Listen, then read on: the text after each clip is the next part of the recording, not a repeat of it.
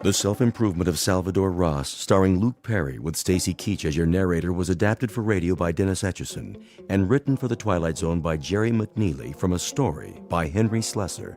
Heard in the cast were Alyssa Fraden, David Darlow, Doug James, Jeff Lupetin, Joseph Minoso, Ivan Vega, Tim Rose, Meg Thalken, and Mike Castle. To learn more about the Twilight Zone radio dramas and to obtain audio cassettes and CDs of these programs, visit our website at twilightzoneradio.com.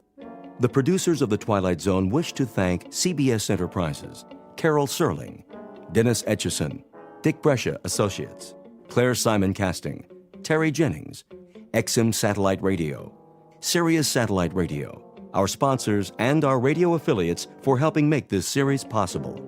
This copyrighted radio series is produced and directed by Carl Amari and Roger Wolski for Falcon Picture Group. Doug James speaking.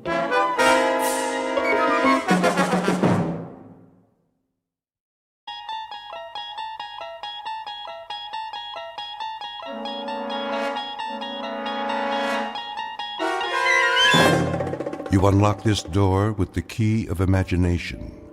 Beyond it is another dimension. A dimension of sound, a dimension of sight, a dimension of mind. You're moving into a land of both shadow and substance, of things and ideas. You've just crossed over into the Twilight Zone.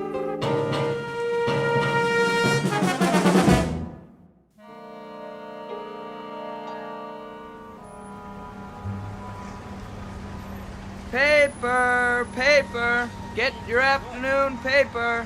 Many are dying and many are dead. Oh, hi, Miss Maitland. Hello, Vincent. How are you today? Can't complain. Paper? Of course a paper. What would Daddy say? Well, maybe he'd be better off. Not much good news today. Oh, I'm sure you're mistaken about that. Take a look around. Isn't it a beautiful day? If you say so, Miss Maitland. Paper! Get your paper here! Hey! Hey, you with the rich boyfriend. Don't be so stuck up. Sal? Come on. Just because I'm a big success now, that don't make me stuck up. Whose convertible is that? Oh, it couldn't be mine, huh? Just like that? I asked you a question, Sal. Whose is it? A guy named Halpert. Halpert. He's about 174 years old and he owns half of Connecticut. Can you imagine wheels like this, wasted on a creep who's all ready to get planted? How do you know him? I got me a new job, washing cars in his building, and I noticed this gadget was getting anxious for some action. I'm serious. The battery could have run down. He doesn't know you have it. What's the difference? He wants to go somewhere, he's got a chauffeur, drives him around in a big black battleship. He doesn't use this baby once a month. So you took it? I borrowed it. It's okay, honest. He digs me. I've been doing little favors for him. He wouldn't care. Come on, get in. Thanks anyway, Sal. I'm not lying. The only time old man Halpert uses this is to go to try to pick up chicks. Reminds him of when he was a kid or something. Sal, I'm tired. I've been at work all day. So what? And I promised Dad I'd stay home with him tonight. Ah, for the love of... Bye, Sal. Okay. Watch how I can make nice. Gee, that's too bad. So, I'll borrow the wheels again Friday night and pick you up, okay? Now, wasn't that polite? Just like one of those college boys? Sal, I meant what I said last time. No, you didn't. I don't think we should see each other anymore. What's that supposed to mean? I shouldn't have let it get started in the first place. Yeah, so long as you're the saintly social worker and I'm one of the crumbs, then it's okay, ain't it? It's only when we get real close. You notice I got dirt on my hands. You know that has nothing to do with it. Plus, I don't talk like your old man. I've tried to explain. We're just not two people who... Two people who could ever get along. With all the education you got, you ought to be able to swing a better Dear John than that. I'm sorry, Sal. Listen, I ain't always gonna have dirt on my hands. And I don't need books to tell me which way is up. I know the map, and I'll get there. You'll see. Is anything wrong, Leah? No, nothing, Dad. Nothing at all, Dad. I heard your voices. Hello, Sal. I'll wheel you back in. That won't be necessary. I can do it. Feel better? Now that you finally convinced her she's too good for a bum like me? Sal, I won't pretend that I'd pick you for my daughter. I wouldn't. But ultimately, it's not my decision. It's hers. I'm willing to admit I may have been wrong about you. She's obviously seen you quite differently from the way I have. Not anymore. Come on, Daddy. I'm sorry, Sal. Just once in my life, why can't I want something and get it? Just once. Ow! My hand! My hand!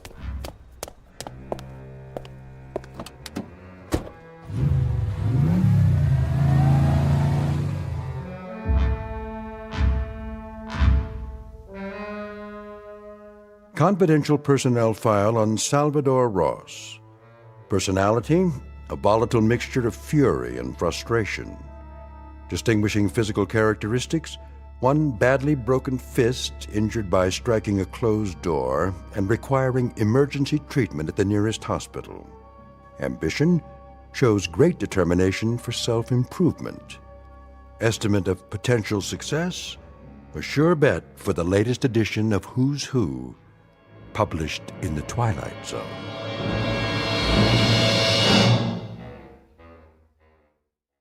And now, The Twilight Zone and our story, The Self-Improvement of Salvador Ross, starring Luke Perry with Stacy Keach as your narrator. Blue team to ICU, please. Blue team, ICU. City Hospital emergency room. That would be general admissions. I'll transfer you.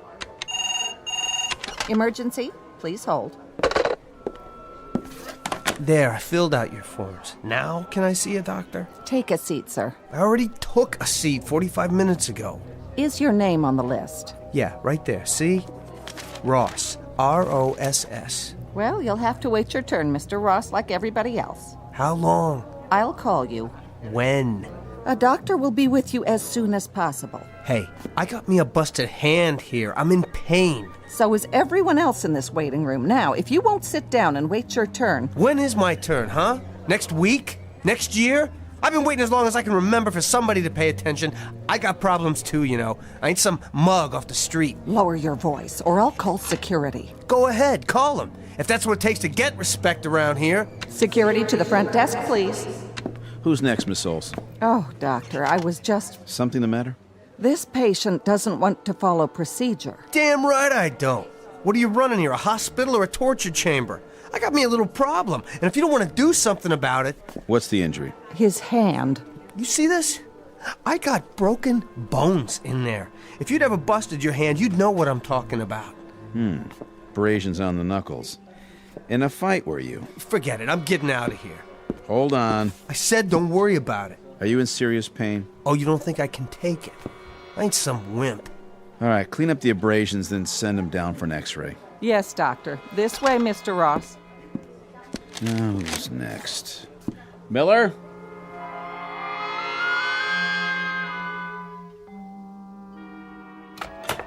Here we are, Mr. Ross. What's this, the charity floor? The orthopedic ward is full, but you'll be fine in here for tonight. You're sharing with, let me see, Mr. Armstrong. Hey, Sonny. Hi yourself, old man. I'll put your clothing bag in the closet. Bet if I was some rich guy, I'd have my own private room, right? It's just for one night. Look, why don't you let me go on home? The doctor has to prepare the cast after he's seen the x-rays in the morning. For now, the splint will have to do. Just don't put any pressure on it. Yeah. There you go. You adjust the bed with these buttons. If you need anything, press this one for the nurse's station. Right. Good night, Mr. Ross. Hey, nurse. Yes? What's the button for room service? The button for... Chow. What's the guy got to do to get a burger and fries up here? Oh, you mean dinner. Food services will be by any time now. Good. That's okay, then. Good night again. Mind if I watch my program? Be my guest. Do something to your hand? No, I just stopped in for a good night's sleep. The Waldorf was getting on my nerves. I bet it hurts. You got that right. Don't worry. They bring you pills every few hours. Great. You're lucky, though. Yeah, I ought to be on TV. No, I'm serious. I've got this congestion in my chest. You griping about a cold? At your age, it might be just a cold. At mine, it could turn into pneumonia. Excuse me while I turn on the tears. You should appreciate what you've got. Know something, boy? You could break both legs and you'd be running the 100-yard dash inside a month. Yeah? Well, if you think this feels so great, let's swap. You take the broken hand. I'll take your lousy cold. It's a deal. Knock yourself out, old man. I'm gonna catch some Z's.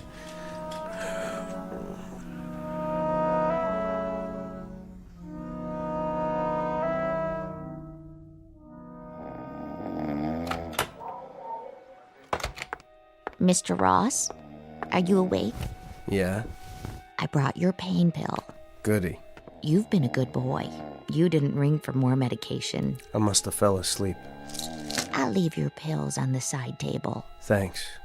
Doctor will be in the morning. Till then, get some rest. And be careful of that splint. Yeah, right. Hey, what's going on? My hand don't hurt anymore. I didn't even take the pill. Old man. Old man. What? Oh, my hand. What's the matter with my hand? Hurts, huh? Oh. Sure it does. And me, all I got's a head cold. Some bargain we made, huh, Pops? Oh, no, please. I want to swap back. Sorry, all deals are final. Please. It'll never heal. Not at my age. Later, Pops. I'm gonna put my clothes on and blow this joint while the going's good.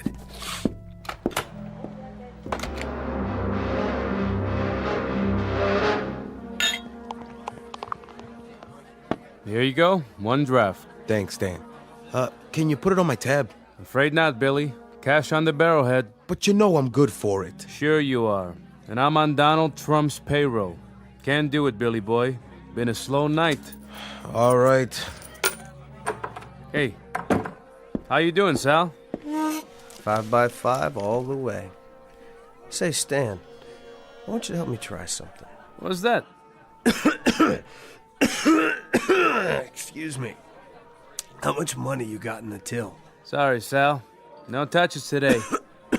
That's a pretty bad cough. Don't worry. It's getting better already. And I don't want no loan. That's a relief. So, how much you got? I don't know, $1.50 maybe? $1.50. Okay.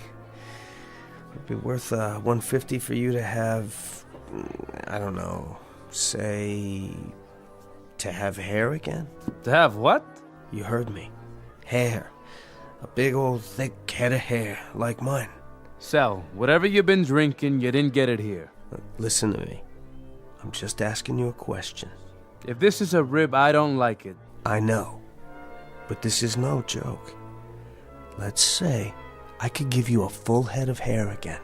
Would you pay me what's in the drawer? Sure, Sal. And if you get me in the movies while you're at it, I'll give you a bonus. That's a good one.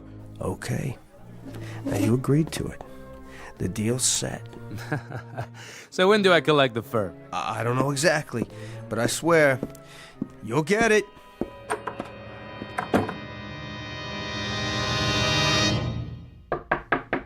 Mr. Ross! Mr. Ross, you've a telephone call. Sal, are you in there? Yeah, Mrs. Olaf? There's a phone call for you. Please tell your friends not to call in the middle of the night. There's a limit. Okay. I was sound asleep. You're not the only one. Why, Sal, what happened to your... Hello? Yeah, this is me. Stan? I know. Never mind, Hal. You got what you wanted, didn't you? I said it ain't your business, Hal. Good. Well, tell her to run her fingers through it. I'll be by in the morning to collect. Bye. From now on, no calls after 10 o'clock, and... Sal, what have you done to yourself? Shaving your head like one of those gang boys. If you only knew how ridiculous you look that way. Why, where are you going? Do you know what time it is? I gotta go out.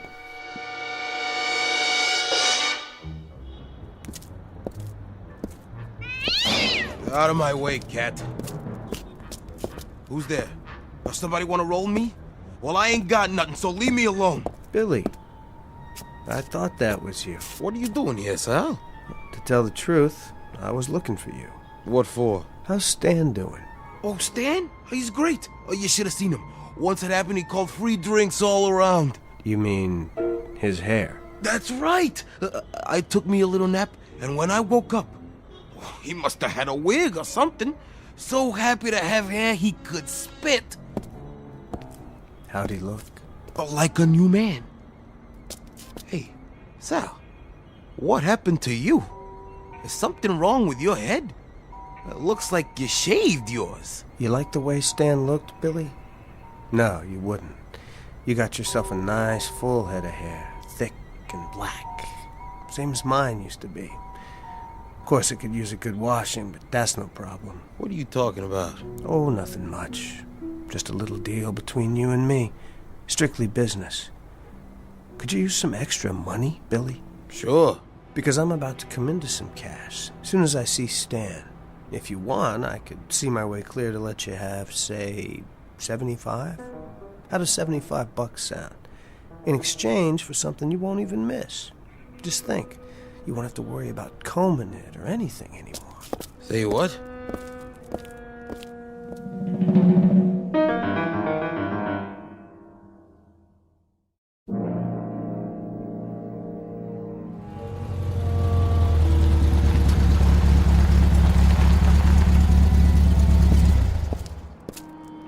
Afternoon, Mr. Halpert. Park it for me, Sal. You got it, sir. And no dents. This car cost me plenty.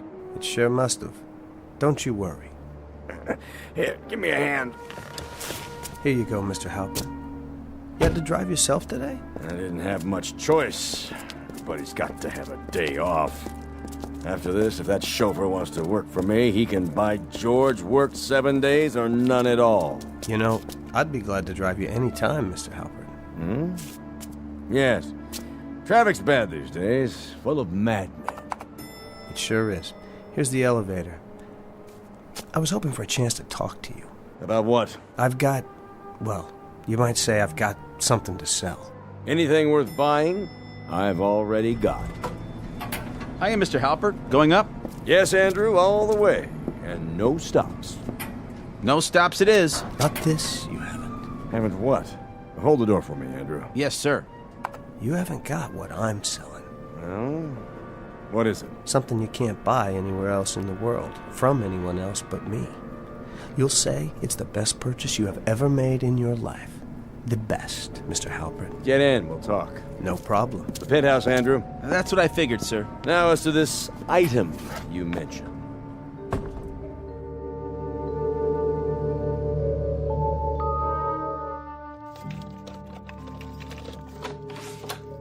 As I recall, you've not seen my apartment before. That's right, I haven't. It's, quite a pad, Mr. Halpert. And a strange one for a man of my age. Is that what you're thinking? You mean modern art and everything? Oh, no, I always figured you still knew how to swing. I keep it this way for my new friends. I bet you really wow the chicks, don't you, sir? Well, let's see it. What? This marvelous item you think I should purchase. You're looking at it, Mr. Halpert. What am I looking at? Youth. That's what I want to sell you.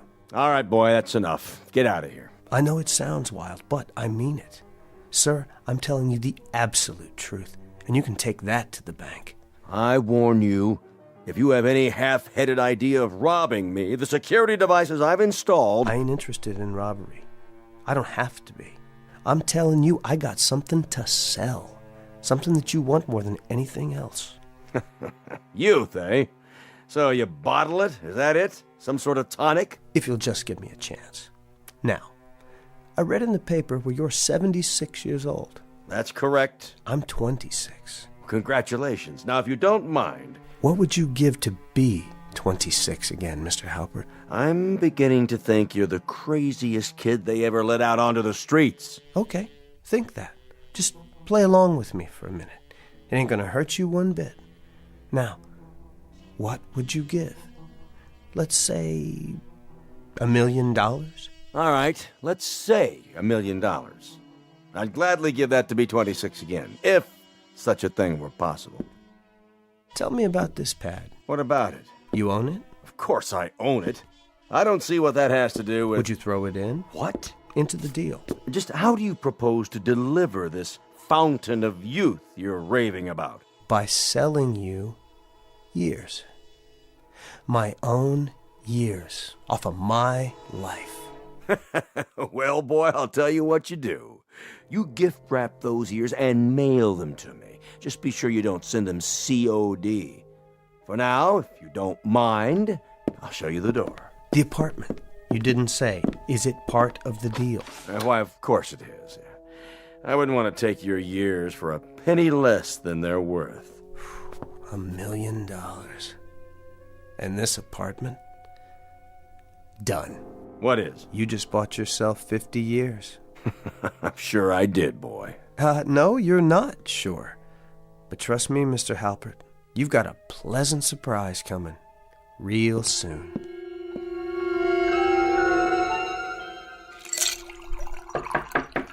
It's open. Here's that newspaper you ordered. Come in, Andrew. You know my name? Sure I do. Mr. Halpert told me about you. He did, huh? Oh, you must be the new owner of this place. That's right. Did we ever meet before? I don't think so. Funny, you look kind of familiar. Oh, I've been staying in, but I know you run the elevator. Yep, that's me. Hey, what happened to old man Halpert? I mean, Mr. Halpert. He decided to take a long cruise. Oh. With some young friends of his, and since he planned to be away for a long time, he agreed to lease me this place. Yeah, that sounds like Mr. Halpert. How do you mean? Well, he sure knows how to spend money. Except when it comes to tipping, that is. And you need your tips, don't you? You're not kidding. Nobody could make it in this building without them.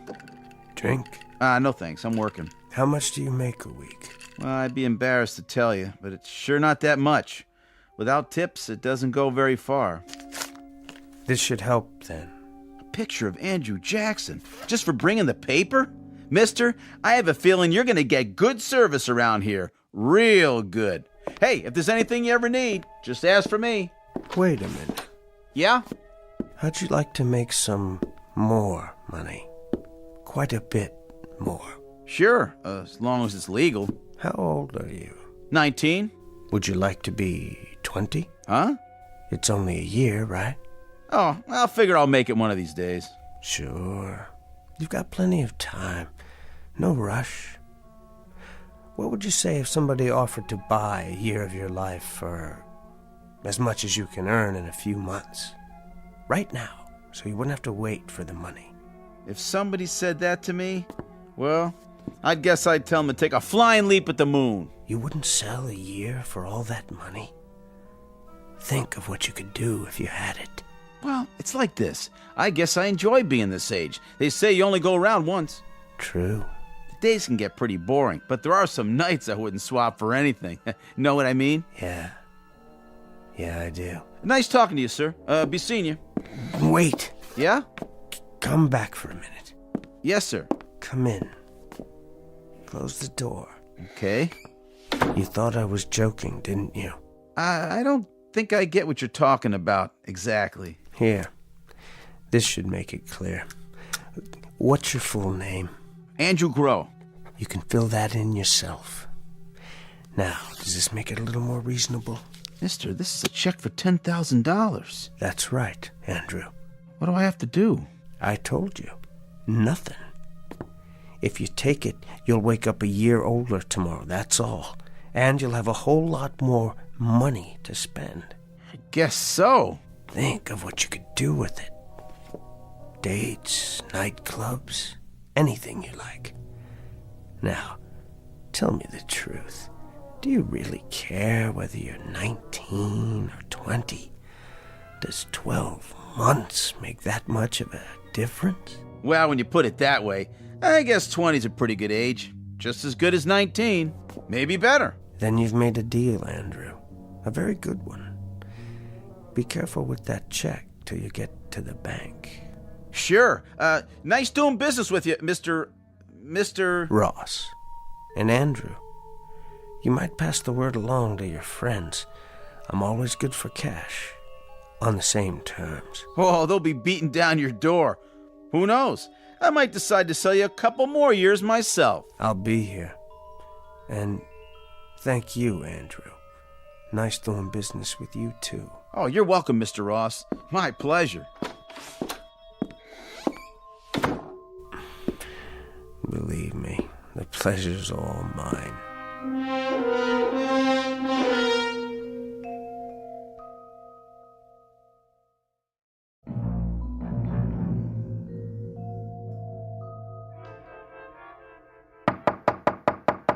Yes? Who is it? Give me a moment. Sal. Hello, Mr. Maitland. Is Leah home yet? No, she isn't. What are you... You don't mind if I wait, do you? You're certainly looking successful. We haven't seen you for quite some time. Well, you see, I've been busy, Mr. Maitland, moving up, making myself worthy of your daughter. You should be happy. Do something for me, Sal. As a favor, please, leave her alone. Come on, look. The fingernails are clean now. Manicured, even. I've got the right shoes, the right clothes. Yes, you certainly do. I told you I was going to improve myself, and I always keep my word. You're obviously doing very well, Sal, and I applaud that. I'm glad for you. Well, then, don't ask me to leave her alone anymore. I'm a catch, Mr. Maitland, a real catch. Not for Leah. Well, we'll just see about that, won't we? Sal, I don't want to play on your pity, but the truth is, I'm going to die soon, and when that happens, Leah will have no one. Now, don't you worry, Mr. Maitland. She'll have someone to take care of her from now on. You've got my word on it. Not you. It mustn't be you. Yes, as a matter of fact, it must be me. I don't know what made you so superior. I just don't get it. What have you ever done that's so great? Teaching in that rat trap school all your life? No, not even teaching, just babysitting. I think I've heard enough. Even in the war, what did you get? A gimpy leg and a few souvenirs. A couple of crummy guns to hang on the wall. Old, same as you. You're a loser, you know that. Even worse than I used to be. I suppose you want Leah to marry someone just like you. I'll have to admit you're making some sense, Sal. Do you think you'd be a good husband to her? I can buy her anything if I want to. Anything. And do you love her? I want her, Mr. Maitland. Unfortunately, that isn't enough, Sal. She needs a man who can be... I picked up a few things for dinner on the way home. Daddy, how was your... Oh. Hello, Sal. Hello, Leah. Your father and I were just having a little chat. Were you? I should have gotten to know him better before. But back then, I couldn't have talked to him on this level. I can now, can't I, Mr. Maitland? I've spent a lot of time improving myself. You're certainly looking prosperous. Oh, you know how it is. I hit some luck, that's all. You even sound different. You noticed that. Well, I met this young fellow who was going to college. He needed some extra money, so we made a deal. He helped me out on the side, gave me lessons to improve the way I talk. You must have worked very hard at it. Oh, yeah. I've discovered some talents I never knew I had. Seems like I learn quickly. Very quickly. Just what is your new job? I can tell you all about it over dinner. Dinner? Any place you like. Oh, that's something else I've learned. Where to go and how to act. I don't think I'd better this evening. I told my father I'd... But now that I've improved myself so much, not even your father has a reason to object. Do you, Mr. Maitland? You're a grown woman, Leah. I've never tried to tell you what to do. You know that. Well, I would like to hear all about what's happened. If you're sure. As you wish. Just give me a minute, Sal. Take your time. Don't worry, Mr. Maitland. I'll have your daughter home early. I promise.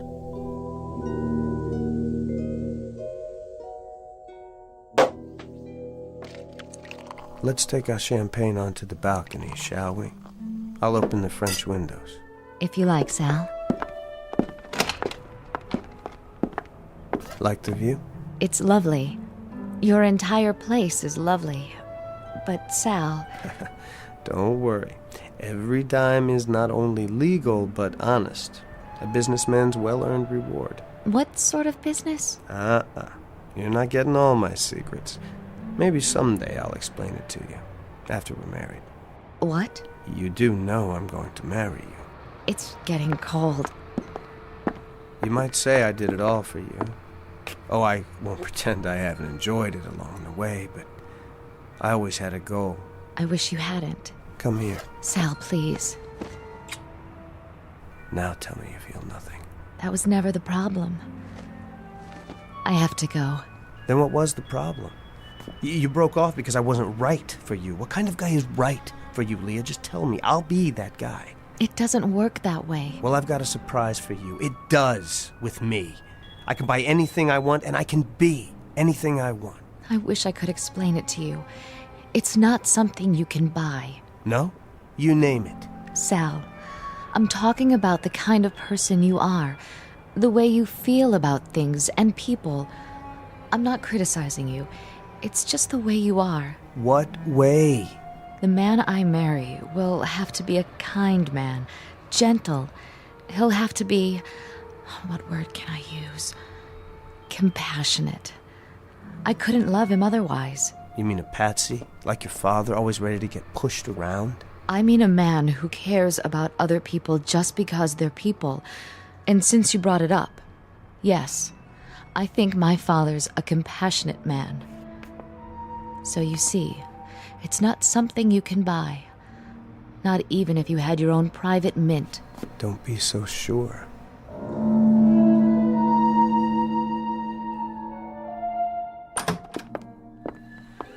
Oh, there you are, Leah. Sal? You didn't have to wait up for us, Mr. Maitland. Here she is, safe and sounder than when she left. Have a nice evening. You certainly look as though you did. I'm sorry, Daddy, but it is nice to think that someone worries about me. Don't flatter yourself, my dear. Actually, I wanted to talk to Sal. In that case, if you'll excuse me, Sal, I've got a big day tomorrow. Good night. I'm glad you came in, Sal. You're going to be even gladder, Mr. Maitland. I've given it some thought. I realize now that you're the way you are, and it's not my place to judge you. Look, I don't care anything about... Please, let me finish. I've also decided that I can't let you ruin her life by marrying her. You thought of a way to stop it? Not yet. But there must be one. I could try begging you, Sal. Mr. Maitland, I'm not interested in your begging or your silly little threats. I came here to talk business. I don't understand. I'm going to make you an offer. I want to buy something from you, and I'm prepared to give you $500,000 for it. What did you just say? Now just let that figure roll around in your mind for a minute. $500,000 cash. That's enough to take care of you for the time you've got left, and to provide for Leah so that she can do whatever she wants. Now, you say you're worried about what will happen to her when you die. Okay, here's your chance to fix it up just the way you want it. What do I have that's worth that kind of money? Mind if I sit down? It's a little difficult to explain.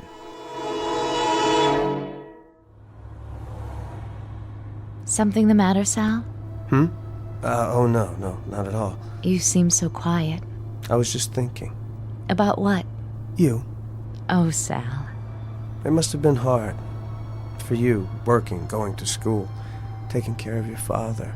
Oh, I never really thought about it. Well, I have, since yesterday. I never understood you before, but I think I'm beginning to now. You're a wonderful person, Leah. You deserve the best from now on. And I'll do my best to see that you have it. Sal, honestly, what's gotten into you? I'm finally seeing things clearly. Is your father home? I want to tell him how I feel now so he won't be concerned. Don't worry about Daddy. He only wants what's good for me. But I'm a grown woman. Hold on. Let me get the door for you. I think I'm capable of getting out of a car. I'm sure you are. But I want to.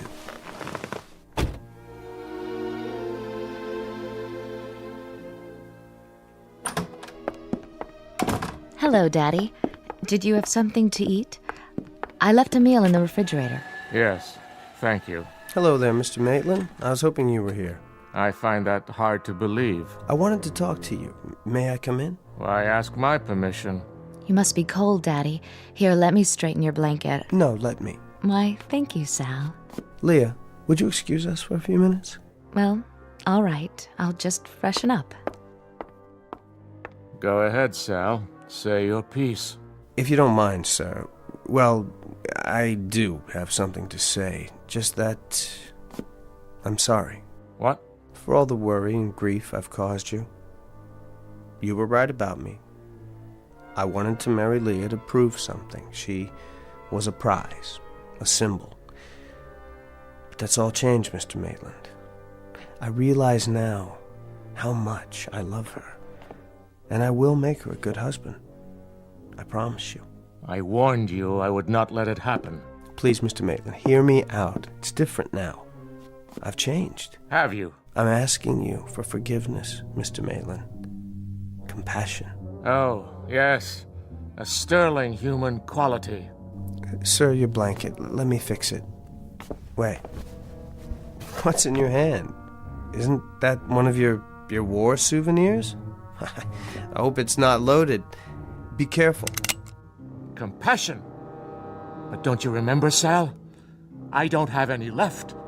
I sold it to you yesterday. No, please. Wait!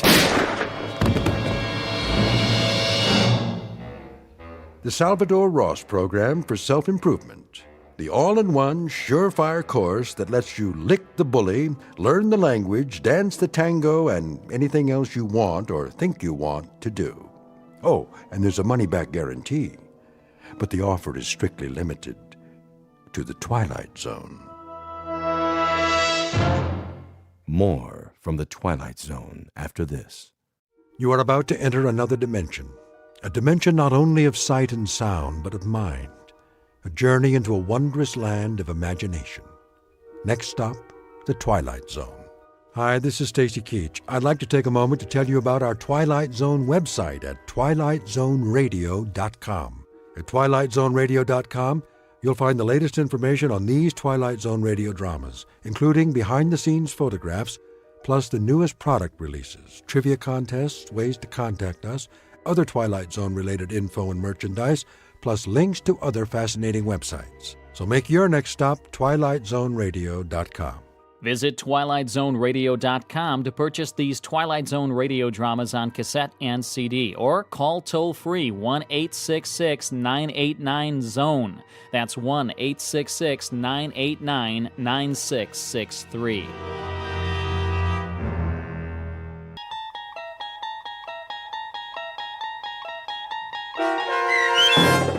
The Time Element, starring Bobby Slayton, with Stacy Keach as your narrator, was adapted for radio by Dennis Etchison and written for The Twilight Zone by Rod Serling.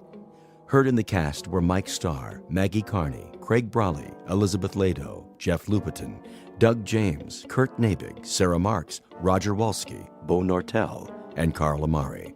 To learn more about the Twilight Zone radio dramas and to obtain audio cassettes and CDs of these programs, visit our website at twilightzoneradio.com. The producers of The Twilight Zone wish to thank CBS Enterprises, Carol Serling, Dennis Etchison, Dick Brescia Associates, Claire Simon Casting, Terry Jennings, XM Satellite Radio, Sirius Satellite Radio, our sponsors, and our radio affiliates for helping make this series possible. This copyrighted radio series is produced and directed by Carl Amari and Roger Wolski for Falcon Picture Group. Doug James speaking.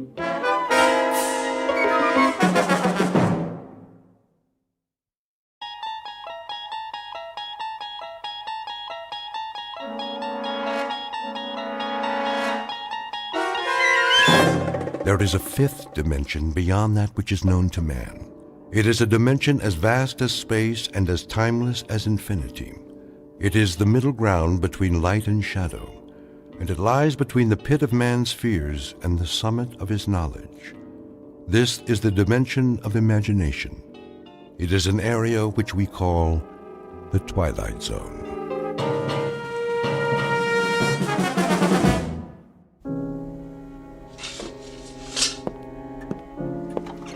Now, Mr. Jensen, I think I have the basics here. Oh, yeah? 41 years old, unmarried, no physical ailments, no previous visits to a psychiatrist. No previous arrest either, okay? And the only time I ever saw a shrink before was in a cartoon.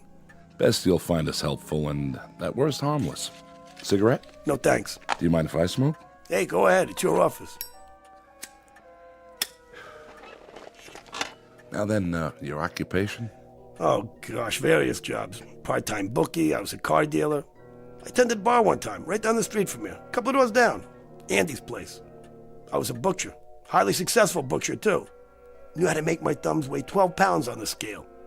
So what do you say, Doc? How do I stack up? Normal? Abnormal? Subnormal? What's the story?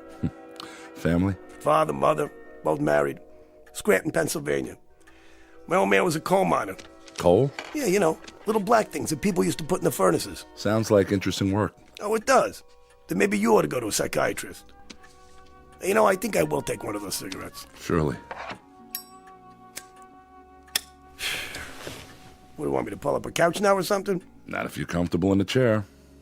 Let's begin, shall we? Nothing shakes you up at all, does it, Doc? How do you mean? Oh, I don't know. Everything's all calm and cool. You know, when I walked in here, you made an inventory. The cut of the clothes, the way I talk. And up inside your head, huh? That's where you mark down those results. And then later, you put it all in little pigeonholes. You got me pegged, don't you? Not entirely. You figure you're talking to maybe a minor league horse player, huh? Maybe I'm a little hungover, maybe a little buggy in the head. But either way, about 40 degrees tilt. And my cigarette went out. Here. All right. Pigeonhole this, Dr. Gillespie. If said minor league horse player tells you some half-witted story, can you tell him if he's maybe off his rocker? Without Sigmund Freud and all that junk? Huh? Can you tell me in plain English what is wrong with me? I can try. All right? Here goes. I keep having a dream. Crazy dream. Are you writing this stuff down? Go on. I'll make notes on the things that seem pertinent. Well, I don't know if any of this is pertinent, because it probably sounds nuts. Sounds nuts to me, but there it is. I'm listening.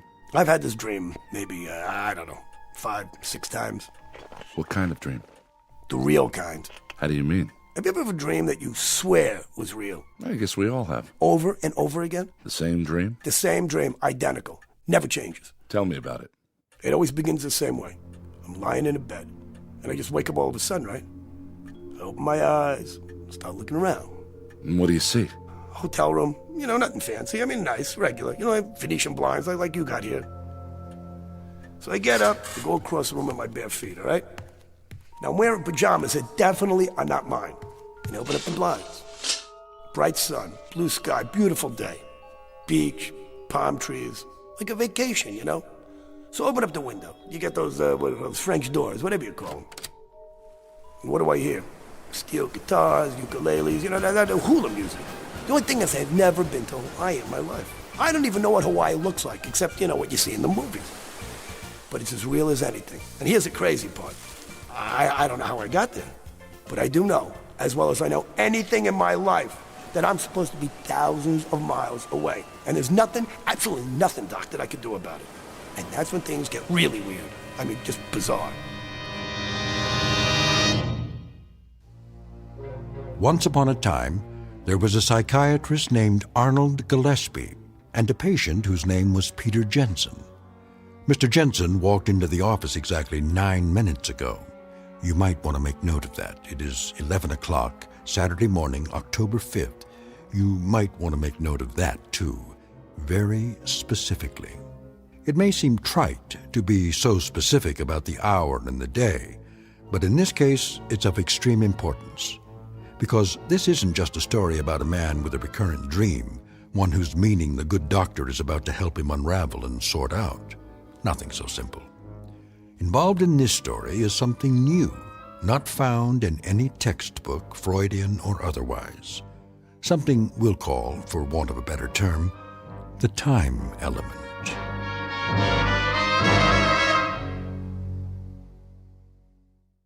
And now, The Twilight Zone and our story, The Time Element, starring Bobby Slayton with Stacy Keach as your narrator.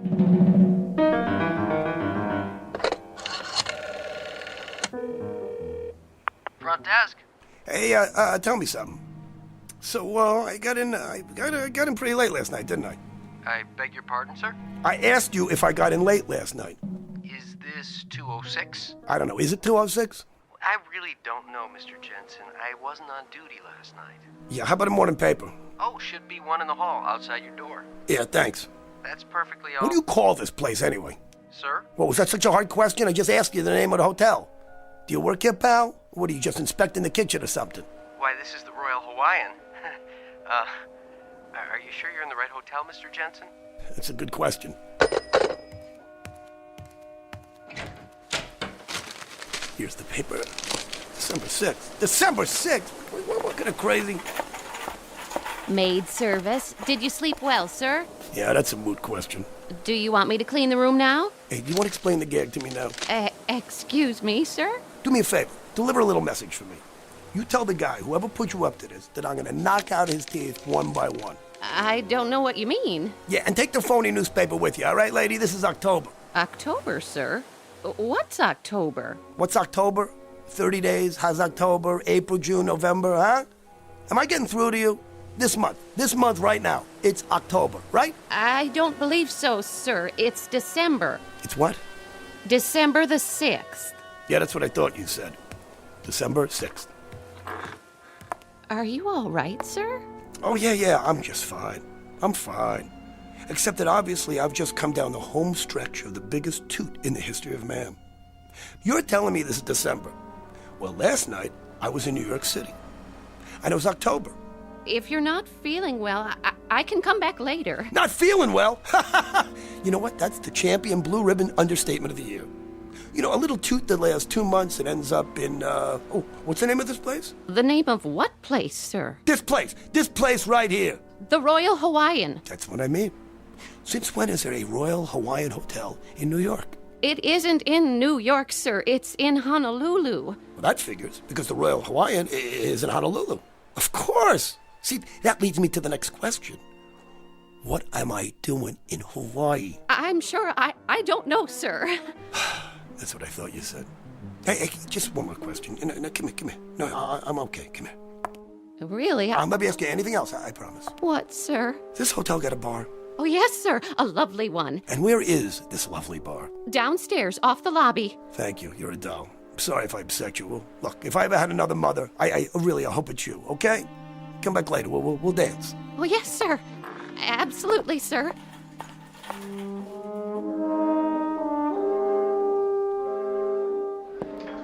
How you doing, pal? Hello, sir. Bar's pretty crowded. I can show you to a booth if you like. There's one by the window. No, I want to sit at the bar. There are no seats left at the bar, sir. Look, let me ask you something. The President of the United States comes in here, wants a seat at the bar. You'd have one for him, wouldn't you? I suppose so, sir. Sure you would. Why? Because he's your commander-in-chief. But I guarantee you he's not going to be here today. So you know what? How about if I take his stool? Well, not my commander, but still. Not yours? What does that mean? This is the United States of America, right? No, sir. It's Hawaii. Yeah, that's what I just said. Hawaii. Are you a state or aren't you? A state? Hardly. That's one thing that will never happen. Is that right? Well, you know what? Why don't you take a look at the history books? Because for your information, buddy, Hawaii became a state in 1959. What do you think of that? 1959? Well, that's very funny. Yeah, well, you're not funny, all right? Bloody Mary, please. That stool's occupied. Yeah, by who? The Invisible Man? Guy just stepped out. Then you know what? I'll keep it warm for the guy. Give the gentleman a drink. Yeah, I want the tomato juice really anemic with lots of vodka, huh? Maybe 5 fingers, huh? You're the boss. Sure, baby. We'll take a walk on the beach. Then we can have lunch in the room. Sounds swell. That's better. Keep 'em coming, my boy. I'm on the last lap of the biggest binge in the world. Ha ha. Rough night? Rough night. Why don't you try 30 of them? Would you believe it? I passed out in New York a month ago. And this morning, I wake up here. I know the feeling. One time, I fell asleep at the Dublin airport. And when I woke up, I was on a British troop train going into Palestine. That really happened. Can you believe that? Good man. Hi, you two. Hi. I'd like you to meet my wife. Charmed. I'd like you to meet my drink. How do you do? You kids look like you're in love. How long have you been married? 1 day, 6 hours, and 12 minutes. No kidding. Never would have guessed it. Hey, bartender, you're from New York, aren't you? Born, bred, and raised. How'd you know? Because you got a picture of the great Fiorello LaGuardia. It's the best mayor New York City ever had. Yeah, he sure is. Was. How's that? He was a good mayor. That's what I said. No. You said he is. Well, isn't he? He was. Because he's not here now, is he? No, I guess he isn't. He's in New York, where he should be. Yeah, because he's dead. I sure hope not. When did you hear that? Anybody ever tell you got a wacky, nutsy sense of humor? What are you, the argumentative type? No, not me. I just want to tell you that if you're trying to rip me, I'm going to come back there behind the bar for about 7 minutes, and you're going to be fixing all those Bloody Marys with a fresh supply of blood from a broken nose, all right? Hey, take it easy, mister. Let me buy you a drink. No. Let me buy you one, okay? Come on, around for the newlyweds. You know they're drinking champagne. Hey, what do I look like here? Deadbeat? Come on, give him champagne. 2 more. To the bride and groom. Long may she wave. Hey, bartender, over here. What'll it be? So what do you want for ship? You bet your life. Best one afloat. The Arizona. The what? The Arizona. Well, when did they dredge her out of the mud? Say. Don't get mad, honey. He didn't mean anything. Talking about my battle wagon, and she's never been close to the mud. Oh, she hasn't, really. Hey, buddy boy, let me tell you something. Got a lovely wife, but a lousy memory. And now you trying to tell me the Arizona was never sunk? I'm not trying to tell you, I'm telling you. The Arizona's never been sunk in her life. Never, huh? You know it. You know it, I don't, okay? I say she got sunk on December 7th, 1941, okay? And that's where she sits today, in the mud at Pearl Harbor, okay? Now, what do you think of that? What'd you say? I said... I have returned. I feel like a new man. And now that new man needs a drink, too. Oh, here's your newspaper, bartender. Another one of your liquid libations for me, please? Get off that stool! He was here before. Let me see that paper. Take it with you on your way out. Let me see this. Jap envoys to FDR. Hey, wait, what kind of paper is this, huh? What are you guys doing? Where'd you get this? The Honolulu Advertiser, Saturday, December 6th, 1941. You owe me for the champagne. And one Bloody Mary. But it isn't 1941. Do you hear me? Ask anybody. You. How about you? Somebody speak up. What is the matter with you people? I have to ask you to leave now, buddy. Oh, what? Because you think it's 1941? Because everybody in here is in on this stupid joke? It's not 1941. It can't be 1941. I mean, how could it be? So how can it be 1941, Doc? Can you tell me that? Huh? And the dream ends there? No. It just goes on. I see. But up to that point, each dream is identical, you say? Identical. I even remember going to the door of the bar and looking out in the street. And I see all the cars. 1939, 40, 41 models. Nothing newer.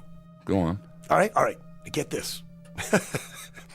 And this is what separates the men from the wacky. I don't think it's a dream, Doc. It's not a dream. Make all the little chicken tracks you want on that little piece of paper. What I'm telling you here is the goods.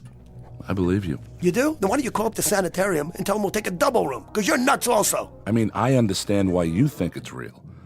Some dreams are extremely realistic. As often as not, they're impossible to distinguish from reality. No, you don't get what I'm saying. Look, it isn't just that it's real while I'm asleep, Doc. Well, I'm telling you this. It's still real. It's still real even when I'm awake. All of it. Look, I've had dreams like everybody else, but as soon as it started, I knew it was different. Do you understand me? Do you understand me? You don't understand me. These are not dreams. If they're not dreams, Mr. Jensen, what are they? What do you think they are? Let's examine the alternatives. I can think of only one. That's the one I'm thinking of, okay? I wake up in a hotel room in 1941. But I mean, I really wake up, and it's really 1941. Do you understand? Going back in time. That's what I'm doing, Doc. I'm going back in time. Huh. Interesting. What happens then when you're back in time? You sure you want to hear this? I do. Then hold on to your hat, Doc, because from this point on, things go completely screwy.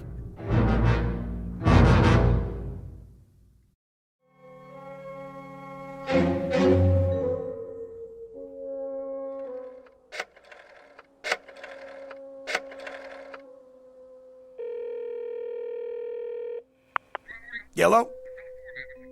Want to place a bet? Well, are you a bookie or not?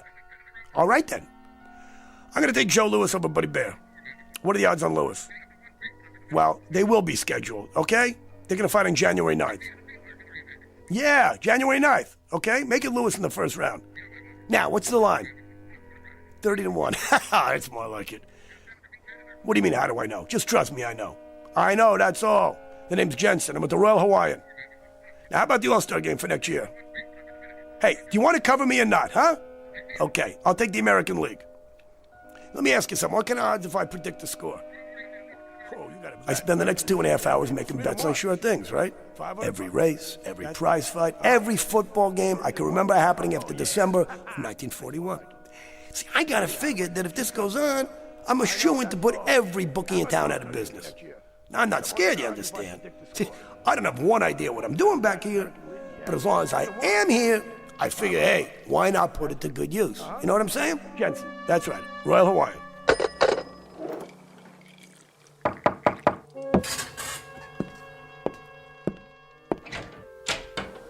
Oh, hey, how are you, buddy?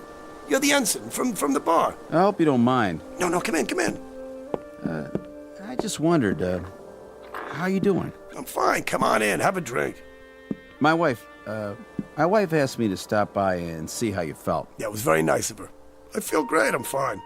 Hey, what are you drinking? No thanks. We're going swimming. She was a little concerned. My wife, I mean. About what, about me? Well, it's just that down at the bar after you saw the paper and... No, don't worry about it. I was gonna ring you up and apologize. That whole Arizona bit. Sure. Are you, sick or something? No, I'm not sick. Well, what made you say it wasn't 1941? No, nothing. I was a little whirly in the head, that's all. Sure. Well, we'll be back about 4 or 5. Maybe you'd like to have a drink with us then, if you feel okay. You got yourself a deal. Hey, one more thing. Yeah? So what do you do on the Arizona? I'm in the engineering section. You work down below? Yeah, most of the time. Good job? I like it. Well, we'll give you a call. Yeah, sure thing. How is he? I think he's okay. Said to give him a call when we get back. Oh, that's great. So I remember thinking, right at that moment, these two kids were so much in love, you could take the looks they gave each other, you could spread it on pancakes. And while I'm watching them, it hits me. This boy looks down in the hold of a ship that has about 14 hours left to ride the waves. After that, it goes down under with 1,000 men. And suddenly, making bets on things that I know will happen seems about as interesting as catching lake trout in a milk bottle. You know what I'm saying? Somehow trying to help those two kids is the one thing in the whole wide world that matters. So I do the only thing I can do. I make a fool out of myself. Hey, front desk? Hey, I need directions to get to the Schofield barracks. Yeah, right. Yeah, U.S. Army base.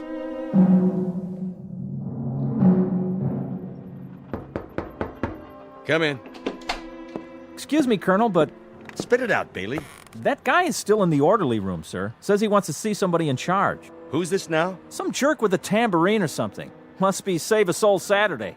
What's this story? I can't piece it all together, sir. Something about the Japanese having bombs? This ought to be good. Send him in. Yes, sir. The Colonel will see you now. You're Mr... Jensen, Pete Jensen. I'm Colonel Abernathy. What's on your mind, Mr. Jensen? First of all, Colonel, I want to guarantee that I'm not going to get stuck in a rubber room when I'm finished telling you this. You've got it. I have information that the Japanese are bombing Pearl Harbor tomorrow morning. 8 a.m., Honolulu time. You know this to be a fact? Colonel, as sure as I know, the good Lord made racehorses. They're coming over here in about 30 waves off a bunch of carriers. They're going to plaster us while we're still in bed. Oahu, the airfield, right here too. Schofield Barracks. This is very serious.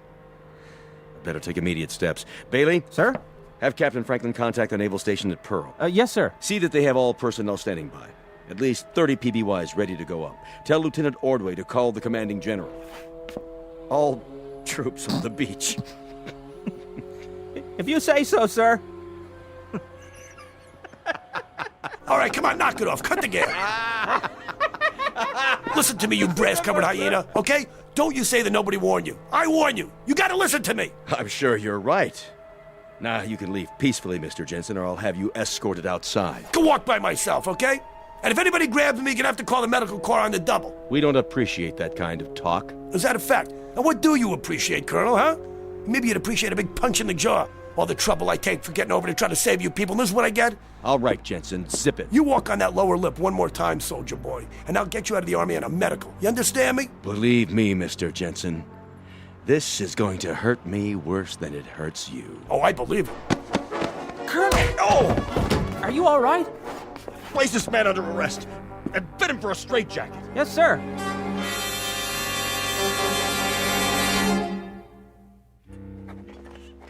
Then what happened? Well, finally they let me leave, right? After I answered some questions about what year it was, and did I know who the president was? I had some trouble with the vice president.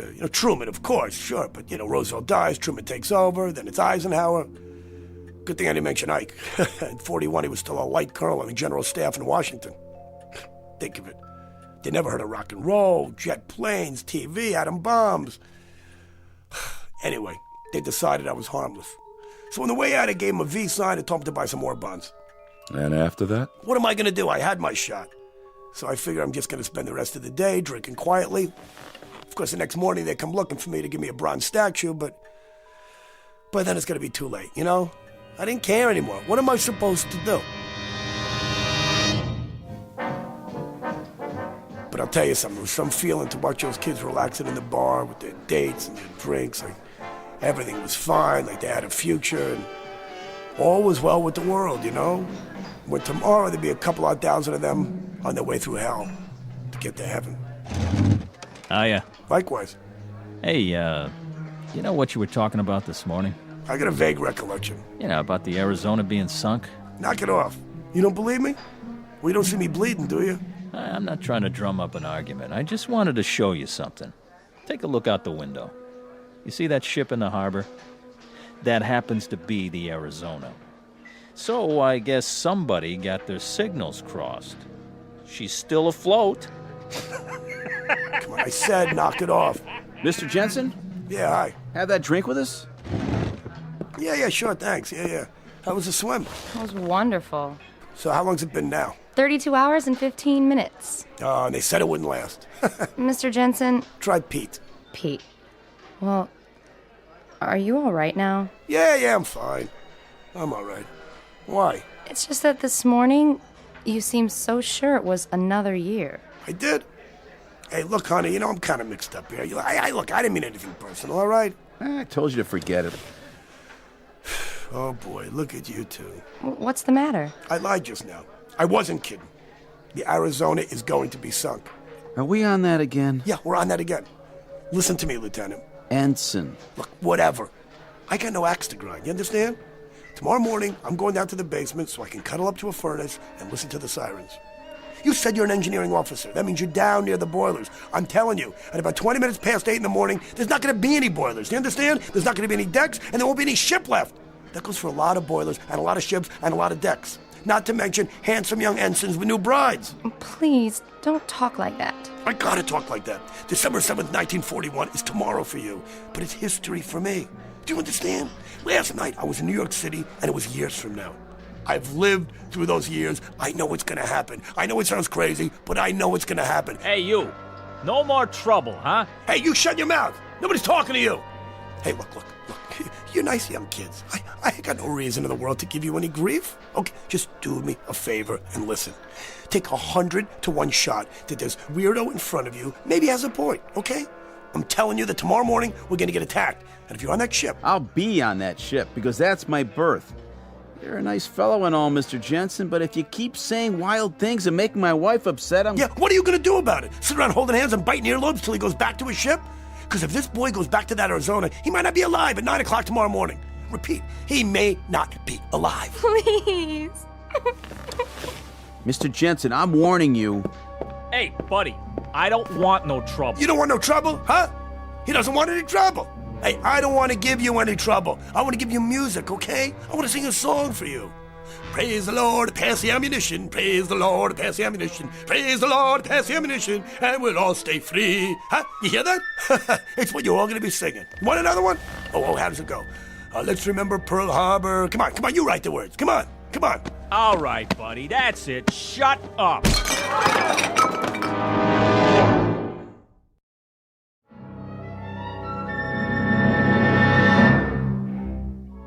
Don't tell me the general can't be reached. I know he can be reached. He may not be alive to call me tomorrow. Yeah, this is... Hello? Hello? Hello?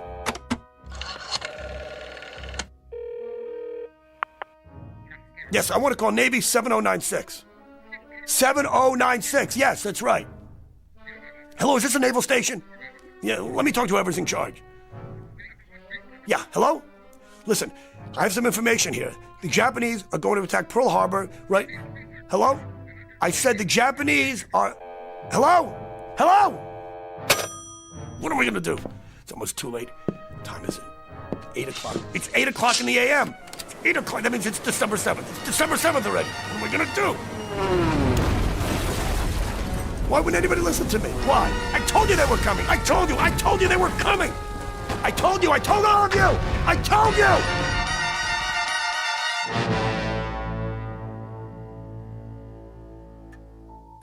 I told them, Doc. I told them over and over. Why wouldn't anybody listen to me? And then? I'm standing there by the French windows, and I'm watching the planes coming low. I'm watching them. The bombs are dropping, strafing. All hell is breaking loose. And that's where I wake up, every time. Realistic and very frightening. How long did you say it's been going on? Every night for a week. And always the same? Everything. The ensign and his girl, the bar, me trying to call from my room, and the moment I see the planes coming in. Mr. Jensen, I won't attempt to analyze that dream, except to say this. Very often we dream with a purpose. It can signify something deeply rooted in the subconscious. The things you dream about may not be what's really bothering you. Well, don't try to out-logic me, Doc, okay? You think I'm nuts, don't you? I know what I know. I can't explain it. But that's why I came to see you, because I thought maybe you could explain it. I know for a fact I'm going back in time. And I'll tell you something else, that even after I wake up and I'm laying in bed and I'm thinking about the dream, I know it's not supposed to end there. I know one of these nights it's going to go beyond that. But you have no idea what might transpire. No, not one. All right. Let's approach it this way. Assume that it is possible somehow to go back in time. You go back and you do something, warn people, say, about an accident so that it doesn't happen. But what have you done then, Mr. Jensen? By altering the past, you change the future. Here, look. This is the present, and my lighter is on my desk. Now I go back in time and I pick up this lighter. I put it in my pocket and I keep it there. Then I return to the present. By any rights, having removed that lighter, it should no longer be here. But if it is, you get my point? Look, Doc. Try this analogy, Mr. Jensen. Supposing I were to go back in time and I got hit, say, by a taxi. Now it figures that if I went back in time and got killed, I couldn't be alive today. Not only that, but think of the other lives affected. I wouldn't have children, I wouldn't have bought a house, all these things wouldn't exist because I changed them. Ergo, I wouldn't be here to go back. So? So time travel is not possible. It can't be. It creates an insoluble paradox. Therefore, we can safely assume that what we're talking about is a dream. It has to be. Try this then. I've never been to Honolulu in my whole life. So after the first couple of times, I decided to put it to a test. Go on. I remembered the ensign's last name. It's kind of an odd name, not easy to forget. Janowski. Told me he came from a little town called White Oak, Wisconsin. So I placed a call. There was only one Janowski in the phone book. Woman answered. His mother. I said I was a friend of his from Honolulu. And was he there? And then? She told me that her son and his wife were killed in Honolulu on December 7th, 1941. He went down with the Arizona. She was shot down near King Street by a fighter plane, a Japanese Zero. A Japanese Zero, Doc. You sure you've never been to Honolulu? Yeah, I've been there. When? In the dream, which isn't a dream. Okay, Doc, your turn. I don't hear you talking. That's because, at the moment, I don't know what to say. The patient lay on the couch. We'd been talking for hours. It was Saturday, and I'd planned to leave early and go play golf. But I was concerned about this man and his story. It was incredible. Then finally, I knew he was asleep. It wasn't a deep sleep, By the look on his face, Mr. Jensen was far from resting, though his eyes were closed. Mr. Jensen? Are you asleep, Mr. Jensen? So I decided to let him rest while I thought it through. Who knows, maybe he'd even finish his dream this time.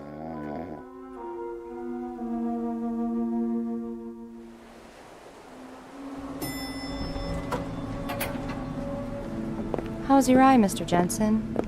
I mean, Pete.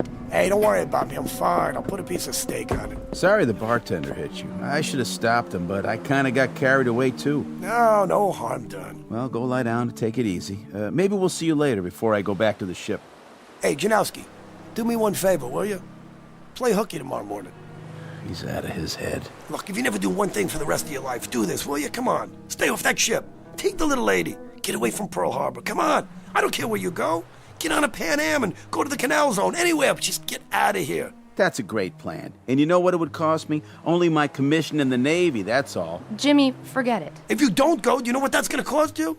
Just a little item like your life, and hers too. I tried to be nice, but this time I swear I... Come on, Jimmy. Let's go to our floor. Please, come on. What do you got to lose? I'm going to try to save your lives, that's all.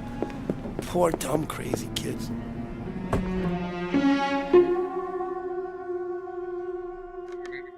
Don't you tell me the general can't be reached. I know he can be reached. He might not be alive tomorrow to call me. Please. Hello? Hello?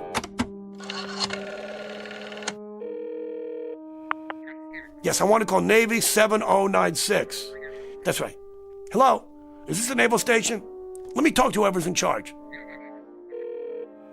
This is Ensign Lamers. It's my watch and it's your nickel, so go ahead. What's on your mind? Listen to me. The Japanese are going to attack Pearl Harbor. Who? What are they gonna do? I said the Japanese... What have you been drinking? I'll tell you what. Take a nice shower and dive into a percolator. Good night. Hello? Hello? It's almost too late. What am I gonna do? What am I gonna do? Again, what time is it? 8 o'clock in the a.m. Already 8. Oh, that means it's December 7th.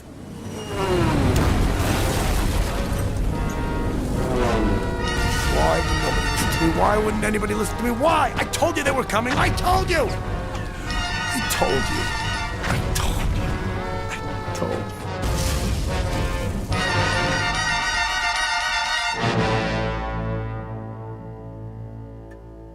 I stood there at the window for a long time, thinking about Mr. Jensen and his problem, his dream.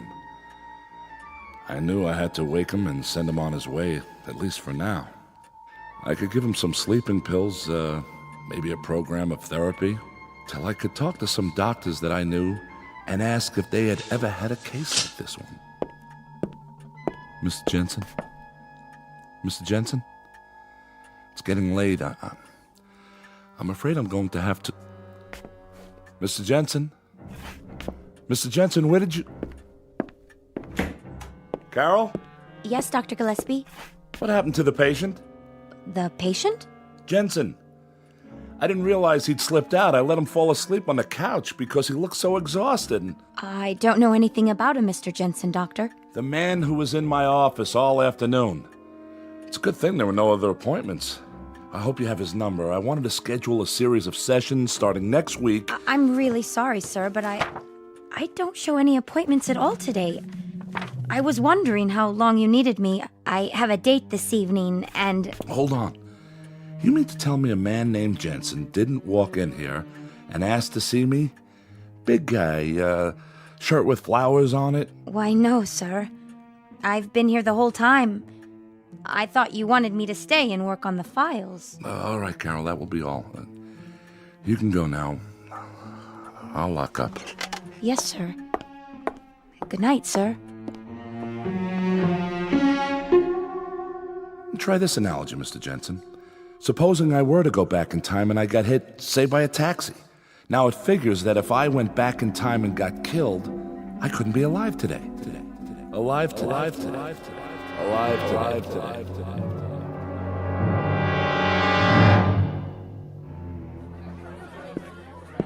Welcome to Andy's place. What can I get you? Bourbon on the rocks, please. One bourbon coming up. Here you go. Need a light? No, thanks. I've got it. A lighter. Yes, I do, right here. In my pocket. Cheers. Happy dreams. Same to you. What in the... Problem, mister? No, it's just that picture there. The one in the frame on the wall? Ah, yeah. Group of men in uniform. All except one in a flowered shirt. He looks familiar. Pete Jensen. He used to attend bar here a long time ago. You heard of him? Jensen? No. I don't remember that name. He looked familiar, that's all. Where is he now? Him? He's dead. He got killed before I was born at Pearl Harbor. More down here? Sure. Do more of the same. Once upon a time, there was a psychiatrist named Arnold Gillespie and a patient whose name was Peter Jensen. You might want to make note of both names for the record, should you ever run across either one in a textbook. It is now Saturday, October 5th at exactly 5:10 p.m. You might want to make note of that, too, if you're even remotely interested in a new theory about something we'll call, for want of a better term, the time element, at least as it is measured in the Twilight Zone. More from the Twilight Zone after this. You are about to enter another dimension, a dimension not only of sight and sound, but of mind, a journey into a wondrous land of imagination. Next stop, the Twilight Zone. Hi, this is Stacy Keach. I'd like to take a moment to tell you about our Twilight Zone website at twilightzoneradio.com. At twilightzoneradio.com, you'll find the latest information on these Twilight Zone radio dramas, including behind-the-scenes photographs, plus the newest product releases, trivia contests, ways to contact us, other Twilight Zone-related info and merchandise, plus links to other fascinating websites. So make your next stop twilightzoneradio.com. Visit twilightzoneradio.com to purchase these Twilight Zone radio dramas on cassette and CD, or call toll-free 1-866-989-ZONE. That's 1-866-989-9663.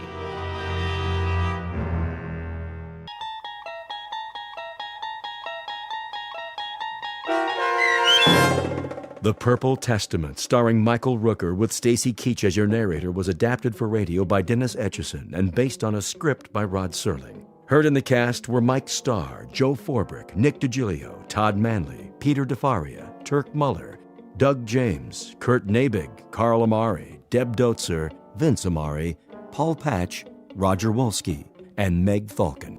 To learn more about the Twilight Zone radio dramas and to obtain audio cassettes and CDs of these programs, visit our website at twilightzoneradio.com. The producers of The Twilight Zone wish to thank CBS Enterprises, Carol Serling, Dennis Etchison, Dick Brescia Associates, Claire Simon Casting, Terry Jennings, XM Satellite Radio, Sirius Satellite Radio, our sponsors, and our radio affiliates for helping make this series possible.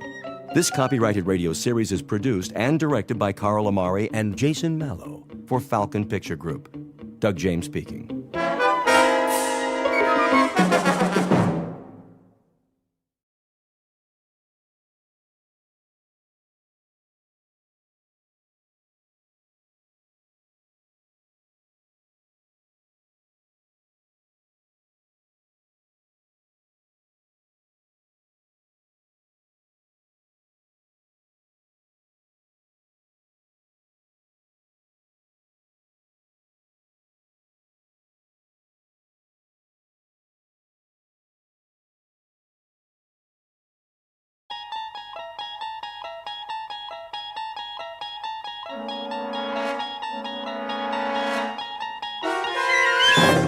There is a fifth dimension beyond that which is known to man.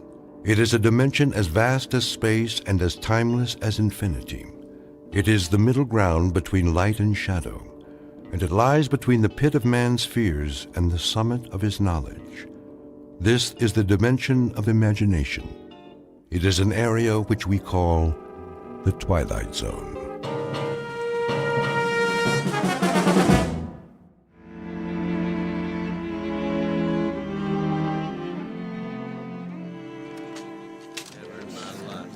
All right, men, listen up.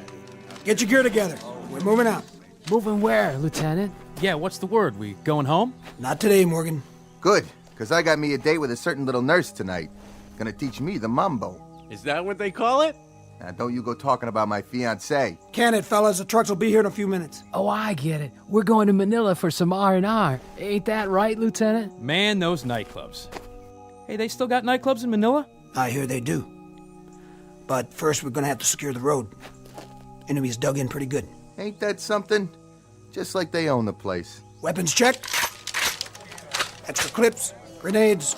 If you need more, tell the sergeant. You heard the man. Right here. I want to see full belts on everybody. This is the one that counts. Sir? Yeah, Horton? We gonna make it back tonight? What? By lights out. Oh, listen to him. Scared of the dark. Watch out, Horton. The cooties will get you. I just mean, well, that nurse. She's sort of expecting me. You should see her, sir. Brown hair, blue eyes. Yeah, don't worry about it. We'll be back in time for chow. Every last one of us. All right, fall in.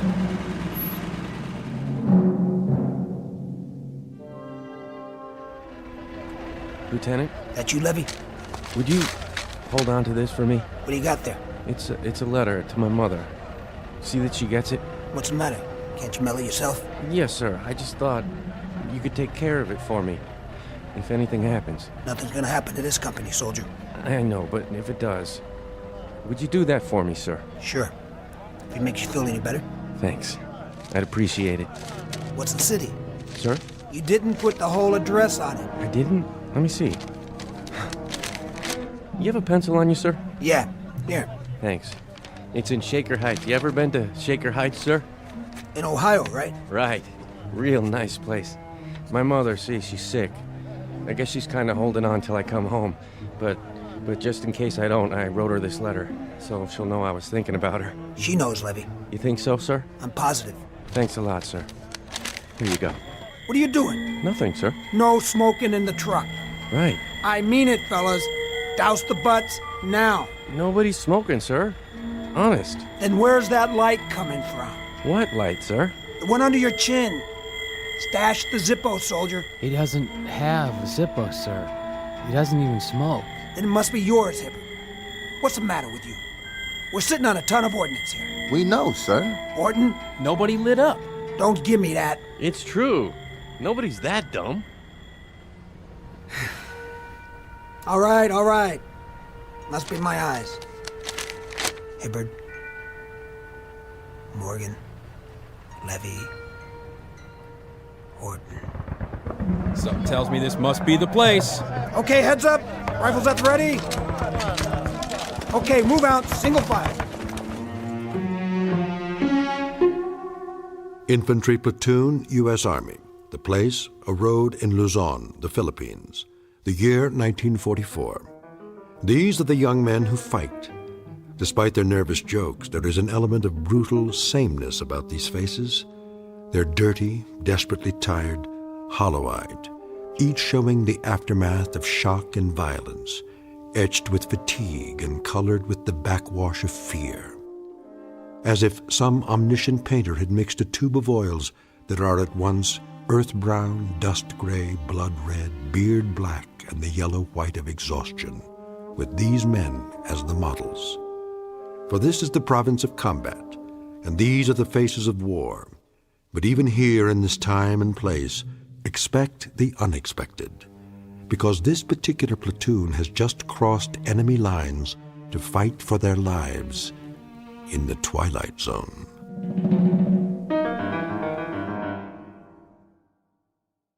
And now, The Twilight Zone, and our story, The Purple Testament, starring Michael Rooker, with Stacy Keach as your narrator. Captain. What is it, Private? Here they come, sir. How many trucks? Looks like all four. One of them's been shot up pretty bad. Tell the medics to stand by. Let's go, one at a time. Give me a hand, will you, Sarge? Oh, my leg. Easy, son. I got you. Rough out there, Sergeant? Yeah. Ain't it a crummy night? Smoke? Why not? How's the road? Open all the way now. The bridge? We got the bridge. Whatever they wanted it for. They got naval guns stuck in the ground and they're zeroed in on the town. But that bridge, it gets it every 3 minutes.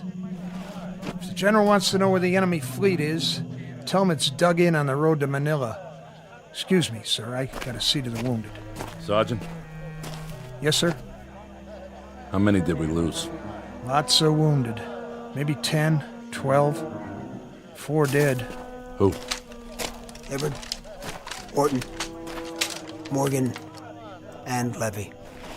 Sergeant, bed the men down. Right, sir. And check with the mess sergeant. Make sure there's hot coffee and a meal for everybody. If they're not hungry, make them eat anyway. Hey, company. First platoon. Inside. Fitz. Sir. I got a bottle of Philippine tuber in my tent. It ain't Johnny Walker, but you'd be surprised what it does for a man's outlook. Come on. Pull up an orange crate. Okay. Take the cup. I'll drink out of the bottle. Thanks. Cheers. Cheers. Bum day, huh, Fitz? Yeah. 4 dead in 2.5 hours. 12 wounded. And the 4. Anything special about the 4? Special? How do you mean? Just that, well, we've lost that many before, and we've lost 8 and 10. I know. But you're taking it hard this time. It's always hard. Harder than usual. I thought there might be something special about them. There are 4 kids, all under 22. Does it have to be any more special than that? No, it doesn't. This time it really got to you. More than I've ever seen. I'd like to know why. You're a perceptive man. It's the mark of a good officer, isn't it? Warding off trouble by anticipating it. You gonna give me trouble? I don't think so, Fitz. You're a good officer. You got guts and brains. But something's gotten to you. I told you I'd like to know what it is. Why don't you start with this? What do you have there? Something I wrote down. Read it. Hibbert, Horton, Morgan, and Levy. So? You tell me. Who are they? 4 KIAs. Yeah. That's what they are. Or were. Killed in action. Luzon PI, 13th June, 1944. I still don't get it. You want to know what's gotten into me? Well, I'll tell you, Captain. What's gotten into me is that I... You what? I wrote those names down today. This afternoon.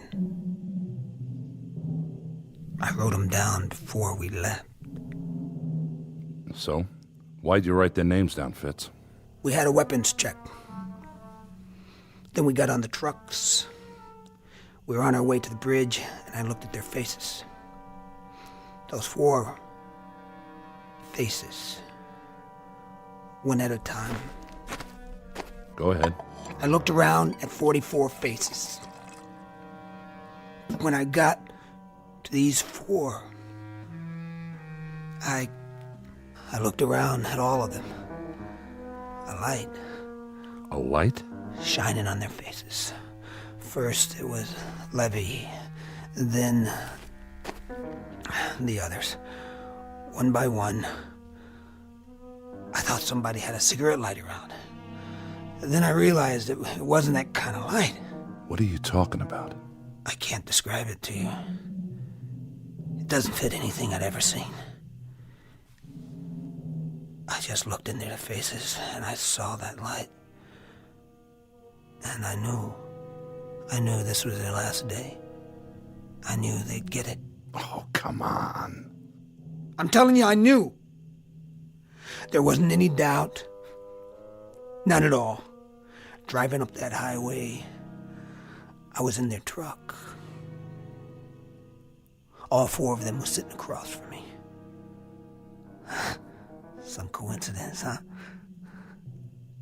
And then the light. The same odd light.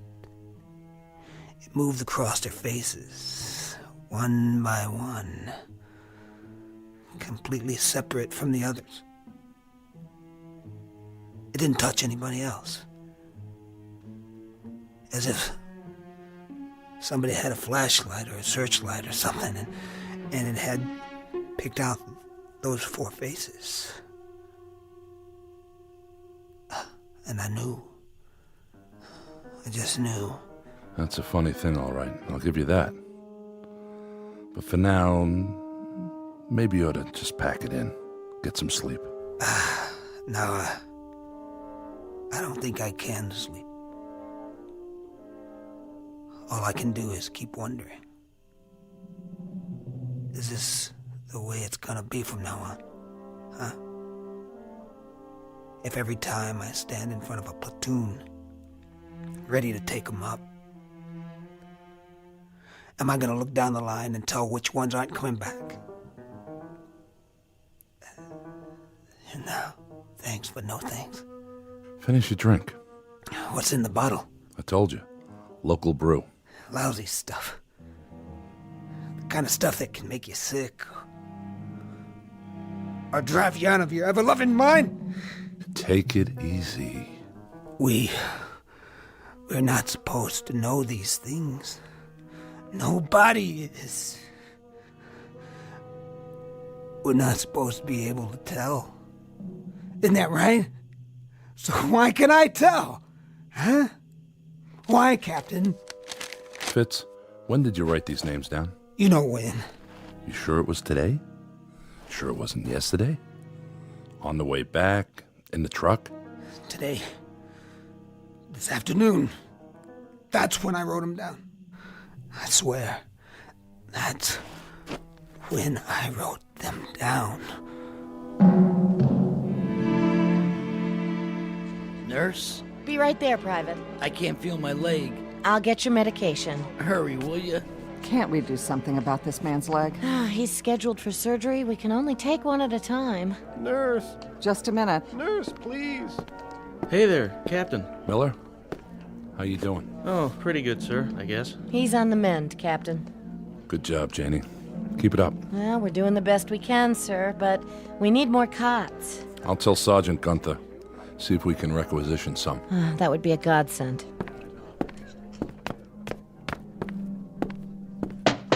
Come in. You could use some more beds out there. You noticed. Any more coming in? Not from this island. I suppose we can make pallets if we have to. Break down the desks. I'd say you have to. If it weren't for this schoolhouse, we'd be set up in a tent in the jungle.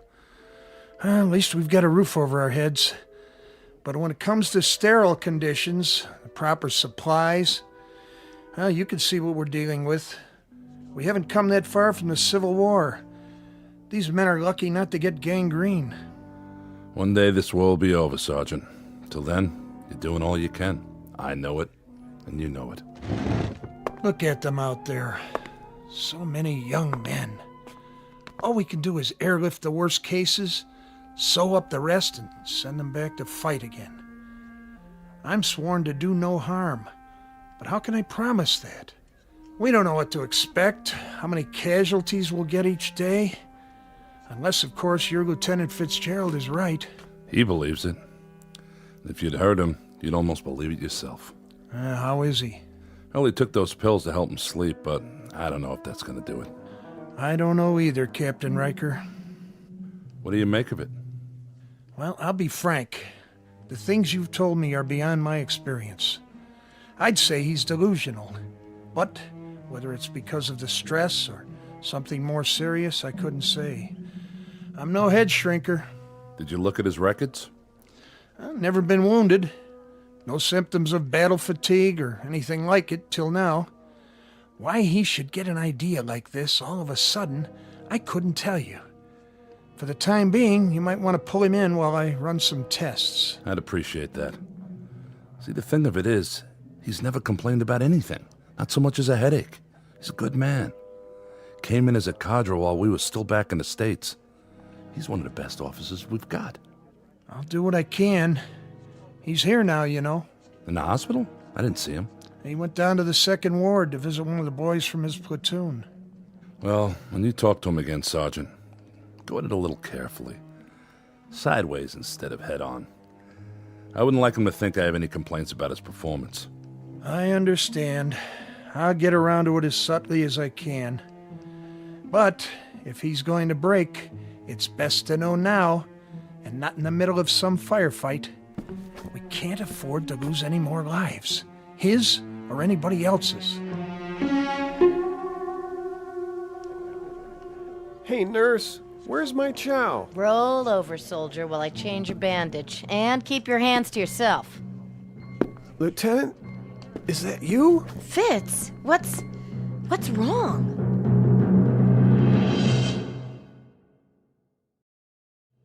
What's wrong, Fitz? Nothing. But you look so pale. Where's Smitty? Down here, Lieutenant.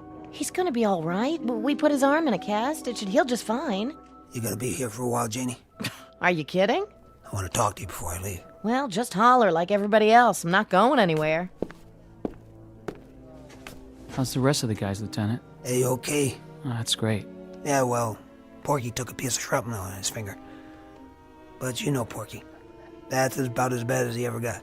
I'll bet he belly ached a lot, though, didn't he? Just a little. That's one lucky kid, huh? Yeah, that he is. And you didn't come out so bad yourself. I guess not. Except I can't scratch myself with my arm up like this. Then you'll just have to call the nurse. That's not so rough, is it? No, not as long as it's Janie. Yeah, get you all patched up and you'll be as good as new. Ready to head home before you know it. That won't be too hard to take. No, sir, sure won't. Your cigarette went out. Here, let me light it for you. No, thank you, sir. No? Can you just lay it down for me? I won't be needing it for a while. Sure. I'll just put it here in the ashtray for you. Thanks. Look, Smitty, I got a couple things I gotta do. I'll come by later, okay? You take it easy here. Will do, sir. Anything you want? You got enough to read? Yeah, all I need. Okay. Take care now. Thanks for coming, Lieutenant. I'm glad I got to say goodbye. Oh, no, not Smitty. You dropped your lighter. Something the matter? What? No. Nothing. I'll be seeing you. Goodbye, Smitty. You okay, Lieutenant? Yeah, fine. I'm okay. Help me get him to a cot. I said I'm okay. I just got a little dizzy there for a minute. Are you sure? I'm sure. Thank you, Meg. I've got him. What's all the fuss about? You better take it slow, mister. All I need is a little sleep. A little? You look like you haven't slept in I don't know how long. My lighter. Right here.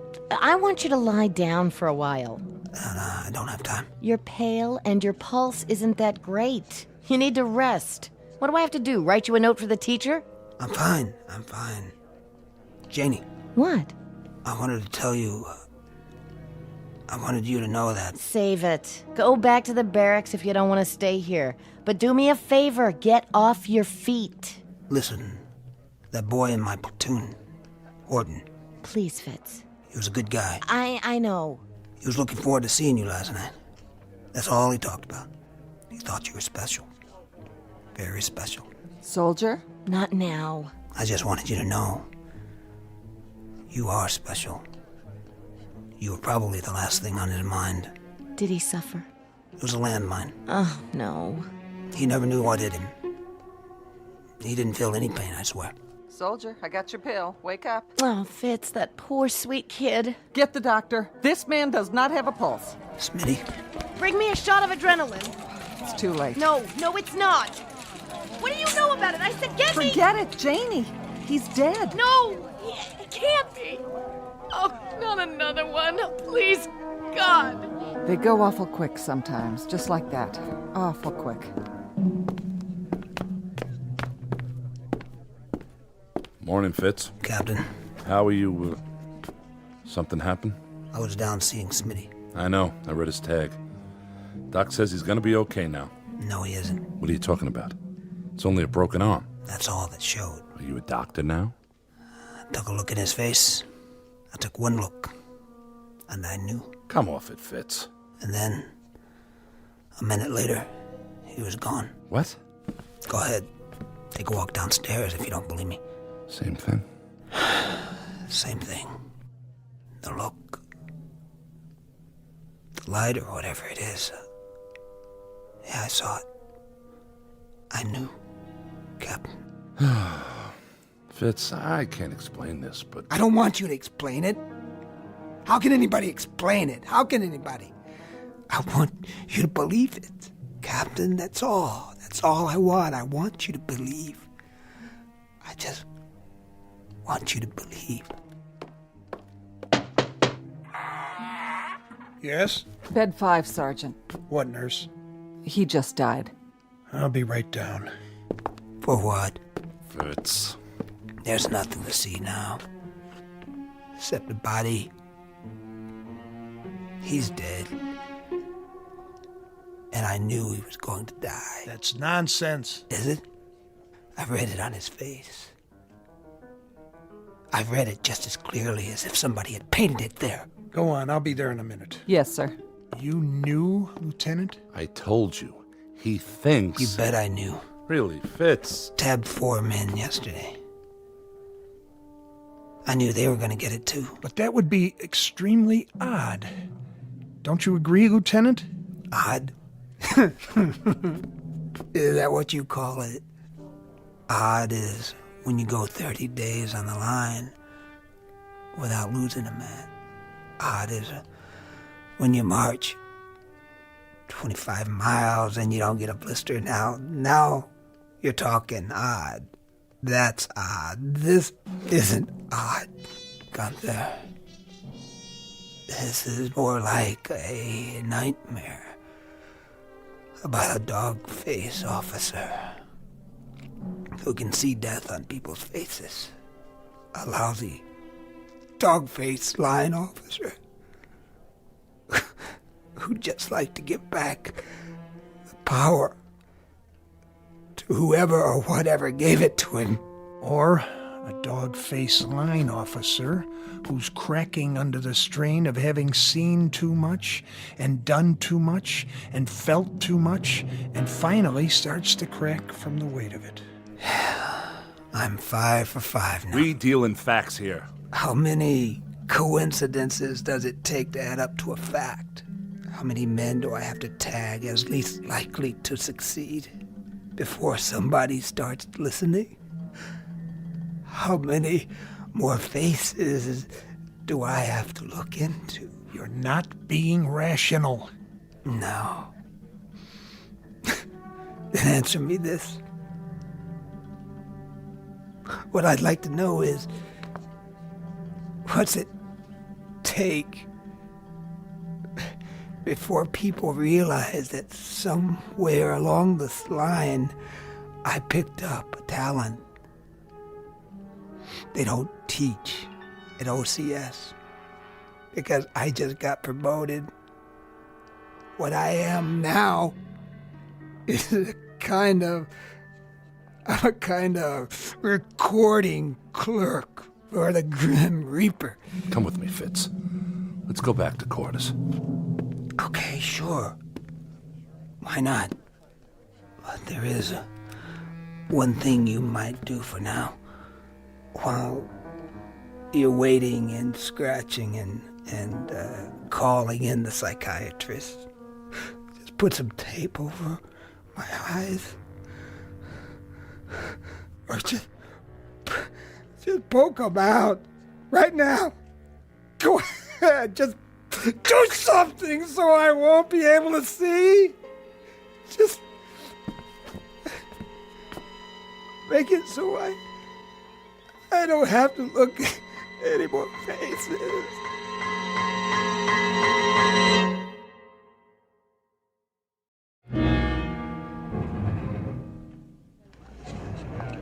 Everybody here? Yes, sir. All right, then. Eyes on the map. I'll give it to you just as I got it from Regiment. We spearhead the attack. We go to a point exactly 4 miles north of the bridge. That's right here. That's the Pasig River. At this point on the highway, the bridge is out. But over here, to the east, the Army's sticking across a bailey. Should be done by 0200. Not much time. You can say that again. We could do it. We'll spearhead the operation and move across the bridge as the point. All by ourselves? Baker and Charlie companies follow us. What's the enemy doing all this time? There'll be some Filipino guerrillas up here crossing by boat. We hope unobserved. Their job will be to take out any and all guns on the other side. So we should be able to get across that bridge against only small arms. Any more questions? Then that's it. We've got 22 minutes before we load up on the trucks. Give each one of your platoons a good briefing. Belts, 5 grenades apiece, 6 clips of ammo, no backpacks. Got it, Captain. And let's get moving. And good luck. Yes, Fitz? Nothing. Think you're well enough to lead a platoon? Well enough, yeah. I'm well enough. Gunther thinks you'd be better off with 3 weeks back at division. You agree with him? Matter of fact, I do. This one won't take more than a few hours, but it could be messy. Captain, Something? What are you staring at? You, sir. I asked you. Captain, don't go. Did you see something, Fitz? Is that it? Yeah, I saw something. Something like with the others? Yeah, it was on your face. Just for a few seconds, but it was there. Sure it was. If you go... Say it. You won't be coming back. You can't go out there tonight. I have to. You have to stay here. Don't do it for me, okay? Don't even do it to save yourself. Look at the picture on your desk. Put that down. Your wife. And those 2 children. They must be your kids. Do you love them? What? Do you love them? Do it for the gold band on your finger.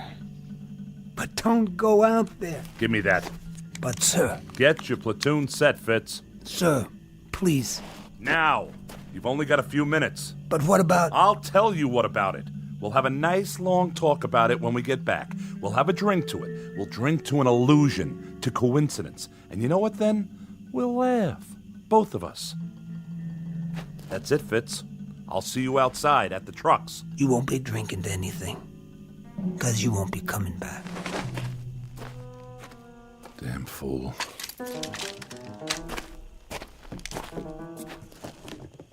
Marie, don't you worry about me. He doesn't know what he's talking about. I promise.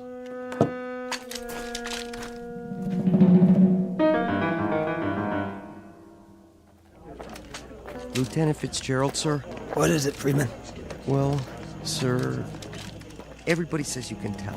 Who says that? All the guys. They say you know who's gonna get it and who isn't. Well, how about it, Lieutenant? Give us a break. Come on, Lieutenant, please. Come on, Lieutenant, please. It ain't fair, you knowing and not telling us. Freeman, knock it off. Forget about it, okay? Somebody started a wild gag. Somebody's gonna get burned for it, but good. Take it from your captain, nobody in this company's a mind reader, including Lieutenant Fitzgerald. Isn't that right? That's right, sir. Okay, boys. Let's hop.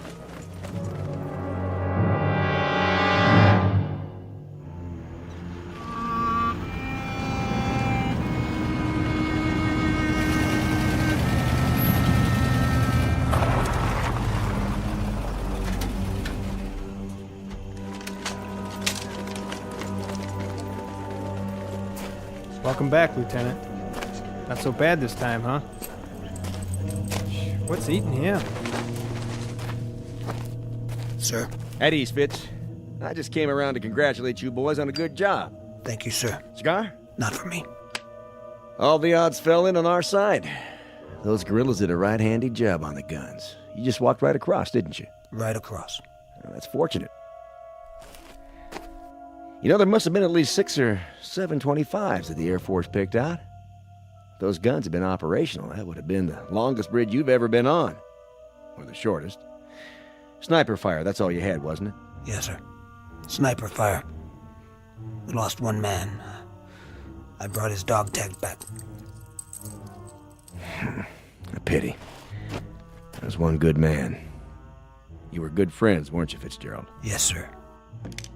Nice picture. Well, so much for Mrs. Riker's lovely wedding and 7 happy years and 2 fine sons. To have it come to this. God, but war stinks. It sure does. Stinks worse than you know. Much worse. Why, what do you mean? Lieutenant?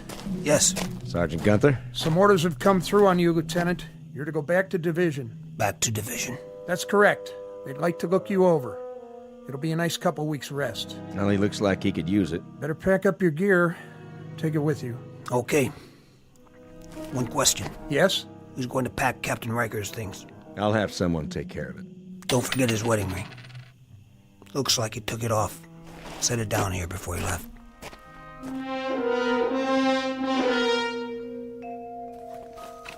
Going somewhere, Lieutenant? Yeah, somewhere. That your mirror on the wall? Oh yeah, almost forgot. You want it, Freeman? Gee, that'd be great. I broke mine, you know? Mighty hard to shave without a mirror. Go ahead. Here. You sure you don't mind? Sir. Listen, if you want to keep it, that's okay. Honest to... Look. Huh? In the mirror. What do you see? Well, I see your face. Yep. That's you, all right. And nothing else. This is important. You don't see a light on my face, do you? Light? No, sir. That's funny. Because I do. Sorry, Freeman. Gosh, what'd you do that for? This one's no good. Take my word for it. Whatever you say, sir. Get yourself a new one that works right.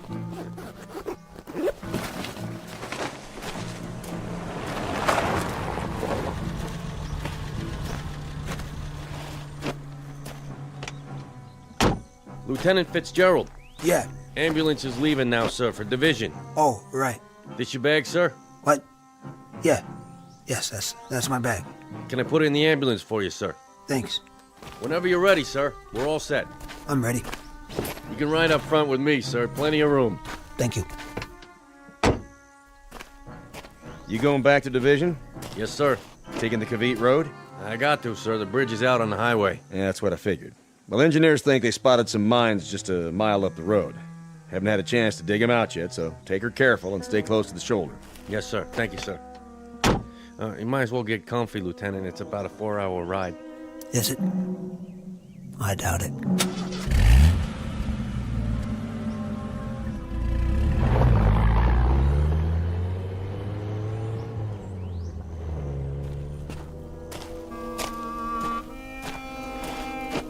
You play that pretty good. Thanks, sir. Thank you very much. You hear that? Thunder? I don't think so. It sounded like an explosion. Maybe. Maybe it was thunder. Yeah, that's what it was. Probably thunder.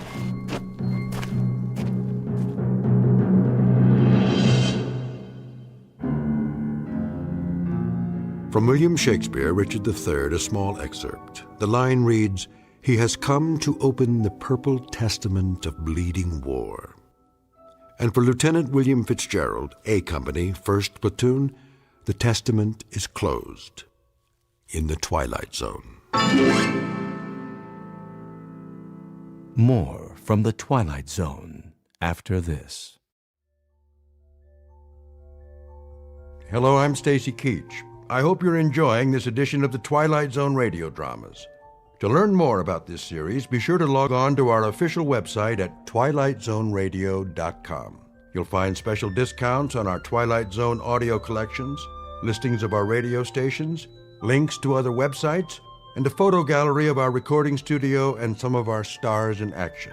Plus ways to contact us with questions or comments about the show. And for a limited time, when you log on to twilightzoneradio.com, you can send in for a free CD of the show. So be sure to visit us at twilightzoneradio.com.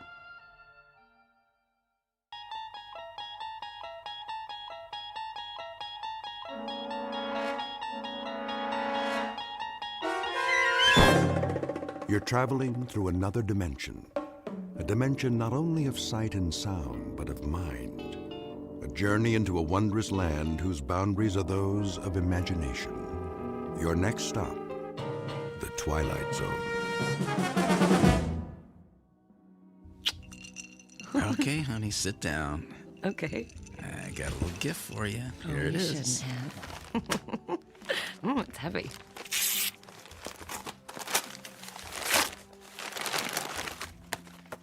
You like it? Well, it's a cookbook. Happy birthday, Susan. It's a cookbook. Well, I thought your cooking could stand some improvement, you know. Oh, that's real nice. Well, come on, aren't you going to look inside?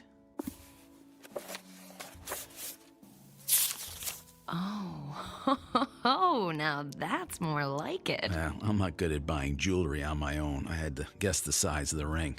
Think it'll fit? It's a little snug. I can get it resized. Do you have the receipt? Is that important? Kind of. Think of it as Exhibit A, Officer Sternwood. Right. I'll try to remember what I did with it. In the meantime, I gotta go. Crime's not gonna fight itself. Oh, Paul, do you have to go? Look, I don't like it any more than you do, but I have to book leave in advance, and today kind of snuck up on me. And My birthday snuck up on you? that didn't come out the way I meant it to. Uh-huh, I bet. Can't you call in sick? Yeah, they would definitely never suspect that. Look, keep yourself occupied for a few hours. I kept the pages I cut out of that cookbook. Maybe you could read through them. I will be back tonight. And then we will celebrate properly. You better, officer. Okay, I'm coming in. Putting the gun away. No gun. Everything's gonna be okay.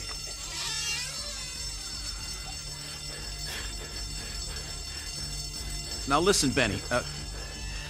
Can I call you Benny? Look, I know you're not angry at these people. They haven't done anything to you. They just want to grab a burger and get on with their day. Now, whatever it is you're upset about, it's not right to take it out on them. Now, you're the one with the gun. You can do whatever you want. And I believe you are a decent man. You don't really want to hurt anybody.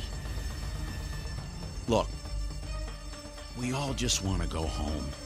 You, them, me. Especially me. My wife's already mad at me for working on her birthday. And if I'm late for dinner, she's gonna kill me. Ah!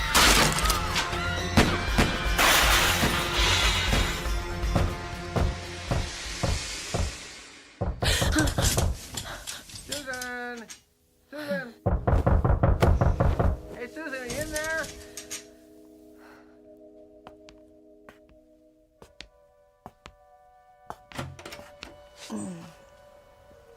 Oscar, what's the matter? Susan, your paper? It was on the porch. It looks like it might rain, and, well, I didn't want it to get wet. So, are you okay, Susan? Wow, you look awful. Oh, well, I was just... I overslept. Had a bad dream. Oh, man. Well, about Paul again? How do you know about that? Well, you told me. You know, on our date. We had one drink together, Oscar. That doesn't constitute a date. Well, maybe it should. Oscar, please don't do this. Look, Susan, Paul's been dead, what, 3 years now? 2 years, Oscar. Susan, we've all lost someone special to us. Oscar, I'm sorry about your mother. From what you've told me, she sounds like she was a lovely woman. Oh, she was. Yeah, she was everything to me. But I really think that... Hey, is that the phone ringing? I don't hear anything. Oh, yeah, that is definitely my phone. You better get inside before it rains. Bye now.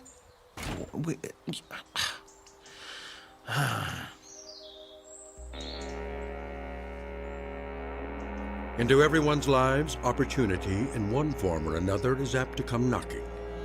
But opportunity is about to present itself to Mrs. Susan Sternwood, widow, in the form of one Hal Scratchman, traveling salesman.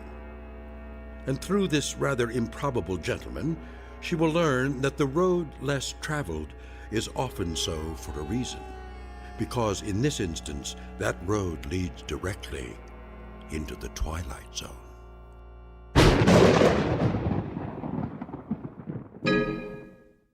And now, The Twilight Zone and our story, The Time of Your Life, starring John Rhys Davies, with Stacy Keach as your narrator.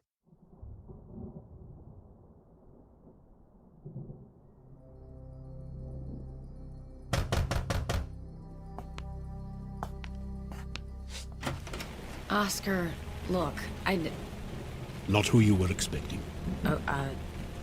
I'm sorry. I thought... can I help you? Well, I'm supposed to sell you what's in here. I'm afraid I don't buy from door-to-door salesmen. I'll settle for coming in out of the rain. I'm sorry. I'd like to help you, but... Lady, I'm begging you. I'm drowning here. Okay. Just for a minute. But I'm not buying anything. Understood.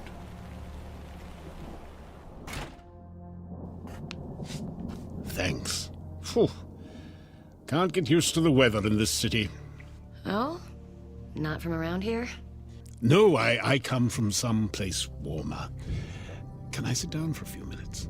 Well, actually... Oh, I won't ruin your furniture. I'll just sit on this newspaper. Thanks. You're welcome, Mr... Scratchman. You can call me Hal. Like the Paul Simon song. Hal. Hal. Hal. Look, I know you said you're not going to buy anything. I'm not. And I respect that. I really do. But do you mind if I at least show you my merchandise? That way I can scratch you off my list, maybe go home a little early tonight. I guess. But I want you to understand that I'm... Oh, it's clear. I would never force anybody into anything they don't want to do. So what do you have in there? Watches? Clocks? Not clocks. A clock. Here, take a look. Horrible, isn't it? Ooh, it looks like something out of a horror movie. Black with a red dial. I think the man who designed it had issues. But it's so much more than just a clock. It's one ugly clock, and I'm not buying it, Hal. This is no ordinary clock. You see, it doesn't just record the passage of time. It is time. Look, Mr... No interruptions, please. This is a very delicate operation. I'll just set the dial back 5 minutes. Aren't you going to get it? Yes? Mrs. Sternwood, glad to see you again. Okay if I come in? It's raining pretty bad. But you were just over there. You sat in that chair. Yes, and in 5 minutes' time I will be again. Pretty cute, eh? It's impossible. Admit it. You're impressed. And I bet you're wondering... Take me back in time? Yes. And a little more than 5 minutes. How about to the day of your husband's murder? Paul. I guess a wife of a cop has to be ready for the possibility that a husband may not come home one day. But that doesn't make it any easier, am I right? And on your birthday, too. How do you know all this? I like to keep well informed. I have a file on you, but it's back at the office, so what do you say? Say about what? Going back. Back to the morning of Paul's murder. Say, just before he left for work.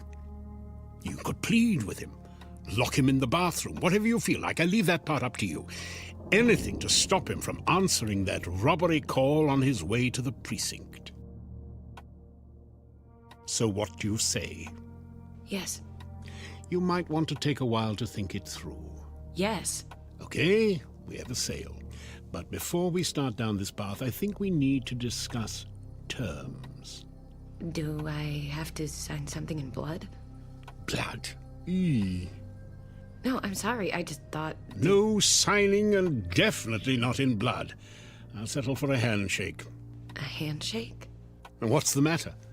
My hands are clean. Oh, no, it's fine. A handshake is fine. Then put her there, partner. All right. Fine, good. There. What next? Now we turn back the clock. Be seeing you, Susan.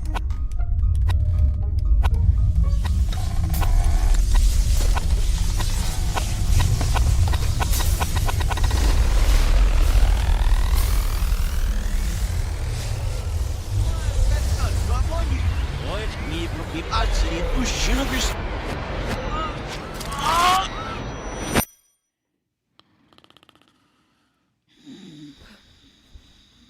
Paul?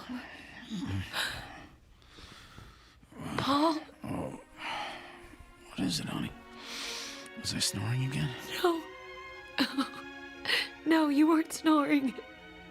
So what's the matter? Nothing's the matter. Nothing at all. You're fine, Paul. Everything's fine.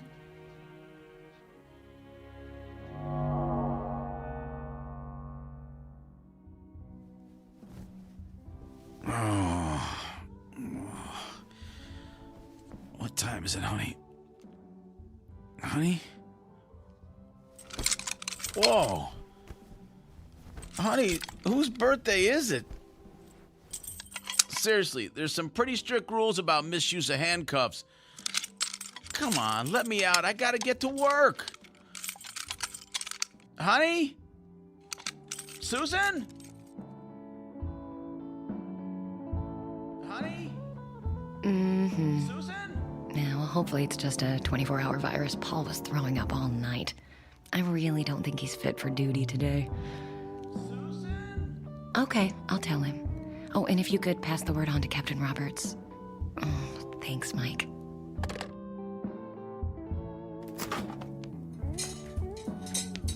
That was not cool, Susan. Paul! Do you know how late I'm gonna be? I am so dead. How did you get free? Think I don't know how to open a pair of handcuffs? Was that supposed to be funny? Because I'm not laughing here. What's the idea? Paul, I just don't want you to go to work today. Look, I don't like it any more than you do, but I have to book leave in advance. And today kind of snuck up on you. I wasn't going to say that. Look, it doesn't matter. You're not going to work today, and that's final. Honey, crime doesn't fight itself. Stop saying that. What? I just thought of it. You always say that. I hear it every time I sleep. Man, I don't know what's up with you today. I didn't forget your birthday, but it's too late to give you your present. I gotta go. We'll pick this up tonight. Too late, Paul. I already called and said you were sick. You did what? Look, forget it. I have to go. You're not going anywhere. Get back, Paul. I mean it. Susan, what the hell? You're staying right Are you here. insane? If you go out of this house today, you are going to get yourself killed. Oh, okay. So you're gonna shoot me to stop me from being killed. Do you know how nuts that sounds? Paul, I am begging you. Don't go. Hey, honey, look, it's okay. I'll call in sick. No, come on. Now put that down. And we can open your birthday present. Oh, Paul. Oh, thank you. Thank you. All right, now, I have to explain. The present is kind of a joke, so don't get mad.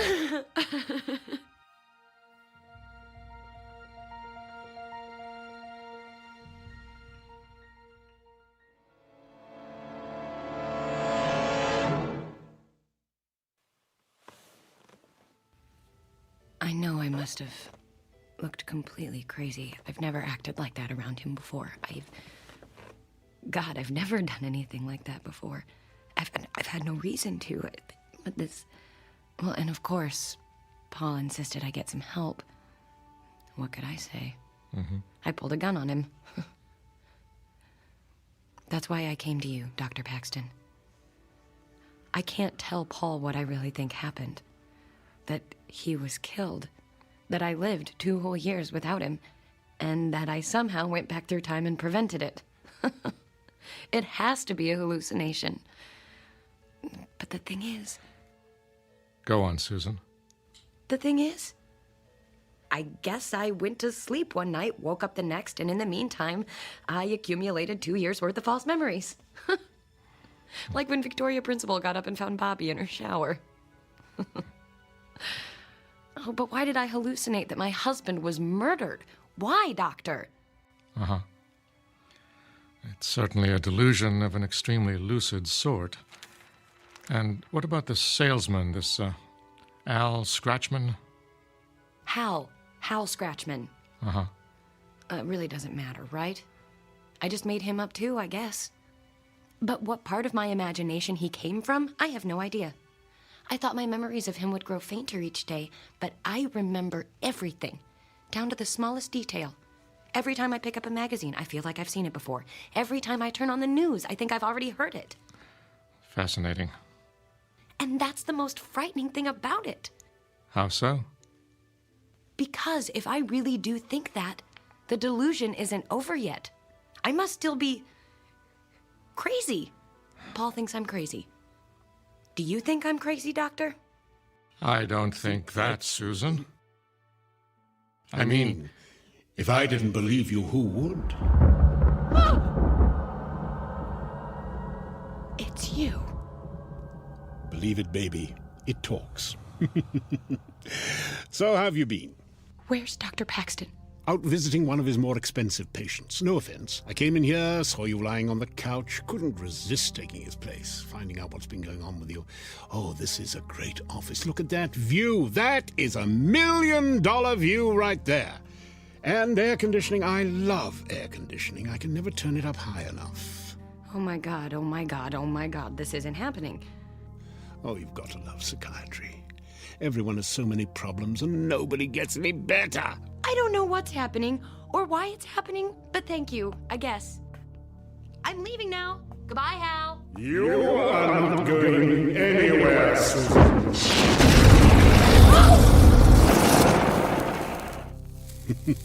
You like that? Sorry, did I send you a little then? I don't often do the fire-breathing thing anymore. It's hell on the lungs. Okay, I believe you. You're the devil. You can still call me Hal. I like to keep things informal, but at least we understand each other. I'm the devil, and you made a deal with the devil. But what is puzzling you is the nature of my game. Well, if you don't want my soul... Oh, again with the soul. Look, I gave you your husband back, correct? I thought the clock did that. Yes, my clock. You get 1 life from me, so I want 3 back in return. 3 what? 3 lives. Weren't you listening? It can be anyone you want. People you know and dislike, people you don't know and don't care about. Wait a minute. You want me to kill somebody? 3 somebodies. 3. I can't kill anyone. Now, how can you say that? I bet you haven't even tried. I'm not going to do that for you or for anybody. Well, I hate to bring this up, Susan, but we had an agreement. We shook on it. Remember? I'm begging you. If there's anything else I can do for you, anything at all. I'm sorry, Susan. It looks like our time is up.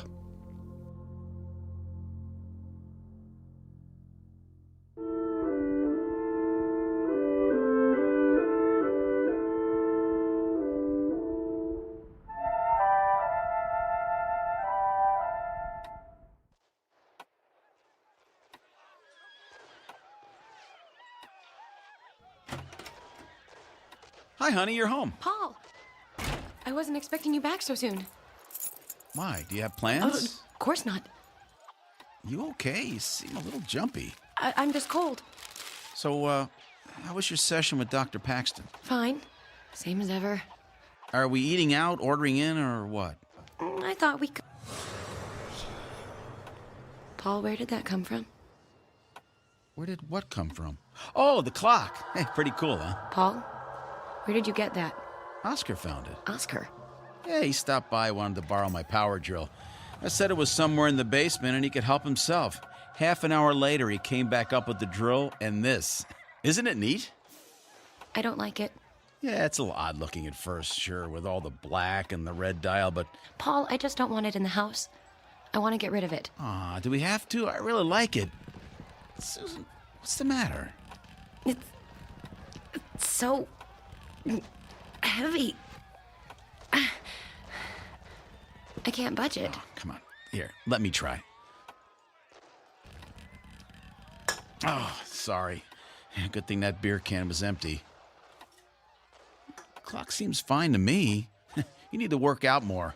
Paul, if you can move it, would you mind putting it back where you found it? Sure, I could, but I don't know. I just don't want to. I think it seems good right where it is, don't you think? Why, are you sorry you bought it? No. No, I'm not, Paul. Not for 1 second. All right, well, I'm going to get another beer. You want one? How about a coffee? Wow, living dangerously, huh? One coffee coming up. His fate is tied to the clock. He can't help himself. Hal, where are you? In here. Where? Over here. In the TV. What have you done to my husband?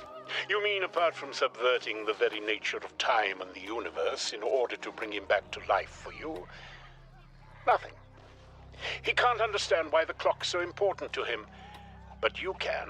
I don't want that thing in my house. Sorry. Like the 3 lives thing, it's non-negotiable. I moved that clock before. Why can't I move it now? Because I don't want you to. I want it there as a reminder. We have a business arrangement. We could have handled this amicably, gone our separate ways, but no! You had to turn the murders of 3 people into a big deal. So now, I'm playing hardball. Time's running out, and so is my patience. Tick-tock, honey. Remember? Oh, Susan, sweetie, do you think you could change the channel? I think they're showing Ice Station Zebra over... Sorry, Hal. That is the end of our broadcast day. Coffee's up. Hey, why'd you turn off the TV? Bad for your eyes. Let's listen to the radio.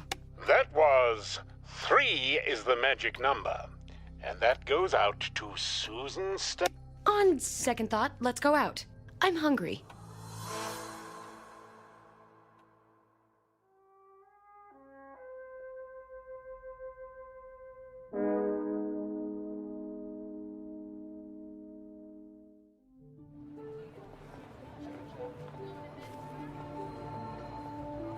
Hi, Susan. How was dinner last night? Did you go with the Italian in the end? You know, Hal, I'm not even surprised when you show up anymore. Pretty neat trick with the TV yesterday, huh? You see me on that late-night rerun of Northern Exposure? I don't watch late-night TV. Really? Well, that was a waste of time. Wait a second. If it wasn't you, who was that? Ah, who cares? Look, I think maybe we got off on the wrong foot. Don't you mean the wrong hoof? Oh, that's good. I like that. Just because your entire world could fall to pieces like that doesn't mean that you can't face up to things with a, what's the saying? A devil-may-care attitude? Act a girl! Act a girl. Now you're getting it. Listen, Hal, I was just on my way to get some lunch, but one of my girlfriends bailed out on me. I hate to eat alone, so... Care to join me? So you're telling me you want to dine with the devil? Well, it's just lunch. But why not?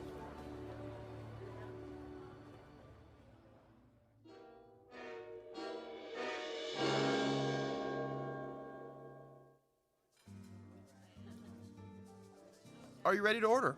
Oh, I'll have the special. And for you, sir? Do you have any of that soup? The one you serve cold? Oh, gazpacho. I'll have that. Anything to drink? Nothing for me. Yes, something with a lot of ice. Okay. Forget the drink, just bring me a glass full of ice. Just ice. Uh-huh.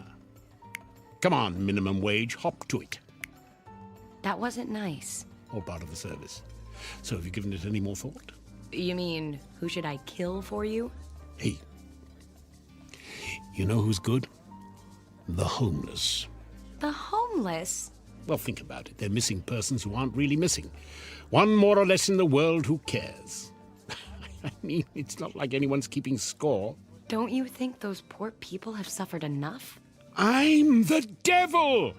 I don't think anyone's suffered enough. And please don't try to pretend you care, Susan. I always give to the homeless. What do you want me to say? Good for you? I'm not in the good-for-you business. Have you ever thought it might be a blessed release for some of them? I doubt you're in the blessed release business either, Hal. Your ice, sir. If I found out you spat in this, there's going to be hell to pay. There's just one thing you guys have to do to be happy. Just one. Be nice to each other. And that's all. But no, you can't do it. I don't know why. I chalk it up to some sort of design flaw. Well, that's how you people are wired, I guess. And by people, I mean all people, everywhere, even the Swiss. What's different about the Swiss? Nothing. That's the point I'm trying to make. Keep up, darling. The way I see it, you needed someone to pin it all on, someone to take responsibility for all the badness. You needed me. You wished for me. You created me. Can I call you Mum? Under no circumstances. There. Now you know. Wow. I never told anybody that before. Why? Nobody ever asked me. They're all too worried about their own problems. Not me. Then you're dumber than you look. I like to hear you talk. I mean, really talk. And they say confession is good for the soul. No. We never use the S word at the dinner table. You know, Hal, you're really not such a bad guy. Don't be spreading that around. I've got a reputation to uphold. Hey! Can I get a little service here? My stomach thinks my throat's been cut. Hal. What? I'm hungry.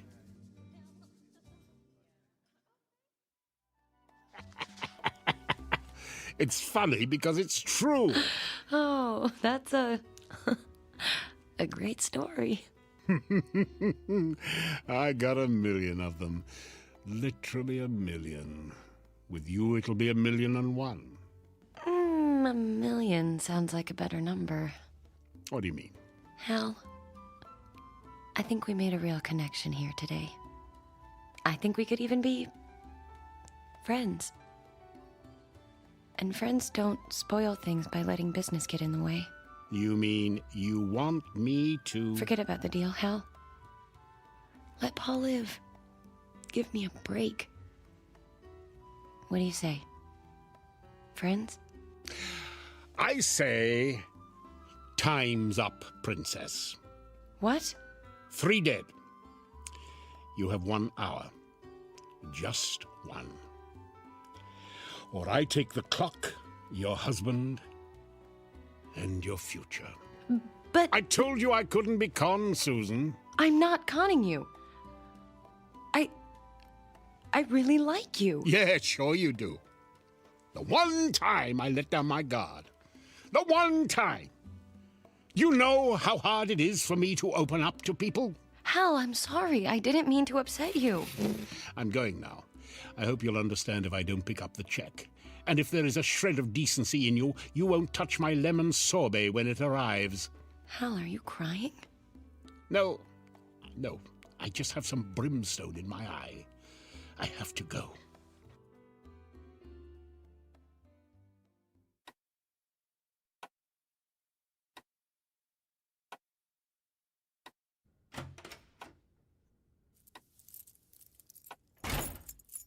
Hello, Susan. Paul, do you even go to work anymore? Who is he, Susan? Who is who? Paul, what are you talking about? Don't pretend you don't know what I'm talking about, okay? Just don't do it. I'm not pretending. I honestly have no idea what you're talking about. I know about the other man, Susan. Are you crazy? There is no other man. Oscar told me all about him. Oh. He's seen the two of you together. He's heard you talking. And you believe him? Oscar? Come on, Paul, I thought you were smarter than that. All right, deny you had lunch with him today. Look, it's nothing, okay? It's nothing. Then who is he? I can't tell you that. Why not? It's complicated. How complicated can it be? You have no idea. Then why don't you uncomplicate it for him, Susie? What the hell? Hal, what are you doing here? You never called. And after I gave you my number. You're out of ice cream, by the way. Is this him? Are you him? I'm him. Or do I mean I am he? Grammar. Paul, it's not what you think. This man, Mr. Scratchman Hal, he's a traveling salesman. He came to my door one day. It was raining, so I let him in. Oh, so you're kidding me, right? No, he was selling clocks. Or a clock. The clock over there. I bought it, and that's all. Do you think that's all, Paul? If that's all, why is he here now? How did he let himself in? Did you give him a key? No! See? Always thinking. Natural-born cop. Suspicious, too. I like that about him. We could do business sometime. Go to hell. Not until I'm done here. And you, Susan, you're a real disappointment to me. What is he talking about? Is he crazy? He's the devil, Paul. The Are you crazy? Now, don't make me do the fire breath thing twice in 1 week. It's a real killer. Paul, I know how this sounds, but Hal really is the devil. And I made a deal with the devil. For you. Huh? Have you lost your mind? This isn't happening. It shouldn't be happening. You should be dead. For what it's worth, Paul, your wife really does love you, but not enough. She'd be happy to die for you, but not to kill for you. So today, I'm the repo man. I don't believe in the devil, and I don't believe... Paul, shut up! What did you do to him? I stopped the clock, which stopped him. He was boring me. Paul? Can you hear me, Paul? He can't hear you. As far as he's concerned, there's nothing to hear. We're in a gap between seconds. Hal, we need to talk. I need you to understand. It's too late, Susan. You're out of time. I'm out of patience. We both know that you'll never give me those 3 lives. You're right. There's nothing I can say to you, is there? Anything that you could say that I'd want to hear would just be a lie, wouldn't it? I guess so. Just take the clock and go, Hal. Will I ever see you again? Probably not. Good. Now do what you have to do. I can't take this anymore. Do you just turn the hands forward again, or...? Something a little more final. Bye, Susan. Bye, Hal. Be good. Fat chance.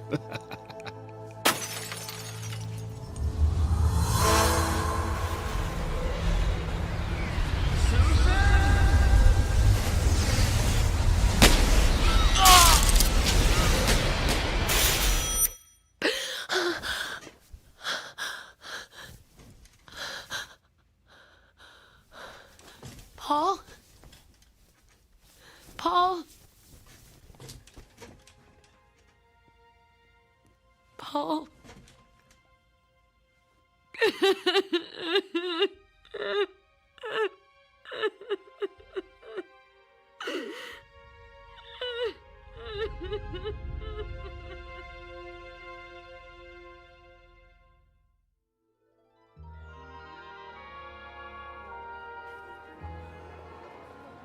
So, how have you been?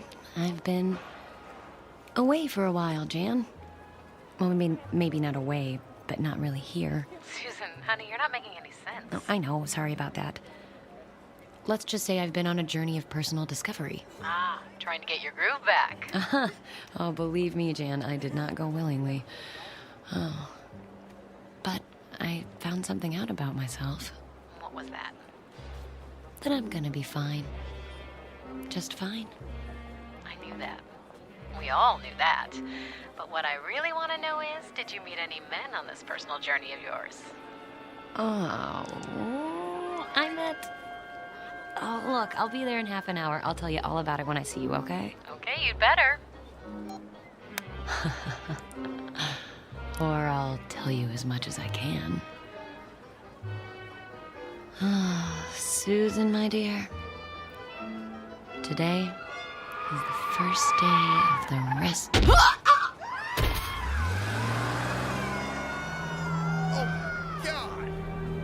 He hit her. I don't believe it. He just hit her.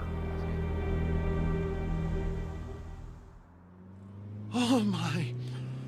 Oh my. I can't believe I really did it. You did fine, Oscar. Just fine. You've only got 2 more to go, so let's get moving. Tick-tock, Oscar. Tick-tock. Okay. Just tell me I'm doing the right thing. Oh, it is the right thing, Oscar. Remember, you're doing this for your mother. That's right. I did it for Mom. I did it for Mom. For Mom.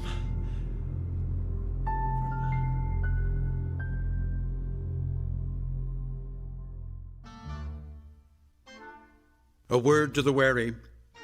If you should happen to receive a visit from a man who makes you an offer that seems too good to be true, don't even think twice. Lock your doors, bolt your windows, and check your clocks, because the time of your life might just be the end of someone else's in the Twilight Zone.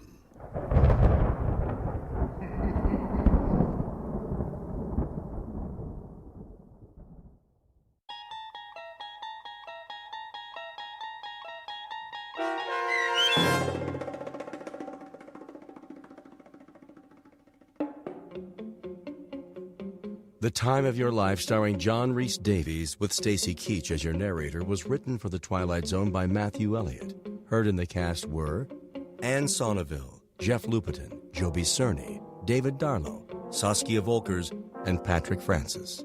The producers of The Twilight Zone wish to thank CBS Enterprises and the Rod Serling Estate for making this series possible. This copyrighted radio series is produced by Carl Amari and directed by Joby Cerny for Falcon Picture Group.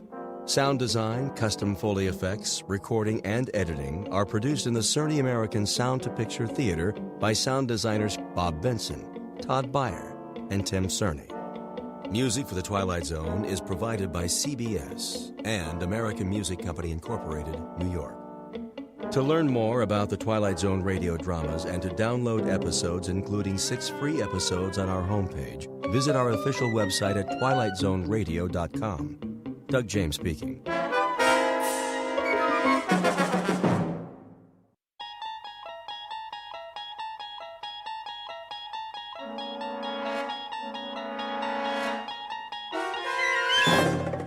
You unlock this door with the key of imagination.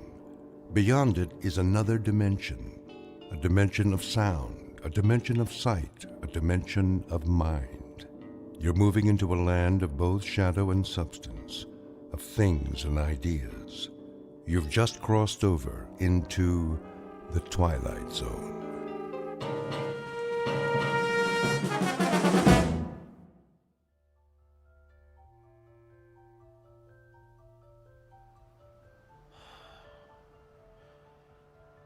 You are totally relaxed, floating. You are in a deep, deep sleep and can only hear the sound of my voice. You are safe, relaxed, and at ease. Can you hear my voice, Alex? Yes. I would like to continue where we left off last week. Is that okay, Alex? Yes. Last week, you were telling me about a strange laboratory. Do you remember it? Yes. You described it as filled with instruments. Tell me about the instruments, Alex. They're metal. And shiny. There are lots of lights.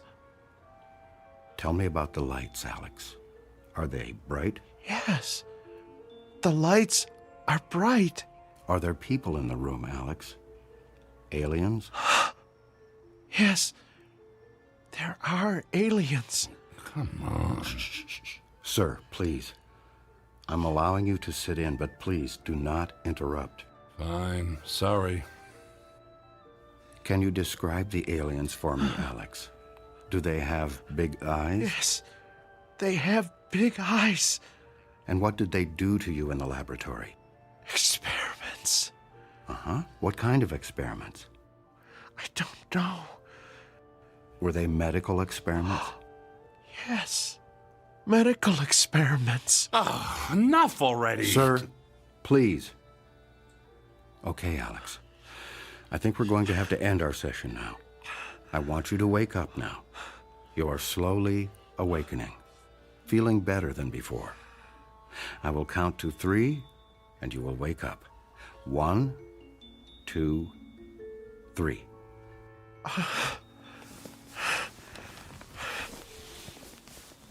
Did I talk about the aliens again? Yes, Alex, but I must say I think we are making progress. Yeah, right. Alex, let me introduce Tom. Tom is an author researching a book on alien abductions, and he is very interested in your case. Have you ever been abducted? Can't say that I have. You should have Dr. Heisenberg hypnotize you. You never know. I think I'll take a pass on that one. Okay, then. Alex, I think we still have much work to do. Can I count on seeing you next week for our next session? Yeah, sure.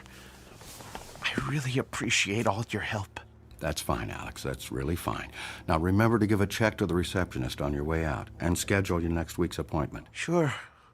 Okay, I'll see you next week, Dr. Heisenberg. Yes, next week, same time. Make an appointment with the receptionist and give her your check. Bye. Oh, it was nice to meet you, Tom. Yeah, good luck out there and in here. Sir, I must ask you to never disturb a session like that again. Session? You call that a session? You essentially told him what to think and say. This is not the first time I've met with Alex. He and all of my other patients have been seeing me for years, and I have their experiences with abduction memories well documented. You can't expect me to start over with a patient just because you are here. Look, I appreciate the time, but I need hard evidence. All you seem to have are stories from people extracted with a methodology that looks to be anything but scientific. If you have nothing better to do than question my integrity, you do not need to return to this office. I don't even know you, and I thought you had a serious interest in this subject. Dr. Heisenberg, I'm sorry. Thank you for letting me sit in the comfortable chair and study your methods. And yes, I can guarantee you that I will never return to this office. I just hope that someday you tell that poor sap he's cured. Goodbye, Dr. Heisenberg. Hello, friend. Here is your invoice for today's session. And should I schedule you for the same time next week? Whoa, slow down. I'm not a patient. I'm researching a book. There's no reason for a bill here. You can pay with a credit card or debit card if you wish.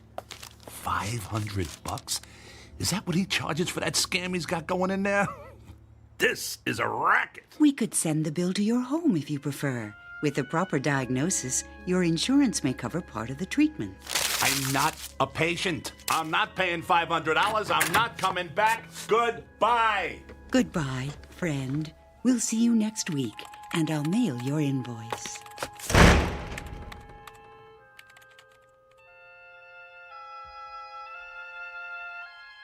Meet Mr. Tom Calkin, a bad writer with a bad attitude and good intentions who pens conspiracy books that no one seems to read. He speaks to an audience driven by paranoia and does his research in a land of charlatans, frauds, and fakes. A man without money, without fame, searching for the story that will make his name and his fortune. His biography is as boring as his work, and his next contract may be his last. Desperation drives him, and lies define his truth. At least, until he finds his story in that place where all lies fail, A place where even the bright light of truth isn't always what it seems. A place called the Twilight Zone.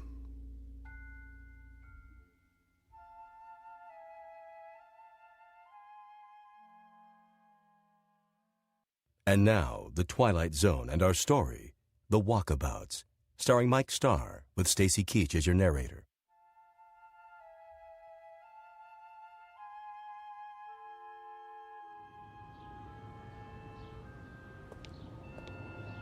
Unbelievable.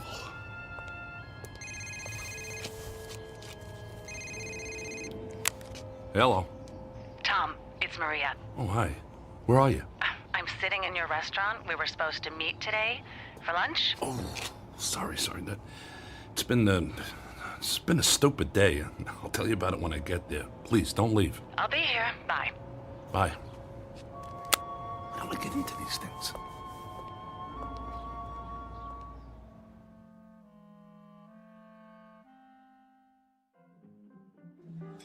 Sorry I'm late. I was meeting with the psychiatrist who specializes in alien abductions. Sounds fascinating. How did it go? It's all crap, Maria. The guy is an absolute charlatan.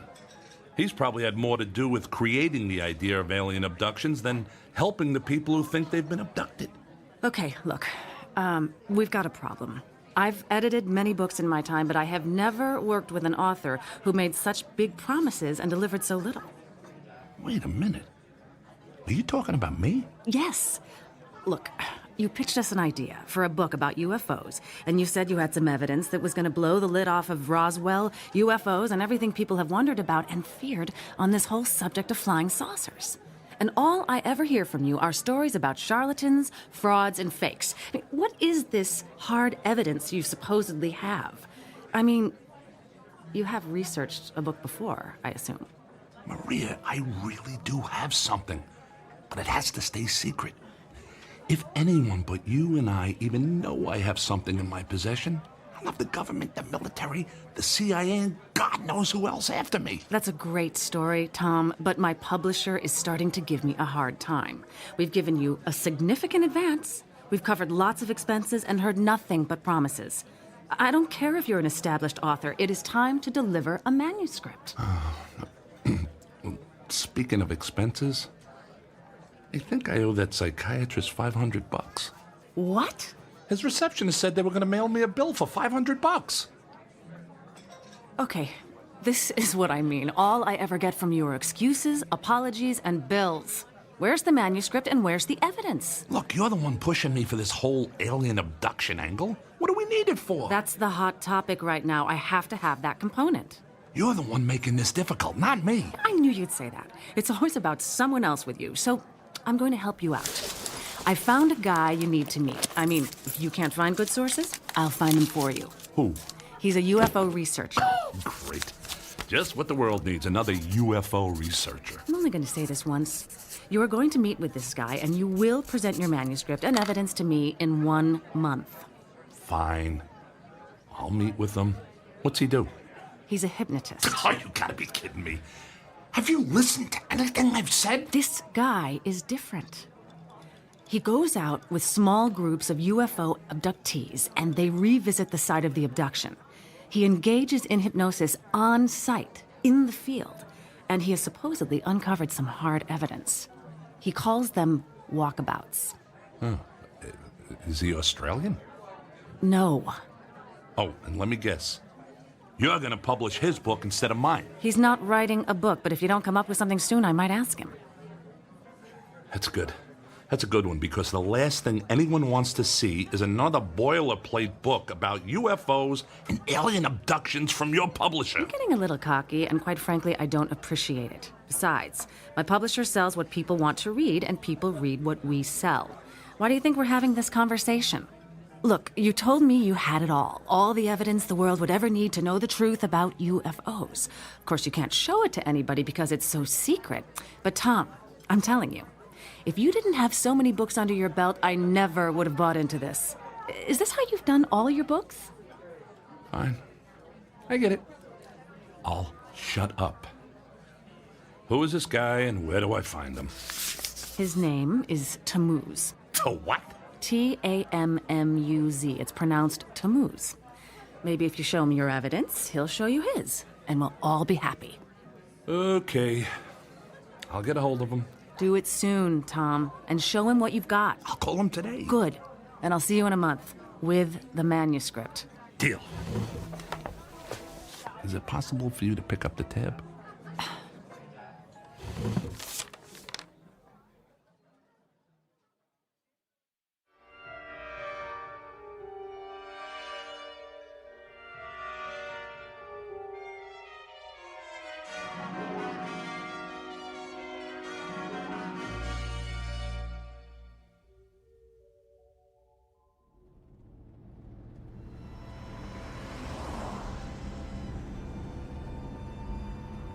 So, how do you know Maria?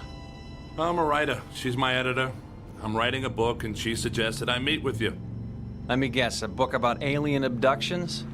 Actually, it's about UFOs in general, but this alien abduction thing is a hot button with her, so here we are.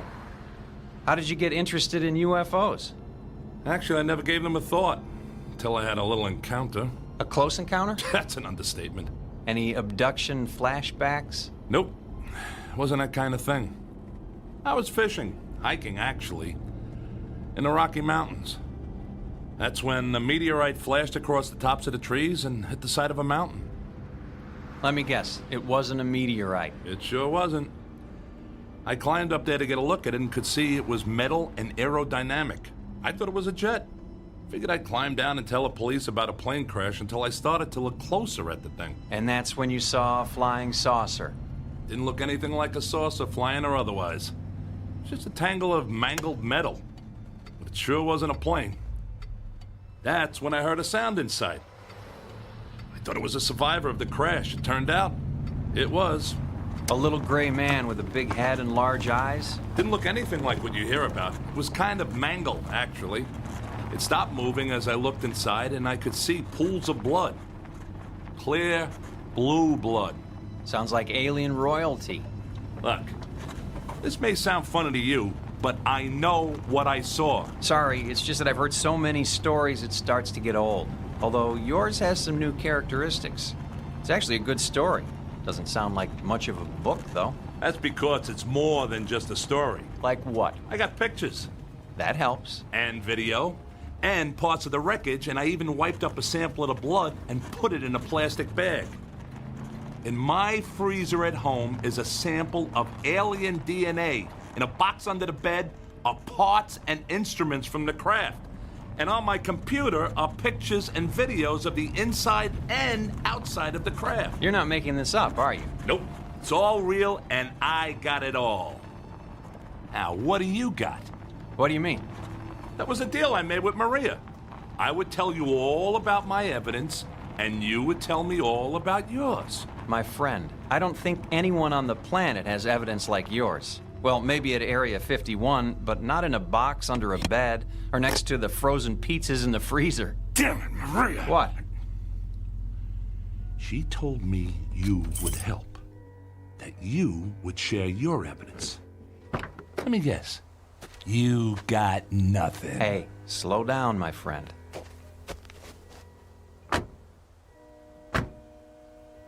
I'll show you what I got, but when it comes to pictures, videos, wreckage, instruments, and alien DNA, well, I gotta tell you, that's tough to beat. But give me a chance. We're almost there. Where exactly are we going? We're meeting with my group. We work together on various UFO projects. On this trip, we've brought along 12 people who claim to have been abducted by aliens. The site we're going to is where 3 of them say they were abducted. What's the point of that? Evidence. The evidence that both you and I are looking for. We've found that if we return to the site of the reported abduction, some people can actually recall where UFOs supposedly landed, hovered, or demonstrated some phenomena or activity. We then go to that particular spot and look for evidence. Now we're talking. What kind of evidence? Pretty boring stuff compared to what you got. Usually we do soil samples, take readings for radioactivity, magnetic fields, pass metal detectors over the ground. We've managed to find some interesting stuff, assuming you're a soil chemist. That's it? You got dirt? I didn't say that. It's just a question of how you look at it. A UFO site can tell you a lot if you know what to look for. Speaking of that, is your crashed vehicle still sitting up there on that mountain? Nah, it's gone. I went back a week later and there was no sign of it. I hate when that happens. Are you sure you saw something up there? I saw it, I have pictures, and there is still some evidence up there. The kind of evidence you look for. The rocks on the side of the mountain. You can still see where they're scratched and gouged by the crash. But that's all you can see. I looked everywhere and there's no sign of anything else. I'd like to go there with you someday. The craft, or whatever it was, may have left some metallic particles on the rocks as a result of the collision. Do you remember where it is? I have it marked on a map. Back at home. In the box under the bed, no doubt. Where else would I keep it? You're a funny guy, and obviously a man with a lot on his mind. I think you'll like this group of people we're about to meet. They've got a lot on their minds, too.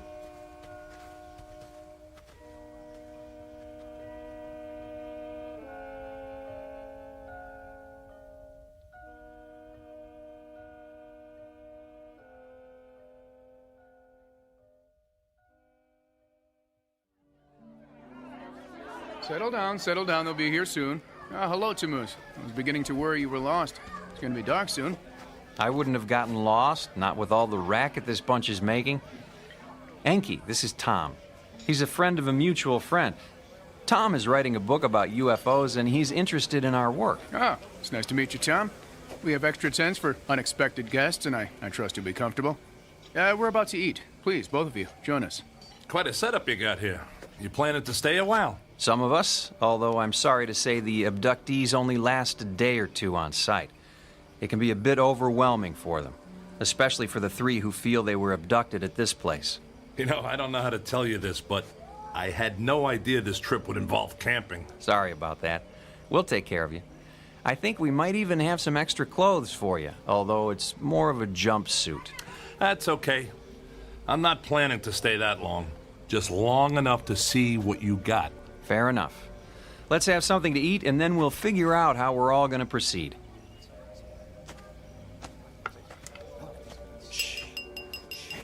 If I could have your attention, please. Thank you all for joining us. I know this is difficult for some of you, but I can assure you you're in good hands, and my hope is that our walkabout will be brief and uneventful. I'd like to introduce a special guest. Our friend Tom here is an author preparing a book on the subject of UFOs. If you'd like, I'm sure he would be fascinated by some of the stories you have to tell. Welcome, Tom. Tom, hello again. Hello there. Did you remember to make your appointment for next week? Yes. And I'm really looking forward to it.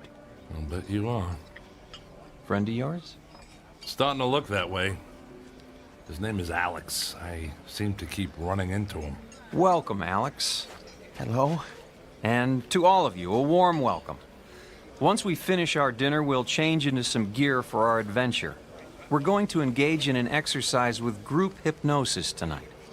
Our goal is to understand what you have all experienced and to see if we can trace the behavior of the various crafts you have seen and find any signs of their presence on this spot. My good friend Enki and some of my other associates will be using instruments to determine if our visitors have left anything behind for us to collect. Let me reassure you once again, these walkabouts tend to be quiet and gentle affairs, and I trust this evening will be no different. Now, let's enjoy our meal and then begin.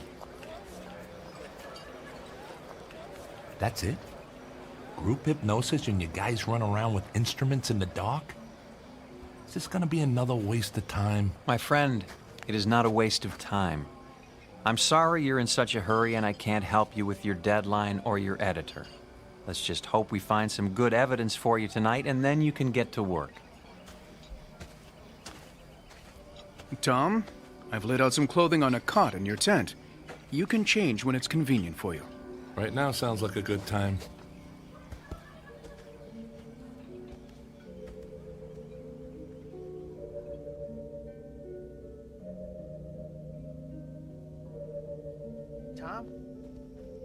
Hey, Tom, wait up. Oh, it's you. Is this how you spend most of your time? Oh, Dr. Heisenberg recommended I try this form of therapy. Heisenberg. He doesn't seem like a guy who would want to lose a paying customer to a competitor. What? What are you talking about? That's not important. So, are you one of the people abducted from this place? No, I don't remember where my abduction happened. Dr. Heisenberg is trying to help me remember. I'll bet he is. Wonder how much that's going to cost you. Oh, it's not about the money. It's about finding the answer. Well, that's one thing we both agree on. Well, this looks like my tent. You doing the camping thing too? Oh, we all are. I don't think we have a choice. We walked here and I have no idea how to walk out. Yeah, I know what you mean. For some reason, I don't like the way this is set up. Do you know anything about these people? No, Dr. Heisenberg set it all up. He's a really good person, you know. He's always looking out for me. Whatever you say, Alex. Oh, man. He said jumpsuit. He meant it. Looks like something you wear in jail. I think it's to protect us from dangerous chemical residue in the soil. You're starting to sound like Tammuz. Oh, actually, Enki told us that, and I'm not taking any chances. I'm going to put mine on now. I'll see you again, okay? Yes, I'm sure you will see me again.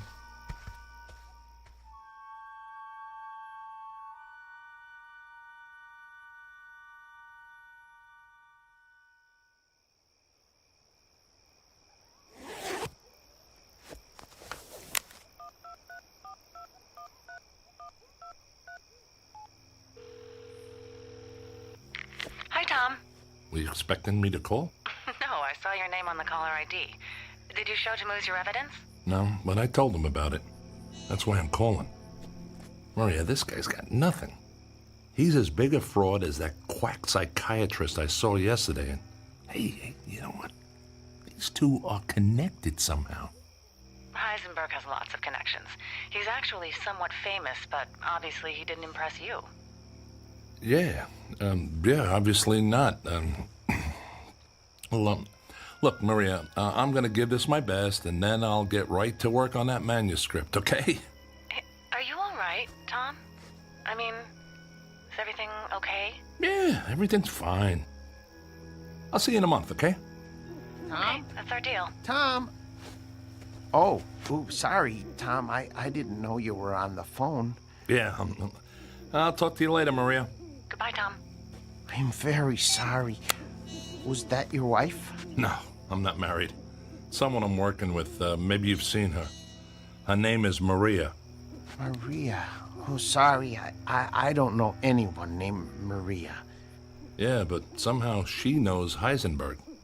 Lots of people see psychiatrists. Yeah, the only thing is, I never told her the name of the psychiatrist I was meeting with, yet she knows his name. You sure you never saw a woman named Maria around the office? I don't know. You sure you don't know some way out of here? Oh, gosh, no, especially now. I mean, it's pitch dark out here. Yeah, it sure is. I feel like an idiot in this jumpsuit. Alex, I'll tell you what. What? I like you. You're a nice guy. It's a relief to hear someone say, I don't know, every now and then. Well, thank you. I don't have many friends. Yeah, sorry about that. It must be tough. Look, tomorrow morning, you and I are walking out of here. What? Going to be able to do that? Shouldn't we tell someone? I don't think so. Now, let's go get this over with. Who knows, maybe you'll figure out where your abduction took place. Oh, that would be great.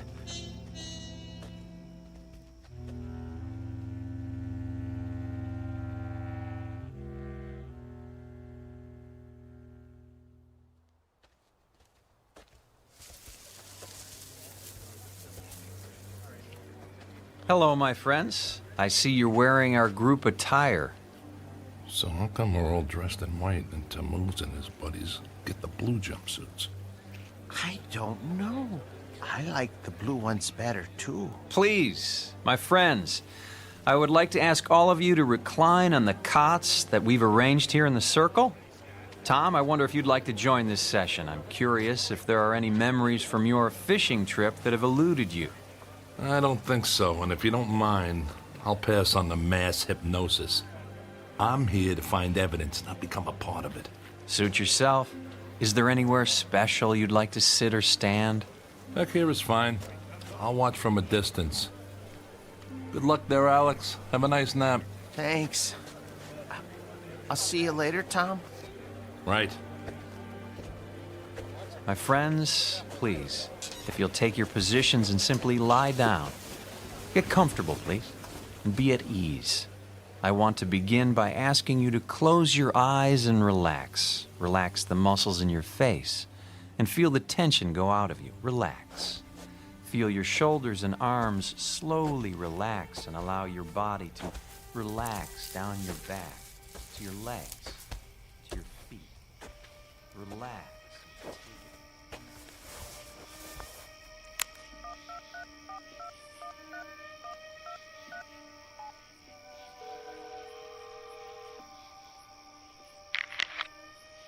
Hello? Maria, it's Tom. I know. Maria, I don't like this. What did you get me into? And by the way, how do you know Heisenberg? What exactly am I doing here, Maria? What are you talking about? This outfit is like a cult. There's no science here, and there sure isn't any evidence. And how do you know Heisenberg? Maria, I never told you his name, but you knew that's who I was talking about. And he's connected to this Tammuz guy somehow. Tom, you're starting to sound like a conspiracy nut. Maria, I am a conspiracy nut. I'm writing a book about UFOs, remember? You publish books about UFOs. Your business is built on paranoia. So spare me the lecture and tell me how you know Heisenberg. So maybe I need counseling from time to time. Tom, get over it. You're looking for monsters in the closet, and I'm not one of those. I'm starting to wonder if any money is worth all this. Hey, if you want to bail on the contract, be my guest. We'll total all the money from your advance and all of your expenses and subtract it from the royalties of your other books. But get this in your head right now. This is the last book you will never write. Hey, I'm sorry. I don't know why I called. I guess I just don't know what to believe anymore or who to believe. Look, when I get out of here, I'll finish the book. If I learn anything tonight, I'll add that as well. Tom, do me a favor. Don't call me again until you have the evidence and the manuscript in hand. I don't need the aggravation. I need the story you threatened to tell and the evidence you found to support it. Got it? Got it. Bye. Threatened? Come on, babe. It was just a book proposal.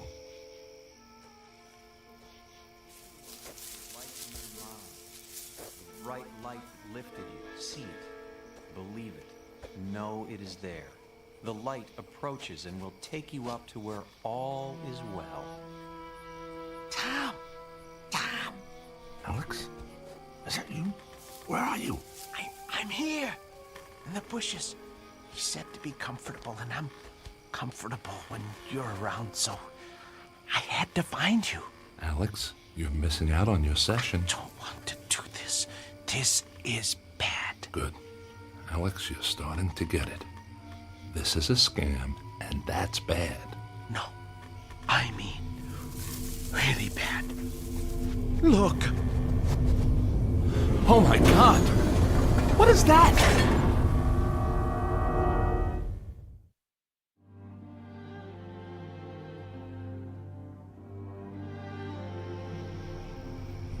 As the chariot descends to receive you, you will allow yourself to be lifted up. Feel yourself rising into the light. This is the place. This is where I was abducted. This is where it happened to me. I was lifted up into that circle of light. Alex, they're faking this. No. It's a spotlight and a hot air balloon and a lot of reverb through a speaker. What? It's all cheap theater and just another way to get money out of people. How much did they charge you for this camping trip? They didn't charge us anything. Oh, I was afraid you'd say that. So why are they doing this? Maybe it helps to sell books. Good God, that's it. That explains it. Alex, these people are just perpetuating the myth of UFOs to make money on fear. We have got to get out of here. Did anyone see you come over here? I don't know. It's dark. That's why I couldn't find you. That's good. That gives us a chance. They're not gonna want to write us saying all this. Come on. Go slow, go quiet, and follow me. I'm afraid. Don't worry about the light. It's just a spotlight. What we have to worry about is what your friends will do to us. They're not gonna want people to know about their little ruse. It would put them out of business, including you, Dr. Heisenberg. I don't think they're ready to go out of business yet. Not because of us, at least. You okay? I fell. It's okay. Go slow. Stay with me. Tom, look. All right, they're ballooning their lights coming our way. I don't remember this part. This isn't about aliens, Alex. I don't want to go up there again. I don't want to go up there again. You won't. Follow me. Go slow. Don't talk. Alex, we have to run. They're coming our way. We won't get away. We will if they don't find us. Look. What's that? Looks like a cliff. If we find an overhang, that'll block the light. Get down on the ground. I think I found an opening. Good man. Scoot in there. The light is right over us. Yeah, just enough to help us see. Keep moving back. See a light. Don't worry about it, Alex. They can't see us. No. I see a light in the cave. What? We should go back out. Come on. That's not an option right now. Let's go see what's in here. Might be a mine or something. This part of the area is loaded with them. We'll hide in here overnight and then hightail it out of here in the morning. I see a light bulb. Yeah, we're in a mine. I just can't figure out why they're still running power to it. There might be someone working in here, so just be cool. I remember a cave. When I was abducted, I think I was in a cave. Dr. Heisenberg helped me to uncover it. Alex, you're done with Heisenberg. Heisenberg is a fraud. This is all a big scam to squeeze money out of a gullible public and to rip off poor souls like you. You are correct, my friend. Heisenberg, you soulless bastard. What are you doing here? You are part of this. You're destroying people with this charade. Can't you find another way to make money? On that count, you are right and wrong. Yes, this is a charade, but not the kind you think. Ah, hello, Tammuz. Hello, Enki. I seem to have found your missing friends. I am sorry. With such a large number of subjects, it was difficult to herd them all effectively. Herd them? What are we, cattle? No, if that were the case, you would probably have been mutilated. Maria, this is impossible. What are you doing here? This is like a law school prank. Am I on some kind of TV show? It's not a prank, and you're most definitely not on television. For that matter, you will never be on television. Especially your videotape. It looks like a treasure chest. That's the box I had under my bed. You've been to my home. Yes, and thank you for making it so easy for us to find what we needed. Unfortunately, we found nothing of the evidence you described to Tammuz. Is it possible you have it hidden somewhere else? Sorry, pal, but there's nothing to hide. I made it all up. Sorry, Maria, but it's a tough game out there for writers, and you editors aren't exactly easy to please. By the way, Maria, how did you get hooked up with these crooks anyway? Let's just say we have common interests. So, this is how you know Heisenberg? You're all part of a money-making machine that preys on paranoia. Your publisher, his practice. How long have you people been in business? Actually, we've been in business, as you say, for about 50,000 years. I must say it used to be much easier, but as your species and technology has improved, we've had to improvise some interesting new solutions to cover our tracks. You people are crazier than Alex. I'm not crazy. This is all real. Alex, you're going to be fine. I'm sorry that we had to use you in this way, but you have done a very good job. I don't know what I did. That's because you were under the influence of a very powerful hypnotic suggestion. Sleep now, Alex. Sleep. Alex! It's okay, Tom. Just relax. Tammuz, Enki, please carry Alex outside and send him aboard. It is his time. Who are you people? Well, for one, we are not people. We are, in fact, those aliens that you're so skeptical about. We are the Anunnaki. Many of us have been genetically modified to fulfill our mission on your planet. Now this is the book I should write. What do you say, Maria? This would be a hell of a story. I'm afraid this is a story that can never be told, my friend. Friend. I've been hearing that a lot. What's the story with this friend thing, and what are you going to do? Kill me? You kill your friends? That's a little serious for scam artists, don't you think? Now, who are you, really? It would have all been so much easier if you'd just told me you'd fabricated the evidence. Tom, we believed you. Are you kidding? You actually thought I had evidence of UFOs and aliens? Come on.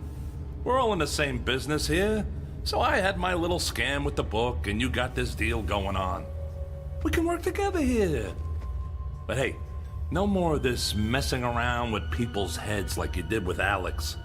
Let's just be cutthroat editors and writers. Maria, I'll be a top writer. In fact, I can write this stuff better than you folks are doing it right now, if you want to know the truth. Ah, yes, the truth. You know, my friend, maybe it's time you did learn the truth. It's obviously something you have had little experience with. Take Maria, for example. Oh, yes, she does publish books. Books that we approve of course. Books that make the authors seem like madmen and lunatics. Quite frankly, if you had come to Maria with a book claiming to have visited Venus, you would be in print by now. But instead, you really got our attention.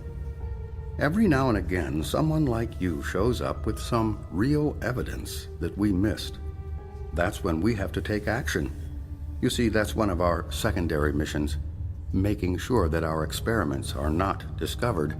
That's why we assume the role of UFO researchers and experts on abduction.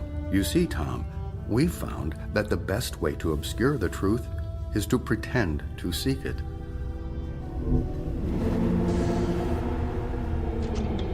Well, it sounds like our friend Alex has made his final journey. That is actually our primary mission. We are harvesters, in a way. You're going to kill him, aren't you? That's what you do with friends. He may be gone soon, but his DNA will live forever. It's necessary for our survival. You too will live forever, Tom. You are one of the chosen now. You are now our friend. What are you, serial killers? You have nothing to fear, really. The whole process takes about 10 to 15 of your years. Alex was first harvested at a very early age, so his time is now. For you, you will still have some time left. It will be a time of some confusion, but all for the best, really. All for the best. You're going to kill me too? Like I said, you will have some quality of life for 10 to 15 years. And then, yes, you too will be harvested. Right. Harvested. But before I go, I have one question. Can I get an answer to one question? Sure, why not? After today, you will only remember what we allow you to recall as a new member of the abductee class. What's your question? It's just this, how many people will it take to pull out the fingers I'm about to bury in your throat?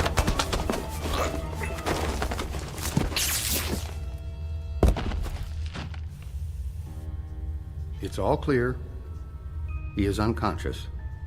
This was a difficult one. They are proving to be a greater and greater challenge. The growing sophistication of their technology, their increased awareness of our presence. We may need to initiate another world war or create a new pandemic. We can't allow them to have too much time to think. Does that mean we should terminate the terrorism initiative? It's quite possible.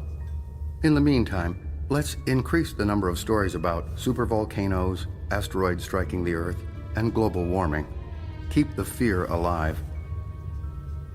And Maria, you seem to have developed some affection for this one. That can't be allowed. I know, I will do better. Sometimes they're like pets to me, and I just seem to become attached. Ha! Spoken like a true editor. But you may have to have additional contact with this one, so keep your perspective. Okay. Now, back to work. We are staging a UFO convention in Mexico City, and I am recommending additional investment in the Alien Museum in Roswell. Enki, we will need your banking network to provide some additional funding for a documentary on a coming ice age. Let's really mix it up out there and keep these animals off balance. Tammuz, if you could clean up the campsite and sanitize any evidence, we can all get back to work. Do we have a site for the next harvest? Chicago, Illinois. Make the necessary arrangements.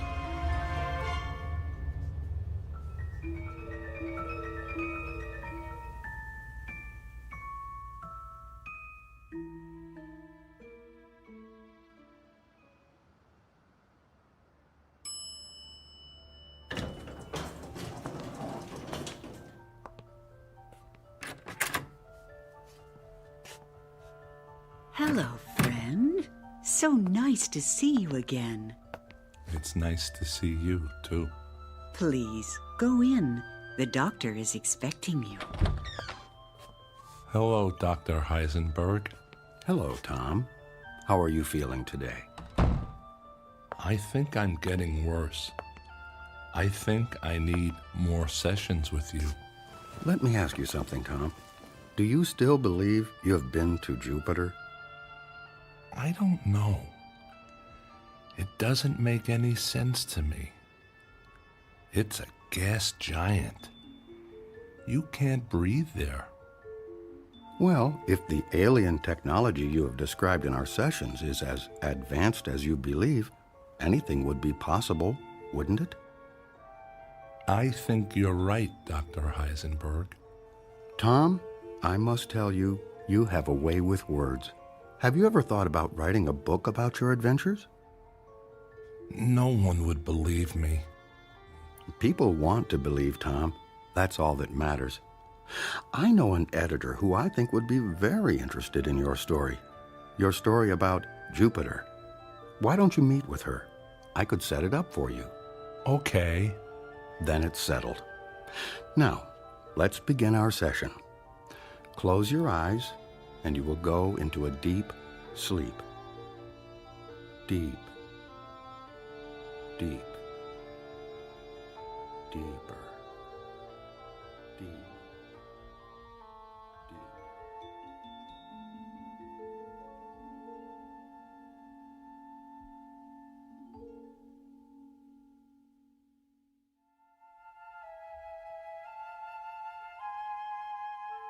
The evidence is in. The facts are fiction, and the truth has become a footnote to a lie. Is it possible that we are in fact alone in the universe? There may be a time when we wish we were, especially after a brief walkabout to that place known as the Twilight Zone.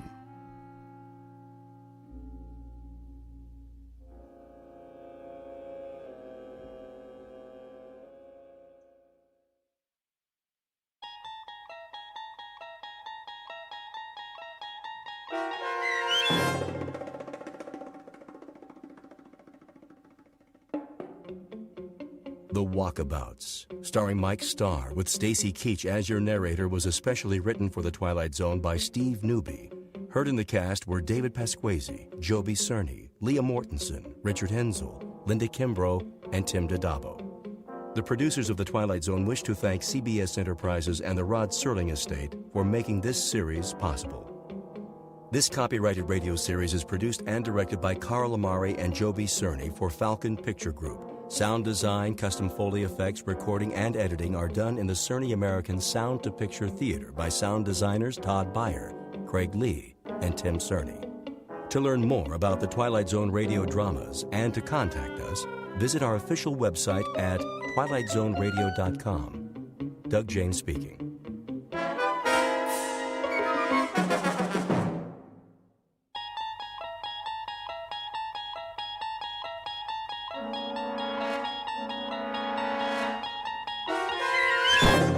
You're traveling through another dimension. A dimension not only of sight and sound, but of mind. A journey into a wondrous land whose boundaries are those of imagination. Your next stop, the Twilight Zone.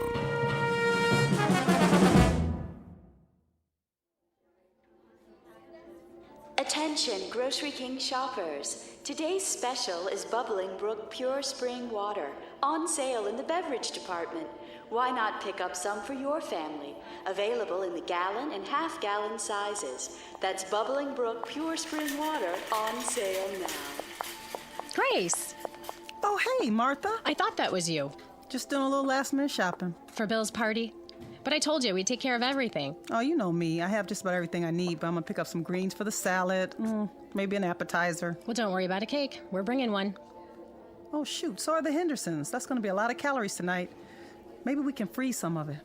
How many candles? Girl, if I tell you the truth, we might start a fire at the dinner table. Please, Bill's not that old. I can't believe this is the big 4-0. No. He does wear it well now, doesn't he? What's his secret?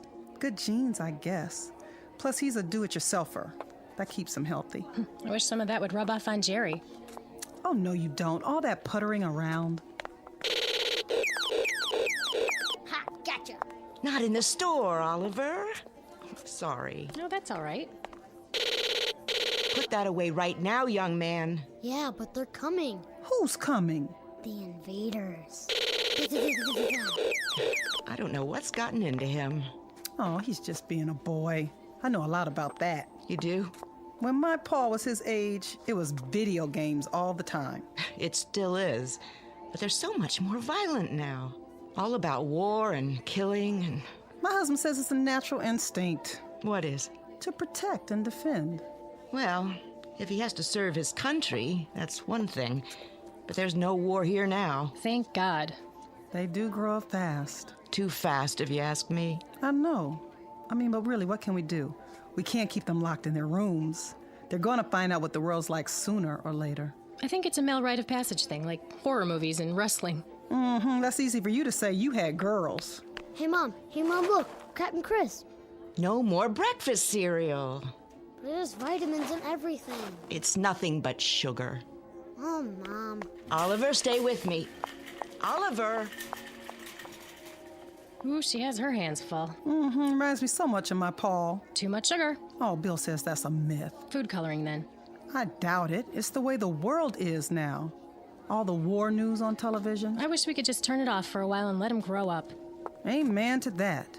Oh, shoot, what time is it? Almost 3. Oh, girl, I gotta get out of here. I gotta go get my hair done. I gotta stop at the cleaners. When do you want us at the house? Well, Bill won't be there before 7. You know, he has patients till 6. He doesn't know, does he? He better not. It won't be much of a surprise if he does. Last chance for Bubbling Brook Spring Water at the sale price. Get some now in the beverage department. Which aisle is that? You need bottled water? You know Bill's always restocking. He's just like a Boy Scout. Gotta be prepared. I can't believe you guys built a shelter. Well, you know, we'll probably never need it, knock on wood. But that's his pet project, protecting his family, and I love him for it. At least he doesn't rebuild cars in the backyard. Or collect model trains like Jerry. Pure spring water for all your family needs. You go ahead, I'll get the water. Really, you don't mind? No problem. Oh, I love you, Martha. I'll pay you back tonight, I promise. See you later. See you later.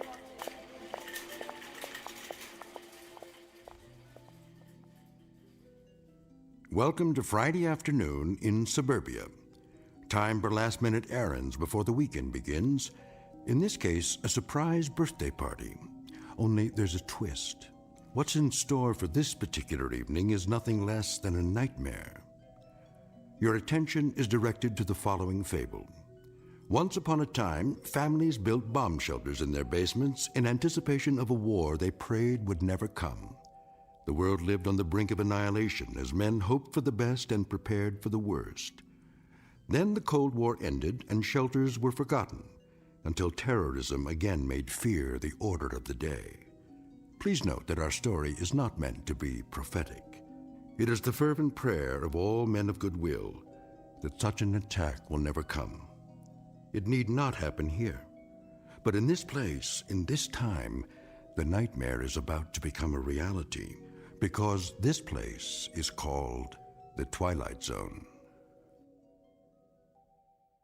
And now, The Shelter, starring Ernie Hudson, with Stacy Keach as your narrator.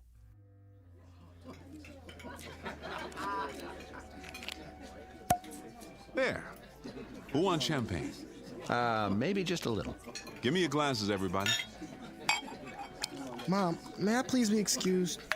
I guess so. Just don't go too far. You know the dessert's coming, babe. Okay. Where are you going, son? The family room. My favorite program's on. Okay, but not too loud, Paul. I know. Who wants to make a toast? Now, Martha? If you don't, I will. All right, here goes. Ladies and gentlemen, may I have your attention, please? No birthday celebration is complete without an after-dinner speech, and so let's get to the business at hand. The honoring of Dr. William Butler, who tonight is 1 year older and finally admits to being over 21. Spare me. Easy, honey. I'll cut this short, Bill, in the interest of good taste. And to save you excess embarrassment. We got this little surprise party together as a very small reminder to you that on this street in this town, you're a very beloved guy. Yeah, sure. His wife loves him. There isn't one of us in this living room who hasn't put in a frantic phone call to you at some hour in the middle of the night. You're not kidding. This kid's sick, or that kid's got a fever or some crisis or other, and you'd come out with that antique medical bag of yours, half asleep without even a moment's hesitation to ease a little pain and make a parent's heart beat normally again. And there also isn't one of us in this room who hasn't owed you a whopping bill for a whole lot of months afterwards. Try years. Some of us still owe you. Let's not forget about the chainsaw. Yeah, don't forget that. Another thing we owe him for. Oh, yes, the good doctor's penchant for construction, his genuine old-fashioned bomb shelter. I resent that. It's not old-fashioned. Yeah, well, with all due respect, Bill, it is circa 1950s. Didn't I see one in an old issue of Life magazine, along with ads for hula hoops and the new Edsel? At any rate, I think we might as well go ahead and forgive him for such a quaint little hobby, despite the fact that what he thinks of as farsightedness on his part is a real pain in the neck to the whole neighborhood. Can't take a little noise. A little? Do I have to mention the cement trucks and the nocturnal hammering and sawing and all the rest of it? I mean, don't get me started. Anyway, when Grace mentioned that it was your birthday, we took it upon ourselves to handle the proceedings, and if the truth be told, we didn't mind it one bit. Speak for yourself.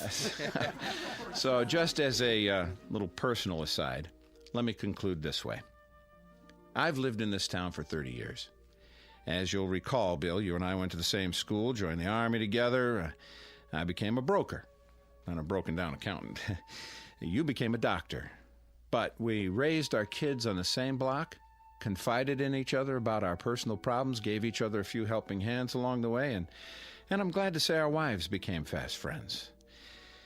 Well, anyway, in this goofy world we live in today, where the human race still seems unable to function without nuclear bombs and biological warfare, and when it appears that this may be the legacy we're leaving our kids, well, it's a comforting thought that qualities like decency and kindness and friendship still hold sway. And these are the qualities that you have, Bill. In spades. Hear, hear! These are what you love for. You and Grace. So before I start honking into a handkerchief, let me wind it up this way. Happy birthday, Dr. William Butler, from the gang on the block. And may you have many, many more. Oh, thank you so much, Jerry and Martha, Marty and Ellie, and of course, Bob and Betty. We love you too. You are the best neighbors anyone could have. Bill, honey, don't you want to say something? You dirty dogs, you. First, a surprise party, which I abhor, and then a sloppy, sentimental speech. Boy, I thought it would go on forever. You want me to continue? No. You'll spoil everybody's digestion. All I can say is, bless you all. There's no gift that means as much as good friends. But I might add about civil defense. Here we go. I may not be as crazy as you think. Do I have to mention the 3 little pigs? One built his house of straw, the next one of twigs, but the third one, the third little pig, ran squealing all the way home. Did he just call us swine? All right, but you get my point. Believe me, I sincerely hope I'm wrong. I'm not much of a gambler, as you know. In this case, I'm betting that I'm right, but I'm hoping that you win. That's some bet, all right. Now, everybody relax. That's it for the speeches. Who wants some more champagne? Maybe just a wee bit.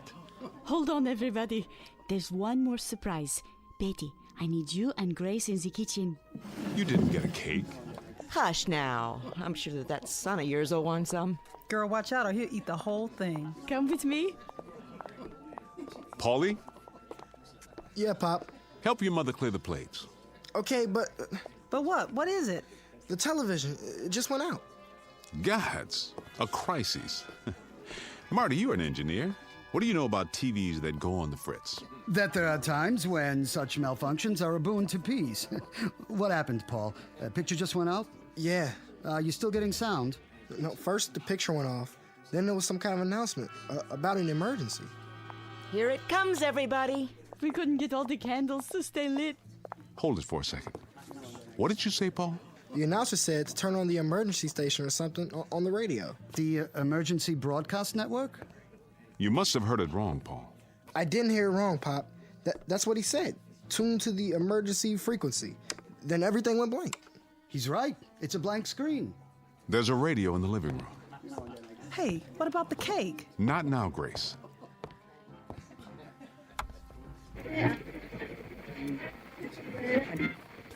Direct from Washington, D.C. To repeat, 4 minutes ago, the President of the United States made the following announcement.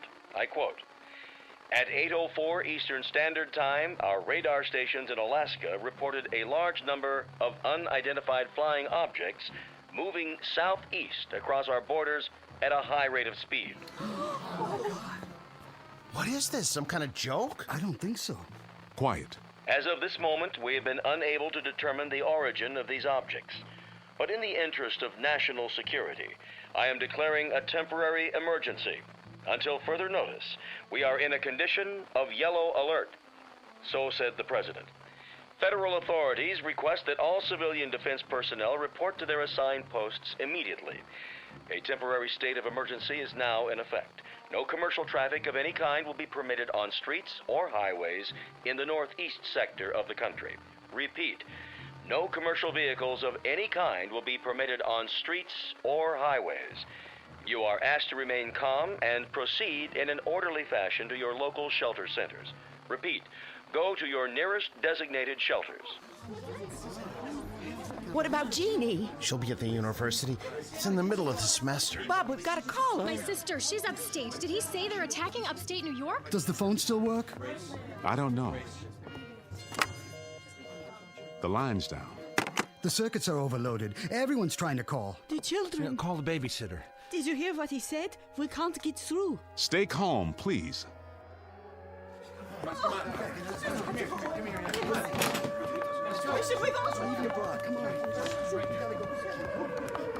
Careful. The power's still on. Check the next block. Is your telephone working? No. I'm loading up the car. We gotta get out. Stay where you are. The roads will be blocked. Where can we go, Bill? Tell me. There isn't anywhere to go. We've got to stay put for now. Are you coming, Jerry? Yes, I'm coming.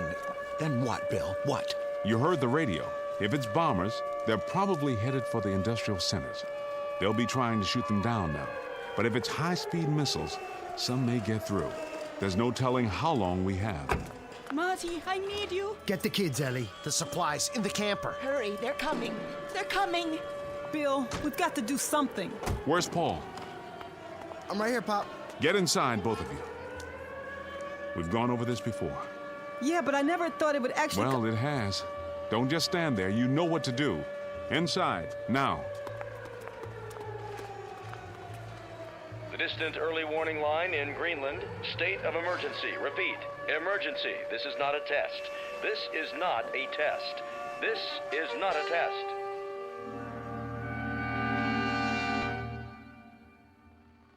This is the Emergency Broadcast Network. Repeating, all citizens not engaged in civil defense work are to remain off the streets. Please stay tuned to this frequency for further announcements. Repeat, please stay tuned to this frequency for further announcements. I got the canned goods, Pop. Good. Carry them down to the basement. The shelter? Of course, the shelter. Hurry. I'm filling the water bottles, Bill. Do the best you can. Fill all the empties. I'm going to check the generator in case the power goes off. There's hardly any water coming through the tap now. It's the pressure.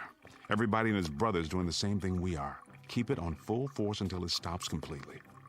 I'm trying. Easy, honey. Make believe it costs $100 an ounce. In an hour, it'll be worth more than that. Okay, what else, Pop? All the canned goods down? Everything I could find. How about the jars in the fruit cellar? I got those too. Get my bag from the bedroom.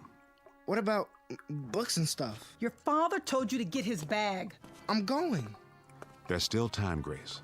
Paul's right. We will need books and other things besides food and water. God knows how long we'll have to stay down there. Light bulbs. Where do we keep the light bulbs? Top shelf. Which cupboard? That one, there. Oh, but we don't have any. I ran out yesterday. I was going to buy some at the store. There was a sale on them, but I guess so. Grace? I'm sorry. I'm talking like an idiot now. Go ahead. Mouth all the idiocies you want. You can also dance a jig or go up and take a cold shower, just as long as you don't panic, Grace. That's the important thing now. Not to panic. How much time do we have? Seems to me I remember reading somewhere that from the first alarm we might have, I think it was 15 minutes to a half hour. 15 minutes? I'm winging it, Grace. I don't know for sure. I don't think anyone does. The best we can do is to continue doing what we're doing. Keep pouring the water. I'll see to the boy. All right. Paul? Yeah? You got my bag? And some other stuff. Books and magazines, too. Let me give you a hand. Here, I'll be right back. Wait. Where are you going? Outside, but just for a minute. Are you out of your mind? Get down to the shelter as fast as you can. But my bike's out there. You won't need it. I said go down to the basement. Why? What? Why should we even bother? If they drop a bomb or something, it will burn everything up. I saw it on TV. If it's an atom bomb, there won't be anything left. Nothing. It'll just be... Don't even think that. Don't let yourself think it. But it's true, isn't it? We don't know. Nobody knows. We may be out of the danger zone. We might be 200 or 300 miles from where it hits. Out here, we may not even know when it happens. Dad, we're 40 miles from New York. We'll get it too.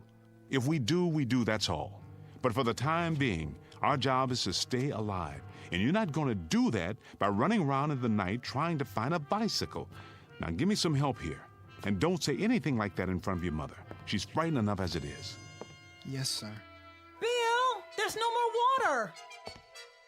I think we've got enough. I filled every container we could find. Bring a full one with you. Paul and I'll get the rest in a minute. We're going down now? That's right. Down to the shelter.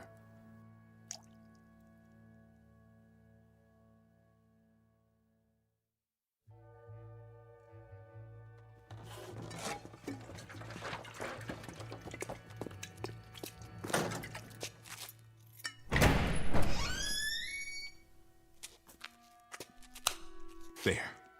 The lights work. Go inside. Bill, I don't think I'm ready. I'm afraid we don't have much choice. Wait. There's a 5-gallon can of gasoline in the garage.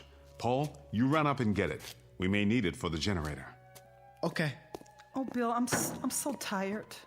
Here. Sit on the cot. I just want to lay down. I want to go to sleep. Grace, listen to me. I am listening.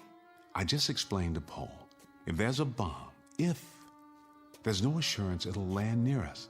And if it doesn't... But if it does, If it hits New York, we'll get it too. All of it. The poison, the radiation, the whole thing, the firestorm. Nothing will be able to put it out. And we'll be in a shelter. With any luck at all, we'll survive. I've built this room very, very carefully to government standards. We've got food and water to last a long time if we use it wisely. And then what? Then what, Bill? We crawl out of here and tiptoe through all the rubble up above, the rubble and the ruins and the bodies of our friends? Why is it so necessary to survive anyway? What's the point? Bill, admit it. Wouldn't it be better? Wouldn't it be quicker and easier if we just... I got the gas can. Is that all you need from up here? Do you hear that? Whose voice is that, Grace? That's why we have to survive. He's 12 years old. It's too early, much too early to think about a boy dying when he's done so little living. For him, Grace. Paul? Yeah. Set it there, next to the generator. I'll go up and get the rest of the water.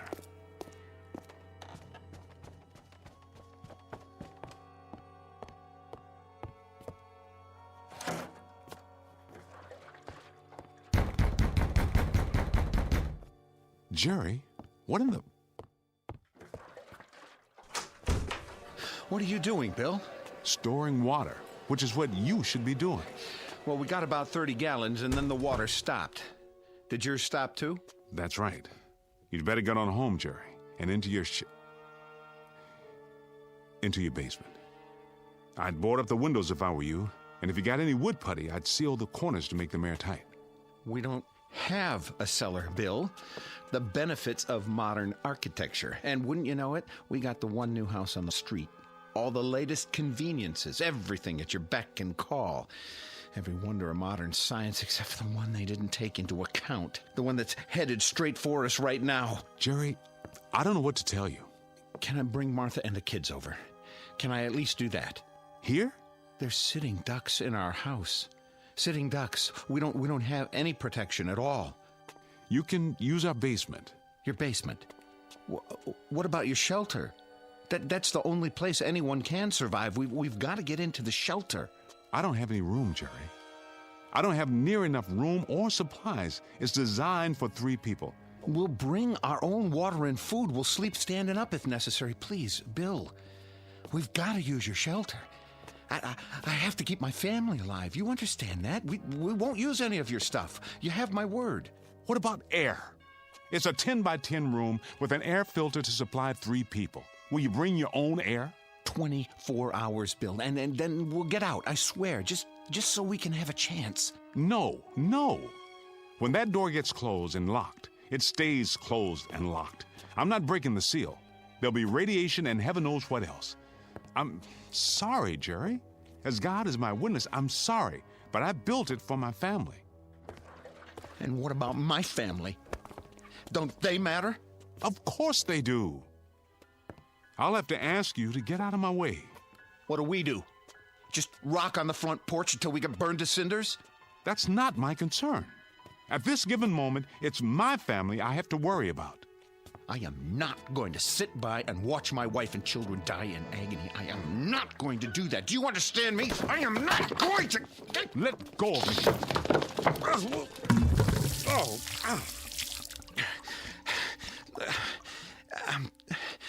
I'm sorry, Bill. I didn't mean to knock you down. Please believe me. I kept telling you, all of you, build a shelter, get ready, forget the card parties and barbecues for maybe 2 hours a week, and make an admission to yourself that the worst is possible. But you didn't want to listen. None of you wanted to listen. To build a shelter was to acknowledge the kind of age we live in, and none of you wanted to face that. So now, Jerry, you got to face something far worse. Reality. May God protect you. It's out of my hands. It's simply out of my hands.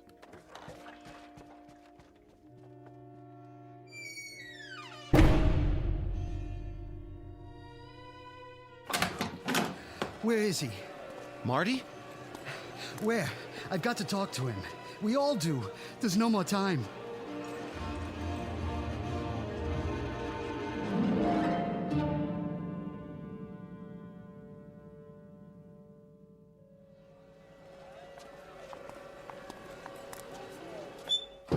I tell you, there's no more time. Bill, I have to talk to you. I want to go home. Just a minute, honey. They're already down in the shelter. I told you they'd be there. They locked themselves in. Your wife's right, Marty. It's no use. He slammed the door in my face. He's got to let us in. We have windows in half our basement. I don't have anything to board them up with. At least you have a basement. Let's go, Marty. The baby's getting a chill. We'll have to do something. Go where? There's no place that's safe. Where's the shelter? Downstairs? No, I told you, he won't listen.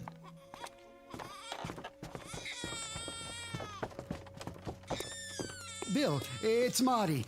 We've got the kids with us. Bill, can you hear me? Bill, please. Mommy, the lights. It's going to be all right. Shh, shh, shh. Marty, where are you? The lights are out. Bill, I know you can hear me. Please let us in. Please, Bill, just let us in. No one else. Oh my God. What's happening, Bill? I'll start the generator. How can you in the dark? I know how to work it. Over here.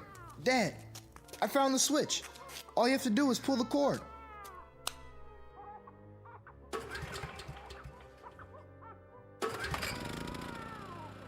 There's a ceiling light. At least we can see.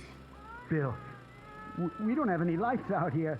My wife and son are scared to death and my baby's crying. Just open the door. Marty, I would if I could. Do you understand? If it didn't mean endangering the lives of my own flesh and blood, I would. I swear to you, I would. Please, you've got to. Don't keep asking me, Marty, because I can't. I can't and I won't. I feel sorry for you then. I really do. You probably will survive, but you're gonna have blood on your hands. You hear me, Bill? You'll have blood on your hands. Dad, maybe No! I've already made my decision. But Bill... I can't help it, Grace. Either it's us or it's them. All my life, I tell you, all my life, I've only had one function. That was to end suffering, to relieve pain, to cure and do no harm. But the rules are different now, don't you see? Now there's only one purpose, and that's to survive. Nothing else means anything. We can't afford to let it mean anything. Marty, get out! Do you hear me? Just get out!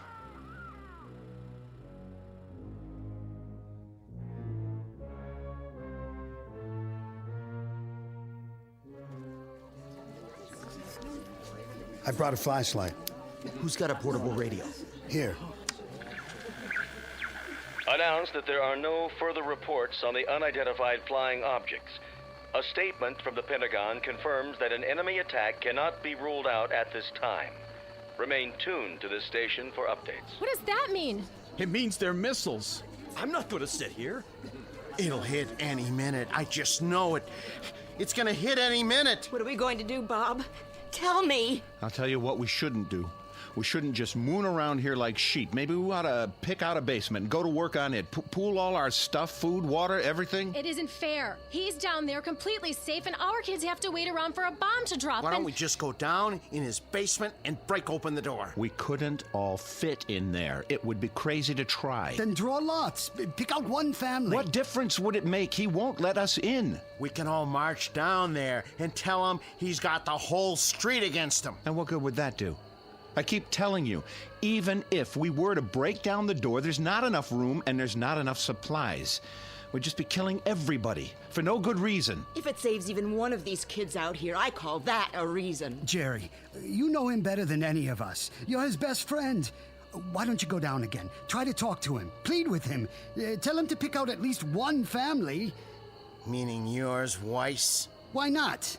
I've got a 3-month-old infant. So what? Is your baby's life any more precious than our kids? I never said that. Look, if you're gonna argue about who deserved to live more than the next person, you can shut your mouth. Why don't you shut your mouth, Weiss? I don't even know why we let you in the neighborhood. It always happens. You let one lousy foreign-born type in, and everything goes to hell. Pushy, grabby, semi-Americans. Hey, pal, you're garbage. You're right. It always comes to that. There's always one person, one rotten, unthinking fool like you, who suddenly becomes the big straw boss and decides who's acceptable. I mean it, Weiss.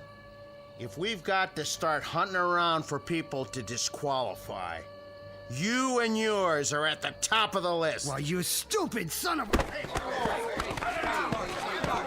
Keep it up, both of you. We won't need a bomb. We can slaughter each other with our bare hands.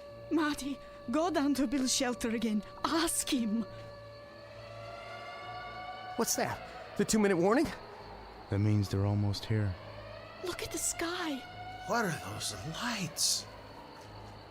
Searchlights. It's gotta be close. Anything new on the radio? No. I'm going down there, and I'm gonna get him to open that door. I don't care what the rest of you think. That's the only thing left. He's right. Come on, let's do it.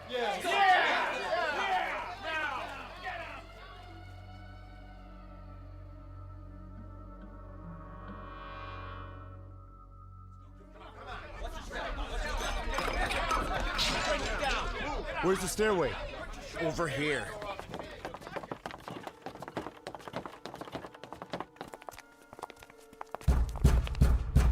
You got a bunch of your neighbors out here who want to stay alive. Now, you can open the door and talk to us, or you can keep on doing what you're doing. And we're gonna bust our way in. Bill, they mean business out here. And I mean business in here. I've already told you, Jerry. You're wasting your time. You're wasting precious time that could be used for something else, like planning how to survive. Get some kind of battering ram. Over on Bennett Avenue, Phil Klein has some heavy pipe in his yard. I've seen it. Nah, that would get Klein into the act. Who cares about saving him? The minute we do that, we let all those people know that there's a shelter on this street. Then we'll have a whole lot of outsiders to contend with. Sure. And what right have they got to come here? This isn't their street. This isn't their shelter. So this is our shelter now, is it? And on the next street, that's what, a different country? Damn fools, you've all gone insane, every one of you. Maybe you don't want to live, Jerry. Maybe you don't care. Oh, I care. Believe me, I care. I'd like to see the morning sun too, but you're turning into a mob, and a mob doesn't have any brains, which is exactly what you're proving. Well, I say let's get the battering ram, and we'll just tell Klein to keep his mouth shut. And if he doesn't keep his mouth shut, what? Will you shut it for him? I agree with Jerry. Let's get hold of ourselves. Stop and think for a minute. Hey, nobody cares what you think, you or your kind. I thought I made that clear. I think the first order of business is to get you out of here. Why did you have to hit him? Marty, are you all right? Easy, Marty. I'll help you up. You had your chance, Bill. Just remember that. You had your chance. Now, come on. Let's get something to smash this door down.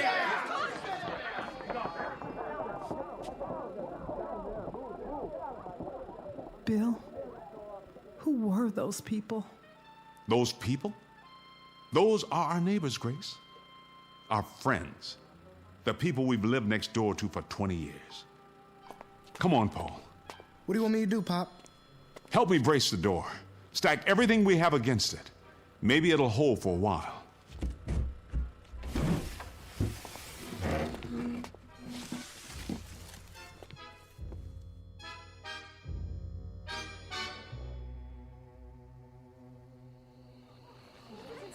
All citizens are reminded to stay off the streets. Authorized vehicles must have the right of way.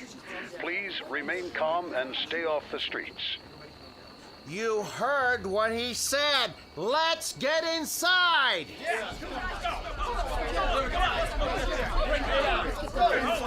This way. Come on now.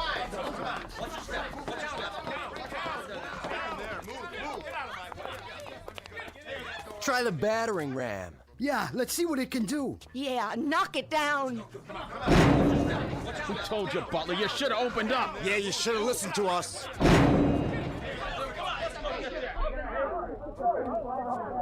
really don't think it's gonna hold, Bill? Put your back into it, Paul. The hinges are breaking. Go aside, Butler. We're coming in. message. The President of the United States has just announced that the unidentified objects are radar anomalies caused by the breakup of a satellite re-entering the Earth's atmosphere. There is no cause for alarm. There are no enemy missiles approaching. There is no danger. We are not under attack. The state of emergency has been officially lifted. Repeat, there is no enemy attack. Stand by for further information. Oh, thank God. Thank God. Yes. Hey, Marty, Marty, I guess I went off my rocker, huh? You understand, don't you? I just kind of went off my rocker. I didn't mean all those things I said. No? No, come on, you know that. All of us were just so scared, so confused. It's no wonder, right? I mean, you can understand why we blew our tops a little, can't you? It's normal. Yeah. Hey, I don't think Marty's going to hold it against you. Just as I hope Bill won't hold this against us. We'll pay for the damage. We'll take up a collection right away. Why don't we have some kind of a block party or something? Tomorrow night, a big celebration, just like old times. So we can all get back to normal? How about it, Bill? Hey, Bill, I told you we'd pay for the damages. Yeah, I'll put it in writing if you want. That's all it takes. Marty, you want a block party and you want things back to normal. And Bob, you just want to forget all about it. And Jerry, you pay for the damages, huh? You'll even put it in writing. You pay for the damages. The damages. I wonder if any one of us has any idea of what those damages really are. Maybe part of it is finding out what we're really like when we're normal. The kind of people we are, just under the skin. I mean, all of us. A lot of naked, wild animals who put such a price on staying alive that we claw our neighbors to death just for the privilege. We were spared a bomb, but I wonder if we weren't destroyed just the same, without a shot being fired. Come on, Grace. Paul, you can come out now. We're safe.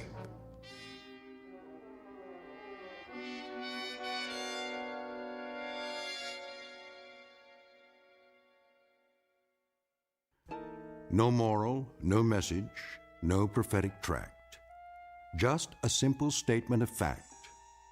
For civilization to survive, the human race has to remain civilized. One very small exercise in logic from the Twilight Zone.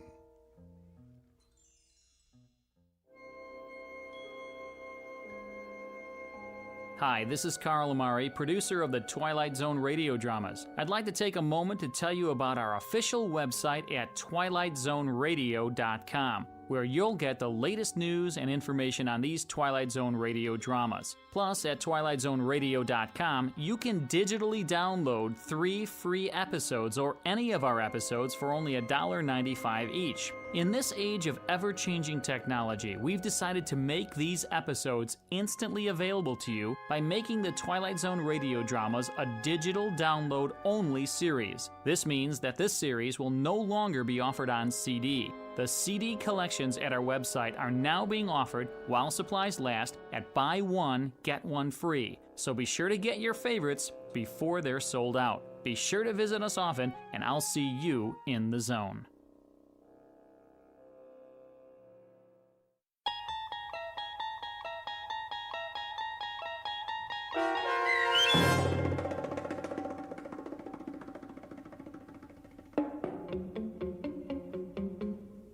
The Shelter, starring Ernie Hudson with Stacy Keach as your narrator, was adapted for radio by Dennis Etchison and written for The Twilight Zone by Rod Serling. Heard in the cast were April Williams, Damon Williams, Tom McElroy, Renee Domenz, Jamie Barron, Anna Sferza, Joby Cerny, Linda Ryder, C.J. Amari, Norm Woodell, Kurt Nabig, Doug James, Rick Vargas, and Jeff Lupetin. This copyrighted radio series is produced and directed by Carl Amari for Falcon Picture Group and Westwood One. Sound design and custom Foley effects for The Twilight Zone by Cerny American creatives Bob Benson, Craig Lee, Matt Sorrow, Tim Cerny, and Todd Beyer. To learn more about the Twilight Zone radio dramas and to contact us, visit our official website at twilightzoneradio.com. Doug James speaking.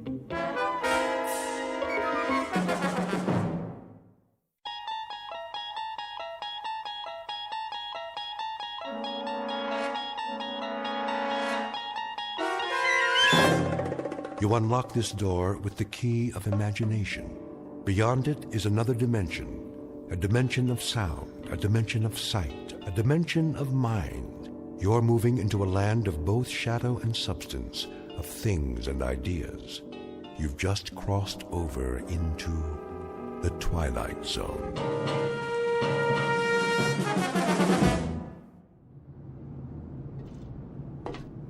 All right, men, we've got clear skies and a calm sea. Now let's get this ship back on course. Yes, sir. Mr. Smith, what is your present course and speed? Steaming on course 26 degrees true. Speed 10 knots, sir. Very well. Come right to new course 270 and indicate turns for 15 knots. Aye, aye, sir. Helmsman, come right to new course 270. Aye, sir. Coming right to new course 270. All engines ahead standard. Indicate 126 turns for 15 knots. Aye, sir. Engine room. All engines ahead standard 126 turns for 15 knots. Engine room answers. All engines ahead standard 126 turns for 15 knots, sir. All secure, Captain. Glad to hear it, Ensign. Any damage? No, sir. We took in a lot of water in the storm, though. That was one heck of a swell back there. I'm aware of the storm, Mr. Marmer. I'm also aware of the swell. And what I'm also aware of is that that boat was not properly hoisted. A 13-year-old Sea Scout would have rigged it in a stored position. Right, sir. You can tell the chief boatswain's mate that I want to see him in my quarters, on the double. Aye, aye, sir. Chief Boatswain's Mate Bell reporting as ordered, sir. At ease, Chief. That shouldn't be too difficult for you, should it? Sir? That state of being at ease. You're the champion of the fleet when it comes to being at ease, Bell. I don't understand, sir. The devil you don't. This couldn't be clearer to you if it came in diagrams. You are the chief boatswain's mate on board this ship. You run the deck division, you handle the rigging in and out, you supervise the heavy equipment, and there are 8 or 10 other cardinal duties you are responsible for, not the least of which, Chief Boatswain's Mate Bell, is the proper securing of the whale boat. Now, last night we had a bad swell, and that boat should have been rigged in. Instead, it was left swung out, and as a result, she's 80% damaged and filled up like a swimming pool. Question, Chief. Where were you? Begging the captain's pardon. Don't beg my pardon. Just tell me, in a brief explanatory way, why you couldn't handle the initiatives of a chief boatswain's mate, and why the efficiency of this ship has had to suffer as a result. We had 9 hours notice of that storm, Bell. This ship should have been 100% prepared. It wasn't, and I want to know why. I did all I could, sir. I haven't been feeling up to par. Did you report to sickbay? No, sir. Speak up, Chief. No, sir, I didn't report to sickbay. Look, Chief, I'm not in the business to pistol whip my crew. I want a tight ship, that's true, but I happen to care very much if any one of my sailors has a problem and can't function because of it. You've rated 4-0 all the way down the line for as long as you've served on this ship. And then suddenly, in the past 3 days, you stowed all your seamanship in a trunk someplace and came up with a bunch of dumbhead boners that I would expect from a 17-year-old boot. Bell, what is the problem? There is a problem, huh? No problems, sir. I'll watch it in the future. All right, Chief. We'll leave it that way, then. If you want to bend my ear at any time, you know where my cabin is. I'm available. Keep that in mind. Yes, sir. I will, sir. All right, then. That'll do it. Aye, aye, sir.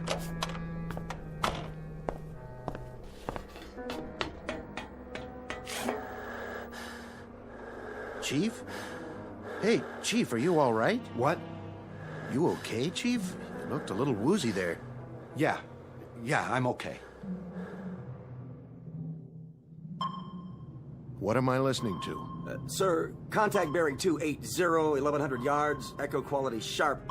Evaluate as possible submarine. Submarine? But not moving, sir. Dead in the water. Shift the control to listen. Sounds like hammering or something, sir. Bridge sonar. Bridge eye. We have contact, bearing 030 degrees true, range 1100 yards. Appears to be a metal object. What kind of object, sonar? We can't tell, sir. From the sound of it, it's some kind of small ship, perhaps a subhull. Bridge eye. Sonar reports a contact, Captain. Evaluation is a possible submarine. A possible what? Stay on course. I'm going down to the sonar shack.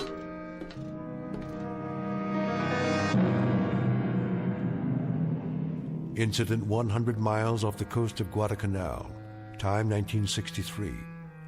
A United States naval destroyer on what has been a most uneventful cruise, except for a few tense moments with a storm front. Nothing unusual. But in a moment, they're going to send a man down 30 fathoms and check on a noisemaker. Someone or something tapping on cold steel. You may or may not have read the results in a naval report, because Captain Beecham and his crew have just set a course that will lead this ship and everyone on it deep into the Twilight Zone. And now, back to our story from the Twilight Zone, The 30-Fathom Grave, starring Blair Underwood, with Stacy Keach as your narrator.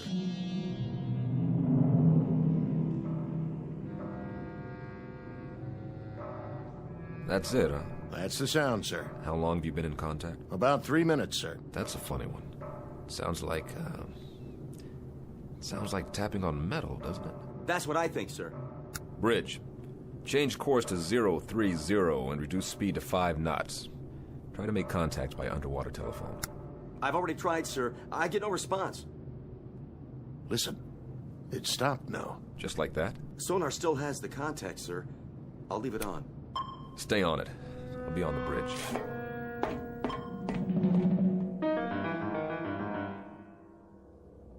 Steady on course 030. All engines ahead, 1/3. 50 RPMs for 5 knots, sir. Maintain course and speed. Anything in sight? Nothing, sir. We're directly over the object. All right, all engines stop. All engines stop. Aye, sir. All engines stop. Engine room answers, sir. All engines stopped.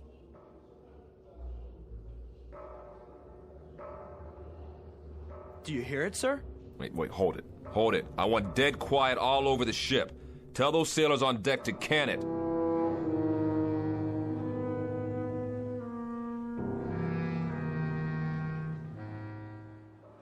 Ain't that a kick in the head? What do you suppose it is? Ghost, man. Ghosts.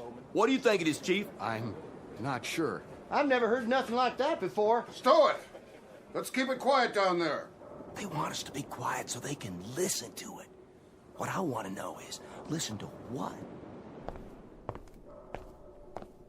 Where you going, Bell? I don't feel so good. You don't look so good either. Make it stop. My head. Easy, Bell. You fall overboard.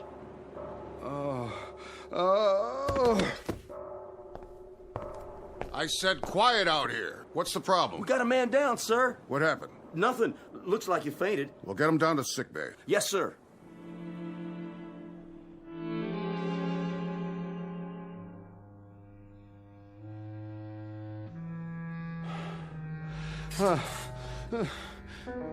Where am I? In the sick bay. You all right now, Bell? Yes. I'm okay, Doc. What? You blacked out up there. I said I'm okay. You better stay horizontal for a little while longer. I'm serious. Captain's orders. I'll be all right. I wouldn't doubt it, but right now you look like a Class A shipwreck. We still stopped? Still stopped. They're all curious as to what's making the noise. That noise. What's the trouble? It's just such an odd feeling. What kind of feeling? I can't describe it. Lie back down now. What's the needle for? Just relax, Chief. Get some sleep. This'll help. Sure. Sure. That's all I need. A little sleep.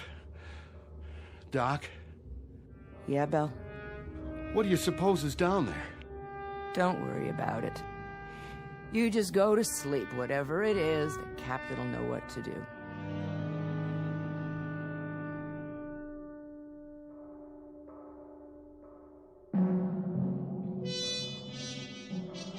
I want you to stay grafted to me, Lieutenant. Sir? Take notes on everything that happens from now on. I may turn in a report that'll stick me on a garbage tanker or even a naval hospital. I want 15 witnesses at my hearing who are on my side. Could be a sub, and we could be hearing it. It's only about 30 fathoms. Yeah, sure. It could be a sub, mister. That's probably what it is, but what about this sub? Has it got 2 arms and a fist? Because somebody's making noise down there. We have a diver on board? Yes, sir. What's his name? McClure in the 1st Division. He's a qualified diver. Tell him to report on the double. We'll send him down. Have him knock on the door. I see. And then what, sir? We'll see who invites him in.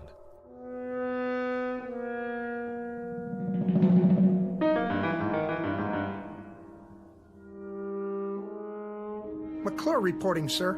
You're the diver? Right, sir. All right, I'm going to give it to you straight, McClure. Now here's the picture. There's something down there, directly below us. Something, sir? We don't know what it is yet, just that it's a metal object about the size of a sub-hull. That's where you come in. I want you to get your equipment and go down there. Stay in contact from the moment you hit water to the moment you reach it, understood? I understand. Whatever that object is, there may be somebody inside, or at least something that's making the noise. When you get down there, I want you to listen closely and tell me what you hear. We may be getting it distorted. Yes, sir. All right, then, hop to it.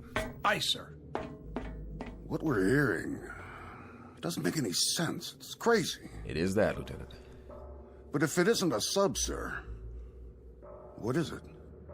Maybe it's a Spanish galleon, Lieutenant, with a treasure chest and a loose lid that's off its hinges. Or maybe it's just our imagination. Well, we'll sure find out. As soon as he suits up, they'll lower him down. And then we'll know. Yeah, I sure hope so, Lieutenant. One way or another. I hope you're right.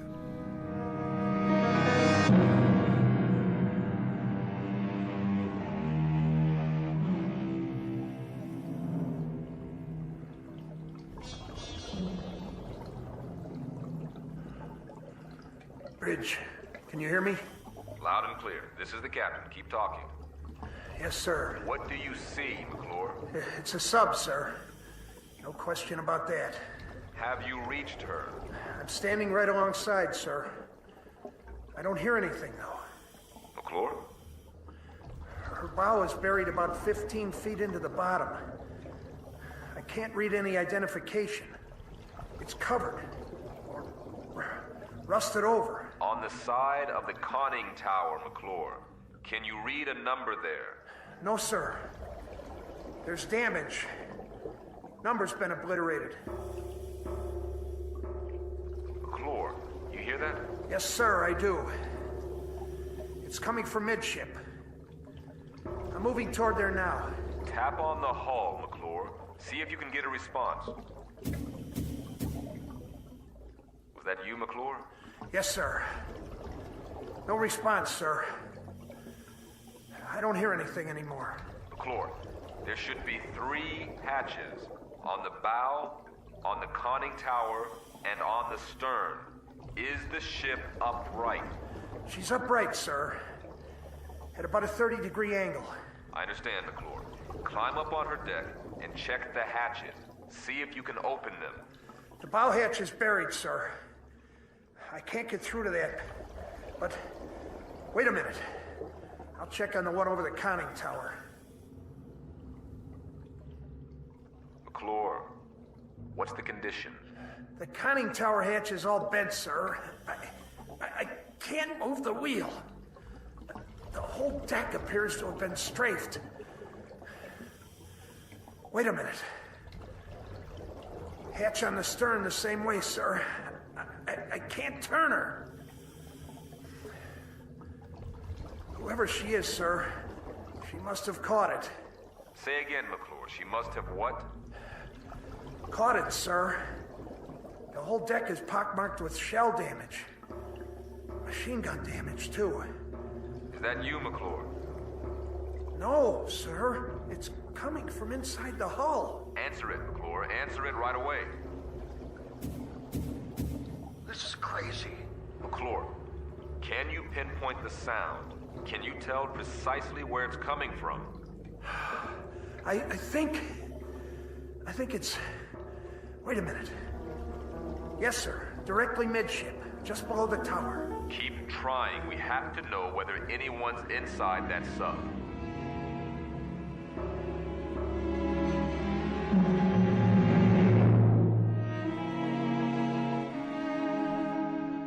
Now, back to the 30-fathom grave on the Twilight Zone.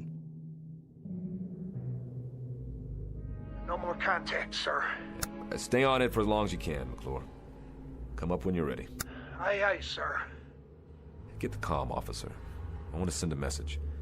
Action is 7th Fleet, info to SyncPack. Appraise them of the situation. Get on it. Yes, sir. Radio bridge. Radio I. Captain wants a message.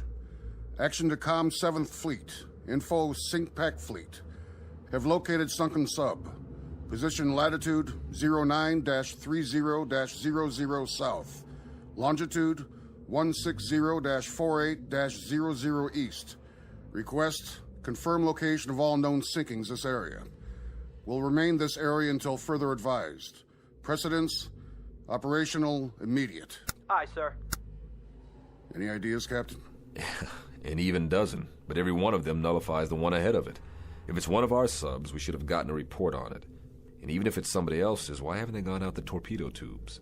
That's what I was thinking, sir. Which brings us down to another common denominator. That sub has been hit by shell fire. So, whatever action took place must have happened within a period of hours, or else there wouldn't be anyone still alive. But there's been no action. We'd have seen it, or heard it. They put them all together and they spell nothing. When McClure comes up, tell him to dry off and report to the sonar shack. That's where I'll be.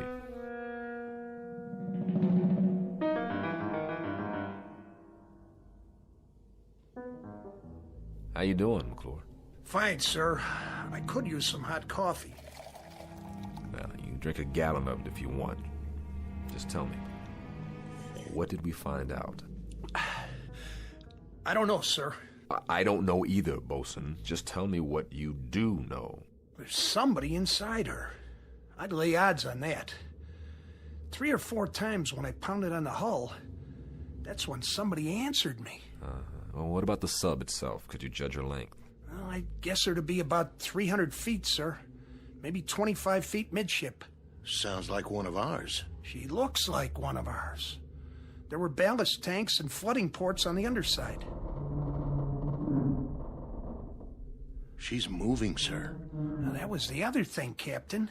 She wasn't stuck in tight. Deep, yes, but not tight. She seemed to be swaying. You still cold, McClure? I've been warmer, sir. And you will be again, but right now you're going to get colder. I want you to check her bow. Maybe she's pulled herself loose and you can finally read that number. Sonar, bridge. Go ahead, bridge.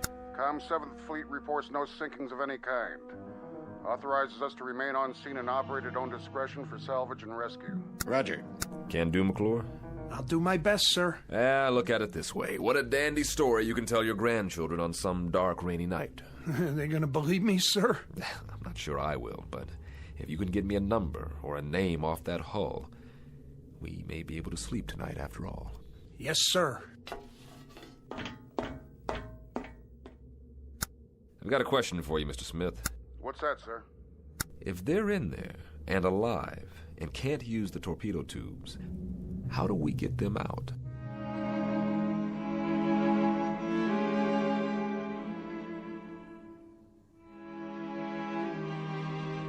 Bridge.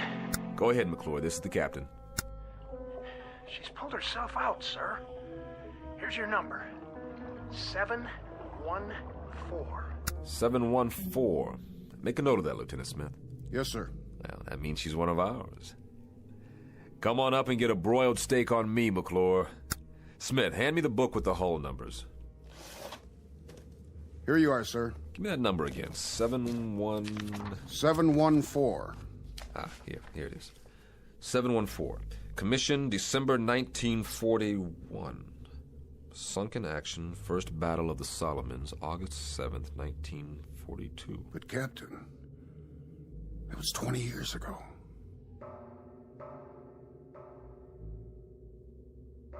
Then, Lieutenant, tell me something. Who is inside that sub?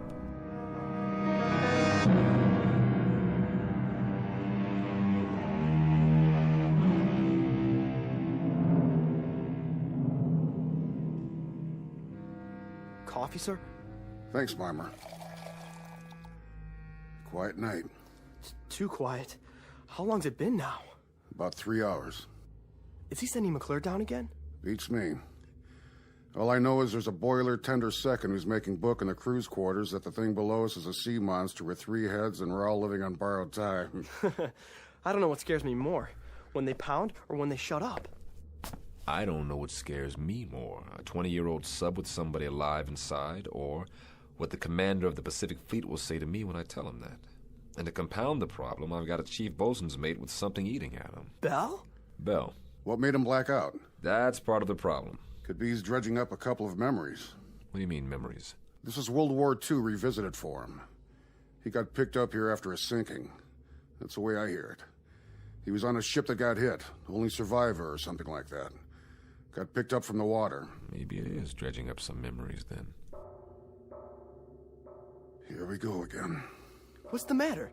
They can't make up their minds down there? There's one more question, an important one. What's that, Captain? Who's they?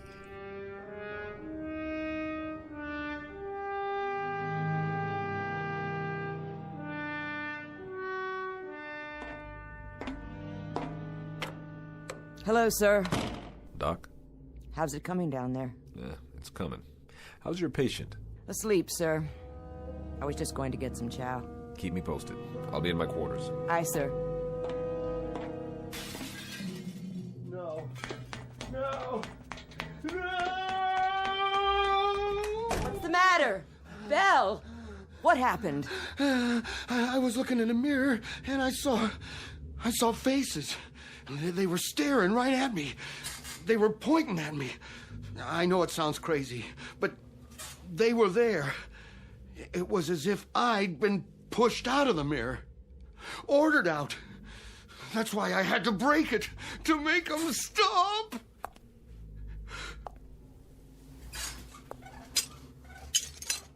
Doc? Yeah, Chief. Do you see me in the pieces of mirror down there on the floor? Listen to me. I see you right here in front of me. I see you just fine. Remember that. Nobody is ordering you anywhere. You're not going anyplace. We're gonna lick this, Belle. I mean it. We're gonna lick this. Oh.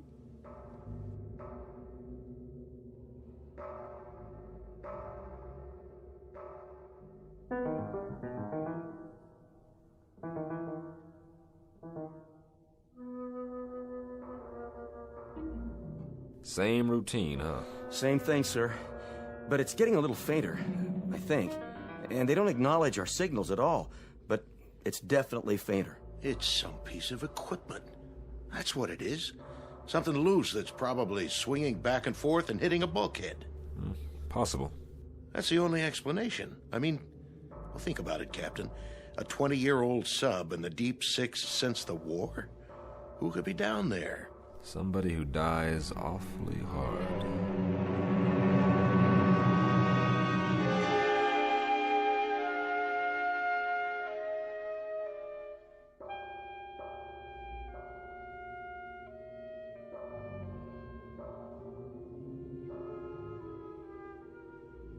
Whoever it is, whatever it is, it's running out of steam. I wouldn't make book on this, but I've got a hunch that if we don't get inside there, and I mean quick, we're gonna miss the boat. So we go down, and like you said, we knock on the door, but we've done that before. No, we don't knock on the door this time. Now we kick the door open. Begging the captain's pardon. You break in that way, and it's a sure bet the pressure will kill whatever's alive down there. Right, so we do it the one other way we've got.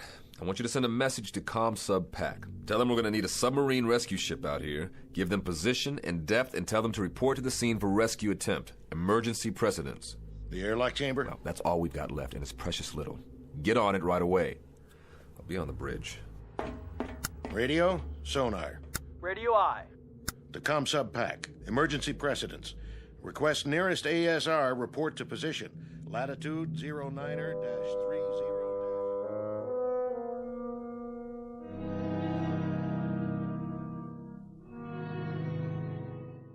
Doc? Yeah. You got a cigarette? Sure, Belle. I'll do it. Your hands are shaking. Thanks.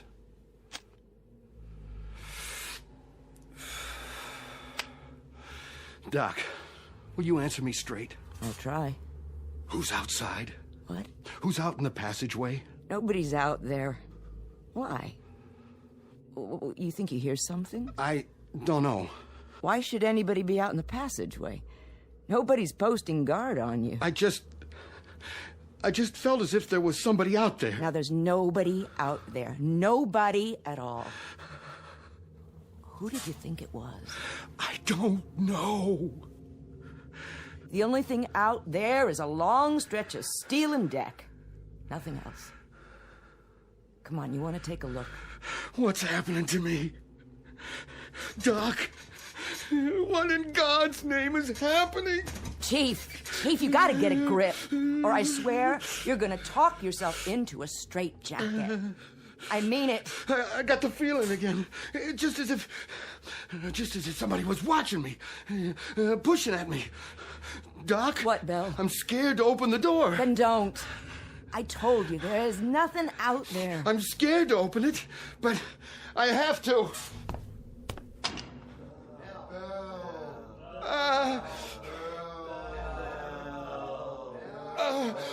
No! What did you see? Men! What men? All wet! Dripping wet and not alive. They were looking at me. Listen. I didn't see a thing, Chief, and neither did you. Oh. Did you hear me? All you saw was what your scared brain told you to see. Oh. That's what it was, what you've talked yourself into. Now pull yourself together, sailor. But I tell you, I saw it. Then I'll prove it to you. No! See? Nothing, I told you. What the... Water on the floor. And where did that come from? Piece of seaweed.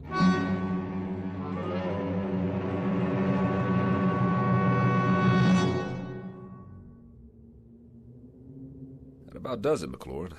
Go down and try to get a response. It'll help that sub-rescue outfit if they can get a specific location. How will they get in, sir? Through the forward torpedo compartment or the stern. Then they'll have to blow each of the 6 other compartments before they can enter. What if I don't get any answers, sir? We haven't heard from them in almost a half an hour. If you don't get any answer, come back up. The rescue team will take it from there. No survivors then, sir. Is that what it'll mean? That's what it'll mean. They'll bring up bodies, not survivors. Okay, McClure, up to it. Aye, sir.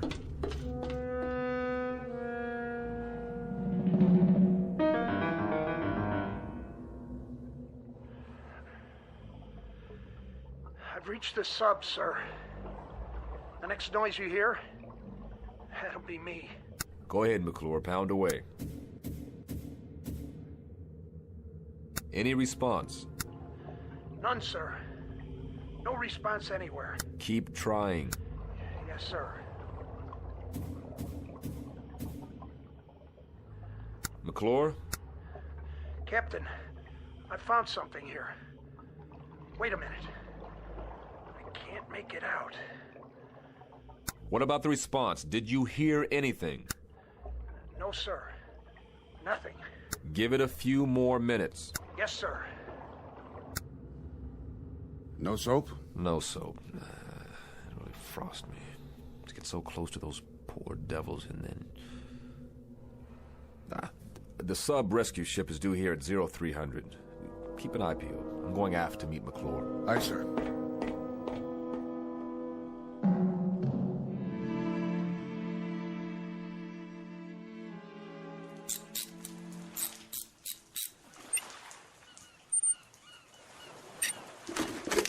Bet it feels good to get that helmet off. Oh. Yeah, it sure does. It's so dark down there now. Without the light, I couldn't see a blasted thing. Real spooky. But I found this. Yeah, thanks, McClure. Good job. Go get some chow. I'll need you one more time when the ASR team gets here. You're gonna have to go down as a pathfinder. Give them any help they need. But that won't be for a while. Excuse me, sir. But you better look at those tags. You gotta be kidding me. What's the matter, sir? Ensign, ask Doc if Chief Bell is well enough to report to my quarters, because I need an explanation for this one. Fast.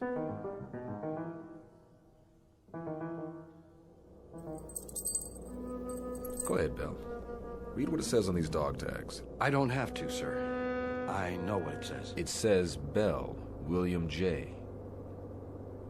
That's yours. Yes, sir. McClure found it on the deck of that sub down there. When did you lose him, Bell? I lost him a long time ago, sir. 20 years ago. How? I don't remember, sir. Try, Bell. Try to remember. I was on a ship. What ship, Bell? A submarine. The one below us, sir. That was my boat. Who's making the noise down there, Bell? What's it all about? Do you know? We were on the surface. It was night. I was a signalman then. I was supposed to put the infrared filter over the signal lights. Otherwise, they would have seen us. They would have seen the light. They would have found us. I don't know what happened. I was scared, clumsy. I dropped the signal light. The filter fell off. They were waiting for us out there. Japanese destroyers. They saw our light. And it was my fault. They let us have it. They straddled us with the first salvo. The captain took the sub down, but it was too late. They unloaded depth charges. And that sub wasn't ever coming up again. What about you? I got flung over the side when the first salvo hit. And all that time I was in the water, I could... You could what? I could hear the voices of our guys down below me. They were screaming. I know what it is now. This crazy feeling I've had. What? What is it, Bill? I got out. One guy out of the whole crew. I got picked up later on by one of our destroyers. But I got out. Do you understand, Captain? I sank that sub. I was responsible, but I got out. Bell, I want you to listen to me. Those guys down in the sub, they know I'm up here. Bell, hear me out. I should be with them.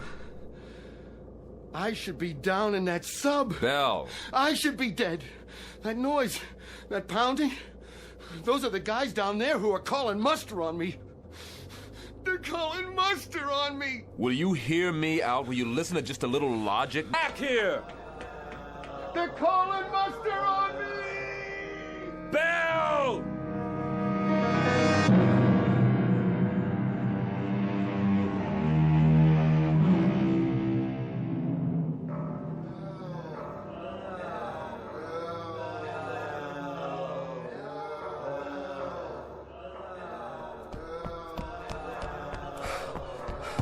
Bell, get away from the rail. Now, that's an order. They're calling me! Man overboard! Starboard side!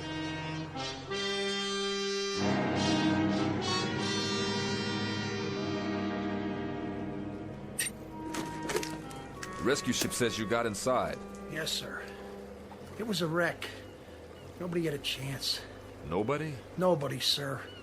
The periscope shears had been cut in half. One section was just hanging there, swinging back and forth. Then that was the noise. That was the noise, wasn't it? I guess so, sir, but... But? There were 8 men down in that control room. 8 men. Or what was left of them. And one of them had a hammer in his hand. Let's just say, McClure, let's just say that this is the part of the story you tell your grandchildren that you make up yourself. Say anything you like, any explanation that comes to mind. Aye, sir. It's funny how long it takes some men to die, or to find any peace at all. Sometimes I think that's the worst thing about a war. Not just what it does to the bodies, but it does to the minds. So, you rest in peace, Mr. Bell. I think it's your due now. At long last, rest in peace.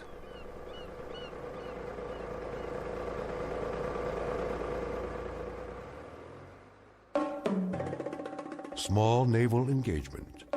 The month of July 1963. Not to be found in any historical annals. Look for this one filed under H for haunting in the Twilight Zone.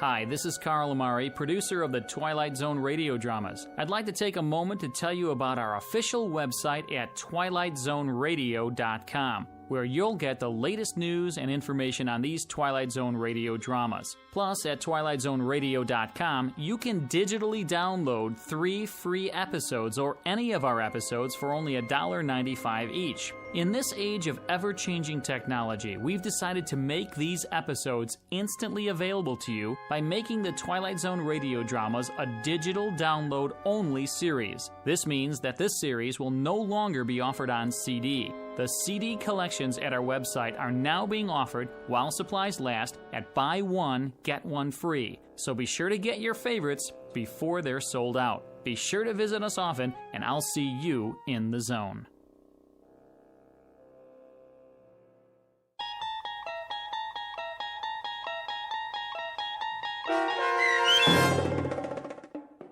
"30 Fathom Grave" starring Blair Underwood, with Stacy Keach as your narrator, was adapted for radio by Dennis Etchison and based on a script by Rod Serling. Heard in the cast were Richard Hensel, Rich Kominick, Linda Ryder, Turk Muller, Peter DeVito, Doug James, Rick Peoples, Roger Wolski, and Carl Amari. To learn more about the Twilight Zone radio dramas and to obtain audio cassettes and CDs of these programs, visit our website at twilightzoneradio.com. This copyrighted radio series is produced and directed by Carl Amari and Roger Wolski for Falcon Picture Group. Doug James speaking.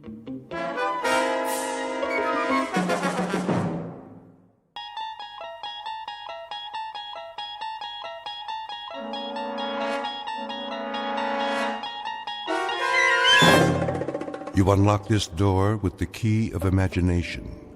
Beyond it is another dimension, a dimension of sound, a dimension of sight, a dimension of mind. You're moving into a land of both shadow and substance, of things and ideas. You've just crossed over into the Twilight Zone.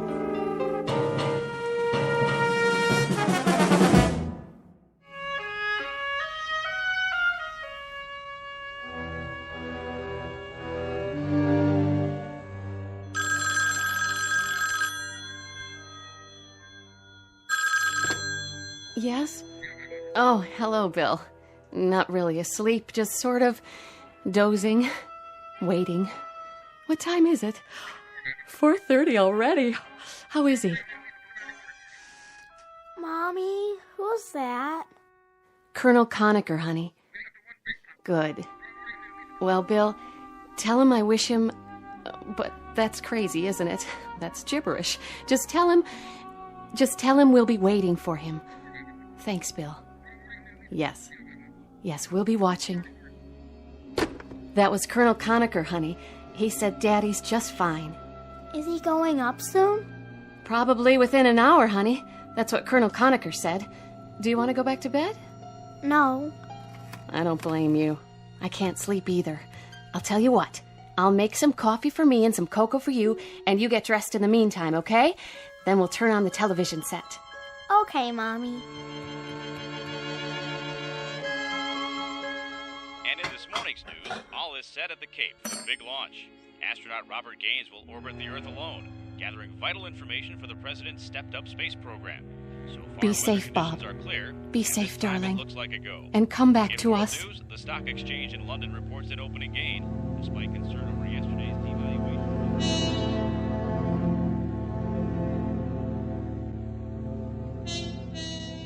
The year is 1963. In the vernacular of spaceflight, this is T-minus 1 hour. 60 minutes before a human being named Major Robert Gaines is lifted off from Mother Earth and rocketed into the sky, farther and longer than any man ahead of him. You may not have read about this one in the history books, because government security has kept the full story under wraps until now. But to set the record straight, officially or unofficially, let's call this one of the first faltering steps of man to sever the umbilical cord of gravity and stretch out a fingertip toward the unknown. In a moment, we'll join this astronaut named Gaines and embark on an unscheduled adventure, because the environs overhead, the stars, the sky, the infinity of space, are all part of a vast question mark known as the Twilight Zone. We now continue with The Twilight Zone and our story, The Parallel, starring Lou Diamond Phillips, with Stacy Keach as your narrator.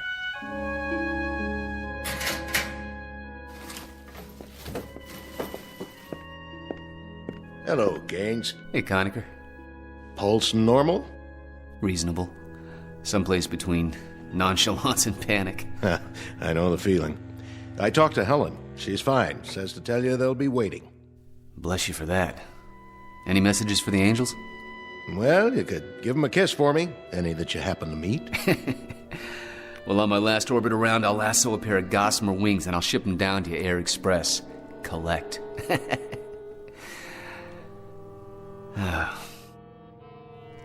It's kind of an odd feeling to know that I'll be off the Earth for a week. Well, that's progress. Gus Grissom went 302 miles. John Glenn made 3 orbits. Wally Schirra handled 6. You're going to go round and round. And when you come back down, Bobby, we'll be that much closer to filing a claim on some more sky. Good luck, buddy. Thanks, Bill. Thanks a lot.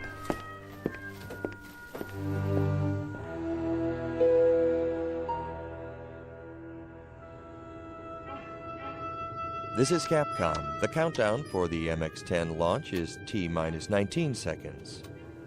T-minus 19 seconds and holding.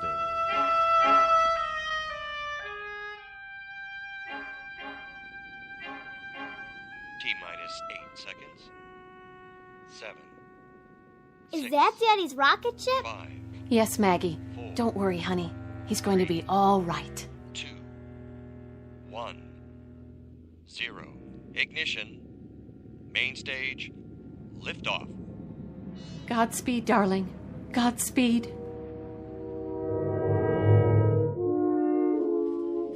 The MX-10 liftoff time is 5:30 a.m. Eastern Standard Time. All systems go. Astronaut Gaines reports his fuel and oxygen quantity steady, the cabin pressure decreasing on schedule. How's he feel up there?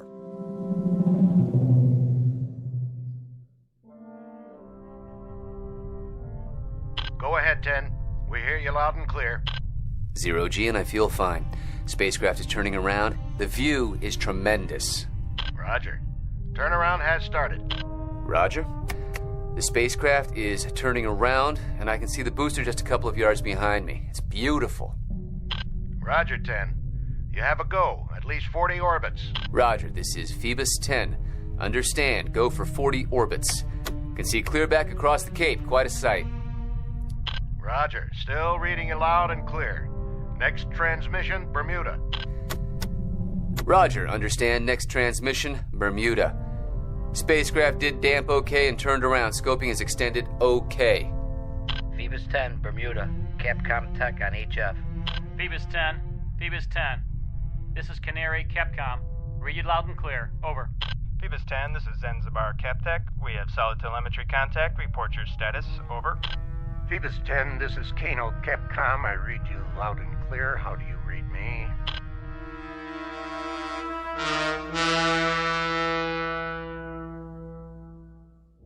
Phoebus 10, this is Capcom. We now have iOS. Over.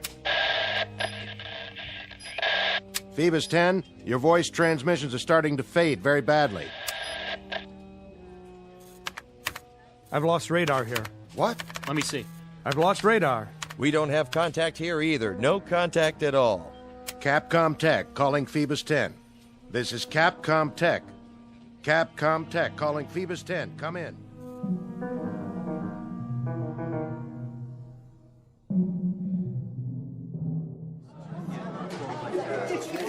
General Eaton, is there anything new to report? Gentlemen, you know it is not our policy to conceal information. But the situation as it stands now is that we have suddenly lost radar and radio contact. Until we discover the cause of the sudden loss, possible explanations are not available at this time. General, you've lost complete touch with Gaines. There's no contact whatsoever. Unfortunately, that's true. We hope that something had just gone wrong with this tracking signal transmitter. But the optical trackers tell us that they haven't locked on since the 15th pass. The 15th pass? I mean, they haven't been able to pick it up with their optical equipment. In the hour before the signal went dead, we established it. Then it just disappeared. There's been nothing on radar. And even the solar cells, which should supply power for tracking for years, if necessary, have failed somehow. The batteries are obviously gone. But even assuming that the solar cells could have failed somehow, the optical sighting should have continued. But they haven't. Any other hypothesis? How about a meteor? The statistical possibility of a meteor hitting a satellite is fairly low. Very improbable. What about the capsule leaving its orbit and coming back down to Earth? That's hardly possible. There'd be no foolproof means of making it spiral in. The trick, once it reaches denser layers of atmosphere, is to slow it up enough so that it wouldn't burn like a meteor, and then have some means of depositing it on the ground. I don't think I'm violating any security by saying that Major Gaines's craft had no such equipment. You'll have to excuse me.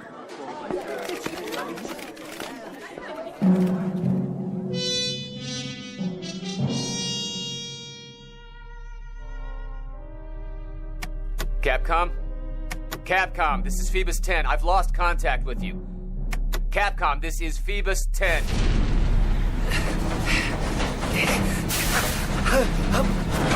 I'm blacking out!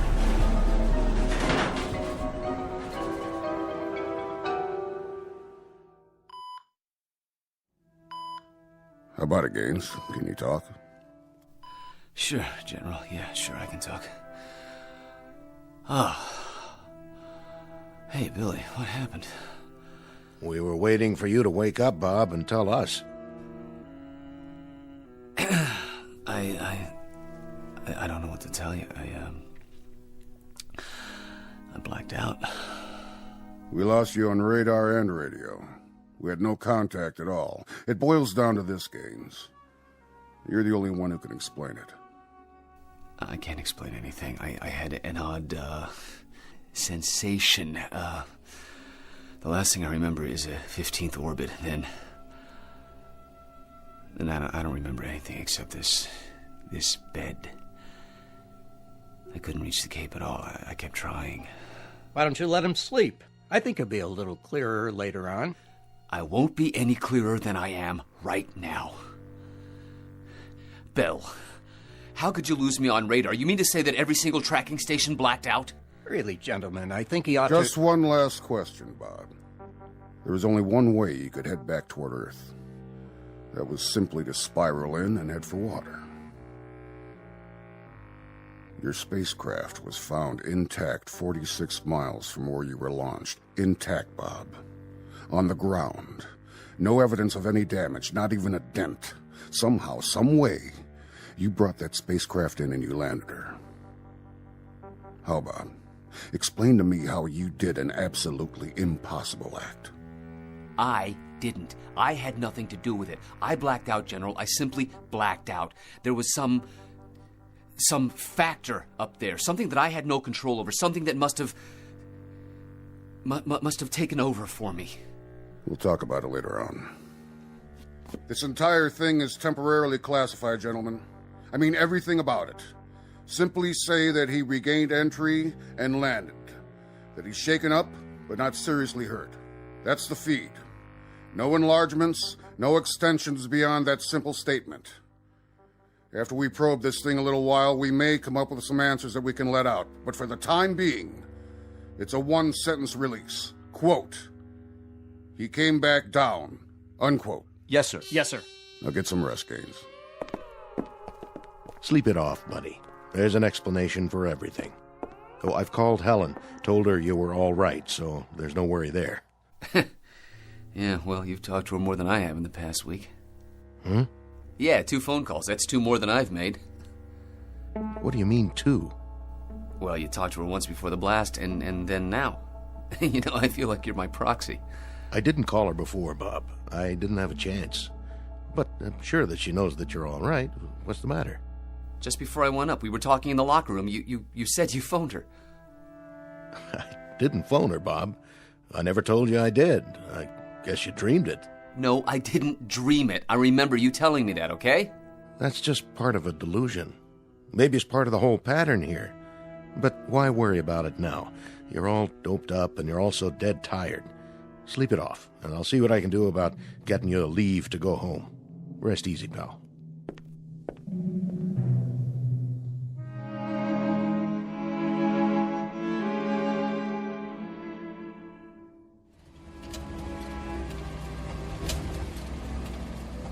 Need a hand with your bag? Nope, I got it. Now give Helen my love. And do me a favor. All your concerns, all your question marks, keep them in abeyance for a while. Stick them in a drawer someplace and bring them out one by one. But do it gradually. Give yourself time. And that's supposed to mean what? That's supposed to mean that all the mysteries of the universe don't have to get settled by one man in one morning. Those stars have been up there for a long time. I'll keep it in mind. Thanks for the services rendered. I'll talk to you later. No question about it.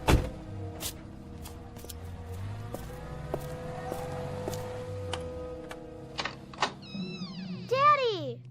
Hi, sweetie. Guess who? Welcome home. What's the matter, Bob? Oh, is that what you did for therapy while I was gone? You put up that fence? What do you mean? That fence. It wasn't there when I left last week. Are you kidding me? That fence was there when we bought the house. I guess outer space does things to memories, huh? Yeah, I guess so.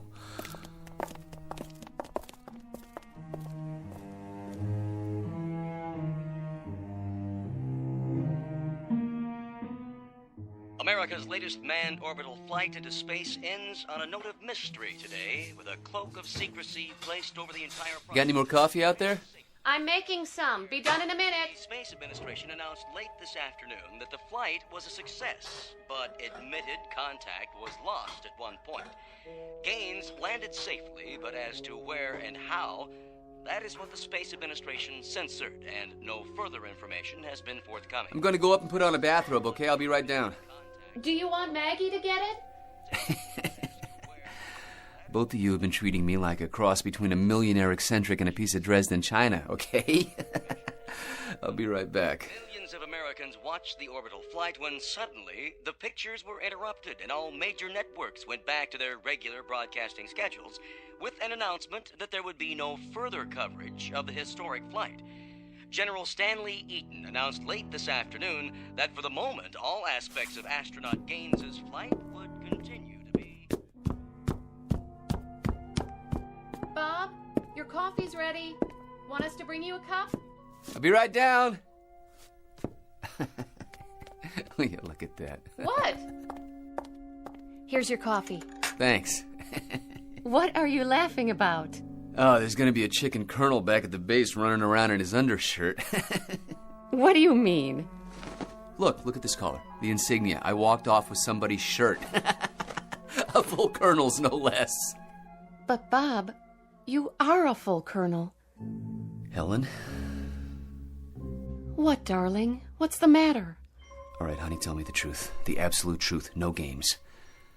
When I left, when I walked out of here, what was my rank? Your rank? Wasn't I a major? Haven't I been a major for 13 months? Bob, don't. You're scaring me. Well, without trying to scare you, honey, and without trying to make you wonder whether I still have all my marbles, I'd like you to answer my question. Are you serious? I'm not playing games, Helen, please. You've been a full colonel since last March. Last March? March. I want to say something to you now. I don't know what happened up there. I know you don't want to talk about it yet, and that's why we haven't said anything. But something must have happened, Bob. That's just it. I don't know what happened. Believe me, Helen, I have no idea at all.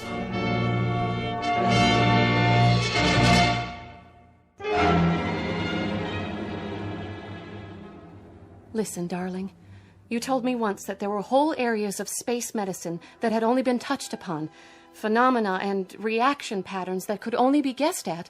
I'm sure this is one of them. I'm sure that there isn't anything wrong with you except a couple of odd fixations that will go away with time.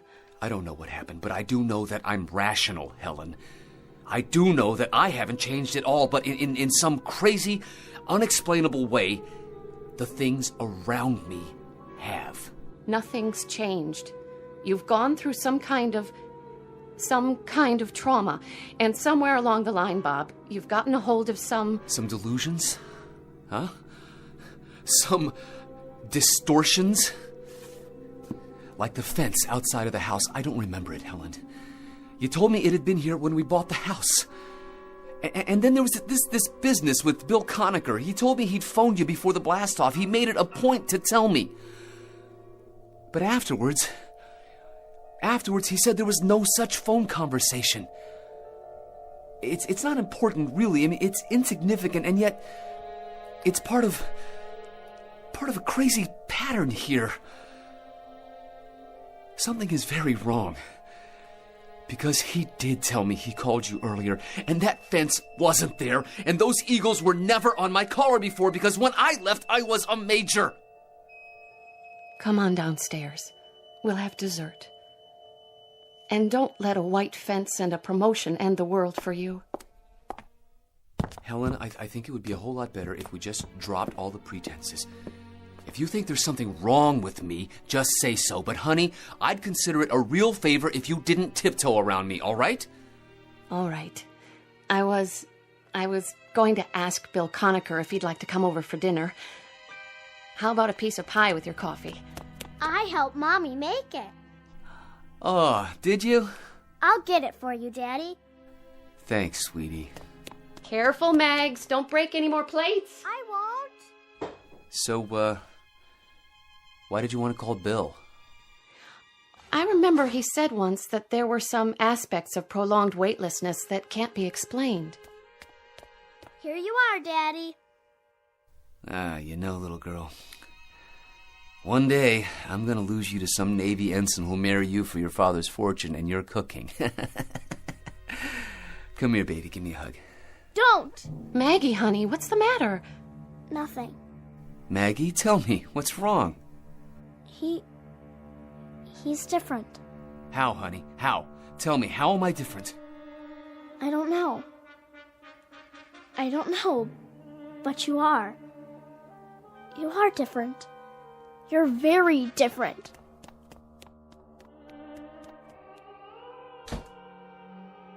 What does she mean? I don't know. Yes, you do. What does she mean I'm different? Am I? Am I, Helen? Have I changed that much? I can't explain it, Bob. I don't know how. But I have changed, haven't I? There's something different about me. The child sensed it, and you sensed it too, Helen. Yes, I have. How? I don't know. It's just that you're not the same somehow. You didn't have to call Bill Conacher. That wasn't necessary. Tomorrow I'll report in, for psychiatric help. I don't know what it is that's happened, but something did. Something that's tearing us all apart, and until we find out what it is, it's going to keep on doing that.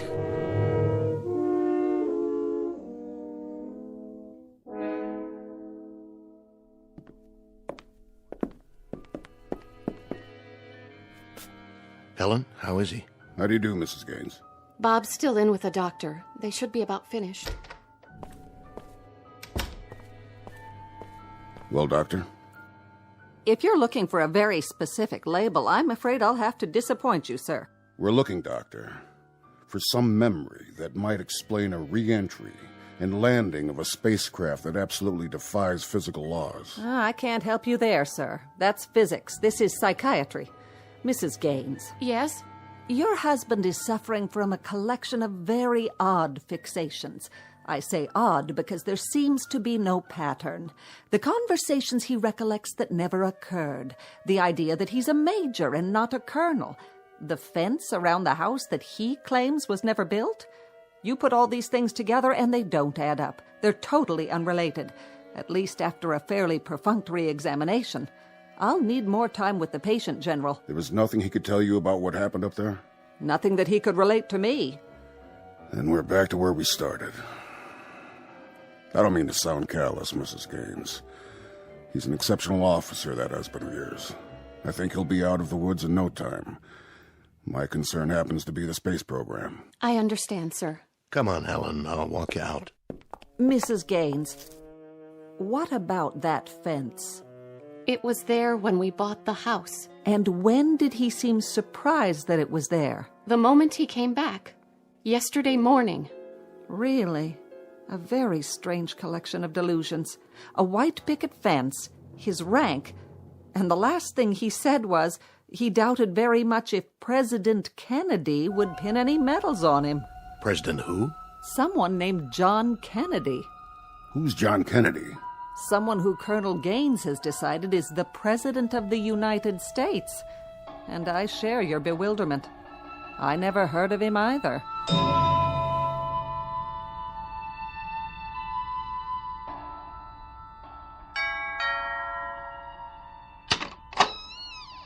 Come in, Bill. How is he? He's fine. He's perfect. A picture of health except for a couple of almost invisible flaws. In fact, he's upstairs right now, studying a set of encyclopedias and taking notes as if he were cramming for an exam. He says they've got some of the facts wrong. Names and dates and world events. Either they do or he does. Still the fixations. More of them now. This afternoon, he got into an argument with Lieutenant Hempstead's wife. About what? Not an argument, really. Just a mild exchange. He claimed that Joe was Air Force. Said he'd flown with him at Wright-Patterson Air Force Base. Joe Hempstead has always been armored infantry. Bob met him at Fort Riley at command school. But he gets this fixation, and after a while, he makes you think that maybe you're all mixed up. And there's another thing. Go on, Helen. It isn't easy to say. Maggie noticed it, too. There's something different about him. Something we can't put our fingers on, but... Bill, reassure me, will you? Tell me that this ice-cold feeling I have is way off. Tell me that the man upstairs is really Bob Gaines.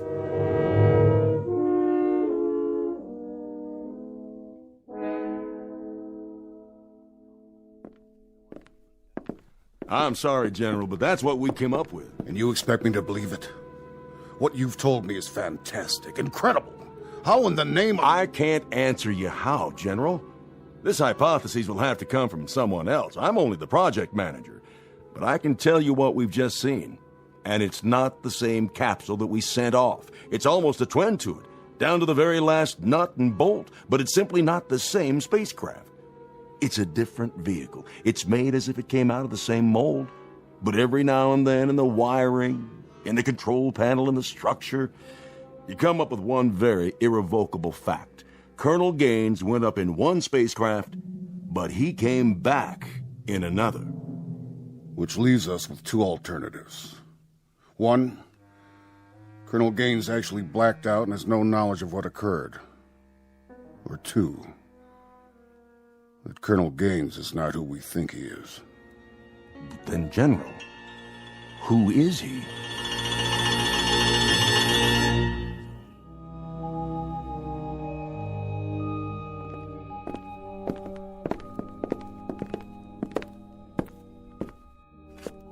Colonel, I want you to examine the vehicle carefully.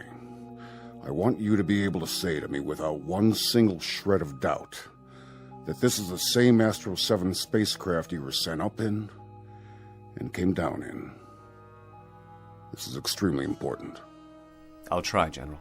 Phoebus 10. Phoebus 10. Good. Phoebus 10. I trust I've made my point. Well, have I? I'm sorry, what? What's the matter? Bob, what the General is getting at... Phoebus 10. Phoebus 10. We're not sure whether or not your landing bag is deployed. We feel it is possible to re-enter with the retro package on. We see no I don't... I can't. Bob, what's the matter with you? I said I'll try, okay? Just a minute. This is California Captech. The weather in the recovery area is excellent. 3-foot waves, 10 miles visibility. Don't you hear that voice? Gaines, what's going on? What voice? Phoebus 10. Phoebus 10. This is California Captech. Do you read? Over. Phoebus 10, we're recommending that you leave the retro package on during re-entry. Override the 0.05G switch, expected at 044353. Retract the scope manually. Do you read? Phoebus 10, recommend you go to re-entry attitude and retract your scope manually at this time.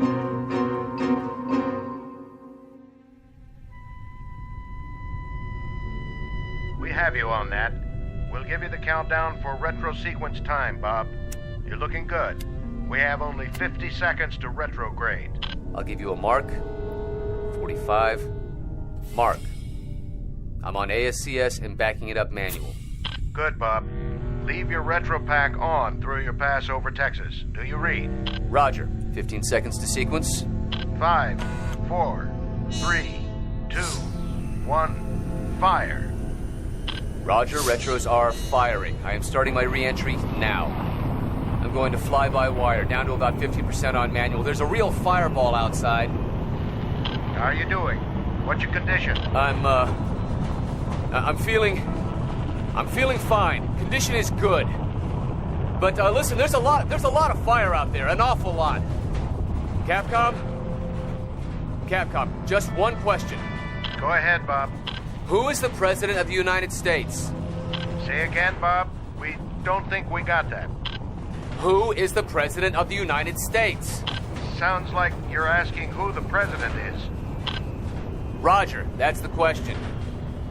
Bob, the President of the United States is... I sure hope you said Kennedy.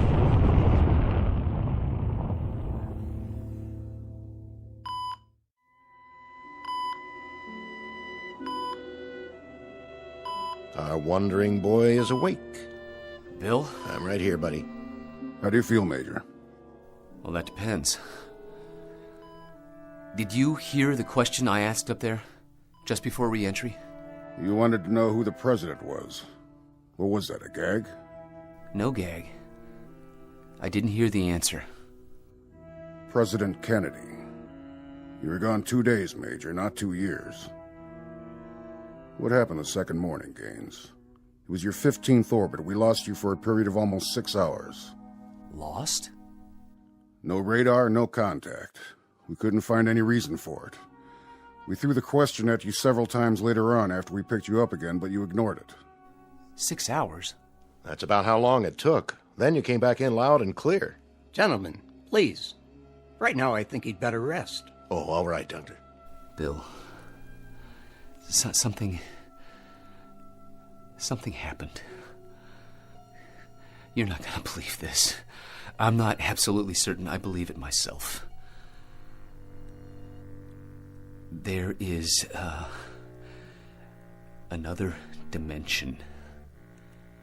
I don't know where it exists or how, but it's a world that's a twin to ours. Same places, most of the same people, most of the same chronology of events, except every now and then there's something a little bit different. How do you know this? Because I was there, sir. For almost a week. That's impossible. We only lost you for 6 hours. I can't help that, sir. During those 6 hours, I lived out a week. Doing what? looking at our counterparts, at us. Us? As we exist in a parallel world, General. A world that exists alongside us, but one that we can't see. And one that I stumbled into. I don't know how. Some kind of space-time warp or something, but there's a doorway up there. It exists, and every now and then, it's possible to fall through it, like I did. Well, how did you get back? I don't even know that. All I remember is standing by the spacecraft in the hangar, and then I was up there again, and now I'm back here. Bob, sleep on this for a little while, will you? Why? Because this whole thing may be a delusion. A delusion? Bill, I don't have any proof. But I can recount to you, minute by minute, everything that happened, every word that was said, every person I met. I could describe the streets, everything. This was no dream. We'll talk about it after a while, Major. Get some rest. Has anybody phoned Helen? She asked what you wanted for supper. Will I be able to leave? At least for an overnight. But we want you back here first thing in the morning. What for? I want to look at the psychiatrist's face when you start talking about parallel dimensions. We'll see you later, Major. One last question. Be my guest.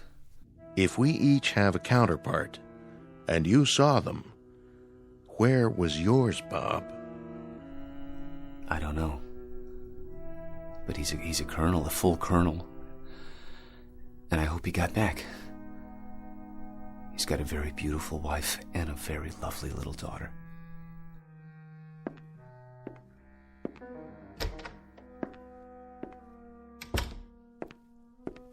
What do you think? I don't think.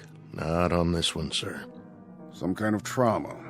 What else? Another dimension? Another world that's parallel to ours? Does that sound rational to you? Up there, who knows what's rational and what isn't? We don't even know the rules, sir, let alone the facts. We're little ants that have just made it to the desert, and now we say we've conquered the Sahara. But we haven't conquered anything. We're only starting to find the mysteries, General. We haven't even begun to solve them. We're going to do a lot of groping through a lot of dark nights, through a lot of space, before we find the answers. We've got a long way to go, sir.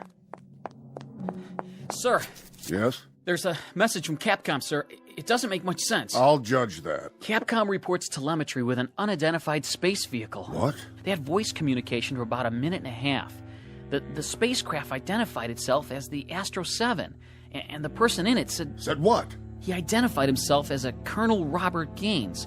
He asked for re-entry data. Colonel Robert Gaines? Yes, sir. Then we got some garbled stuff, and then nothing. Then what?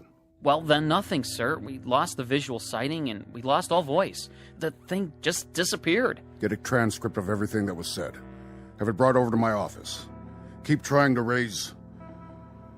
whoever it was. Yes, sir. We're still trying, sir. All right. Keep me in touch. Yes, sir. You're so right, Colonel Conacher, when you say that we've got a long way to go. A lot of questions to answer. And you are so right when you say that we haven't even begun. Anything on your mind? One thing. I'd like to tell astronaut Gaines that his proof just showed up on a radar screen, however briefly. Be my guest. Yes, sir.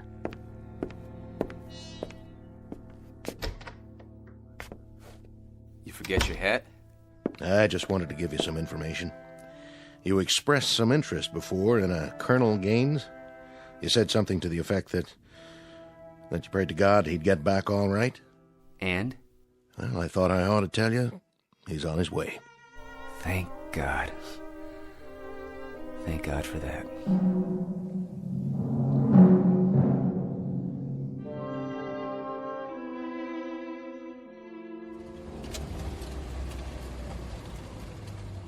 Hey, thanks for the ride. My pleasure, Bobby. I really mean that, you know. I do. I do know it, Bill. Daddy! Hey, sweetie. Do me a favor. What? Who am I? Why, you're my daddy, silly. Thank you, honey. That's all I wanted to know. Hey, where's... Mommy, come here. Bob? Yes. Oh, Bob, darling, welcome back. You don't know how glad I am to be back.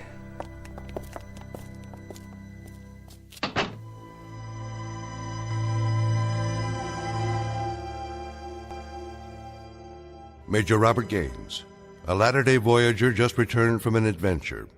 Submitted to you without any recommendations as to belief or disbelief. You can accept or reject.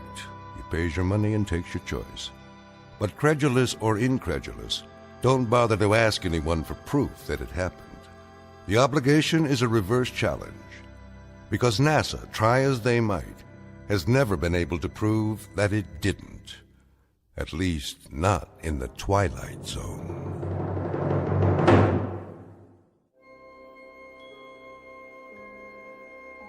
Hi, this is Carl Amari, producer of the Twilight Zone radio dramas. I'd like to take a moment to tell you about our official website at twilightzoneradio.com, where you'll get the latest news and information on these Twilight Zone radio dramas. Plus, at twilightzoneradio.com, you can digitally download 3 free episodes or any of our episodes for only $1.95 each. In this age of ever-changing technology, we've decided to make these episodes instantly available to you by making the Twilight Zone radio dramas a digital download-only series. This means that this series will no longer be offered on CD. The CD collections at our website are now being offered while supplies last at buy one, get one free. So be sure to get your favorites before they're sold out. Be sure to visit us often, and I'll see you in the zone.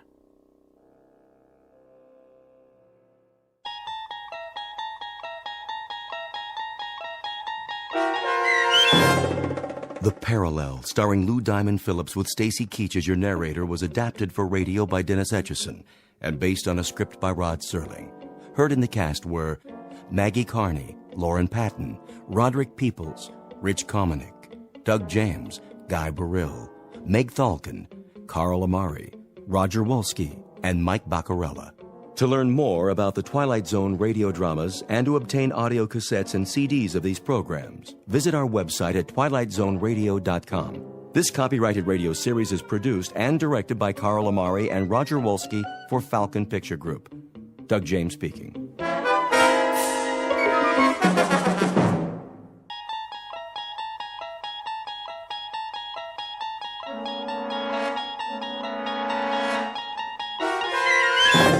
There is a fifth dimension beyond that which is known to man. It is a dimension as vast as space and as timeless as infinity. It is the middle ground between light and shadow, and it lies between the pit of man's fears and the summit of his knowledge. This is the dimension of imagination. It is an area which we call the Twilight Zone.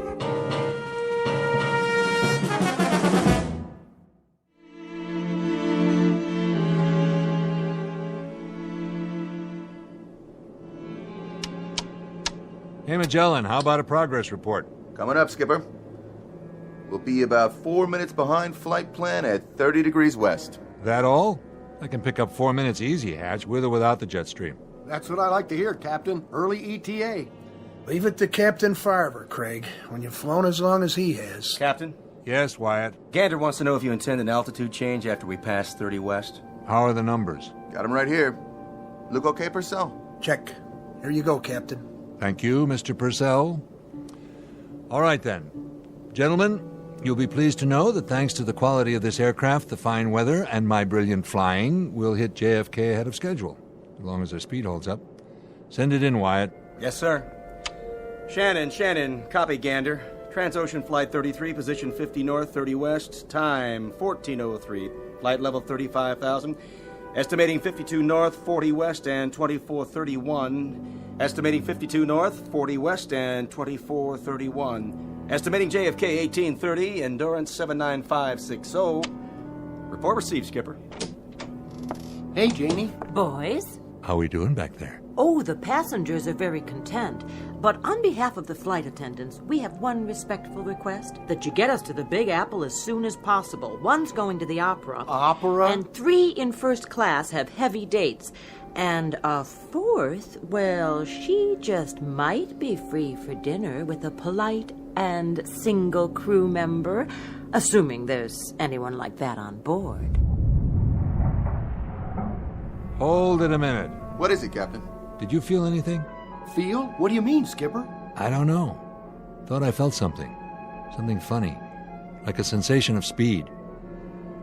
I can't put my finger on it. Guess it's my bones. I must be getting old. True airspeed 440, Skipper. We're level. Do you suppose we picked up a tailwind? Maybe. Those jet streams are tricky, but it's that crazy feeling I can't shake. You can't feel a tailwind. But I feel something. Checking the instruments. Everything looks fine.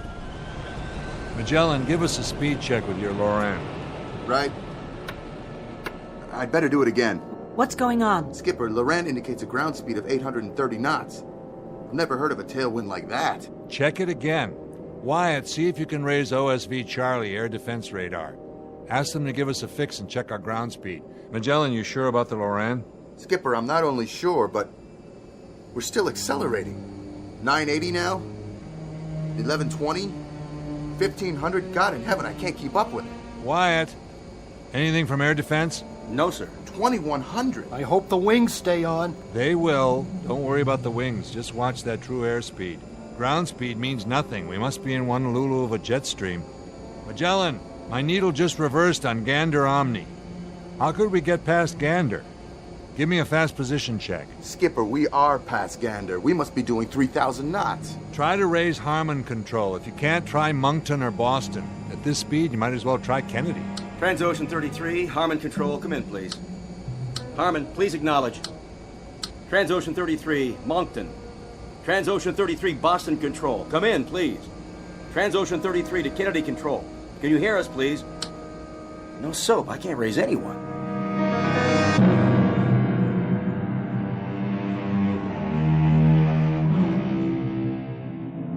You're riding on a jet airliner en route from London to New York.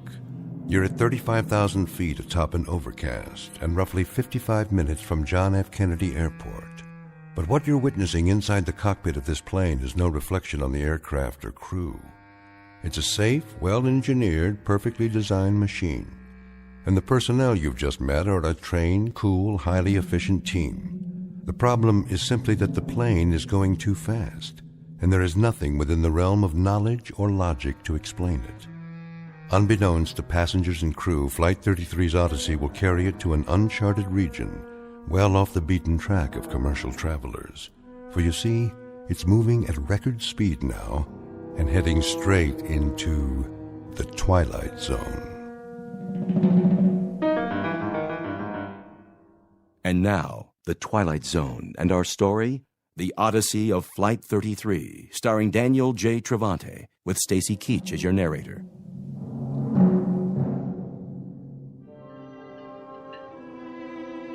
What is going on up there? We're a little behind schedule. The captain's trying to pick up a few minutes flight time. Well, he's going to pick up more than that. If he doesn't ease off, we're going to set a new transatlantic record. Help me, will you, Paula? Oh, sure, but... Get the beverage cart ready. Again? Yes, again. But it's going to roll all over the place. If it does, you'll just have to lock the wheels. Well, maybe we should wait. For what? Well, till the captain turns off the seatbelt sign. He hasn't turned it on yet. Well, why not? He's got other things on his mind. Like? Do as I say. Please. Oh, okay, Jane. Just the beverage service? And peanuts. Got it. I guess you must have told them. What? Delivered my message to the flyboys. I've got 8 o'clock tickets for the Met tonight, the ride of the Valkyrie. I told them. Oh, thanks. I've always had a thing about Valhalla. Looks like I'm going to make the curtain after all. Come with me for a minute. Where? Back here, where it's private. We have to talk. About? In the galley. Listen to those engines. Oh, maybe you shouldn't have said anything. The guys are really showing off. They are showing off, aren't they? Let me put it to you this way. I just hope the Valhalla you're talking about is strictly at the Metropolitan Opera on 7th Avenue and 57th Street in little old New York, and And not the real thing. Are we in trouble? Paula. Oh my God, we Listen are. to me. How bad? They don't know yet. That's the truth. Is the cart full? Oh, yes, but... Go ahead and begin serving. Just like that? Coffee, tea, or milk with a smile.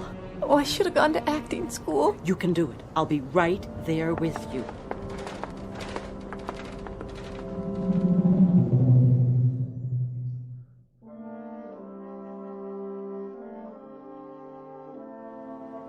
You know, you talk about ailments. I don't believe I was, actually. I had an aunt once in Boise, Idaho, who had one of the worst livers in the history of the state. When that woman passed on, rest her soul, would you believe it? What, pray tell? There were 5 medical associations bidding just to put her liver on display in a bottle, but her mother, that's my father's sister, she absolutely refused to let them show it. And it's like I always said to my late husband, what did you say you were in the Air Force? RAF, madam. A captain. I'm now a military attaché at our British embassy in Los Angeles. A nephew of mine was in the Navy. He was on a cruiser or a PT boat or something, or was it a battleship? I say, did you feel anything? Well, I was a little queasy when we took off, but my late husband used to say that I had a stomach like a... That's odd. A lot of people have queasy stomachs. I have what they call... Quite odd, really. I had a distinct sensation of rapid acceleration, I should say. Well, here we are. This tray is for you, ma'am, and this one is... Got a case of the nerves, miss? Oh, I'm meeting someone in New York. My boyfriend. I don't want to be late, so I'm kind of, nervous. One lucky fella, that's all I can say. You got another one of those cute little trays for me? I just ran out. Well, I see one more underneath. Well, I have to go back to the galley. Excuse me.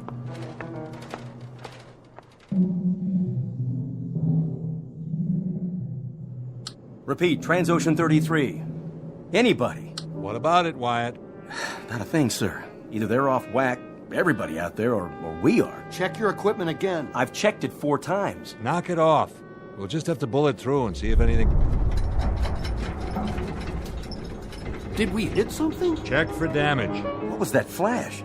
Did we get hit by lightning? Numbers 3 and 4 are still on the wing. They look okay. I can see 1 and 2. Everything seems to be in one piece. Purcell. Yes, sir. Go aft and check for any cabin damage.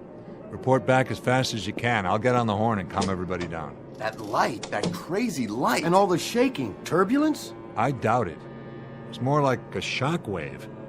As if we'd gone past the speed of sound. You mean we hit Mach 1? We broke the sound barrier? We didn't get any Mach 1 warning. We probably wouldn't. Not with a true airspeed of only 440. Magellan's last speed fix showed 3,000 knots. We could have broken some kind of barrier, but not any I've ever heard of.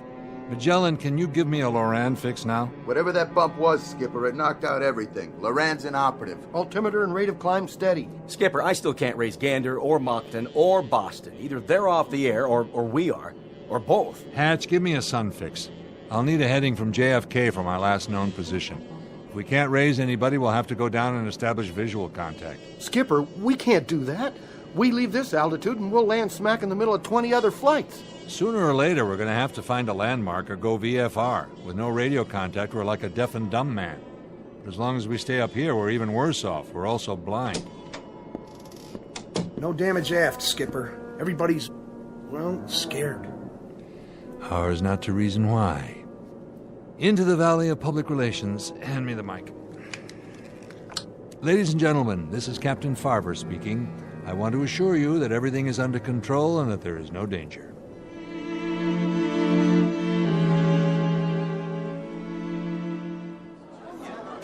What a relief. The captain knows what he's doing. You think we're going to be late? I have a connecting flight. Oh, thank God. We encountered a little clear air turbulence back there, along with some kind of atmospheric phenomenon. Miss, I need another glass of juice. I spilled mine. Yes, of course. I just got this dress for the trip, and now... Dear lady, will you kindly listen to the captain? There's been no damage to the aircraft except for some temporary malfunction of our radio. We'll have that fixed in no time. Is it true? Paula, would you get the lady a new glass of juice, please? I repeat, there's no cause for alarm. We'll keep you posted. In the meantime, sit back, relax, and enjoy the rest of the flight. Answer me, will you? Is what he said true or not?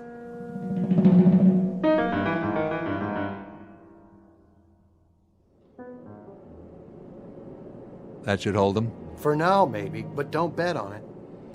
If we run according to schedule, we should be landing at Kennedy inside of the next 40 minutes.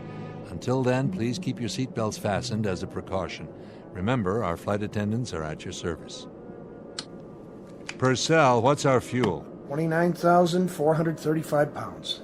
With the Loran out, I don't know what our ground speed is. But I've got a hunch we left that tailwind.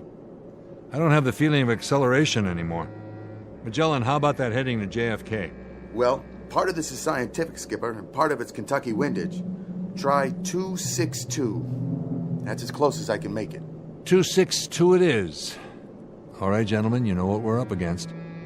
We're apparently out of touch with all ground radar points. We don't even know if we're on an airway. And this 707 is a beast that gulps fuel. All of which means we've got one chance. To go down through this overcast and look for something familiar. You're talking about flying blind. It's very possible, not to say probable, that we may hit something on the way down, but we've got to take that chance or wait up here till we run out of fuel. I just wanted you to know where we stand. Now everyone keep a sharp lookout for other traffic. And I don't think a few prayers would be out of order. All right, Craig, we're taking her down. Now we're really in that fog bank. Can't see a blessed thing. Wait, there. What is... Skipper. I see it. And? I don't get it.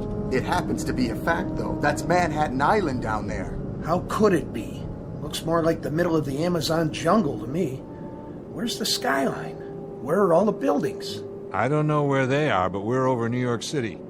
There's only one small item that's a little amiss here. The passengers are confused. We're over land, but they don't see any... Any what, Janie? Well, any buildings or bridges or highways or... Nothing but trees, some stretches of grassland and more trees. It's the right shape, but it can't be New York. Oh, that's Manhattan down there. See? There's the East River and the Hudson River. Sure looks like it. There's Montauk Point and every other topographical clue we need. The real estate's there. It's just the city and 8 million people seem to be missing. There isn't any New York City. It's disappeared. Come on, boys. You're joking, right? Skipper, verify something for me, would you? And in a hurry. Look. It's just not possible. The bringer of thunder. What? Down there. Right below us. In the middle of all that foliage. You see it moving? All I see is a jungle. That thing there. The one that just pulled up a tree like a toothpick and ate the top off of it. I've seen him in picture books. That's a brontosaurus. Been extinct for, say, 150 million years. That, my friends, is the largest dinosaur that ever walked the earth.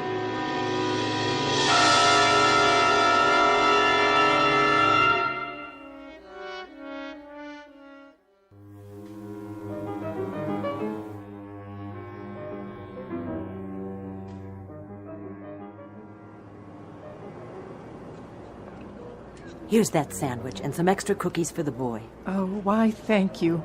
Oh, what is your name? It's Jane.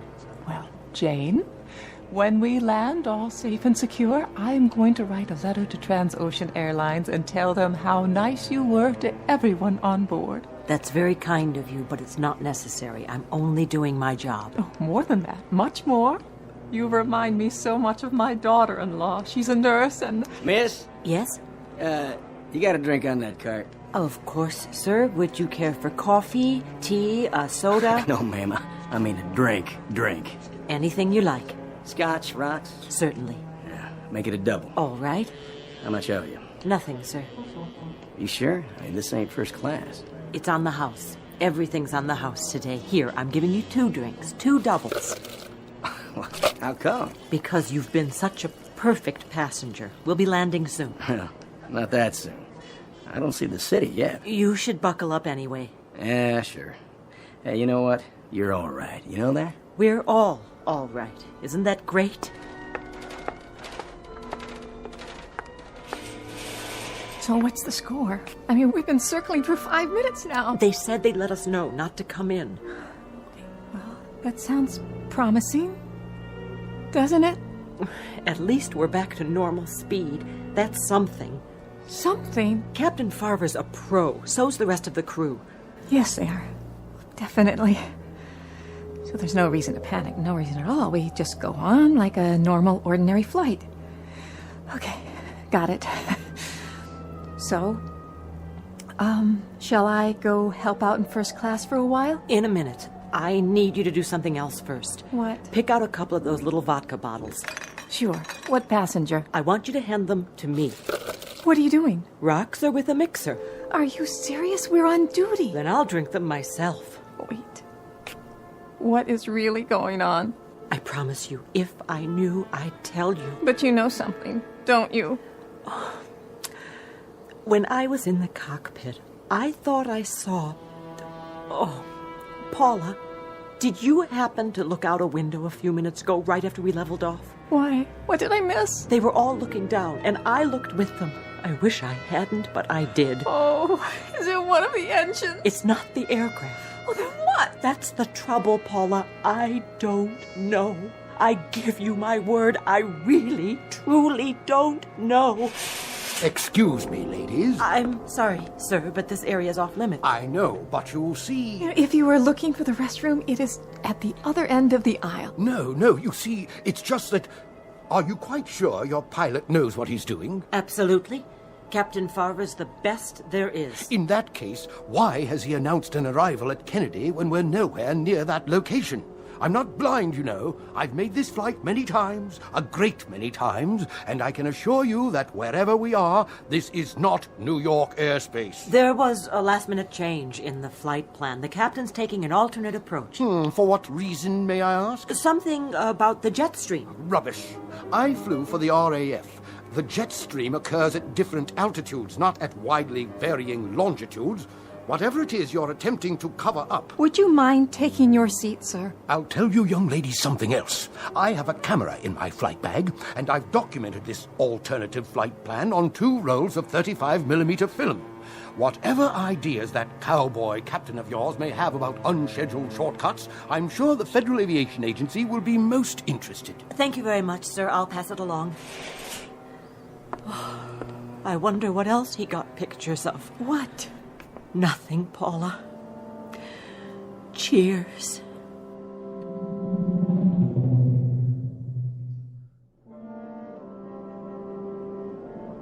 What do you think now, Skipper? Well, we've flown over what should be Schenectady, Albany, and points north. That's what you and Craig keep saying, but personally, I don't get it. Take a look. There's the topography. You can make out the coastline, the mountain ranges. But it's not any New York state I've ever seen, and neither have you. Admit it, Captain. It looks like some kind of forest land, and it just goes on. And there's still no sign of life. Except for that thing with the long neck and the teeth. From here, I made it to be about 5 stories tall. It was a brontosaurus, no doubt about it. Listen to you. Listen to us all like it was something people see every day. Nobody's seen anything like that for 100 million years. Longer than that. So here we are, talking away like rational human beings. Craig. Yes, Captain? Ever hear of Occam's razor? That rings a bell. Don't tell me. Is it what we're going to hit next? Wait a minute. I think I remember. From science class. He was a mathematician. Right. He came up with a principle, a way of thinking. Which is? In a nutshell, it was this. When you look for a scientific explanation, say for something that doesn't seem to have an explanation right off, you should go for the simplest answer that accounts for everything. All right. I got it. This is all a dream. I'm dreaming. I'm in a hotel room in New York with a big soft bed. I'm going to wake up any second now. Or you can't wake up, because, see, you're already dead. You died in your sleep. We all did. We just don't know it. You're not listening. I said the simplest answer that accounts for all the facts.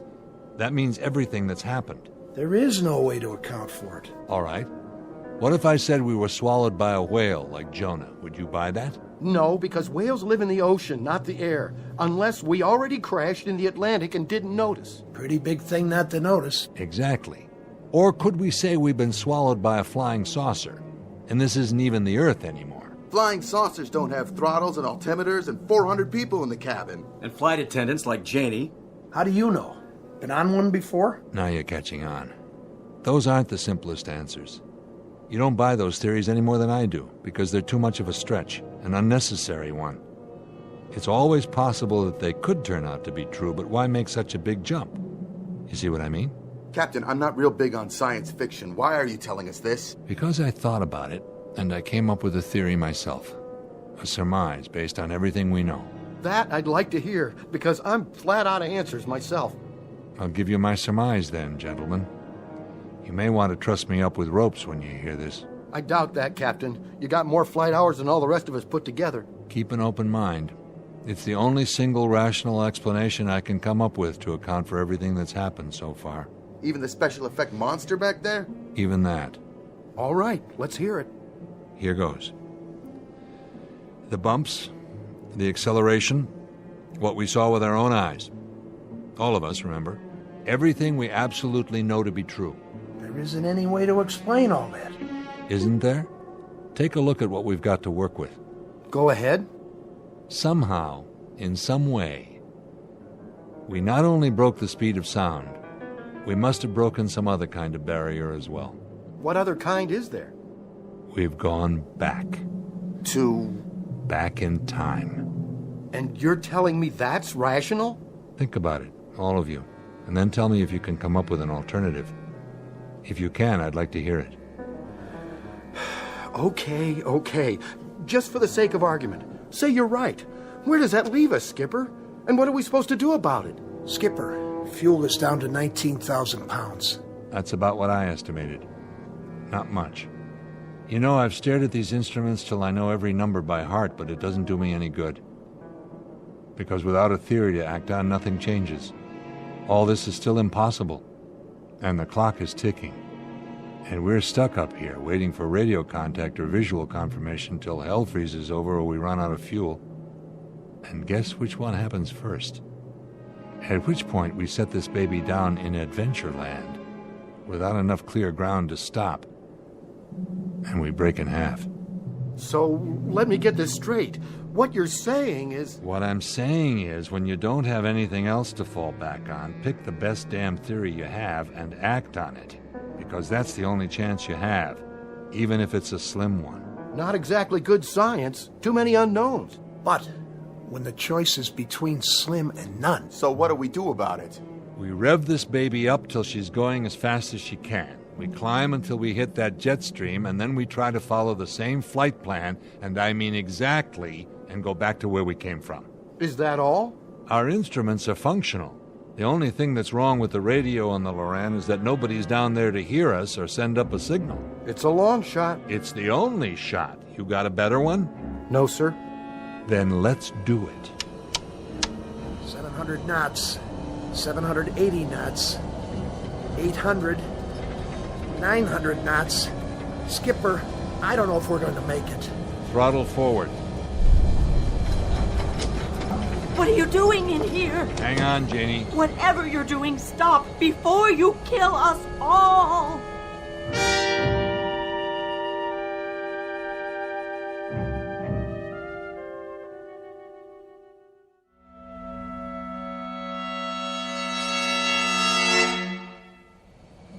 What was it? And the flash of light, Captain. Just like before. Look, I know you've got your hands full, but somebody get on the pipe. I have at least 3 passengers close to hysteria. Skipper, we made it. We're back. Look! What? There she is. Where? I can't... Over here. You know, I never thought the Empire State Building was that great, if you want to know the truth. Is that it? Yes, it is. But right now, it looks downright beautiful. Don't you think so, Captain? Where's the mic? Right here. Ladies and gentlemen, this is Captain Farver. We had some momentary difficulty back there.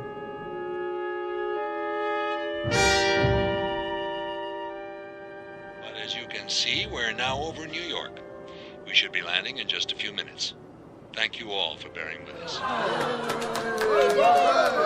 Bravo! He did it. I haven't prayed since... Down on my knees and... Hey, look, the Statue of Liberty. It's right down there.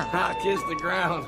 Oh, May, I must have dozed off. Did I miss anything? In a word, madam, dear lady, Yes. Well, sometimes I just have to rest my eyes for a second or two. You know how it is. Quite. These seats are awfully uncomfortable, though, right in the small of my back. My doctor said I should never sit in one position for this long. He told me, next time I won't fly, I'll take the train. Miss, you never brought me an extra pillow like I asked. Didn't you hear me? I distinctly remember saying... Here, ma'am. Take all the pillows you want.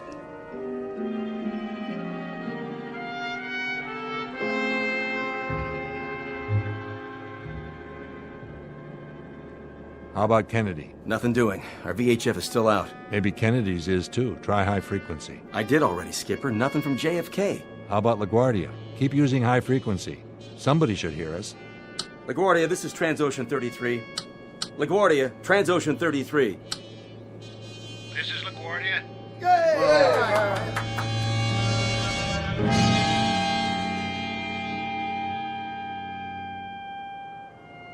Oh, thank God.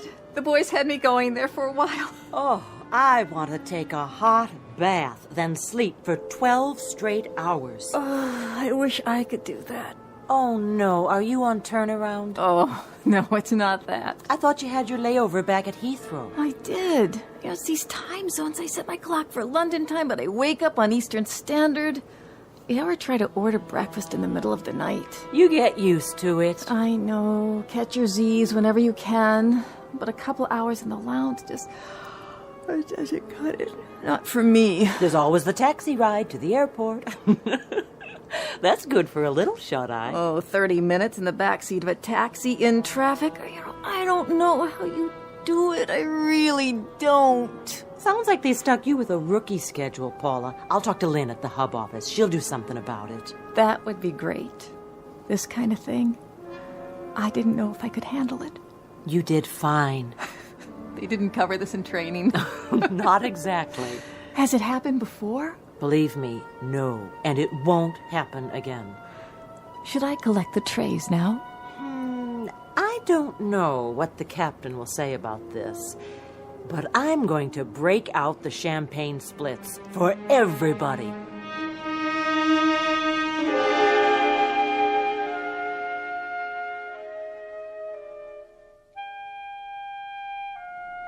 Wyatt, try for radio contact. Yes, sir. This is Transocean 33, LaGuardia. We're on the northeast leg of the LaGuardia Range, and both our ILS and VOR appear inoperative. Request radar vector to JFK ILS. Nothing, sir. Keep trying. Transocean 33, LaGuardia.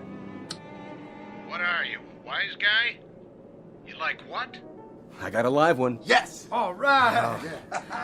A radar vector to Kennedy ILS. Can you do that little thing for me, LaGuardia? If it's not too much trouble, because you'll never, ever know how good your voice sounds to me right about now. What flight did you say this was? Transocean 33. What's the matter? Come on, LaGuardia. Quit fooling around. We're low on fuel. Transocean Airlines? What kind of aircraft is this? This is Transocean 33, a Boeing 707. You heard of that? Did you say a Boeing 247? Let me handle it. Be my guest. This guy's a hard case. LaGuardia, this is a Boeing 707. Don't give us any of this 247 jazz. You're a few decades behind the times. This is a 707, LaGuardia. A jet. 4 big, lovely Pratt Whitney turbines. Only they're getting hungry. We're low on fuel, and all we want is a radar vector to Kennedy. Now, do you have us in radar contact, or don't you? I don't know who you guys are, but we don't know anything at all about radar or jets or anything else like that. But if you're really low on fuel, we'll clear you to land here. Well, aren't you the generous one? Hey, don't go to any trouble on our account. Captain, the approach chart says their longest runway is less than 5,000 feet. Should we take a chance? Transocean 33, you're cleared to land on runway 22. Altimeter 2988, wind southward 10 miles per hour. The captain is to report to the CAA office immediately after landing. Roger. We'll stay in touch. CAA? Well, they haven't called the Federal Aviation Agency the CAA in more years than I've been flying. What do you want to do? All right, Craig, we're bringing her down. If you say so. It'll be like landing in a phone booth, but... Captain, circle again, will you? Why, something wrong? Take a look. What is it, Hatch? What are you? Still New York, all right. Will you take a good look? What are those two structures? Where? Those buildings right under us. Skipper, Do you know what they are? Do you? I know exactly what they are. The Trilon and Perisphere. The who? I saw an old newsreel about it. They built it all and tore it down a long time ago, before I was born. But there's no doubt. That's the New York World's Fair. The 65 World's Fair? They must have left some of it standing. Funny, I never noticed it before. Not the 1965 fair, the one before that. But that was in 1939. I know they tore that one down. They did. So that means we're in 1939. We came back. We did it. We came back, but dear God, we didn't come back far enough. We can't land. We can't land at LaGuardia, not in 1939. We've got to try again. What about the passengers? I think we'd better let them in on it. What choice do we have? We owe them the truth. Ladies and gentlemen, this is your captain. What I'm about to tell you is something I can't explain very well. Your crew is as perplexed about it as you are. But if you look out on the left-hand side of this aircraft, you'll see directly below you an area that was once called Lake Success, and those buildings down there aren't the United Nations. They happen to be...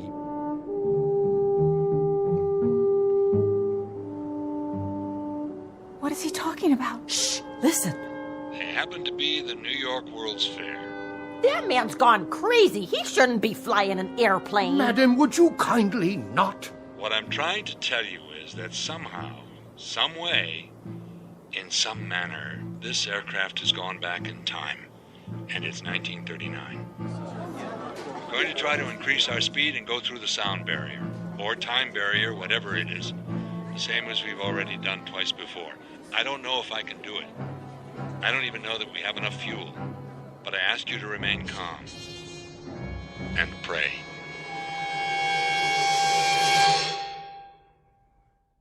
A trans-ocean jet airliner en route from London to New York on a recent uneventful June afternoon, but now reported overdue and missing, and searched for on land and sea and in the air by anguished human beings, fearful of what they'll find.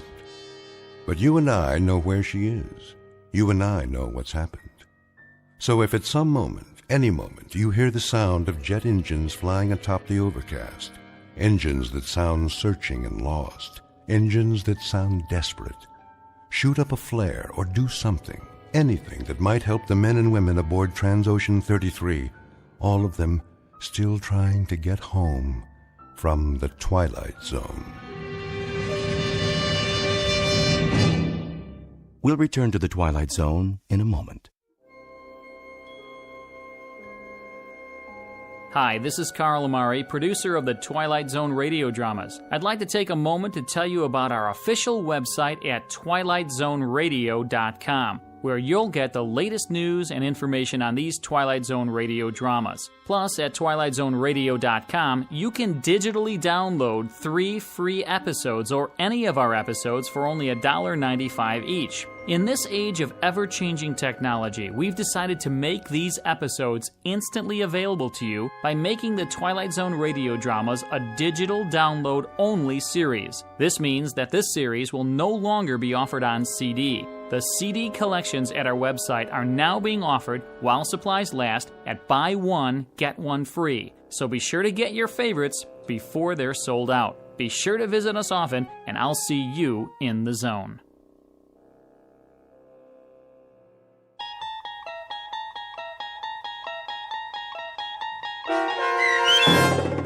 Odyssey of Flight 33, starring Daniel J. Travanti, with Stacy Keach as your narrator, was written for The Twilight Zone by Rod Serling and adapted for radio by Dennis Etchison.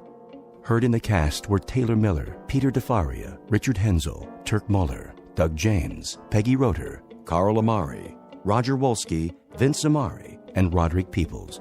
To learn more about the Twilight Zone radio dramas and to obtain audio cassettes and CDs of these programs, visit our website at twilightzoneradio.com. The producers of The Twilight Zone wish to thank CBS Enterprises, Carol Serling, Dennis Etchison, Dick Brescia Associates, Claire Simon Casting, Paul Patch, Terry Jennings, the American Forces Radio and Television Service, our sponsors, and our radio affiliates for helping make this series possible. This copyrighted radio series is produced and directed by Carl Amari and Roger Wolski for Falcon Picture Group. Doug James speaking.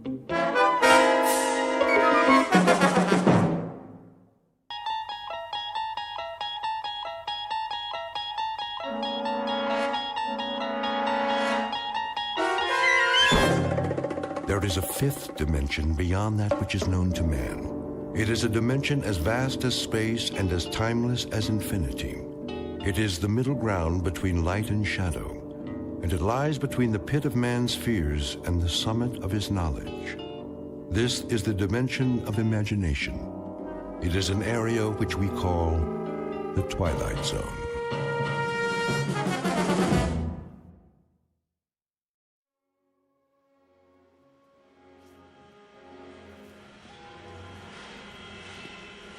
Keep 'em moving. Here comes another one. Ready? Ready. Let's go. Gently now. I got it. Watch it. Oh! Hold up. Stop the line. I said hold it. There's a man down over here.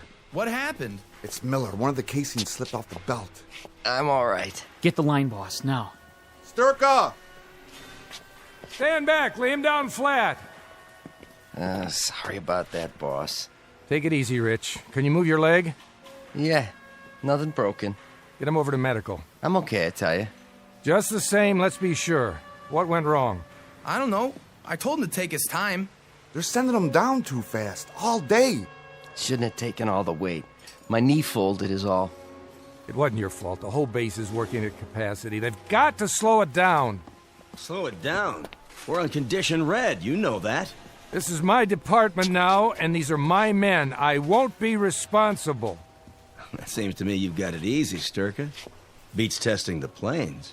Think about it. That's where you'd be, up in the wild blue yonder, if it weren't for... Regardless, this is my watch. Any more injuries? It's on my hands. Well, now it's academic, isn't it? Time to go home.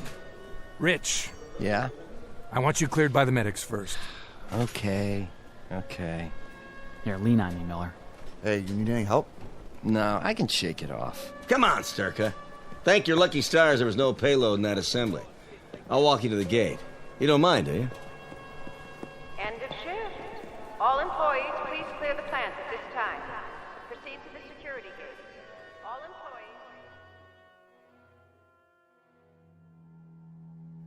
employees... 5:30 p.m.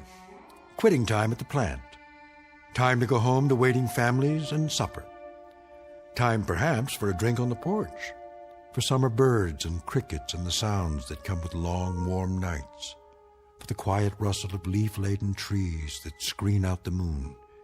And the odd shadows that appear on the cooling sidewalks.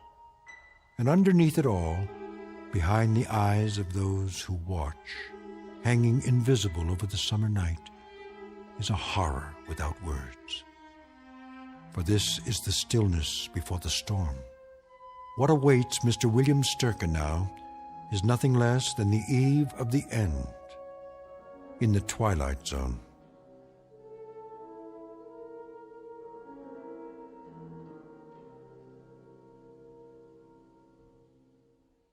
And now, The Twilight Zone and our story, Third from the Sun, starring Fred Willard, with Stacy Keach as your narrator. Next. Parkinson, chemical warfare. Parkinson, right. Next. Amberley, hydrogen armament. Check, move along. Mills, chemical weapons research. Where's your badge, Mills? Oh, right here. Check. Sturka, missile assembly. Got it. Thought you were on flight testing.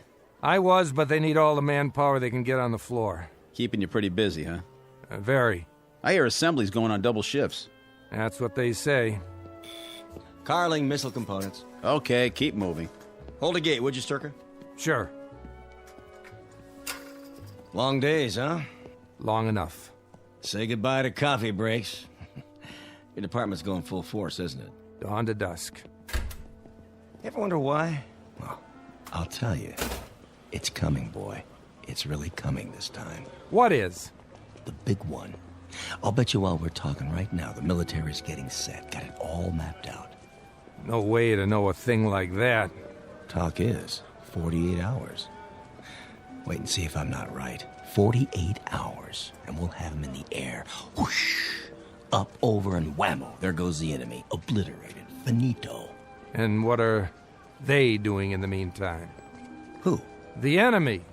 What do you mean, what are they doing? They're probably set to retaliate as best they can. Just a big waste of time, though, let me tell you. We get the first licks, so they can't do much. It's too late. Well, they can do the same thing if they want to. Whoosh. Up, over, and whammo. Absolutely. But not as many as we have. Not so perfectly aimed, not so efficiently launched. So instead of losing 50 million people, we lose only 35. Is that your point? You a defeatist, Sturka? Is that the way you think? I don't think anything. Then you'd better watch what you say. And what I think, too? Yeah, and what you think. You don't know who might be listening. That's right, I don't. Good night, Carling. See you tomorrow. Oh, you'll see me all right. Count on it.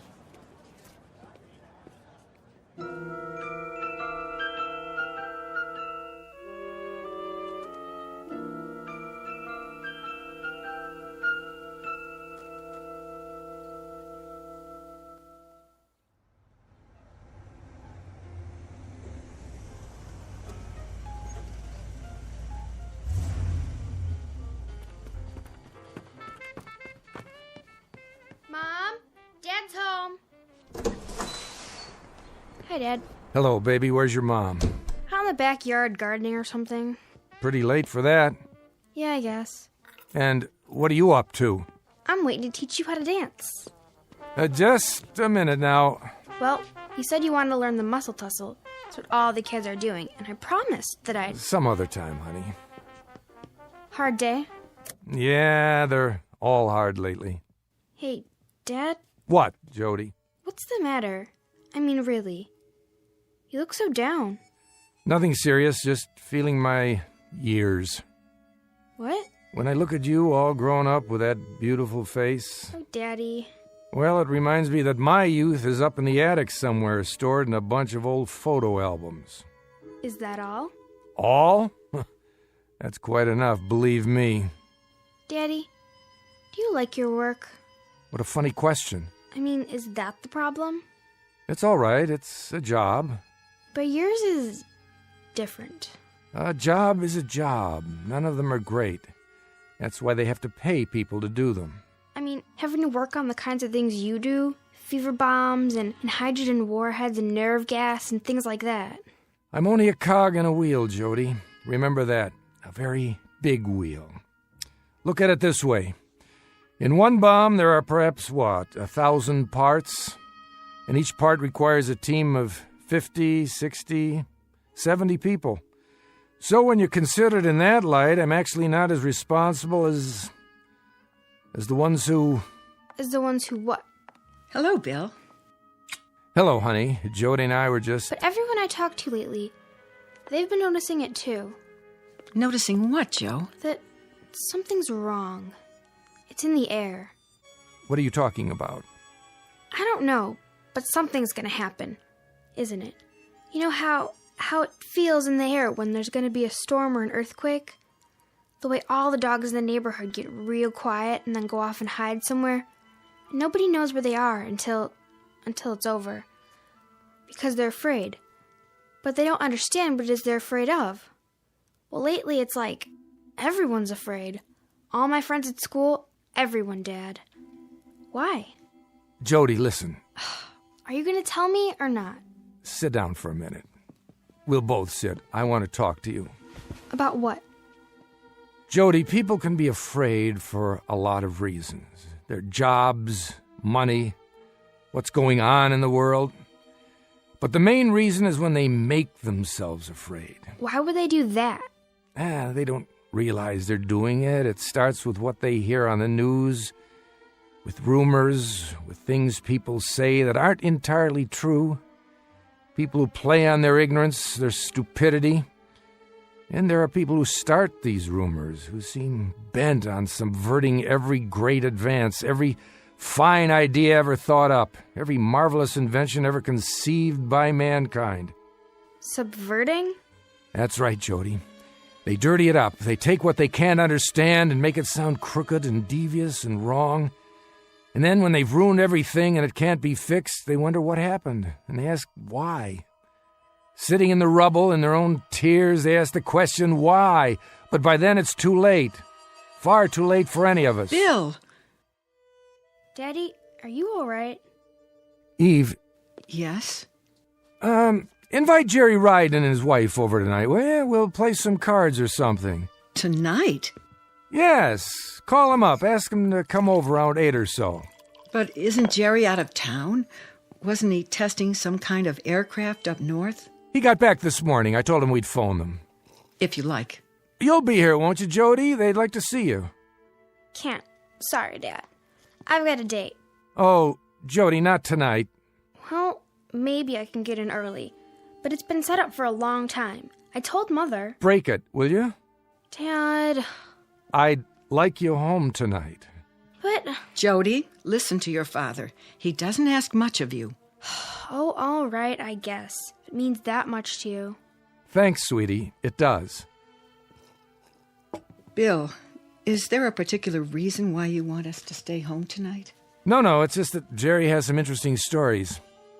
You'll see, he has some real stories to tell, believe me. His job, it's really very interesting, and I just thought it'd be nice if we were all here tonight. Together.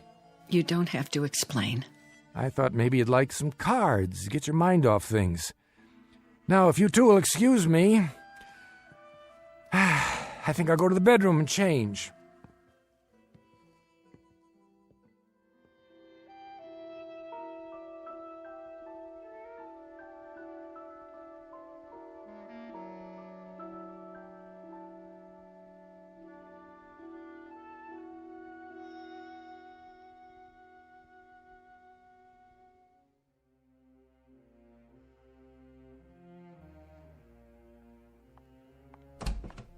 Bill. Well, what is it? That's what I'd like to know. Evie, please. What is going on? What do you think is going on? That's just it. I wouldn't know how to talk about it any more than Jody. But I have so much fear inside me that I can't give it words, only feelings. Feelings aren't what matters. Bill, don't shut me out. I want you to tell me whatever it is. I'm not sure I know how. You mean you don't want to? Look at me. I'm your wife. Oh, Eve, there's so much, but now it's too late for words, for explanations, for debates about what's right or wrong. Try. Eve, remember what we talked about?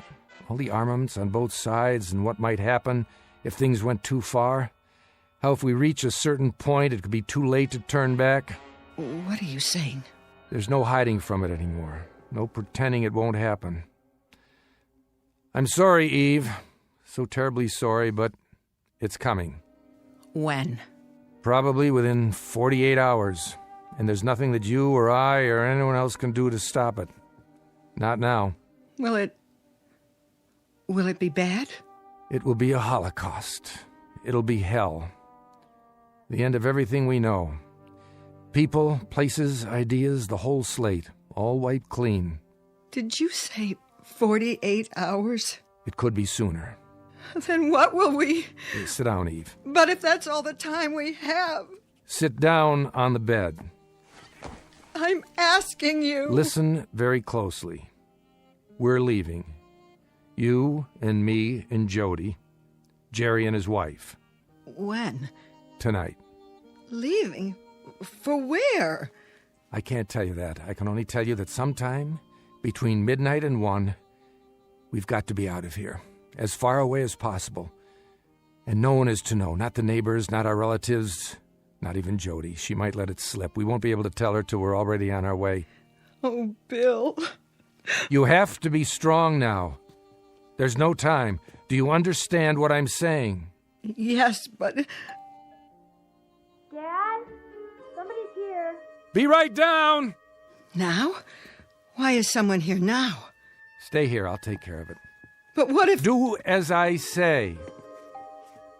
Dad? Mom? Wait, Jody. Don't answer the door yet. I'm coming.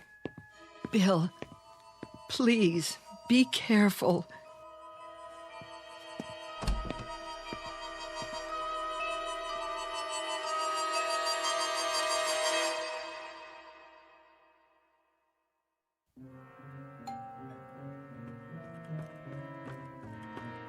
I'm here, Jody. Are you expecting someone? Not yet. Well, should I answer the door? I'll get it. Dad, what's the matter? Nothing. Nothing at all. Hello, Bill. Oh. Hi, Jerry. You're early. I am? We were just going to give you a call. Oh, right. Cards. If you came by to tell us you can't make it... Are you kidding? It's $1 a point tonight. I don't know about that. Sure, I've been very hot at cards the last couple of times. So you have. Can I make you a drink?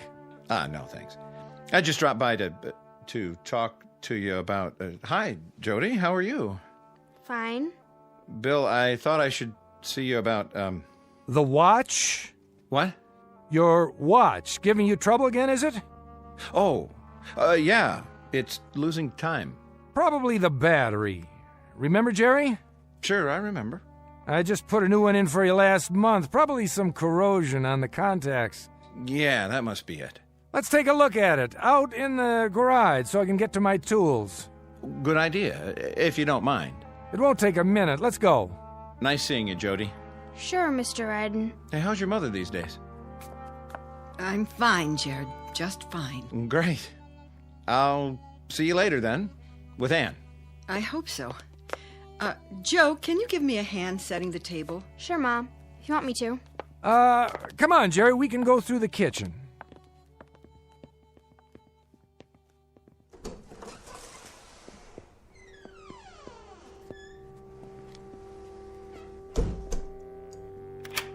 Here we are. Now then. Bill, Let's see that watch now. Take it off your wrist and I'll pop open the back. I've had to change the plan. Not now, not yet. Here's your trouble right here, Jerry. See that? I'll use the drill to buff it down. Now? Keep your voice down. You haven't told him? I told Eve. Jody doesn't know.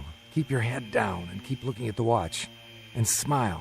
Why? There's a window over there. You never know who's looking. Or listening. Oh, right. Lean in next to me. That's it. Now, what's the change? They've put a different guard on. For the 1 a.m. shift. The man I know, the one I paid off, he clocks out at 11. Then we have to move it up to just before 11. Can we do that? It'll be a lot tougher. More personnel on the grounds then. That doesn't have to make a difference. We'll tell them the same story. Yeah, you're relatives of mine, and you've got clearance to look at the new ship. That's right. It'll still work. It has to. Did you explain it to Ann? Not everything. Only that we're in danger and we've got to get out. I didn't tell her where or when. Better that way. Jody will stay home tonight. I told her you were coming over later. You and Ann. Can you make it around 8? Yeah. There you go. I think that does it, Jerry. Hey, thanks. Just a little build-up on the contact points. You might want to have it checked over by a jeweler. I couldn't get all the corrosion out. I appreciate it, Bill. Very much. The best part is, I'm not even going to charge you. What was that? A cat, probably, outside in the yard. I thought I saw something move at the window. Well, that's it, Jerry. You can put your watch on now. See you later. About 8?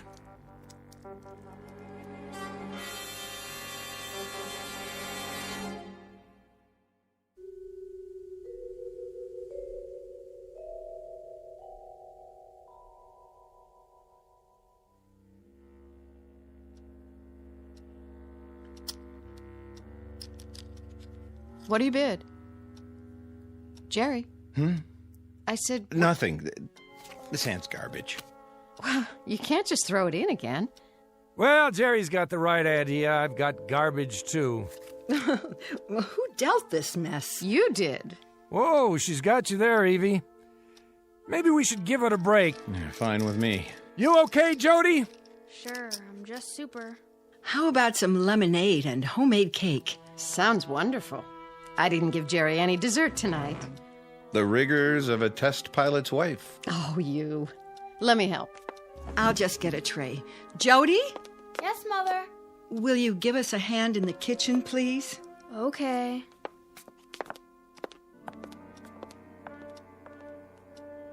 I've got 10 minutes to 10. That right? Yeah, the clock on the mantel's dead accurate. Everything's set then. You sure nobody suspects? I can't see how. You don't sound positive. There's no way. Well, what about that guy in your department, the one who asked so many questions? What's his name? Carling. Still curious? Still. Not so much questions as hints and innuendos. If he's an informer, he's not very subtle. Well, he has nothing to go on, does he? Not a thing. Forget about him. Jerry, what about our destination? Right there. How far? What does it matter? A few million miles, give or take. A few million miles, and a ship we don't even know will leave the atmosphere. Or whether its pilot will be able to take off and set it down in one piece. But that's the risk, Bill. That's the risk we've been talking about for months now. It's not a bad risk when you consider the alternatives. And the place we're going? It's populated. We've picked up radio waves, even some snatches of a language not dissimilar to ours. We've been able to decipher a lot of it. And with a little help, a couple of breaks, and the grace of God, we might even make it there. What? Who's here? Put the paper away. But that'd be too obvious. Turn it over, at least.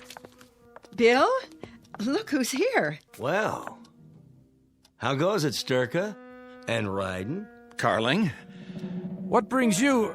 Oh, just taking a walk. Saw your house, thought I'd stop off, say hello. Wasn't sure if you were home with all the blinds drawn. So I went to the back door, knocked. Oh, you're welcome anytime, Mr. Carling. Why, thank you. A little game of cards tonight, huh? A little game of cards. We're about to cut into a cake. Care to join us? Just a little more lemonade for me. I was telling your wife that she makes wonderful lemonade. Not too sweet, a little tart, if you know what I mean. I think I do. Hot night, isn't it? A night for the front porch, or sleep. Not much else. How right you are. Jerry, what time's it getting to be? Whoops, that late. What's the matter? Later than you thought, huh, Ryden? We have to leave in a couple of minutes. Oh? I've been up north, you see. Testing an aircraft, wasn't it? That's right. I haven't had much sleep the last couple of weeks. I know the craft. Do you? Well, they say it's capable of leaving our atmosphere. Talk is, it could go to another planet if the right man flew her. Not for a while yet. Needs more testing. Is that a fact? You wouldn't happen to have a cigarette, would you, Sturka? No. Wait, there's an old pack in my pocket. Eve talked me into quitting. A wise woman. Bad for your health.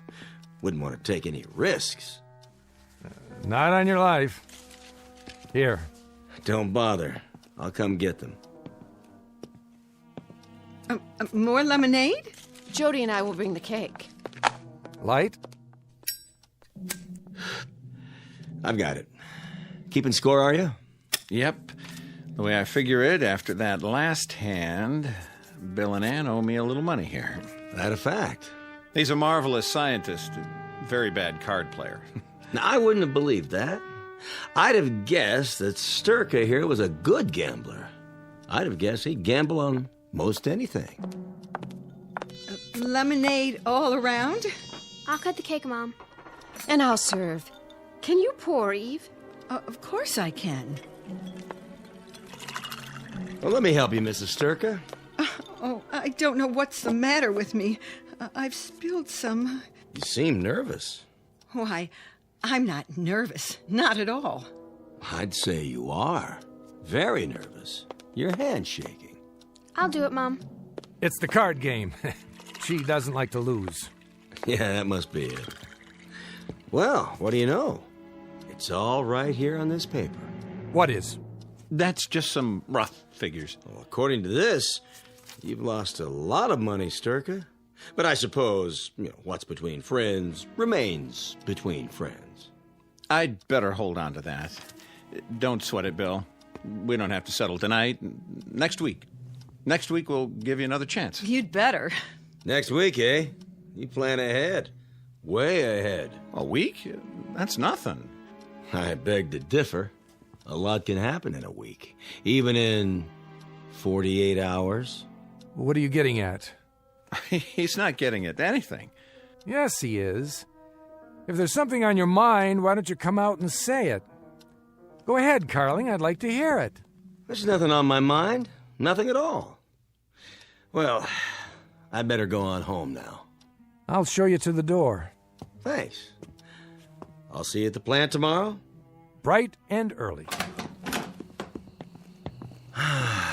Pretty night. Clear as a bell. Take a look up there. Nothing but stars.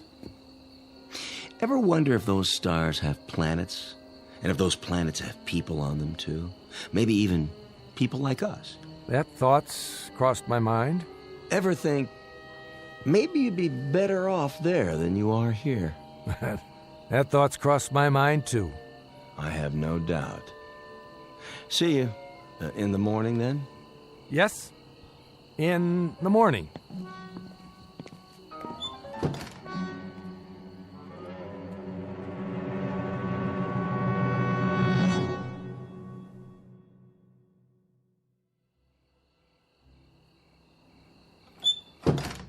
An odd man, didn't you think? Oh, I don't know. The way he kept watching us?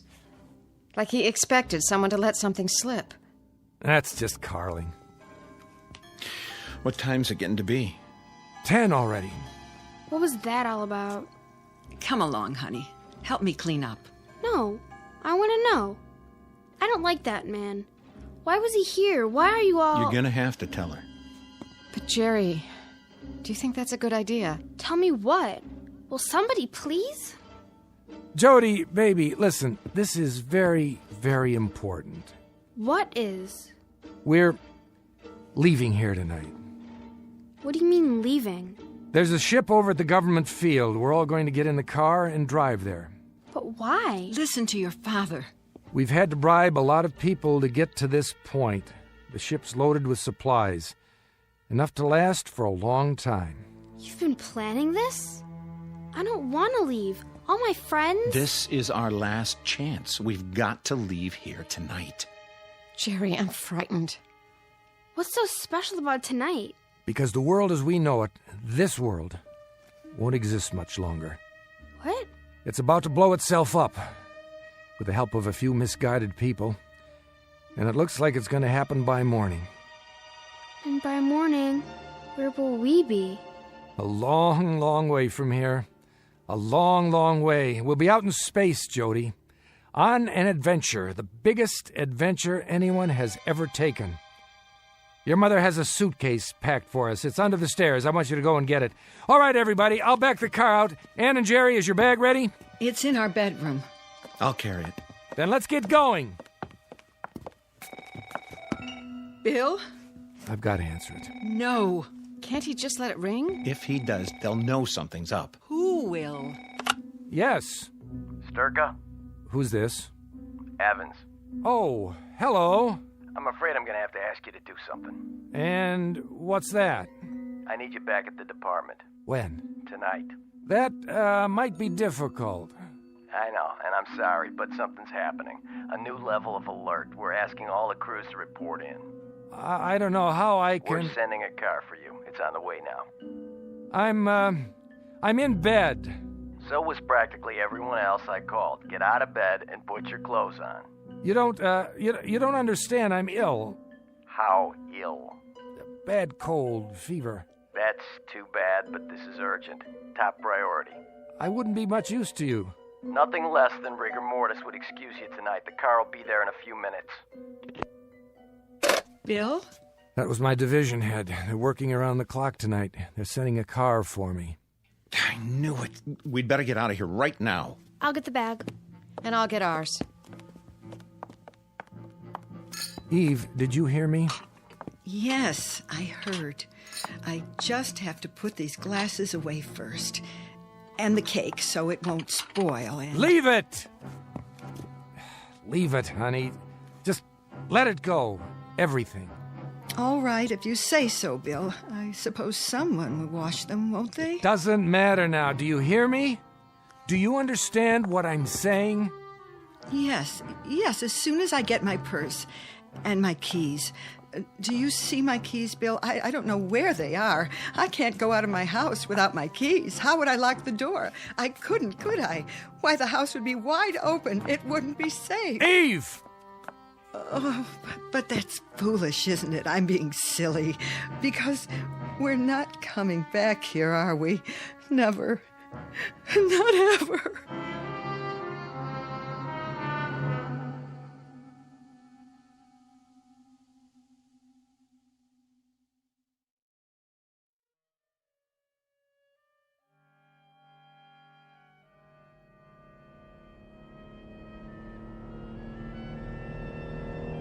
Won't this car go any faster?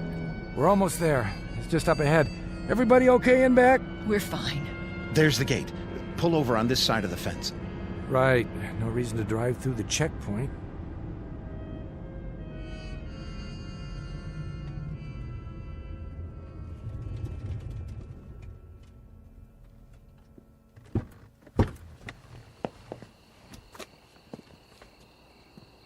Stay in the car for now. It's awfully dark. It won't be if they put on the searchlights. What if they do? They won't, unless there's a security breach. For now, we're only observers. Government property starts at the fence. Dad, look. Out there on the field. What is that thing? That's our transportation. Yep, that's it. But it doesn't even look like anything I've ever... I know. It's top secret. The craft I was testing. It's an experimental design, a prototype. Will it fly? It did up north. Bill, who's that? I don't know, it must be our contact. That's him. It has to be.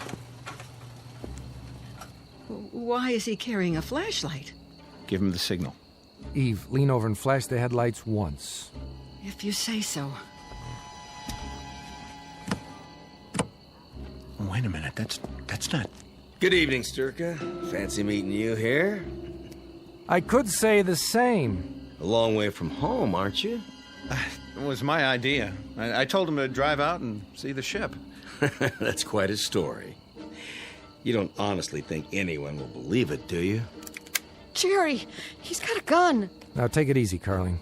Just stand there quietly, you two. Very, very quietly. And don't make a move. Wouldn't want to set off any alarms. What do you want? Name it. Would you mind getting back in the car? Sure, Ed. Just do me a favor, huh? And put the gun down. In the car. The front seat, please. What for? We're going for a little ride to the checkpoint. And I'll be in the back seat. Is that necessary? Would you three ladies be so kind as to get out? The two gentlemen and I have an engagement with the authorities. They have nothing to do with this. In that case, they have nothing to worry about.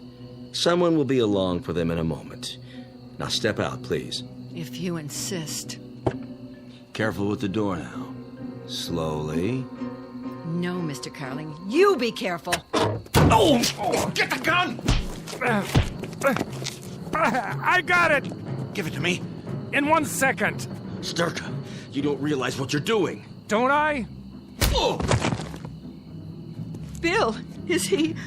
Get in the car, Jerry. The gate's open. We're going through.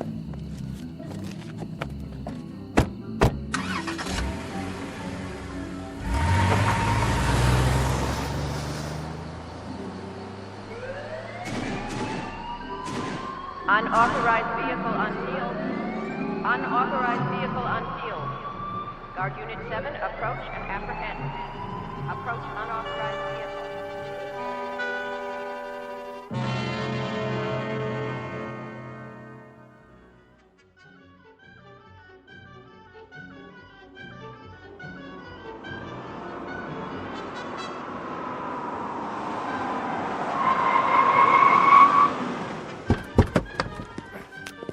Get to the ship! Run!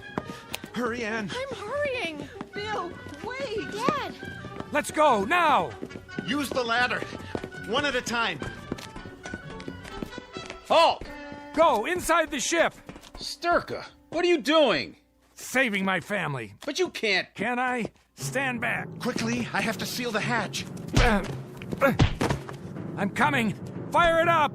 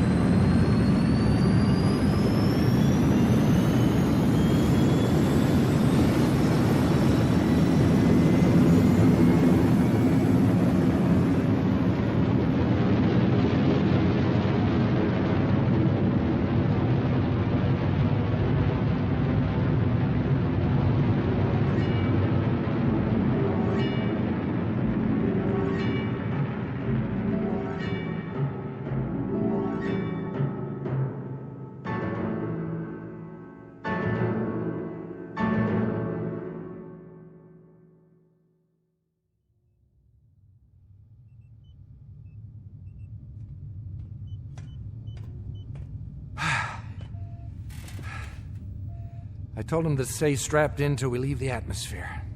Everybody okay? 12 o'clock and all is well. Pressure's good. Air, fuel supply. The stars look far away. They are. But the one we want, that's not as far. Which one is it? See it there?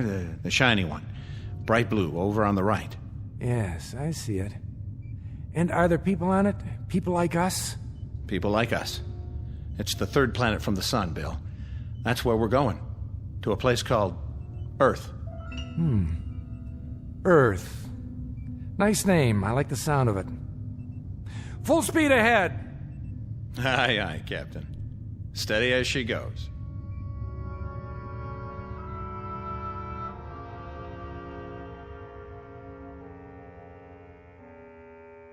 One tiny ship heading into space, and behind it, a doomed planet on the verge of suicide.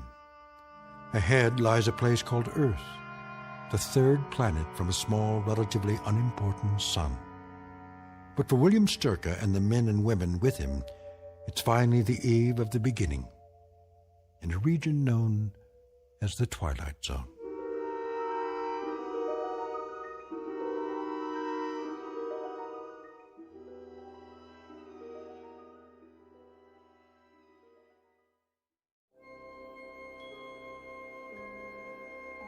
Hi, this is Carl Amari, producer of the Twilight Zone radio dramas. I'd like to take a moment to tell you about our official website at twilightzoneradio.com, where you'll get the latest news and information on these Twilight Zone radio dramas. Plus, at twilightzoneradio.com, you can digitally download 3 free episodes or any of our episodes for only $1.95 each. In this age of ever-changing technology, we've decided to make these episodes instantly available to you by making the Twilight Zone radio dramas a digital download-only series. This means that this series will no longer be offered on CD. The CD collections at our website are now being offered, while supplies last, at buy one, get one free. So be sure to get your favorites before they're sold out. Be sure to visit us often, and I'll see you in the zone.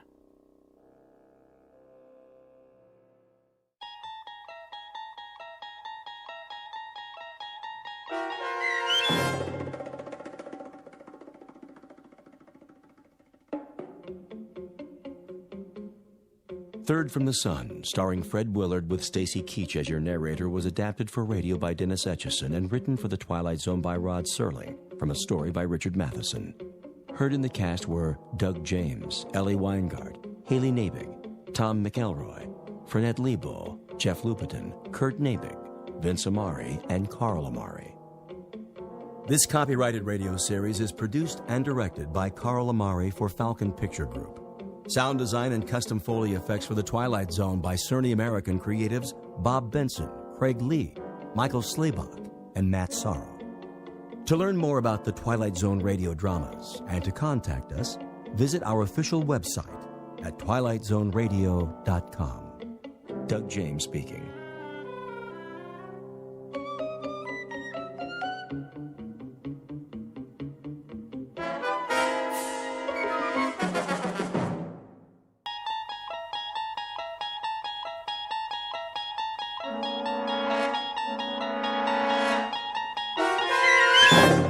You're traveling through another dimension. A dimension not only of sight and sound, but of mind. A journey into a wondrous land whose boundaries are those of imagination. Your next stop, the Twilight Zone.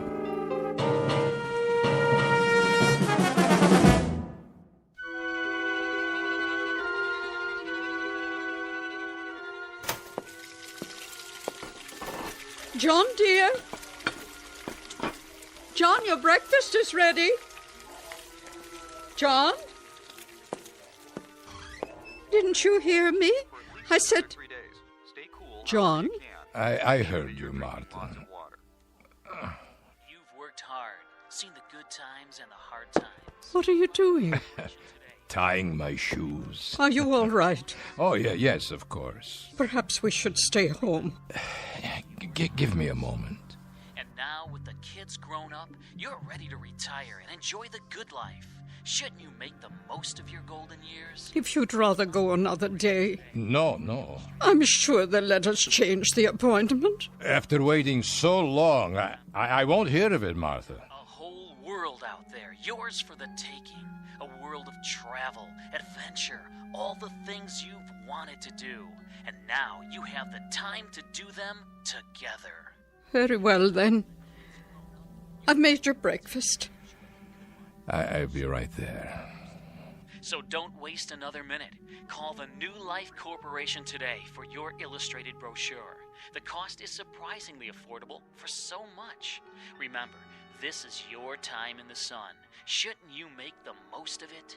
The New Life Corporation, where we make all your dreams come true.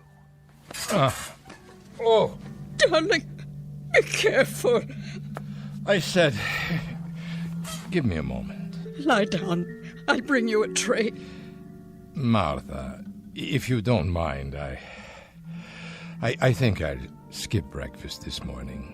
Is it the pain again? It's only angina. Nothing to worry about. But I do worry. Let me call the doctor, please. Nonsense. He's done all he can. There's no point. Oh, John. John, what are we going to do? You know as well as I, we must go. There's simply no more time. If you're sure. Of course I'm sure. Oh, John. There. It'll be all right.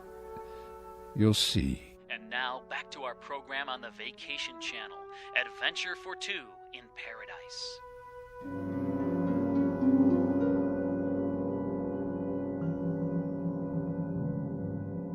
Mr. and Mrs. John Holt, two gentle aging people who slowly and with trembling fingers turn the last pages of the book of life and hope against logic and the preordained that some magic printing press will add to this book another limited edition. But these two senior citizens happen to live in the future, only a few years from now, but a time when almost nothing is impossible.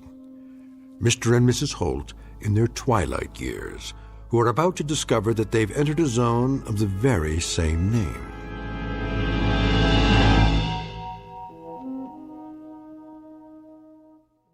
And now, The Twilight Zone and our story, The Trade-Ins, starring H.M. Wynant and Peggy Weber, with Stacy Keach as your narrator.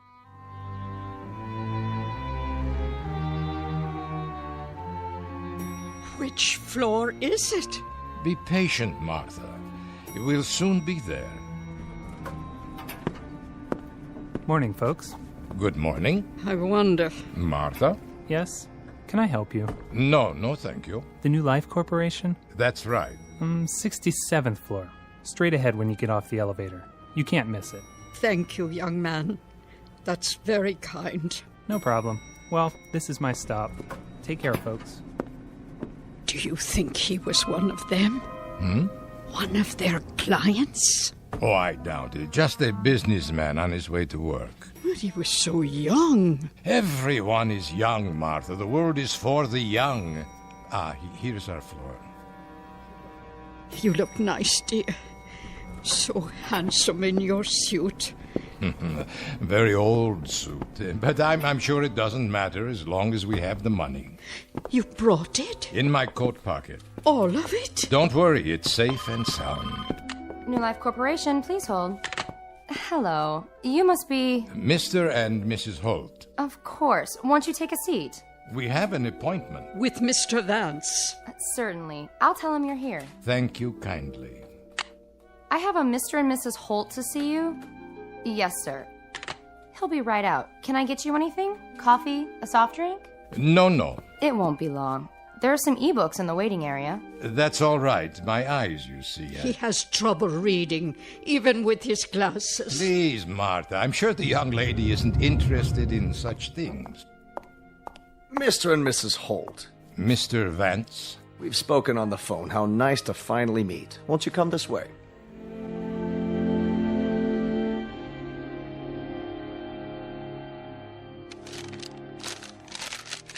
Now then, let me see. You're 79 years old, Mr. Holt? That's correct. And you, Mrs. Holt? Why, this must be a misprint. It says that you're... I'm 74. No. I was 74 last May. I find that hard to believe. I sent all the records, including our medical history, if you need anything else. Everything seems to be in order. You have a history of illness, Mr. Holt. Some. More than your fair share. A great deal of illness, I'd say. From time to time. I'm so sorry to hear that. And are you in pain now, Mr. Holt? Some. He's in great pain. It's fairly constant now. It doesn't seem to let up. I see. Which is one of the reasons that the New Life Corporation exists. But surely you can't remove pain. Only a doctor, or perhaps God, could do that. Not remove, alleviate, banish. We make it a thing of the past. After a while, our clients forget even the memory of pain. I wouldn't want any more drugs. No, we don't deal in pharmaceuticals. That's the province of the medical profession. What we deal in is youth, Mr. and Mrs. Holt. We deal in a resurrected life. Our stock in trade is simply, well, some call it rebirth. An apt word, and believe me, it's no exaggeration. Could you tell us what's involved? Easily. The process is quick, merely a matter of hours, and guaranteed painless. Guaranteed? But how? Precisely. We supply synthetic bodies. Bodies that are perfect in concept, composition, construction. Physiologically and psychologically, you'll find that you're just as you are now in every way, except in a different body. A younger body, in the prime of health, both materially and emotionally close to perfection. These bodies that you speak of... We construct them ourselves on the premises using only the finest components: plastic, flesh, bone, steel. Did you say flesh? For some of the interstitial connections, we grow specialized cells for that purpose. They're permanently nourished to remain self-repairing and self-regenerating, supported by completely inert, non-corrosive materials. The wiring and circuitry are designed to duplicate the human neurological system, and the joints, such as the hip bones and knees, are almost totally invulnerable to disease or damage. So you see... How long do they... The lifespan of our units is roughly 112 years. 100? You've been married for how long? 50 years. We had our golden anniversary just 2 months ago. That's sort of the reason we finally decided to come here. Isn't it, John? A rich life. A happy life. A full one, I'm sure. I can see it in your eyes. And quite naturally, you don't want this relationship to end. Oh, it can't end. Martha is all that I've got. All I care about. Of course.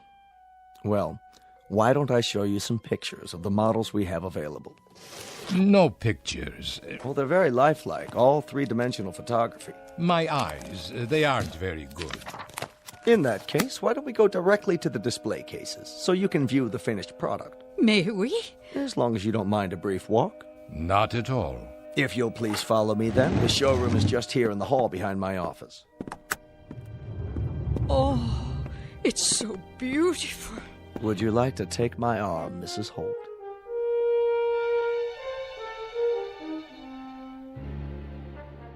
That man under the lights. Is he one of your creations? The young man in the tracksuit? Why don't you ask him? Ask? But if he's only a mechanical device... Actually, he's programmed to answer with the aid of a voice chip. A temporary addition to make the display more lifelike. But as of now, he's still just a receptacle, a shell, waiting to be filled. There's no consciousness as such. He has a variety of preset responses, though. Go ahead. Ask a question. You there, young man. What are you doing? I'm training for the Olympic triathlon. Wait till you see how fast I can run. My shoes are manufactured by Mercury Plastics. I come complete with a brand new pair and a gift package of home workout equipment, all courtesy of the New Life Corporation. Oh, my word. He looks so strong. But I wouldn't need such muscles. I was never very athletic. A valid point. If physical achievement isn't important, then you might want to consider another model. Oh, who is the young lady? This is our Queen of the Harvest Moon Ball. I see. She's very beautiful. Hello. I was the homecoming queen at my school, and now I'm a champion ballroom dancer. Do you like my evening gown? You're quite lovely, miss. I come with a fabulous selection of gowns, all custom designed. My shoes are part of the package, too, thanks to the New Life Corporation. Well, you are the prettiest girl I've ever seen. I could never wear such a dress. Of course you could. You did. Do you remember the dance where we first met? Oh, I was never so slim. But you were. Now you're being silly. Please, let's move on. I think you'll like the next display. What's that? Look, John. There are two young people. Our beachcombers. His physique would be ideal for a man approximately 22 years of age. See the proportions and the musculature. Nothing too extreme. She has such a small swimsuit. The female component. Note how they complement each other. This particular model would be roughly 21 years old, 3 inches shorter than the male, of equivalent health and potential, capable of walking for miles along a beach. We've given them both a foot structure with the perfect arch and legs that are polymer reinforced. Look at the ankles. And the hands. My hands were never like that. Yes, they were, Martha. Don't you remember? We like to see these two go as a package, and you needn't worry that there'd be others like them. Each model is designed with distinctive features. None are exactly alike. How would... Yes? I'm not clear on the procedure. What would happen? I mean exactly. Very simple. We put you to sleep, and then we transfer all your memories, personality, and so forth into these replicas. You'll awaken in your new bodies and live a lifespan and a quality of life never dreamed of before, with health, contentment, and purpose. And there's no pain? None. Are you sure? Are you sure there would be no pain? No pain, Mr. Holt. For the first time in how long I can only guess, you'd be free of pain. You'd be a young man again, in the prime of life. It's too much to believe. And you, Mrs. Holt, would be at his side. Instead of the end, it would be the beginning. Do you know what that means? What about the memories? Memories? They will be transferred in full. There's no loss. But the actual moment of transfer. If a new life begins, then the old one must end. A kind of death for the mind as well as the body. And so, that is what I will experience, death. Are you afraid of dying, Mr. Holt? Not afraid. But if all that I have been comes to an end, then this rebirth, it's not something for me to know. Perhaps that's even a good thing, to go to sleep at last. Oh, there's no loss of consciousness. The continuity is seamless. What you'll experience is a sudden, dramatic change for the better. It may take some getting used to, but we have a counseling service available. The process itself is so simple, so uncomplicated, you'd really be quite amazed. Mr. Vance? Mr. Vance, you're wanted in the teleconferencing room. Would you excuse me for a moment? Yes, of course. Please, feel free to walk around, look at the other models. If you have any further questions, I'll be right back. We'll be here. John, it's like a miracle. Yes, maybe too much like a miracle.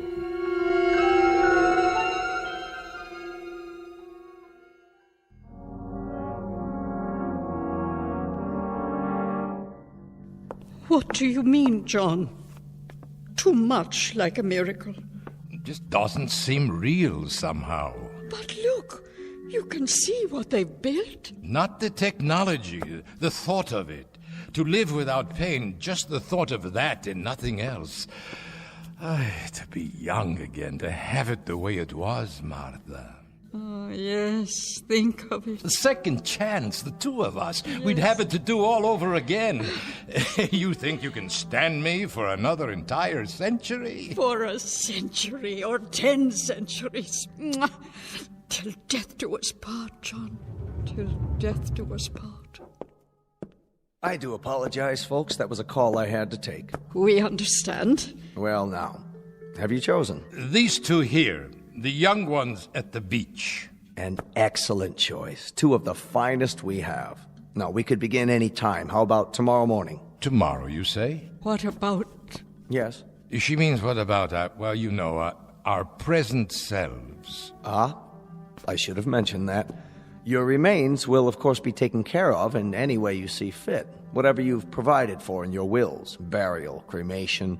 We don't encroach on the business of funeral homes. So you are saying that if we make the arrangements today, then tomorrow morning... I'm an incredibly bad salesman. I forgot one of the most important points. The guarantee. Guarantee? But how? You can have the transformation on approval for 1 week. After the test period, if you're not fully satisfied, we can always exhume your old bodies. You mean our bodies will already have been... Not exhume in the usual sense. They will be held intact, preserved, if you will, in a precisely monitored, germ-free environment. If, for some reason, after the 7-day period, you decide against your new life, but you'd be surprised at how infrequently that occurs. Or rather, you wouldn't be surprised. We've had better than 98% satisfaction in the 12 years we've been operating. In that case, Mr. Vance, there is only one more question. How much? How much will it cost? There is no price given in your brochure. Why don't we go back to my office, where we can be more comfortable? It's this way. Please, excuse me. I think we'd better find out now. What is the price? The entire procedure, and that includes the guarantee and all services connected with the transfer, would be $25 per person. 25,000. So for the two of you, it would be only $50,000. That's correct. Quite reasonable, considering that there's nothing else like this on the market.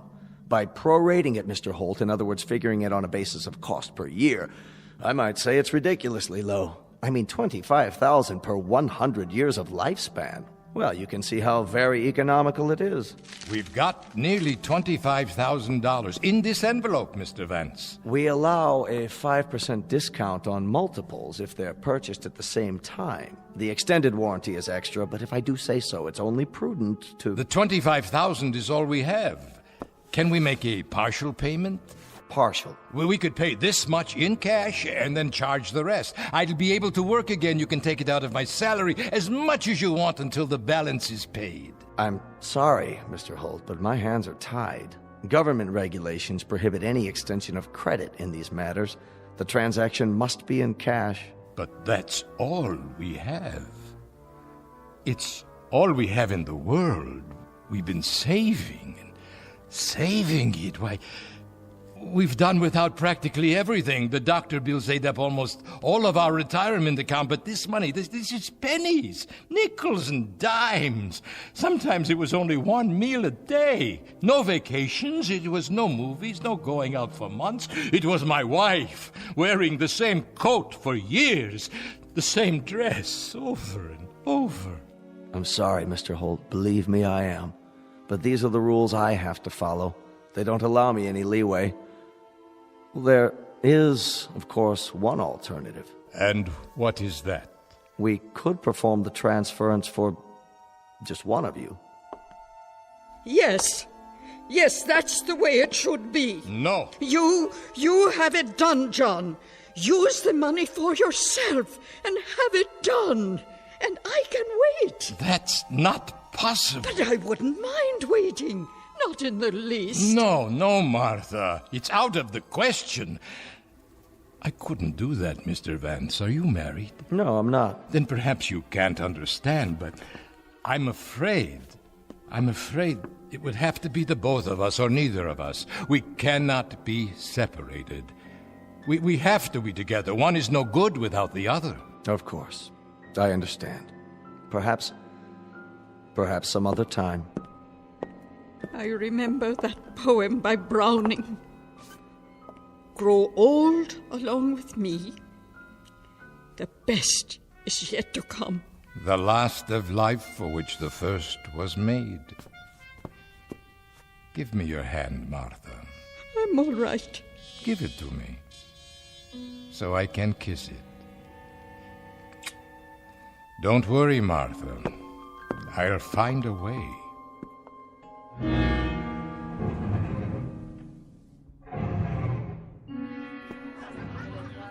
Hi there, mister. Hello. What'll it be? A drink, yes. I'll have a drink. Sure, sit down. What? Oh, of course. What's the matter, Grandpa? Feet hurting you? No, not my feet. Well, take a load off. What kind of drink? What kind? You name it. Beer, scotch? Scotch, yes. That will be fine. House brand, okay? Pardon? Regular or special label? Which is less expensive? Don't worry, Grandpa. I got what you need. Make a new man out of you. Excuse me, well, I've heard. Yeah? What have you heard? That there is gambling in some of these establishments. Is that what you heard? Well, you heard wrong. Gambling's against the law. Yes, I know, but I understand that if a man wishes to participate in a game of chance, there are private rooms. Not in here. This place is strictly legit. That'll be $6. $6? For the drink. Just a moment. Say, Grandpa, what happened? You sell the farm? No, I sold nothing. Better be careful. There's some types around here that'd like to relieve you of that wad. Oh, I'll be careful. Very careful. Thank you. Where are you going? Oh. I think I'll go home now. I don't feel well. Hold on a minute. I gotta get your change. Okay. Yeah. All right, here you go. 7, 8, 9, 10, 20, 30, and 50. Thank you. Say, Gramps, you know that question you asked me about the private game? You know of such a place? Well, as a matter of fact, I just heard something. Might be of interest to a man like you. Is that right? See that door back there, by the phones? Yes. If you was to knock on that door, there's a man named Faraday. Has a few friends over sometimes for a private party. And when are these parties held? Well, it just so happens there's one right now. Maybe he could help you out. As a special favor, tell him Rich said it was okay. Now you say, I suppose that would be all right. If you let him know ahead of time, give him the word and all. Oh, I see. You would like a tip. Will this suffice? $5? Here, I can't see. Please, keep the rest of the change. Well, that's real generous of you, Grandpa. Faraday, big guy, bald-headed, wears a cashmere coat. I understand. If you want any more drinks, just let me know. I'll keep them coming. Thank you, young man. Hey, Grandpa, you didn't touch your scotch.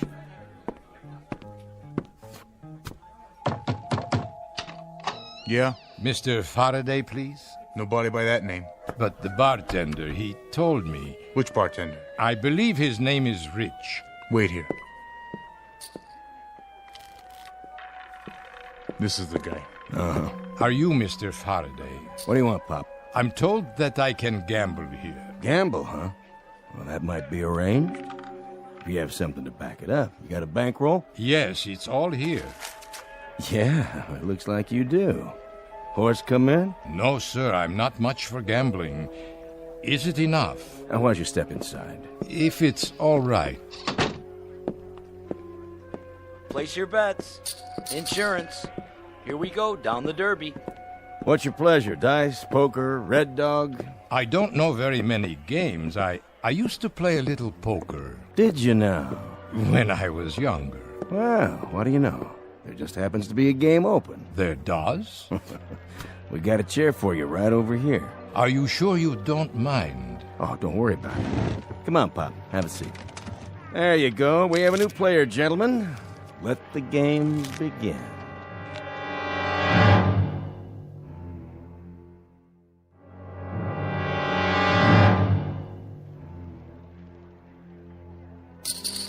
Should I buy some chips? Oh, that's okay, Pop. Money talks.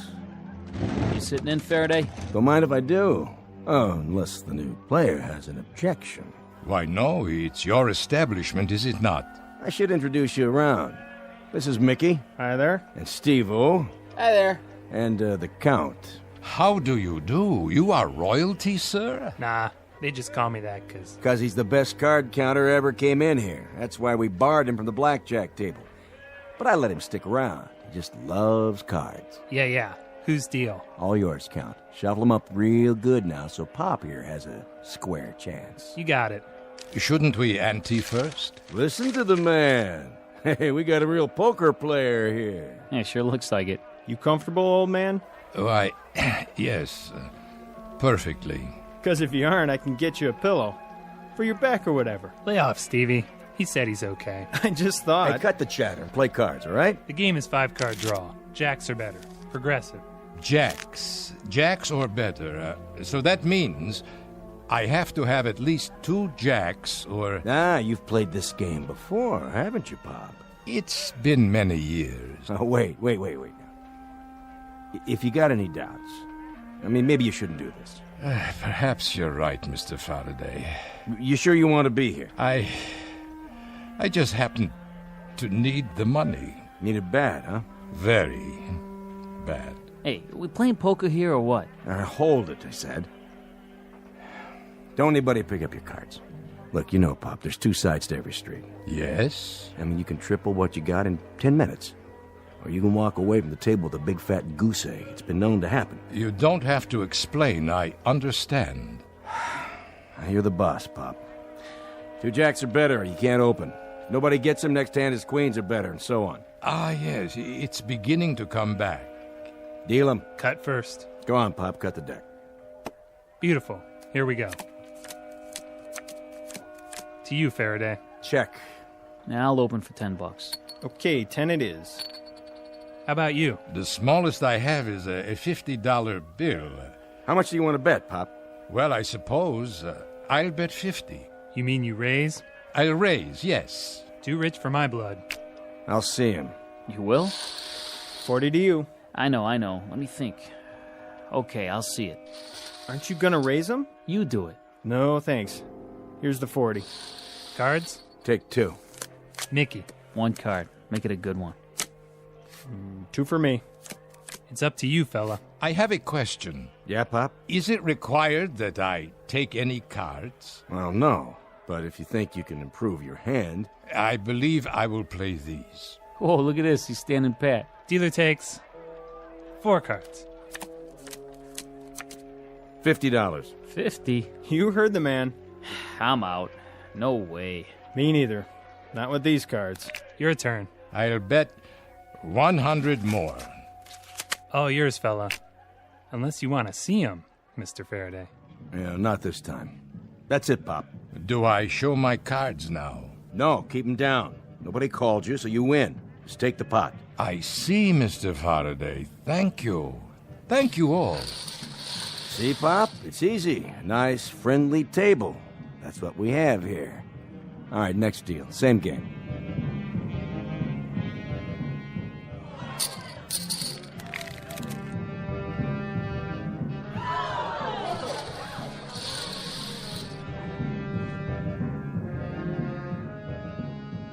you, old man. You in or out? How much? 1 to call. 1. Yeah, 1,000 more. Unless you want to raise. I can't raise. I only have $1,000 left. Yeah, we know. Then Oh. You sick, Pop? I'm all right. No, you're not. It's between you and the old guy, Faraday. Excuse me for a moment. You're pretty bad off, aren't you? Long time? The last several years. I'm about to clean you out. You know that, don't you? I'm sorry to hold up the game. I'll feel better in a minute. Why do you need the money, Pop? It doesn't matter now. No. Go ahead. I'm interested. My wife, Martha, and I wanted new bodies. It cost $50,000. I only had half of it, but I botched it up. I'm no good at this. I'm no good at anything anymore. Just a tired, sick old man who can't walk to the corner without swallowing a pill, who leans on his wife when he takes 3 steps. Just a tired, sick old man, not worth anything to anybody. I wanted to be young again. I wanted to be strong. I wanted to begin all over. I wanted to wake up one morning and get out of bed and not feel pain. That's all. You're raised, Pop. Then I call you. Look at that pot. Must be 20 grand. 25. Show him what you got. Read him and weep, old man. Pop first.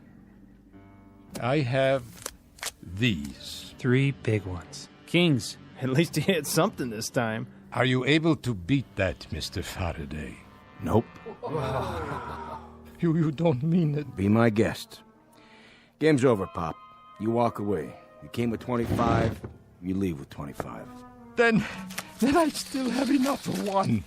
Martha will understand. I can't help it. I can't live like this, not with the pain. She'll understand. I don't have any choice. I don't have any choice at all.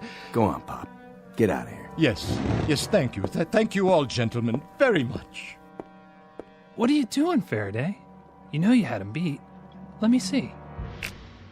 Just like I thought. 3 aces. Why'd you let him walk away? I'm not sure.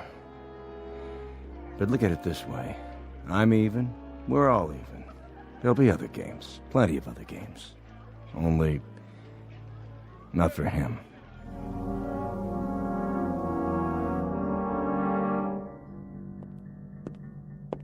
Sorry to keep you waiting again. Martha. It's all right, dear. I understand. Do you? I told you before. You should be the one. This is the way it should be. Forgive me, Martha, please. Please forgive me. It was just I can't stand the pain anymore. Of course you can. Mr. Vance, John is ready now. Go ahead, my dear. They're waiting for you. Are you, Mr. Holt? Are you ready? Yes, I'm ready. Martha, I'll be waiting for you, my darling. Mwah.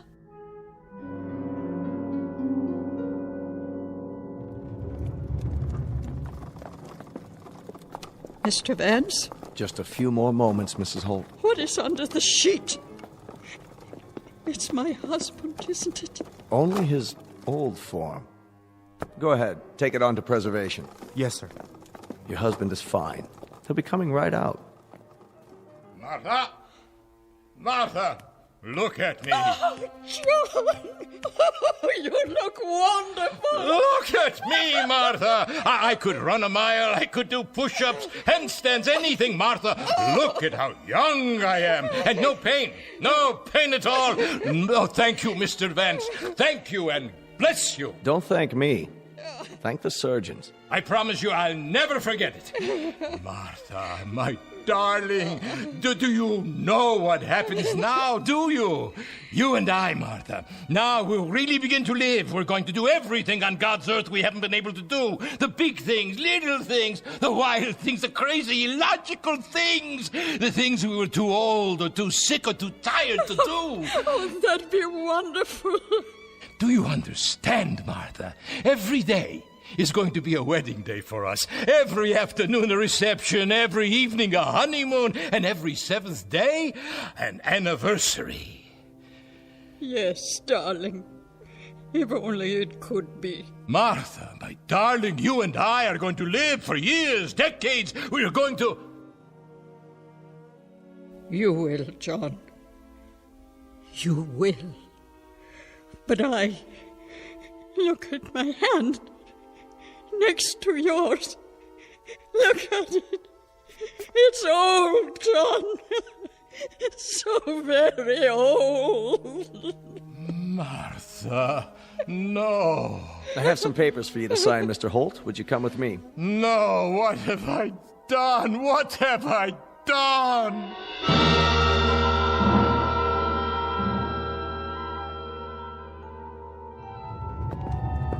You can carry it back to the display now. Right, sir. The beach scene? That's correct, just as it was with the other.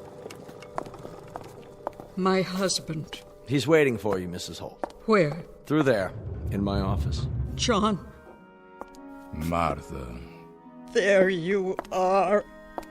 There is my husband again. My wonderful, wonderful husband. Martha, my dear, I must apologize. Hush. You are my dearest one. Martha, if it must come with occasional pain, then so be it. I wouldn't have it any other way. My love. Remember Browning. Grow old along with me, the best is yet to be, the last of life for which the first was made. Yes. Our times are in his hand, who saith, a whole I plan. Youth shows but half. Trust God. See all. Be not afraid. I'm not afraid. You know, John. Nor am I.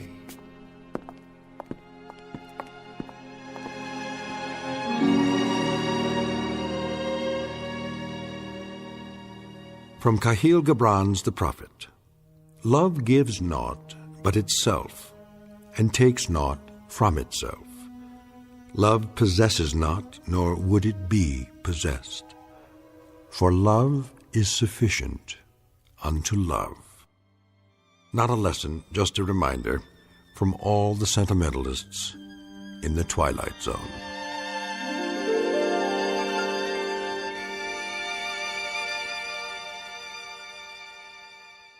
More from the Twilight Zone after this.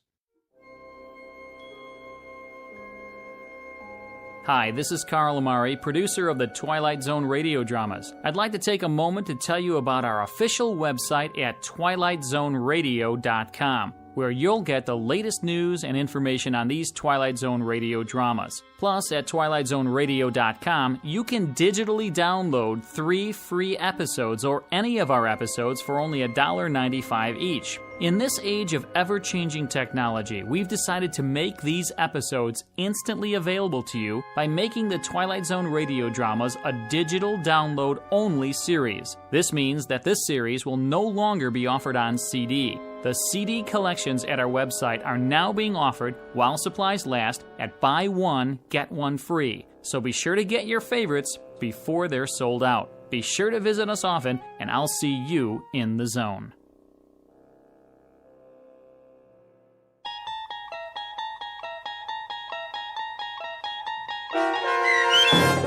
The Trade-In, starring H.M. Wynant and Peggy Weber, with Stacy Keach as your narrator, was adapted for radio by Dennis Etchison and based on a script by Rod Serling.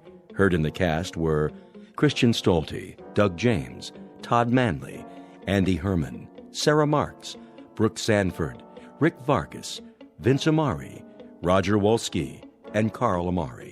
To learn more about the Twilight Zone radio dramas and to obtain audio cassettes and CDs of these programs, visit our website at twilightzoneradio.com.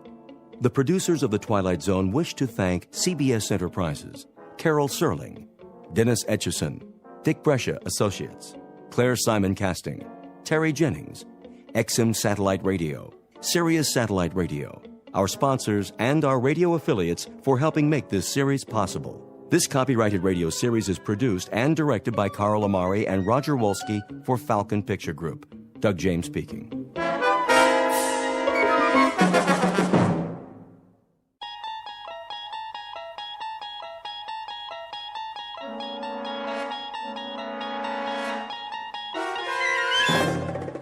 You're traveling through another dimension. A dimension not only of sight and sound, but of mind. A journey into a wondrous land whose boundaries are those of imagination. Your next stop, the Twilight Zone.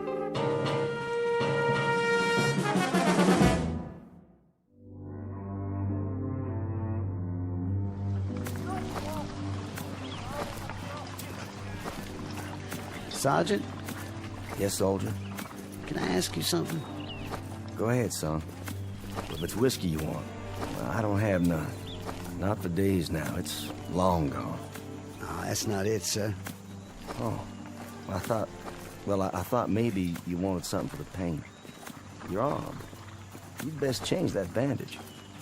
I don't have anything, Sergeant, except my uniform, and there ain't much of that left. Here, take my kerchief. Oh, no, I can't. Sure you can. Come on now. Get that sling off. Make yourself a new dressing. You need it in the heat. Thank you kindly, sir. Go ahead and sit, if you like. Oh, no, I don't want to do that. I gotta keep moving. Why? There's no hurry. Not anymore. Well, if you can walk on that crutch, I figure I can as much on these 2 feet. Besides, I got a long way to go. How far, soldier? Alabama. I made it to be 600 miles. My folks will be waiting. Stop now, I might not get there at all. Oh, you'll get there all right. We all will, one way or the other. Because we have to. No place else to go. Yes, sir. Going home. That's what I wanted to ask. You know the date today? I'm sorry, son. I lost track. I don't know, still April or thereabouts. Hey, Willie. That you? You know that boy? Sure I do. Sounds like Willie from Birmingham. We was together at Appomattox. You go on ahead. I gotta take it slow for a while. Much obliged. See you tonight, sir, when we make camp. Luck to you, son. God be with you.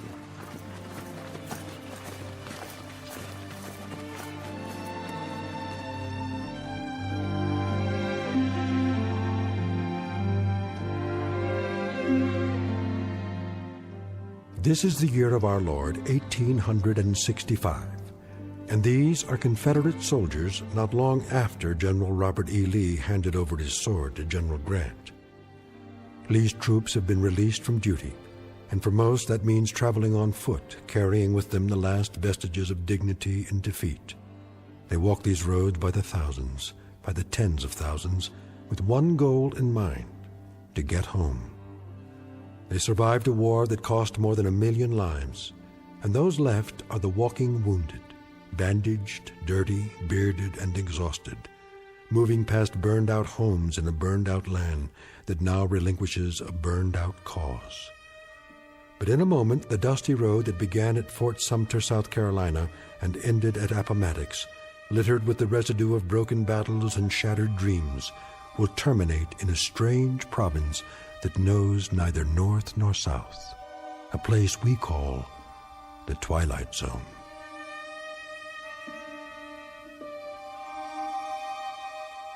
And now, back to the Twilight Zone with The Passers-By, starring Morgan Brittany, with Stacy Keach as your narrator.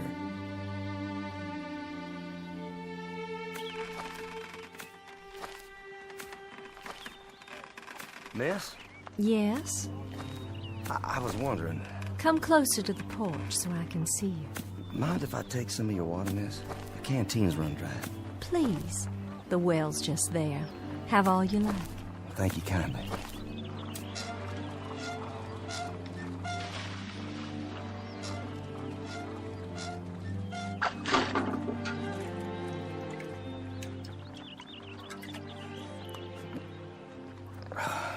You don't know how good that tastes. I see by your uniform. Sergeant, isn't it? Well, it was. Don't know that it matters much now. Beautiful house you have here. It was. We used to call it our mansion. Beautiful tree, too. The oak here, strong. The kind that lasts. Yes, it survived. It was here before the house was built, and now it's the only one left. War claims a lot of victims. Different kinds. Men, animals, God's own beauty. You mind if I sit here a spell? Not at all. It's nice to talk to someone. I feel as if I haven't had a conversation in years. What if I strum my guitar a bit? You have a guitar? Carried it all through the war. Would it bother you? Oh, it would be lovely. My husband used to play a guitar. Did he? Oh, he played so well. He's where, ma'am? He was killed at Yellow Tavern with General Stewart. I'm sorry. You have a wife back home? No kin at all. It was just my father, but he died the first year of the war. I'm sorry. Ah, it's all right. It's been a while now. I mean the crutch. I didn't see it. You've lost your leg. No matter, ma'am. Didn't exactly lose it anyway. I know just where they buried it. Outside of Chickamauga. It must be hard walking for you. Do you have a long way to go? Why, I guess I do. I kind of lost track. Have you been on the road long? Reckon I have. Since the beginning of time. Leastways, that's the way it seems. I don't quite remember when I wasn't moving down a road someplace. Like all those men passing by day and night. Oh, I got plenty of company. But it's different now. There isn't anything in the world sadder than a defeated army crawling home.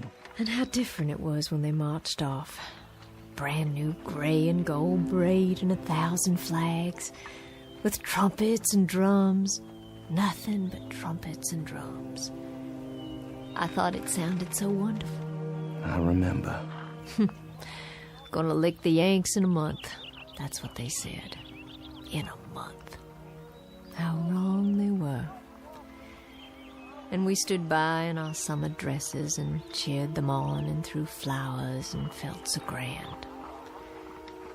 Just a few tears. Not many. Because we were so sure they'd all be coming back just as they left. And how wrong we were.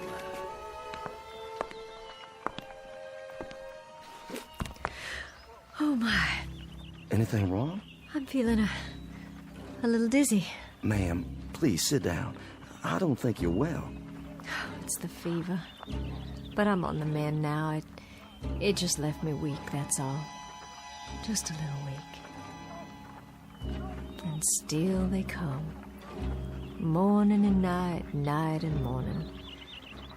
The young ones and the old ones. And oh, how tired they look.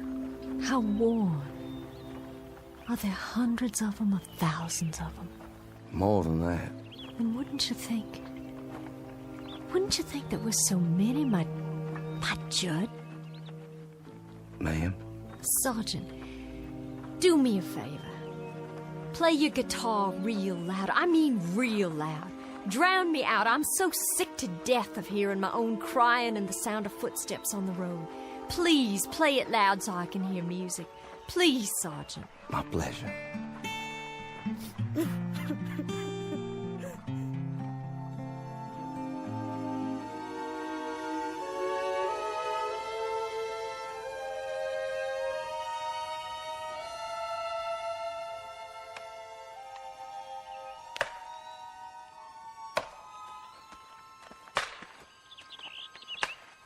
Charlie? Charlie Constable, is that you?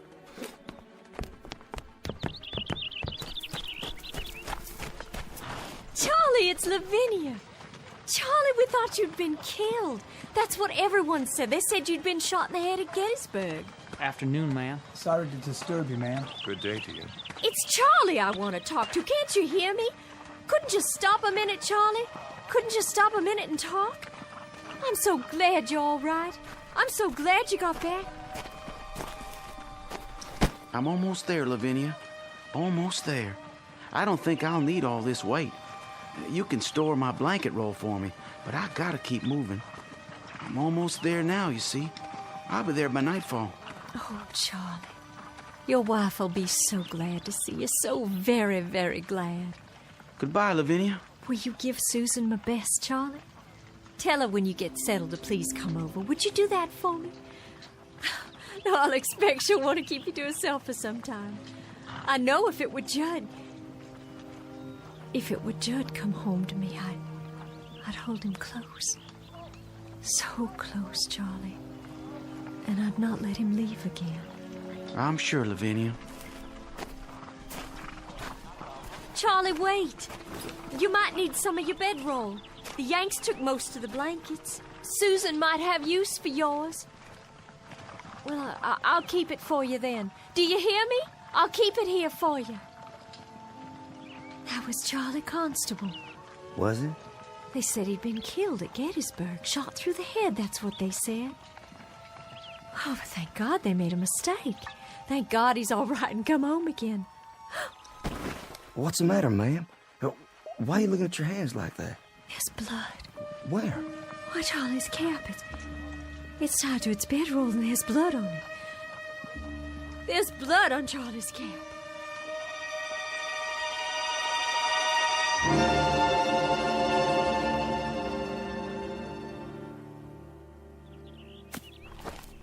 Ma'am? Yes? It's Sergeant Baxter, ma'am. Well, I know that. Who else would it be? You finished so soon? I got a feeling for wood, carving it or chopping it. I got enough cut there so you can at least start the winter. Well, I thank you sincerely. You don't know how much that helps me. No, I thank you. I'm obliged for the dinner. Such as it was. It beats salt pork and hardtack, which is what I've been used to for as long as I can remember. I was hoping you'd play your guitar one more time. Would you? Made this myself. You didn't. You know how to make musical instruments. After a fashion. Not as good as the ones I made at home. I had more time then. You have to pick the right tree. A good, solid one with character. You cut a branch and strip off the bark and take the wood in layers, but carefully, just right. Then you soak it and bend it into the shape you want. And well, there's plenty to it, believe me. And then after it's dry, it has to be planed and glued and whittled till it's perfect. And then comes the tuning. You know, they say a good guitar takes on the voice of the man who made it. If he has a voice to start with. Seems some men don't. No matter what they play, it just comes out flat and dead. I'll bet all your guitars sound beautiful. Just like this one. My old man used to say that I'd wind up nothing but a bum troubadour. Did he? My old man. But he was a proud one when I marched off. Proud as an old rooster, because his son was going off to war to become a man. And I come back, half a man. That song of yours. Black is the color? Judd, my husband, he used to sing that. Oh, I wish you could have met him. I wish so too. A very gentle man. A very nice and decent man. And I can remember nights he'd sit out on this porch and play and sing. Even the crickets would keep quiet. And the bullfrogs down at the pond. It was just as if they'd stopped their noise so they could hear the music. And then the Yankees came. Like blue locusts who had to eat away the trees and the land and everything on it. I owe them for much. For our house, our lawn, our trees, for everything that was. Including my husband's life. I owe them for very much. Ma'am? Why don't you leave here? This place is no good for you. This place is all I have. Just an empty shell of an old house and a burned-out field. But it belongs to me, and it's all I've got. You need something else, something different. Being here alone and sick and staring out toward that road, that ain't gonna cure anything. Fever, sadness, heartache. It won't cure nothing at all. What do you suppose happened to him? Your husband? The Yankee who killed my husband. Do you suppose he's marching home now, back to his own kin? Do you suppose he's laughing and singing and telling all his neighborhood about the rebels he killed? All the bullets and the heads he shot them through? I don't reckon that at all. You shouldn't either, ma'am. There's been a lifetime of suffering on both sides. I got a gun inside the house. An old shotgun. And I keep thinking about how someday, some moment, a Yankee will ride by, and I'll take out that gun, and I'll aim it at him. I'll aim it steady. But first, I'll tell him. I'll tell him that he can consider this the last shot of the Civil War. A bullet in exchange for the one my husband took. You let that kind of poison sit on your mind, you'll die from it, I swear. Who's coming? Can't see yet. It's him. What do you mean? The Yankee. Well, hold on now. It's a hot night. Hot indeed, Lieutenant. Couldn't see if anyone still lives here. They do. You traveling a long way? Oh, just up the road. But I've been on it a long time. You too, Sergeant? Long time. I've got a half-full canteen, but my horse is running dry. Well, there's water in the well. I don't think they'd mind. Much appreciated. I know you, don't I? That's possible. I mean, I've seen you before. I seem to remember. Go on. What is it you remember? You'd best heed the sergeant's answer, because it's the last thing you'll ever hear. No, ma'am. Put the gun down. You don't understand. The last thing you'll hear on this earth. This I promise you.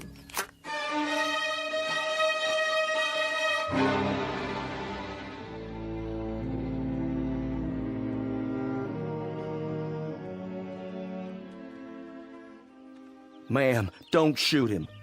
The lieutenant here tried to save my life. Stand aside. Hear me out first. I was lying on the side of a road. A mini ball had landed amongst us and took off my leg, and I laid there bleeding.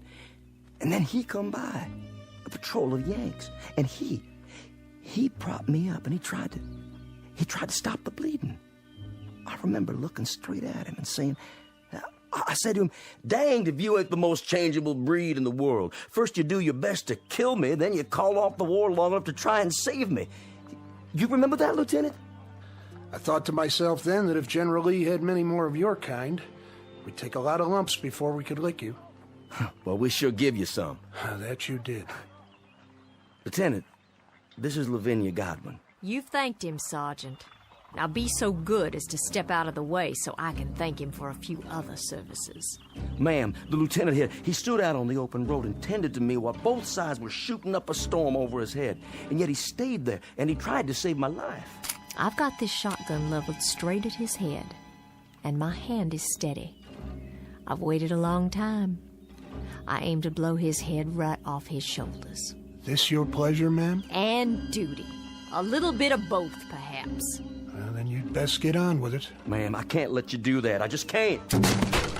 You can't stop me with that guitar. I've got the gun. Then I'll stop you with my hands. You'd better stand down, Sergeant. I've got my finger on the trigger. And this is for you, Yankee.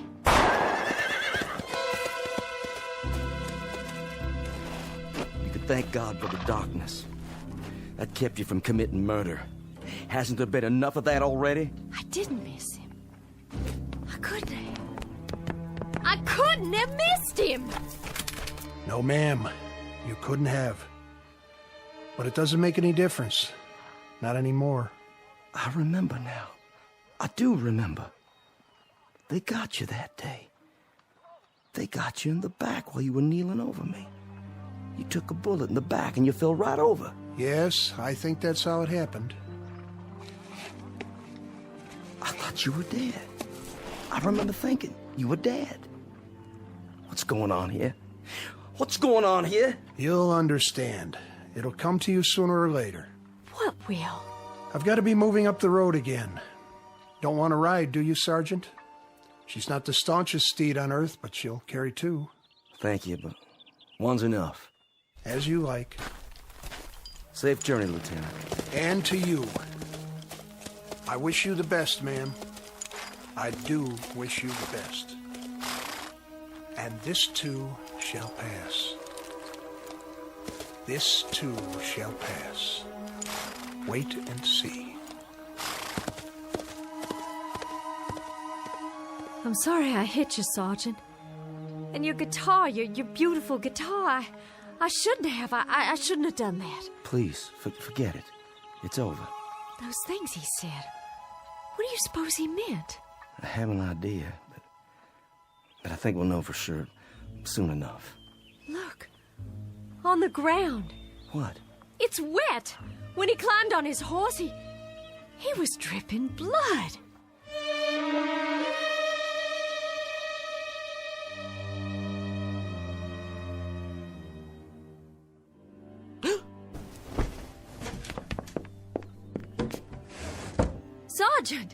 Sergeant Baxter!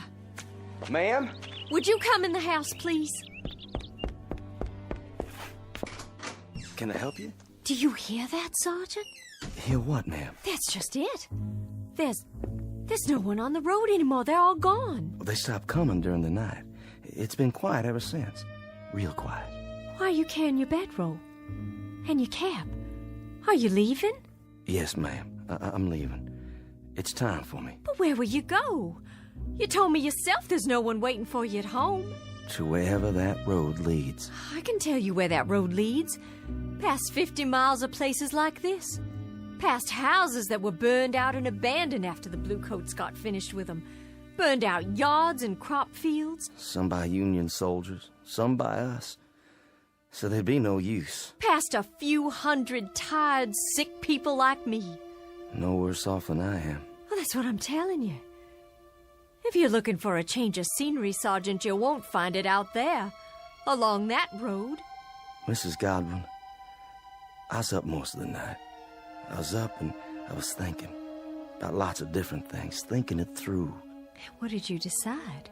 That lieutenant who came by, and the shotgun, and the blood on the ground. When he rode off, it seemed like a mystery. Yes, it does. And that young friend of yours, Constable. Charlie Constable. Yeah, with the bloody cap. And then before dawn, it came to me. What did? It's kind of hard to explain. Please try. It has to do with that road out there, and the men who are walking on it. What about them? Last night, after you'd gone to bed, I stood by the gate and I watched as they went by.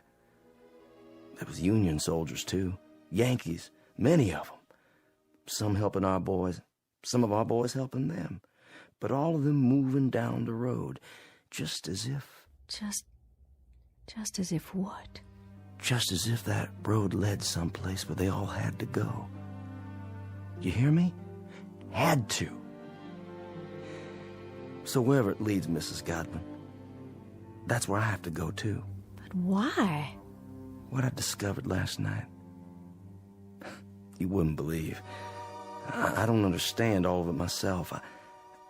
I understand enough to know that there's a billy club tapping on my good leg, telling me to move on. So I'll take my leave now, ma'am. And I wish you well. I certainly wish you well. Wait while I make you breakfast. No need for that. I'm not hungry anymore. Some tea, then. Something to drink. I'll heat water on the stove with the wood you cut. You have some for yourself, ma'am. I've got something stronger put away. There's a bottle. I know where it is. Not with all the walking I have to do. A hot bath, then, before you go. Surely you'd like to get cleaned up. Thank you, but I'm all right. Sergeant! Why don't you stay on? I need someone around here who can help. I'm just one sick woman alone, and I need someone to help me. I don't think that's a good idea. I'd give you half the place.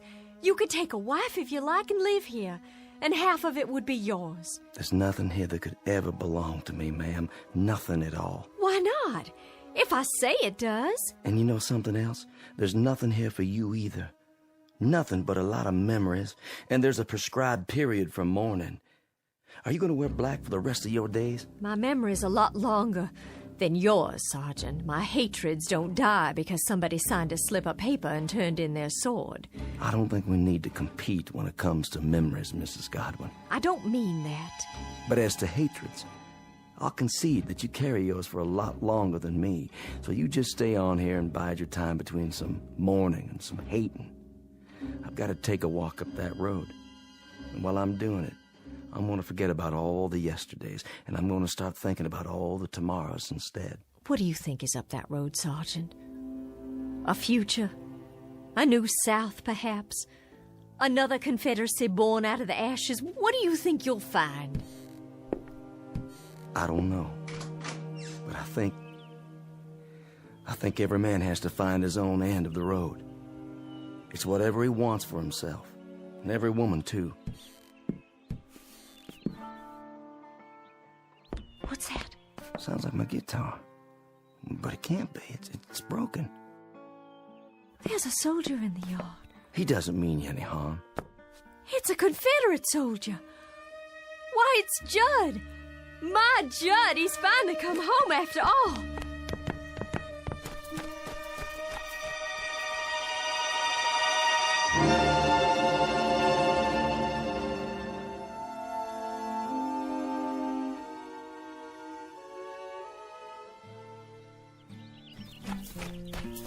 Oh, Judd, it is you. Lavinia? Hello, my dear. Oh, Judd. Judd, home and tell me it's really true. And how fares my darling wife? Oh, I've been ill, Judd, very ill. Oh, no. But I'll be well again. I'll be well again because you've come home. Because you're alive and by some miracle you've come home to me. It was home, Lavinia. Look around you. It isn't any longer.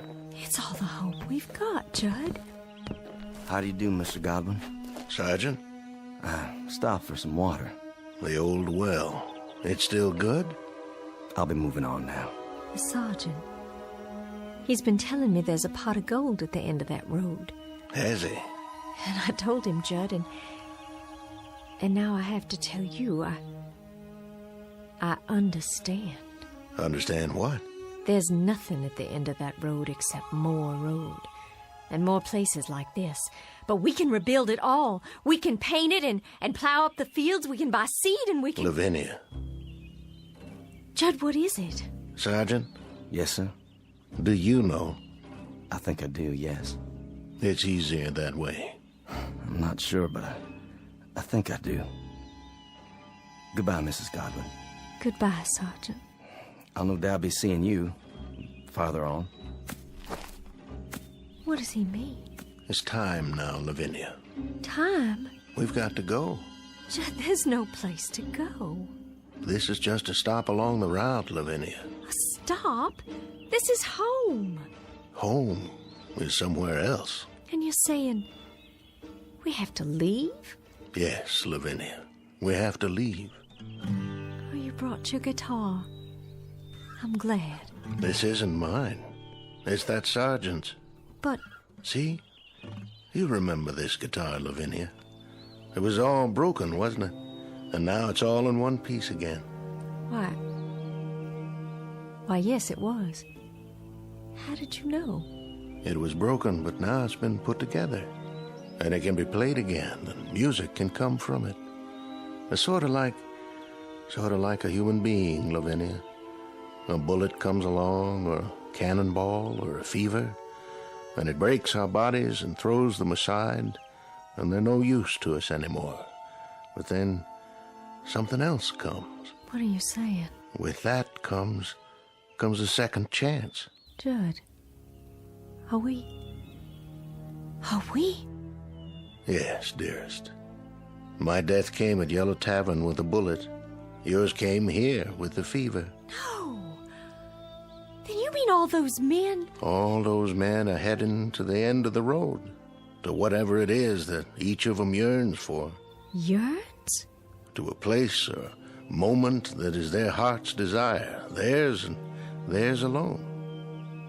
Are you ready? I'm alive, Judd. I have to be. I can feel it. I'm alive. And I don't want to leave here. I'm not ready. I don't want to leave here because if I do, that means I'll have given up. There's nothing to give up anymore, Lavinia. There's nothing at all. Yes, there is. There's the house and the field and the crops we planted that we'll plant again. And the trees and the leaves that rustle when there's a breeze all night long. And the livestock to replace. And sometime one day, the child will have you and me. And he'll grow strong and healthy. And he'll help you tend the fields. And then he'll move on to a life of his own. His life and his children. Our grandchildren. And we'll grow old together on the piece of land that's our own. And in that way, life goes on. Oh, there's so much life still left. So much living still in me, I can't give it up. Don't you feel it? If you don't, I have enough for both of us. It's all I ever wanted, to be here with you. I'll see you later on, then, when you've made your peace. I'll wait for you, just as you waited for me. Oh, Judd, please.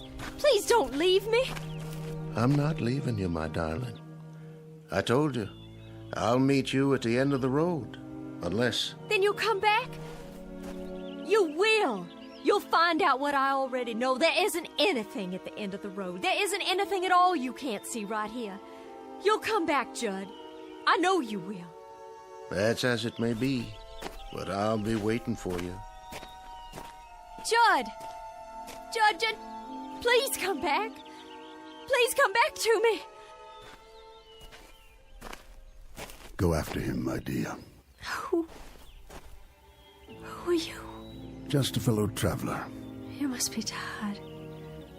And hot in that black suit and that tall hat. Odd, isn't it? Passing strange how it doesn't seem to bother me now. I have some water if you like. That would be a most extraordinary kindness. Over here, there's a well. The water's cool and sweet. Here, drink your fill.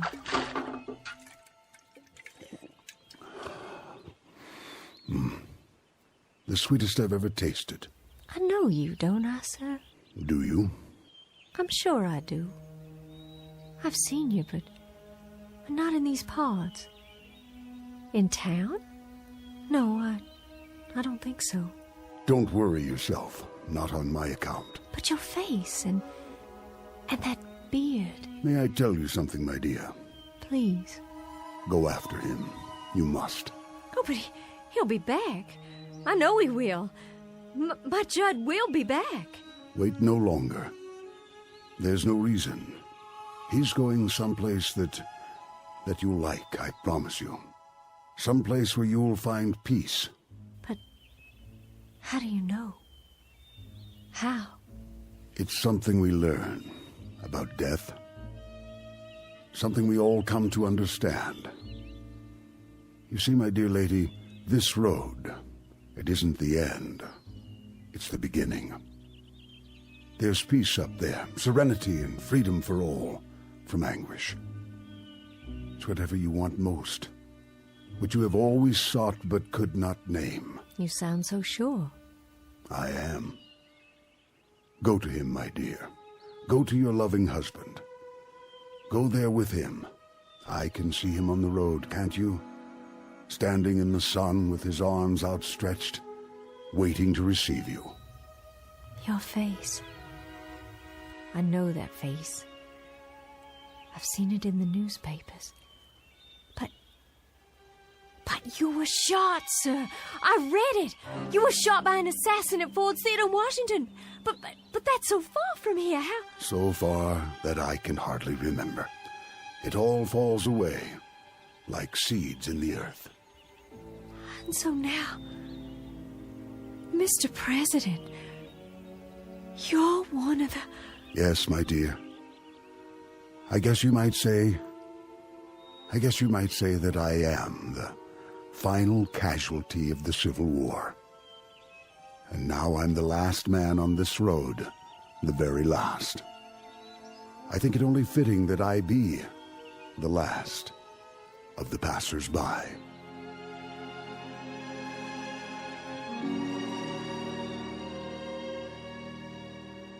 Judd?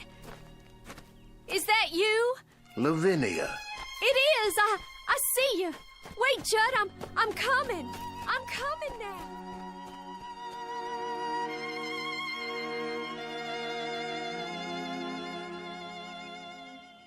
Lavinia Godwin, the mistress of a burned-out home, the image of woman in the aftermath of war, all women in all wars, suffering the final wound and the deepest, and now, at last, ready to be healed.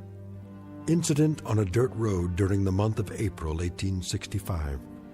And as we've already pointed out, it's a road that won't be found on any map, but it's only one of many that lead into and out of the Twilight Zone.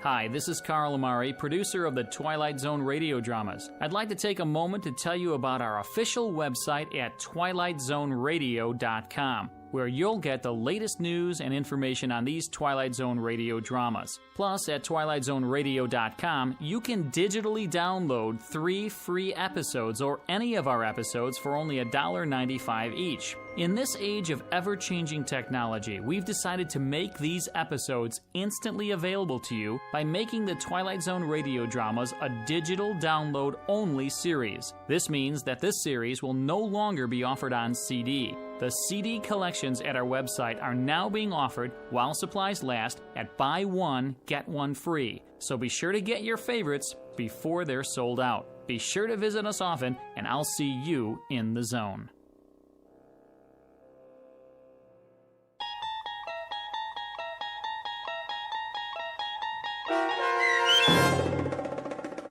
The Passers-By, starring Morgan Brittany with Stacy Keach as your narrator, was adapted for radio by Dennis Etchison and based on a script by Rod Serling. Heard in the cast were Doug James, Jeff Lupetin, Turk Muller, Roderick Peoples, Norm Woodell, Carl Amari, Roger Wolski, Paul Patch, Don Longo, and Lynn Foley.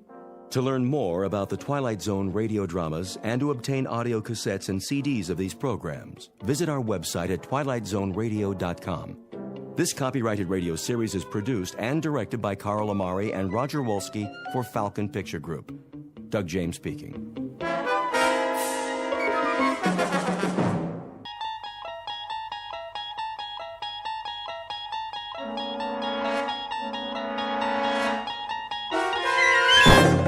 You're traveling through another dimension. A dimension not only of sight and sound, but of mind.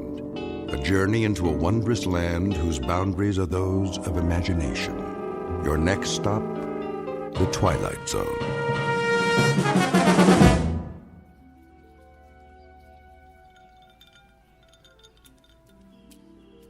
Diane. What? Come here and sit down. In a minute. What are you doing? Going for a swim. What does it look like? Now? Of course now. Before the sun gets too high. But you haven't finished your drink yet. It's not going anywhere, Eddie. Right now, this pool looks positively delicious.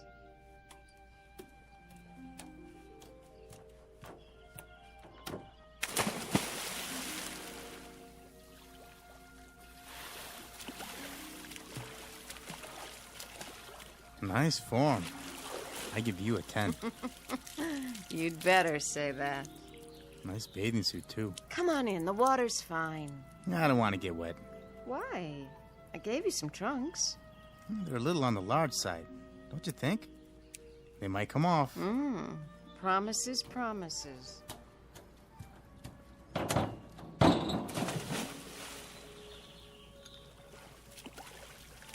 Diane, please. I'm lonely over here.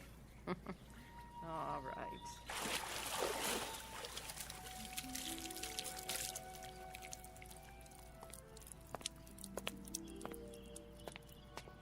I brought you a towel, Mrs. Templeton. Thank you, Marty. Can I get you anything else? Not just now. I came down to join Mr. Page for a swim. Yes, ma'am. So I see. Has Mr. Templeton left yet? In another few minutes. Good. I mean, that's fine. Tell him I'll see him when he gets back. Very good. Oh, Marty, is that your name? Yes, sir. Would you mind mixing up another one of these? What do you call it? Mimosa. Yeah, another mimosa, s'il vous plaît. Make it 2. One for the lady. Certainly, sir.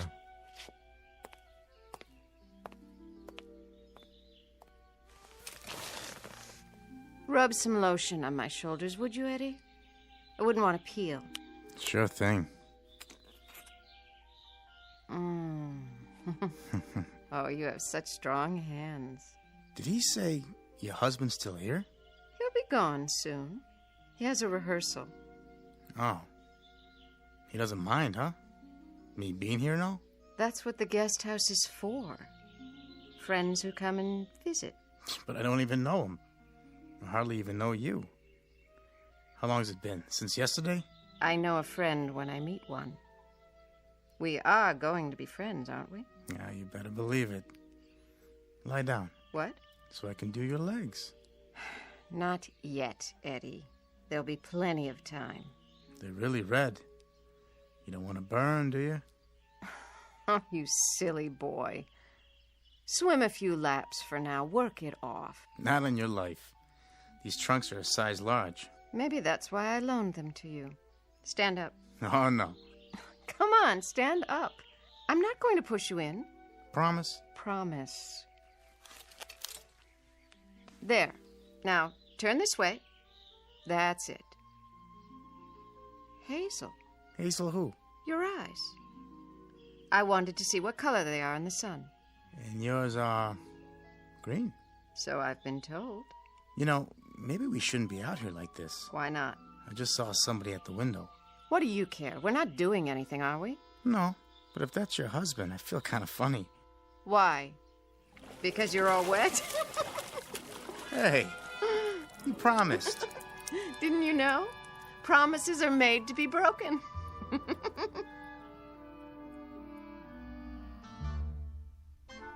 The young woman is Diane Templeton, the wife of Booth Templeton.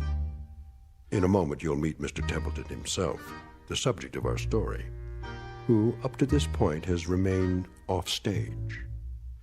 During a long career, he has had the lead in more than 30 Broadway plays. Today, he's a bit late in getting to the theater because, as you will see, he's not feeling up to par. In theatrical terms, his heart's not in the role. Yesterday and its memories are his script of choice, and that being the case, yesterday is exactly what he'll get. Within the hour, his years and troubles will threaten to descend on him like a final curtain. To avoid being crushed, Mr. Booth Templeton must escape from the theater and this world, only to make his debut on another stage in another world, one we call the Twilight Zone. And now, The Twilight Zone and our story, The Trouble with Templeton, starring Michael York, with Stacy Keach as your narrator. Ah, yes, yes, fun in the sun. Good morning, Mr. Templeton. Oh, hello, Marty. Ready to pick out a necktie? I suppose. Let's see. How about the blue stripes? I was thinking this one. Very smart. Laura gave it to me. Oh, it must have been 30 years ago now. Did she? Excellent taste. Well, she certainly had that. Help you with a knot? No, no. I can still manage to tie a Windsor, even with these hands. I had your jacket pressed. Thank you. Say, Marty? Yes, sir? Our new guest at poolside. His name is what? Page, I believe, sir. Mr. Edward Page. Page. Has he been here before? No, sir. He's new. Aren't they always? Oh, and don't forget your pills. Are they new, too? The same ones. Every 3 hours.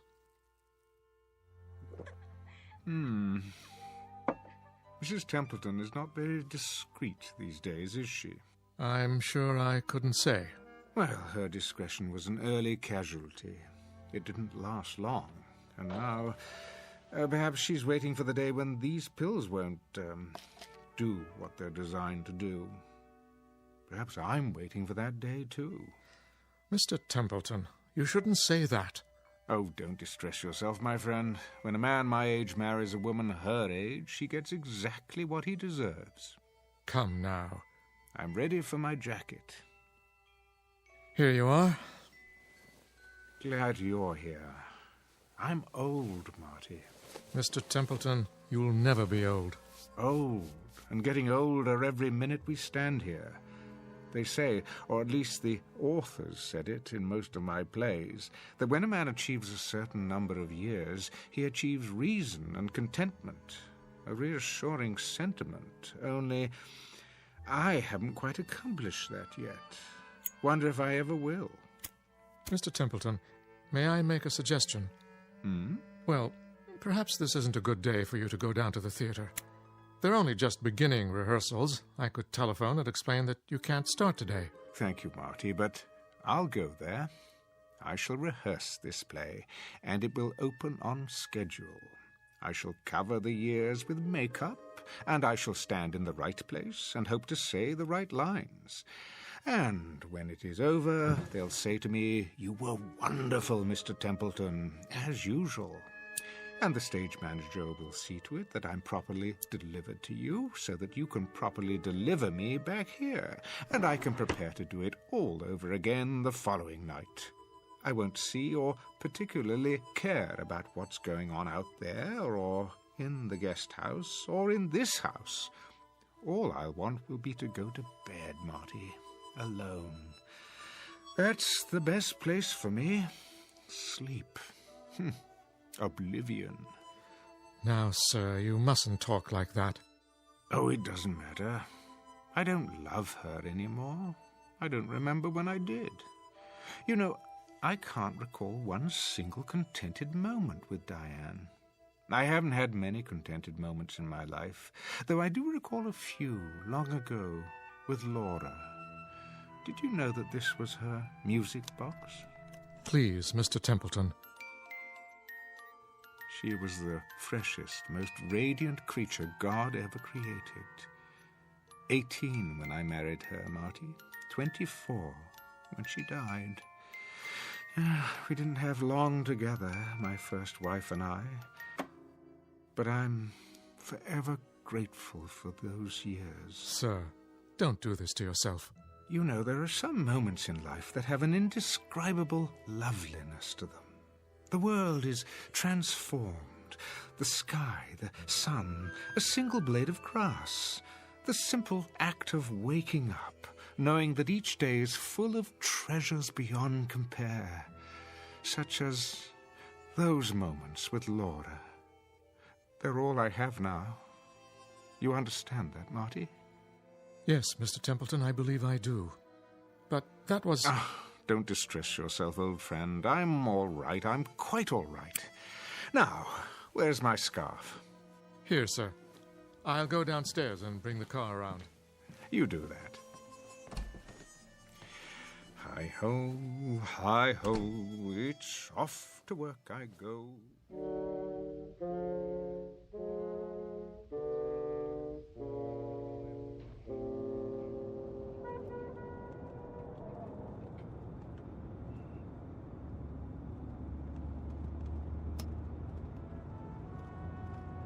The Savoy, isn't it, sir? Indeed. The site of countless famous productions. The Locked Rooms of the Heart, the O'Neill One-Acts, and the comedies. Dixie Dugan at the races, her simian husband, so very many. I see the theatre just ahead. Well, what do you know? The old marquee is still there. It's so much more dramatic by night. The Great White Way, ablaze with stars. You should have seen it then, Marty. I did, sir. At least some of it. Not at its peak, of course. But the first Broadway play I ever attended, you had top billing. I waited outside to congratulate you. Remember? Yes, of course. People did that in those days. Fans, autograph hounds gathered at the stage door. Here we are, sir. I'll wait for you in the loading zone. I might be a while. Never a problem, Mr. Templeton. I brought my book to read. Unless a policeman comes along, in which case I can circle the block and find a place at the corner or in the alley. I'll keep an eye out for you. Actually, it shouldn't take long today. First rehearsals are a simple read-through. If you care to go to lunch... I'll be fine, sir. All part of my job. Thank you, my friend. Ever loyal. Not at all. It's an honor. Well then, once more unto the breach.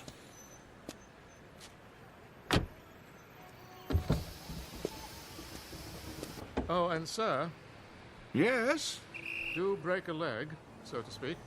Very kind of you. I will. I will.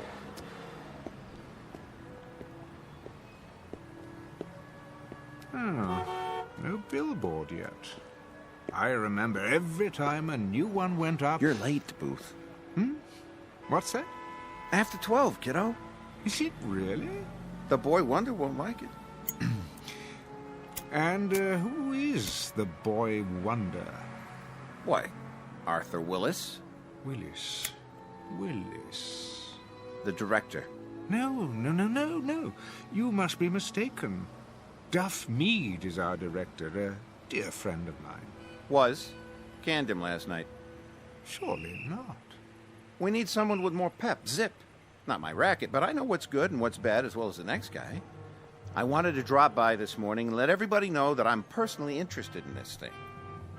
Art Willis is okay with you, isn't he?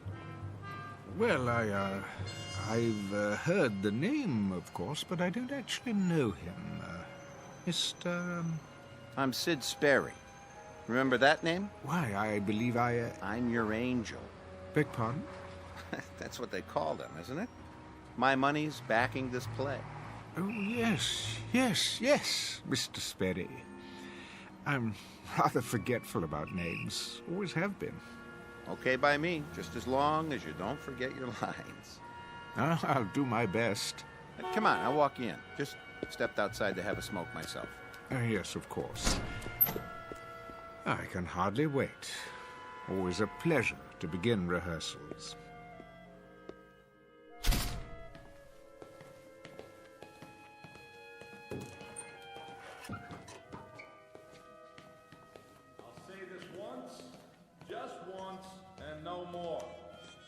Say it now and expect each and every one of you to understand it. Wonder Boy, I take it. Shh, the man's a genius. Michael Franz is producing The Angry Lovers. Mr. Combs has written it. You have all been hired to act in it. And I have been contracted to direct it. So, make no mistake about what we are here to do, and make no mistake about me. A ship has only one captain. I am in charge. I will direct every aspect of the production my way at all times. Is that clear? Yes, Mr. Willis. Quite clear, Mr. Willis. I like that. Like it very much. In control, that boy, right from the start. We're in good hands. We, Mr. Sperry, Templeton, Sperry. Oh, yes, Mr. Sperry. I apologize. How impolite of me. I won't forget again. I'm sure you won't. So, now that we're all here... Almost all of us. The elder member of the cast. Call us home. Yes, Mr. Willis. Call him and tell him that if he's not here, I'll have no choice but... That won't be necessary. Well. Booth Templeton, Mr. Willis, is it? Never mind, Janine. Yes, sir. So, you finally decided to put in an appearance. No offense intended. How do you do? Hello. Welcome. It's a pleasure, sir. Thank you. Some members of this company are young. Some are old. But neither condition precludes any of us, young or old, from ignoring the basics. Cooperation is what is required in my plays. When I direct, there is no cult of personality. But there are 3 significant dates in the life of any play: the first day of rehearsal, opening night, and closing night. The last two are intimately related to and dependent upon the first. Therefore, the first day of rehearsal is an extremely important day, the bedrock of any production. Of course, my mistake. But now that When I call rehearsal for 12 o'clock, Templeton, I mean 12 o'clock for everyone, young and old. Everyone in his place and ready to work. Are you ready to work with us, Templeton? Why, I asked you a question. I expect an answer. Speak up, Templeton. Templeton, speak up, man. No, I'm... Where does he think he's going? The stage door. Come back here. Both, come back.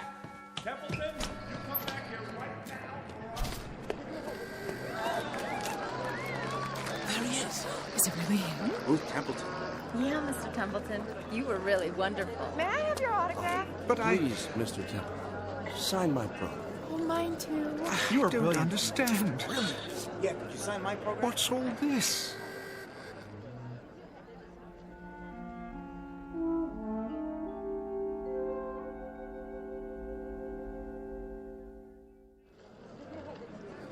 I've seen every play you've been in, Mr. Templeton. I've never missed a performance. You're my favorite actor. I think you're the best, Mr. Templeton. Why, thank you. When are you going to Hollywood to be in talking pictures?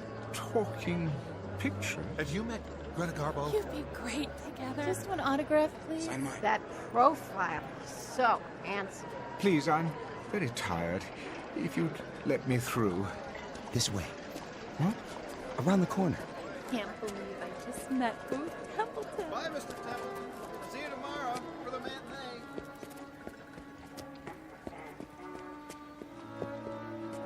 They won't follow you. Don't worry. You're a star. Am I? I was once. Where's Marty? Who? May I ask what is going on? Huh? Those taxi cabs. Why are they all so ancient? Look new to me. There. Now you're in the clear. Thank you. Think nothing of it. Always glad to help. You know that. You look familiar. Have we met? Now you're ribbing me, Mr. Templeton. You know my name. Anderson, the stage manager. Anderson. Yes, yes. Wait a minute, what's this? What's what?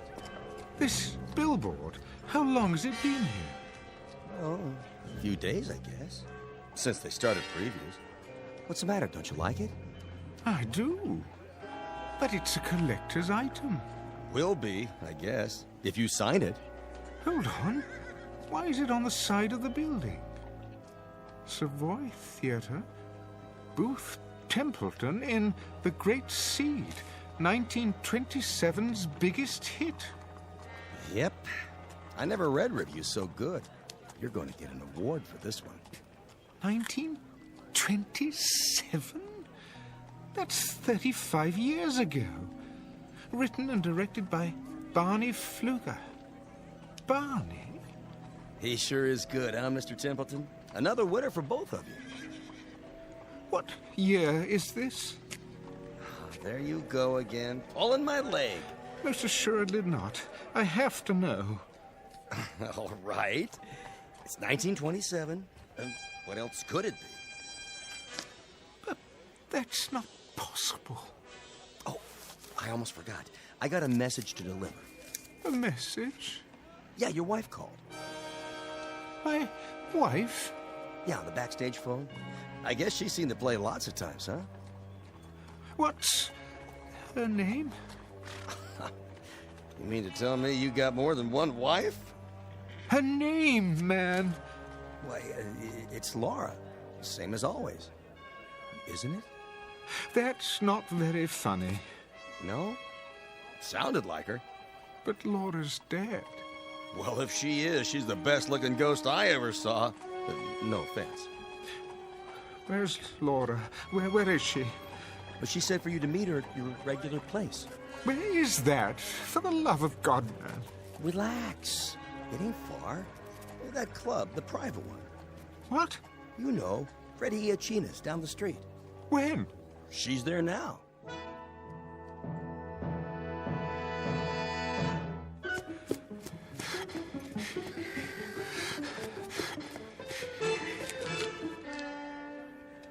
Oh, it isn't possible.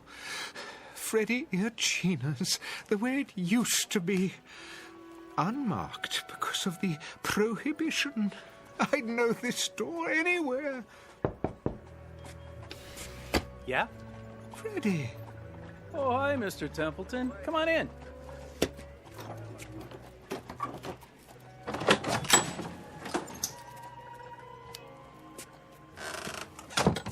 Freddie, it is you. What'd you expect? But I'd swear this is your old speakeasy. Can't be too careful these days. Always expecting a raid or something. Why, this is fantastic. Where the elite meet to eat. Nick! Make my friend a drink. What'll it be? Nothing right now. Suit yourself. One Manhattan, one old-fashioned, a screwdriver, and a glass of beer. Table 7. Coming right up. Freddie, my wife. Yeah? Is she here? Sure. Came in a little while ago. But she's not at our usual table. Table 3, over there. What do you have tonight? Steaks or chops? Nothing. Freddie, we're not staying very long. If you change your mind, let me know. I will.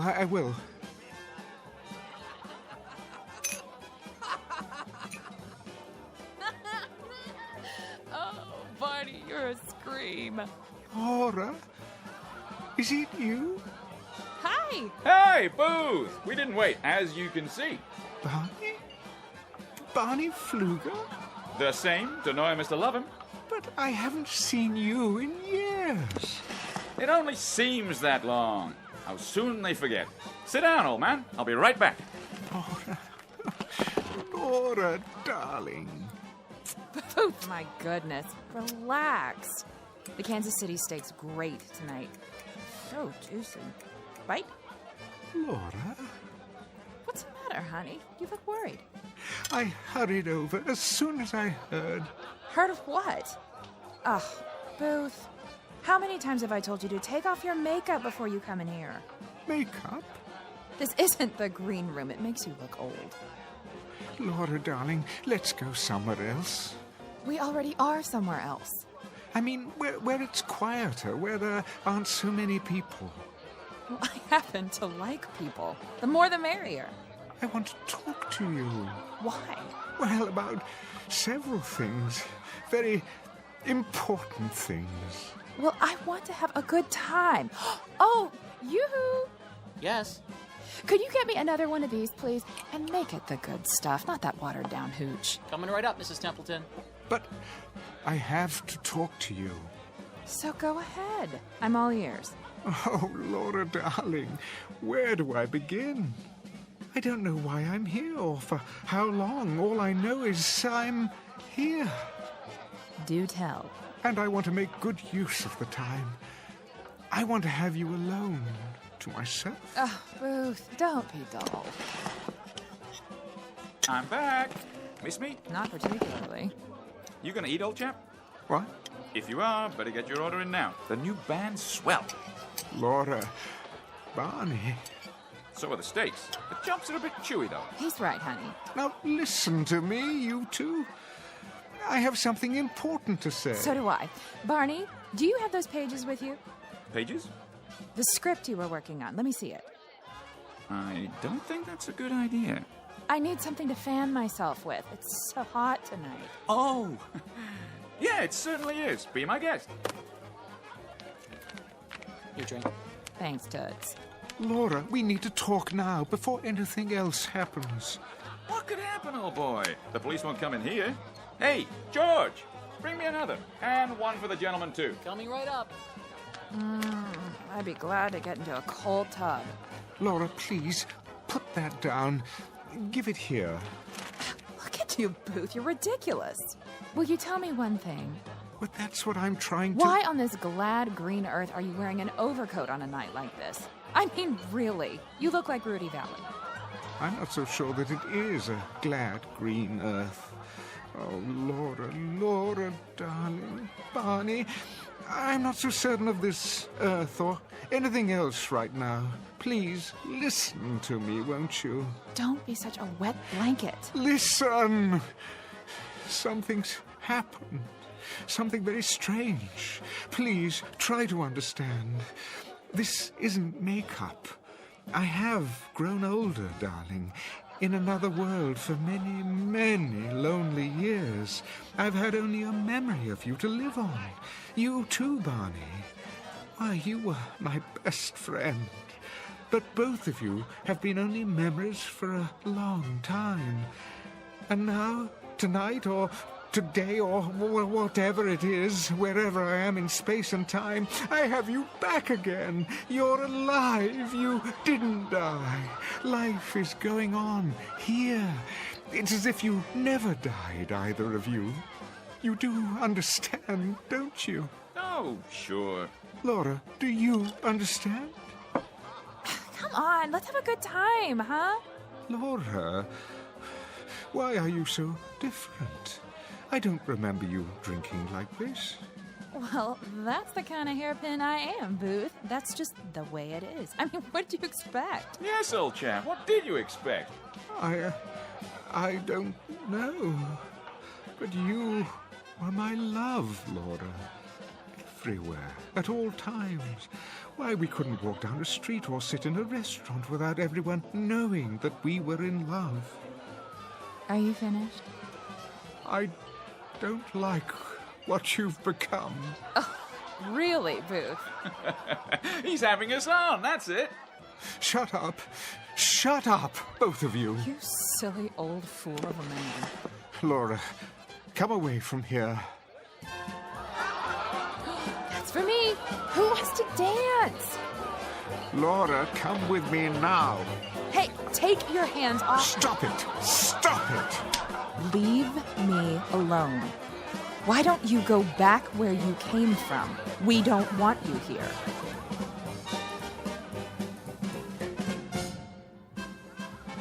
Laura, you slapped me. Oh, leave me alone.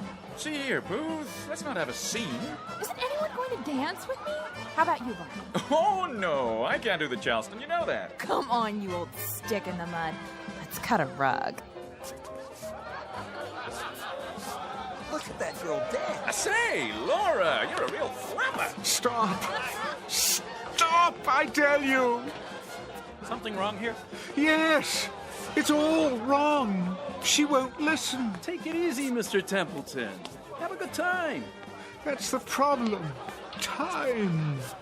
Who knows how long this will last? It's a gift. Every moment of it, every second. I can't let her squander it. Have a round on the house. No, you don't understand. I'd say you're the one who doesn't understand, old boy. This place is for the young.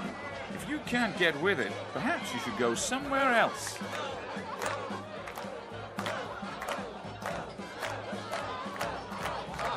You're mad, all of you. Come on, Mr. Templeton. You don't fit in. Freddie's right. You don't. Why won't you listen? I didn't ask to come here. Are you sure? Perhaps you did. And now that you're here, you're miserable. Well, why ruin it for us? Don't you see? This simply isn't for you. Not anymore. Maybe you should listen to him. We don't want any trouble. I don't want any trouble either, but you don't know what it's like. Seeing my wife, my best friend... Come along now. Peaceful life. Get some air. Yes, that's what I need to clear my head. Right this way. See you in the funny papers, old boy. Let's go dance. Go, go, go, go. See you some other time, Barney. I don't think so.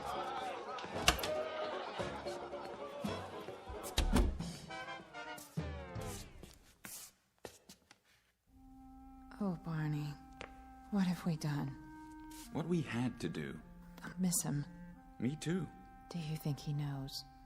If not right away, then later. He'll figure it out. But when, Barney? It's for his own good. You love him, don't you? I do. Then try to remember that. Hold on to it. For his sake.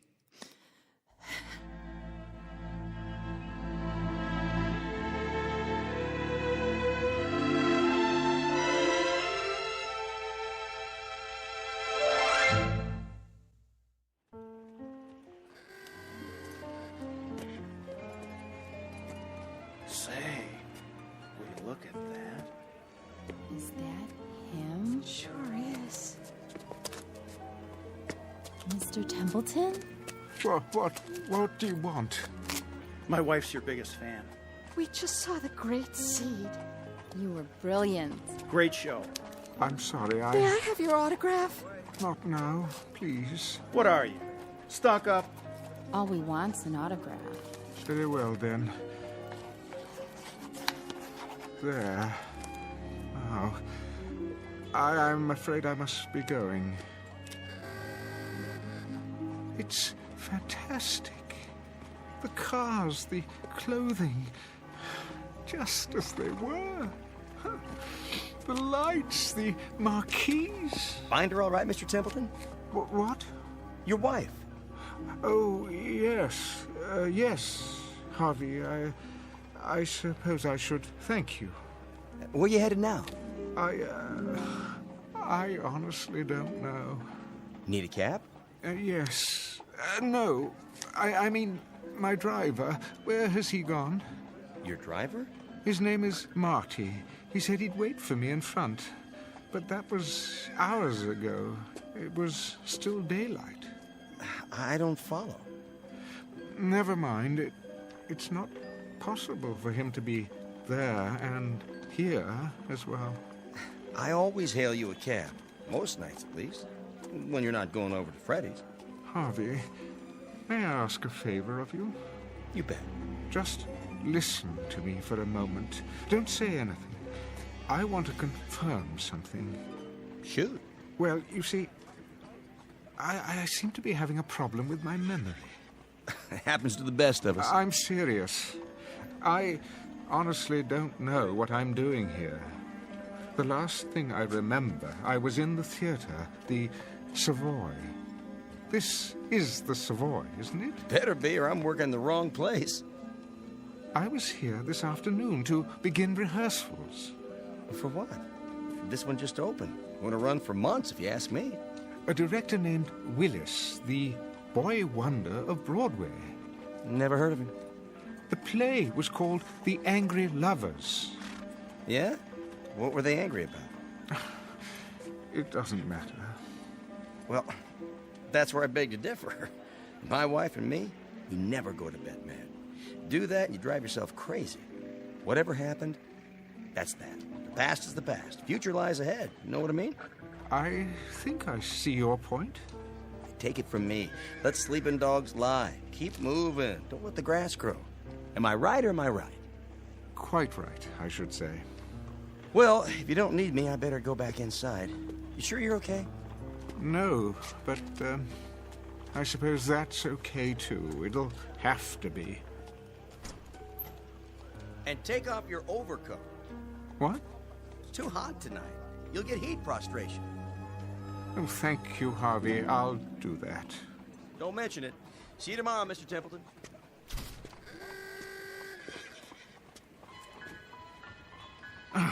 Why did I wear this blasted thing? What was in the pocket? Oh, Barney's latest play. Not a very long one. Looks like a rough draft. What in the... What to do when Booth comes back? Setting, table and speakeasy. Enter Booth as Laura throws back her head and laughs too shrilly. Laura. Oh, Barney, you're a scream. Booth. Laura, is it you? Barney. Hi, Booth. We didn't wait, as you can see. Booth? Barney? Barney Pfluger? Barney? The same. To know him is to love him. Sit down, old chap. I don't believe this. It is a script, but for what? Aura, why don't you go back where you came from? We don't want you here. They were acting the whole time. But why? For me? Yes. Yes, that's it. They wanted to tell me something, to leave them here, in the past, to go back to my own life and live it. That's what they wanted me to understand.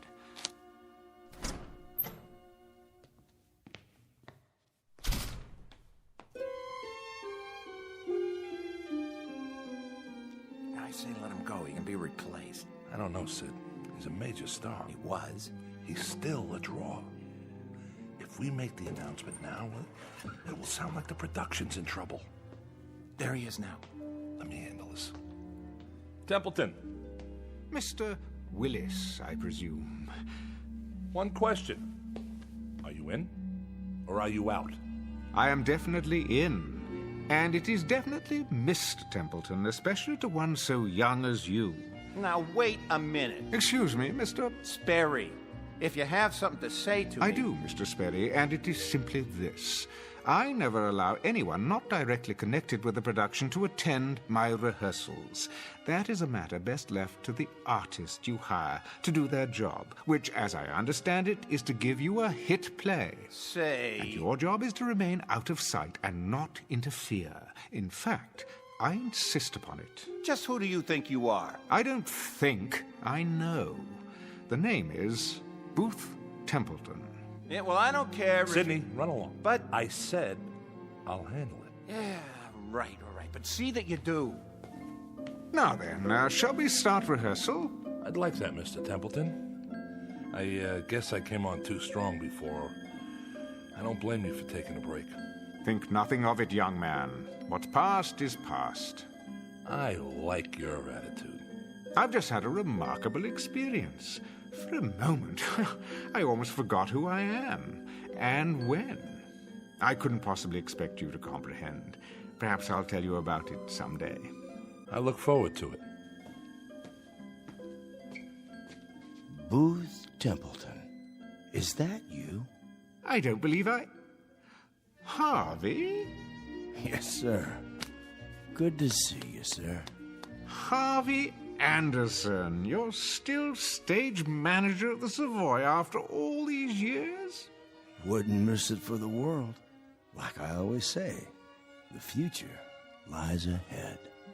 Everyone, break time's over. Do you know, Mr. Willis, you were right. The first day of rehearsal is the most important date in the life of a play. And this will be our first day to begin anew.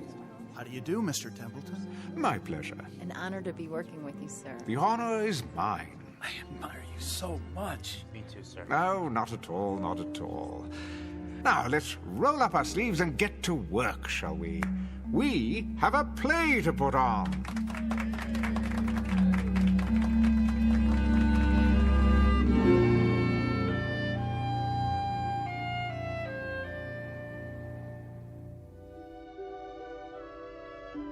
Mr. Booth Templeton, who shares with most human beings a hunger to recapture the distant past, moments that soften and blur with the years.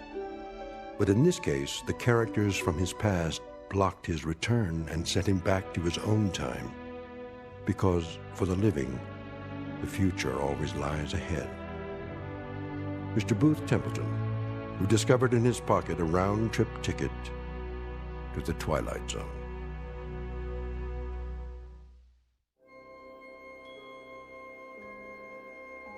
Hi, this is Carl Amari, producer of the Twilight Zone Radio dramas. I'd like to take a moment to tell you about our official website at twilightzoneradio.com. where you'll get the latest news and information on these Twilight Zone Radio dramas. Plus, at twilightzoneradio.com, you can digitally download 3 free episodes or any of our episodes for only $1.95 each. In this age of ever-changing technology, we've decided to make these episodes instantly available to you by making the Twilight Zone radio dramas a digital download-only series. This means that this series will no longer be offered on CD. The CD collections at our website are now being offered while supplies last at buy one, get one free. So be sure to get your favorites before they're sold out. Be sure to visit us often, and I'll see you in the zone.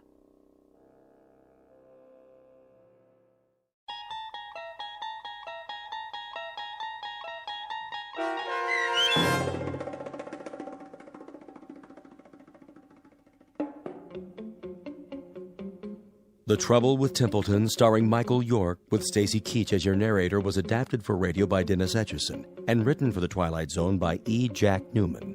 Heard in the cast were Mike Starr, Rebecca Spence, Nick Sandys, Frenette Lebo, Rick Arthur, David Darlow, Doug James, Tom McElroy, Roy Anderson, Tom Lally, Carl Amari, Linda Ryder, Terry Lopez, and Vince Amari. The producers of The Twilight Zone wish to thank CBS Enterprises and the Rod Serling Estate for making this series possible. This copyrighted radio series is produced and directed by Carl Amari for Falcon Picture Group. Sound design and custom Foley effects for The Twilight Zone by Cerny American creatives Bob Benson, Craig Lee, Michael Slaybach, and Matt Sorrow. To learn more about the Twilight Zone radio dramas and to contact us, visit our official website at twilightzoneradio.com. Doug James speaking.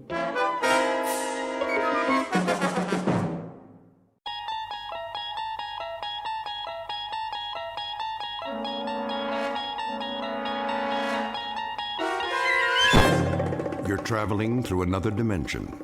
A dimension not only of sight and sound, but of mind. A journey into a wondrous land whose boundaries are those of imagination. Your next stop, the Twilight Zone.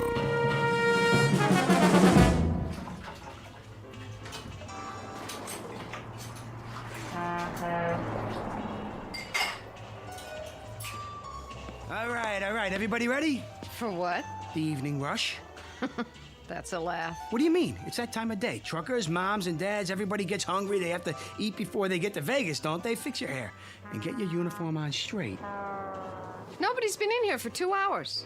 And that was for a donut and a cup of coffee. We'll be lucky if anybody stops between now and closing. You've got some attitude, Kitty. Well, do something. Fill the napkin holders, get setups on all the tables. Look at this salt shaker. It's half empty. You never give up, do you, Ace? Give up, you kidding? The Happy Days Diner is my livelihood. Yours, too. And don't forget it. All a question of attitude. You gotta think positive. How's that floor coming, Jimbo? There wasn't too much to sweep. Third time I've done it today. Good. People like a nice, clean place. I found one French fry and a matchstick by the payphone.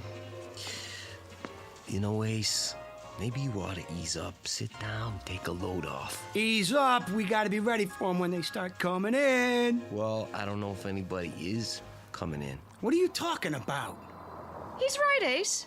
The truckers like to stop at Big Jim's now. And the families, they all go to that chain restaurant by the state line. We'll get them back, you'll see. All we need's a new sign. Some specials on the window. You know how to write with a paintbrush, Jimbo? Big letters they can read from the highway? I guess so. Then you can start on it in the morning. Till then, keep your attitude up. That's what makes the difference. Positive thinking. Get a nice, clear picture in your mind. A big rig's on his way here now. He knows he can't make it without stopping. He sees us, pulls off. He's got a wad of cash big as a hole in his stomach. Give me a quarter. Oh, now, Ace. Come on. It's my lucky day. You keep doing that, the whole cash drawer will be in that slot machine. That's the point. It's never paid off, has it? Not one jackpot. That means the odds are in my favor. Now, Kitty. Make this one count. Sure. Now we're getting serious. Okay, listen to me, machine. This is your old buddy Ace talking to you. We've been together a long time, you and me, and I've been real good to you, haven't I? Dusting you off, keeping you all shiny, getting the customers to feed you their change. I gave you everything you wanted, right? Now it's time to show a little gratitude. You talk to that slot machine like it's got a brain. Oh, it does, a memory at least. And the time's come to pay off. Cherry. And a prune. Well, at least I doubled my money. Take my advice, hold on to them. That's 100% profit. Nah, I'm just getting her warmed up. Okay, sweetheart, you had your fun. I'm warning you for the last time. Pay up or get out. Ace? Don't bother me. Ace? I think we've got a customer. Yeah? Yeah! Hey, a big rig, just like I said, see? You were thinking of it, weren't you, Jimbo? Like I told you to. Oh, I don't know, Ace. I might have been... Sure you were. Mind over matter. That's the ticket. It's all in the concentration. Well, what are you waiting for? Go in the kitchen, put the soup on, heat up the grill. We got ourselves a live one.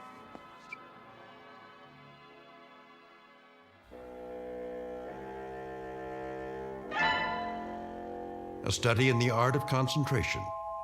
They say a picture is worth a great many words, especially a mental picture. Perhaps that's what just happened. Or perhaps it was a coincidence. One way or the other, our cast of characters will soon find out. Meet Mr. Ace Larson, owner of the Happy Days Diner on Route 15 on the way to Las Vegas, Nevada. He's a sawed-off runt of a man with equal measures of pugnacity and charm. His waitress, Kitty Cavanaugh, almost beautiful, but not quite, who's patient and loyal to a fault.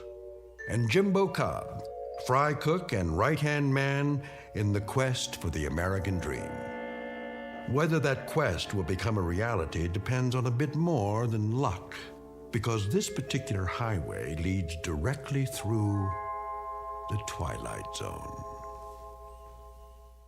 And now, The Twilight Zone and our story, The Prime Mover, starring David Eigenberg, with Stacy Keach as your narrator.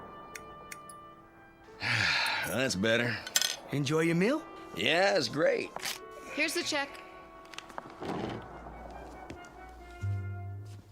Feel pretty good, huh? I do now. So do I. Kitty, give me a quarter. Oh, Ace. Come on. Are you gonna play that one-armed bandit? Oh, yeah. She's ready to pay off. I can feel it. That'll be the day.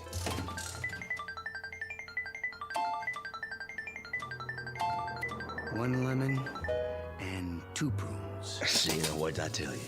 You gotta watch yourself with those things. You take it too serious, you'll blow a gasket. Very funny.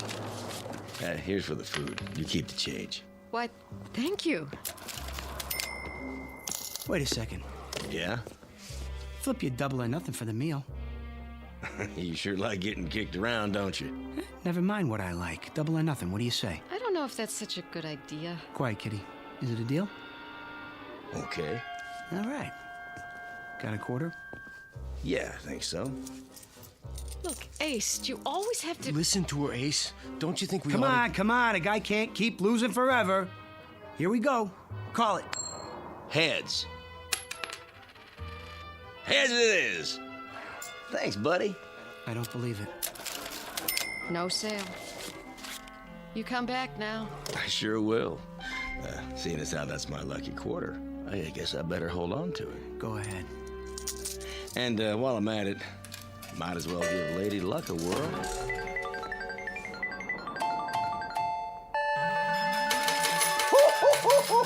Jackpot! Just like that. Oh, hand me a paper bag, will you, sweetie? I'll take him to go. Sure.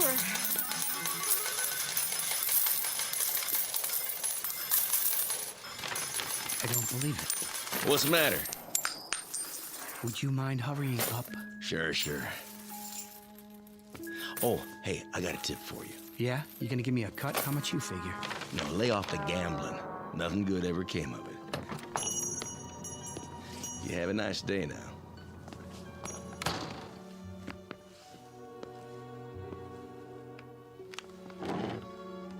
Easy, Ace. It ain't fair, Jimbo. It just ain't fair. Oh, don't take it so hard. That's easy for you to say. Maybe your luck will change. Yeah. Maybe I'll get electrocuted or something.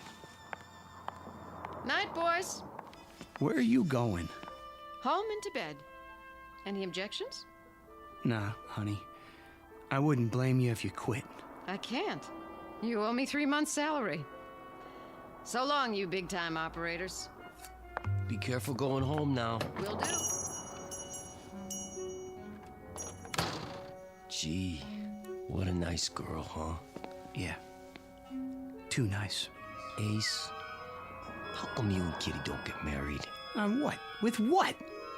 I got a little saved up. You could use that. A little ain't enough, Jimbo. A chick like Kitty deserves the best. And the best comes high. Well, we could fix up the back room, make it real nice, just for now. Well, then where would you sleep? Don't worry about me. I could take care of myself. Sure you can. They better slow down out there. Darn fools, they must be going 90.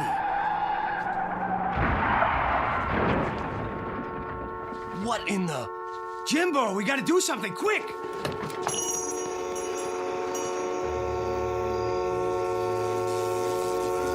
Oh, they hit the pole. The power lines are down. Let's get him out of there. Can't. It's gonna catch fire. Stay back or we'll get burned up with them. Car's upside down, Jimbo. There's people in there. We just can't leave them. Quiet. Go inside. Call for help. No use. They knocked the telephone pole over. Well, don't just stand there. Think of something. That's what I'm trying to do. Quiet, please, Ace, if you don't mind. What's happening? Am I seeing things? It's turning over. How? Just a little farther. You're right side up now. Come on out. The door open. Just stay clear of those wires. Can you walk, honey? I think so. Come on. Take my hand. Hurry up. Get clear. They're gonna make it.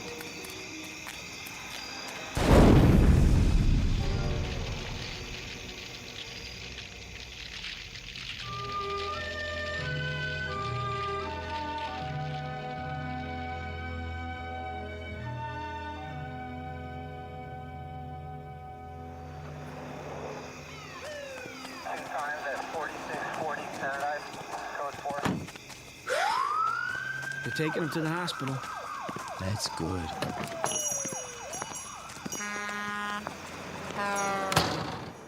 They're gonna be okay, the doc says. A few broken bones, nothing too serious. Thanks to you. Oh, what are you talking about? Jimbo. Yeah? How'd you do it? Do what? You know. That business with the car? Lifting it up and turning it over? Without even touching it?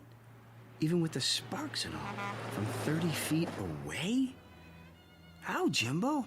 Oh, come on, Ace. Let's forget about it. I can't forget about a miracle, not when I seen it with my own eyes. Ace. Okay. Okay. I mean, if you want to keep secrets from me, I mean, that's your business. I'm just going to turn in early anyway. I mean, just don't snore tonight. It's tight quarters back here, and...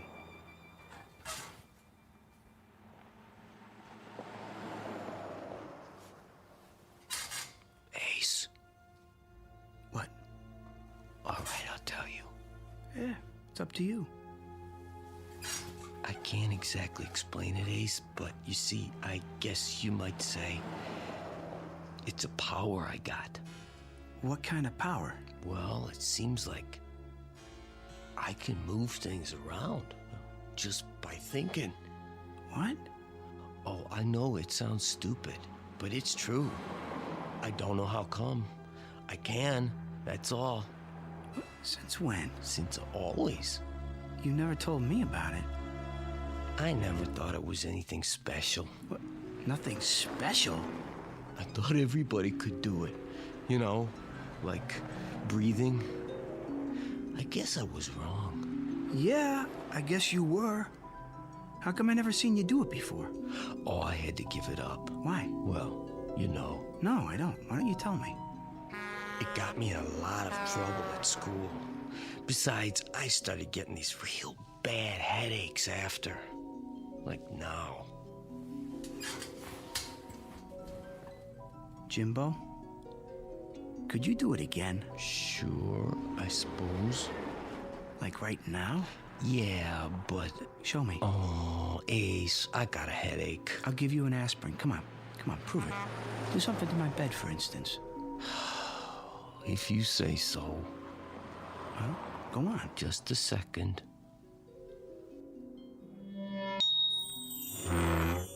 It's lifting up off the floor. I can see under it. Oh, sorry, Ace. I'm pretty tired. Jimbo, listen. Could you move something small, like a quarter, maybe? Oh, that's easy. Give me one, then. Here you go. Make it come up heads. Okay. Heads! That's not hard. How about, say, a pair of dice? Smaller the easier. Here, let's give it a try. What did you get? A 4 and a 2. Now, make it a 7. You did it! He did it! What's the joke? There's no joke. I just feel happy. What for? Oh, you big stupid jerk! See, 4 years working in this crummy joint, beating our brains out, and we could have been living like kings. We could? How? You'll see. Did they get the phone lines back up? Don't ask me. Who do you want to call? When I think of all the dough that we could have... Hello, kitty? Listen, baby. Hold on and listen, will you? Can you get packed and ready to go in 10 minutes?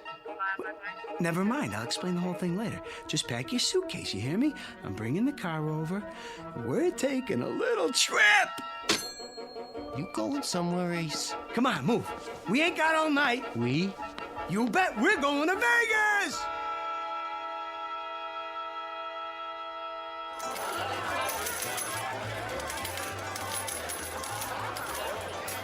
Cigars, cigarettes. Drinks? Bring me a scotch and water. Coming right up, sir. Oh, wait. What do you two want? We just got here, Ace. Besides, they'll probably charge you an arm and a leg. Ain't you ever been in a casino before? Drinks are on the house. No kidding? Would I kid you? Now let's get to it. Where are we going? Let me see. How about the roulette wheel? Isn't that a little out of our league? I saw some nickel slots when we came in. Forget about it. We're going for the big money. Place your bets, ladies and gentlemen. Place your bets. $100 on number 8. Ace, that's all we've got. Relax. $100. Set your money on the table, sir. Yeah, sure. Here you go. Your chips. All bets down. You got that, Jimbo, number 8? Yeah, I heard you. What is going on? Watch this. 8. Red. Even. Oh, you see that? I told you. The gentleman wins. Oh, look at all those beautiful chips. 30-something to 1. Ace, how did you do that? Quiet, baby. What's the limit here? Oh, Ace. Huh? Maybe we should take it easy. Why? So we don't draw attention. Oh, yeah. Place your bets. Number, sir? Not this time. We're gonna play something else. Yeah, that's it. So long, and thanks. Kitty, help me with these chips.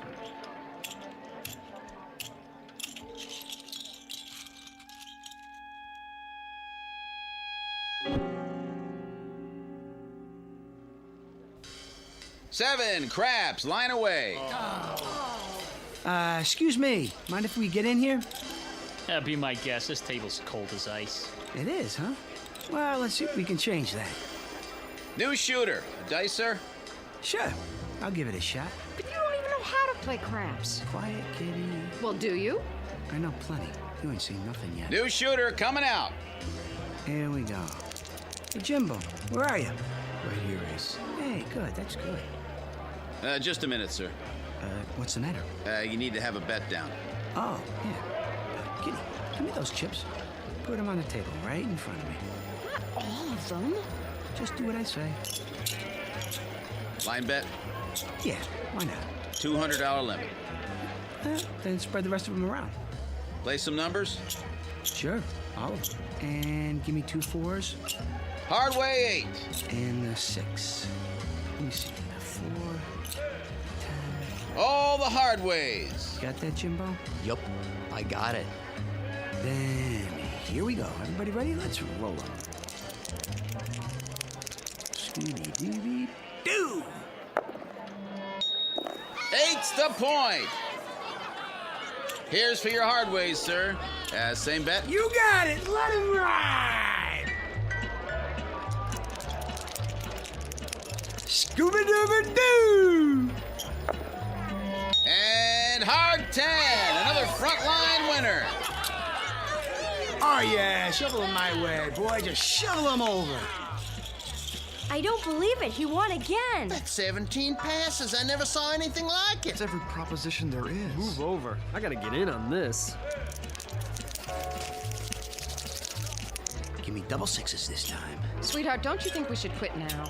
Quit? What are you talking about? But your luck's bound to change. No chance. Jimbo and I got a system worked out, don't we, Jimbo, huh? Ace. Hey, what's the horn bet? I ain't played that yet. Ace, I gotta take a break.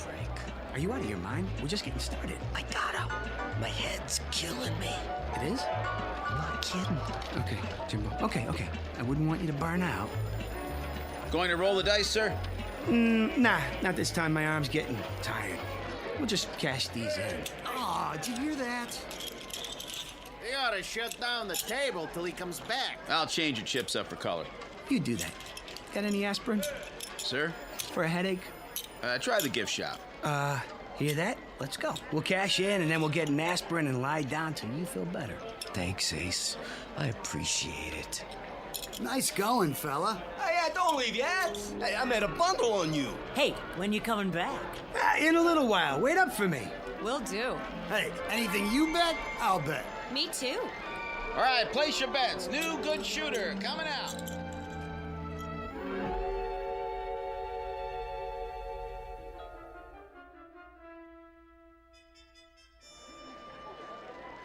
$17,600, $7,000, $8,000, $9,000, $220,000.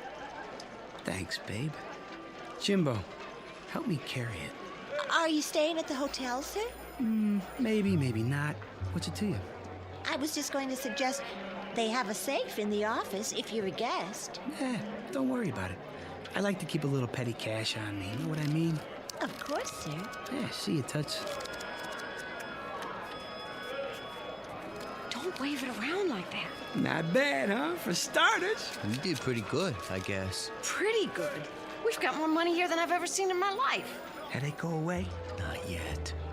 Then we better do something about that. Cigars, cigarettes, chewing gum. Got any aspirin? Let me see. Bromo, candy bars. Here, aspirin in the 2-pack. Great. Oh, I'm afraid I can't change a bill this size. Oh, who asked you to? Why, thank you, sir. Don't mention it. Ace, that was a $50 bill. So? Plenty more where that came from. Let's see what kind of rooms they got in this dump.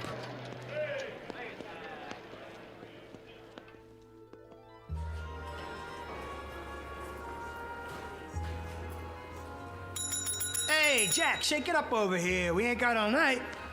May I help you? I don't know, can you? We were thinking about cooling our heels for a while. You got something nice like a suite? You know, real class. Our suites run $1,400 a night. There are some very nice motels off the strip. They might be more to your liking. We'll take the suite. I beg your pardon? The biggest one you got. That will be cash in advance? Sure. This enough? Yes, sir. Your name?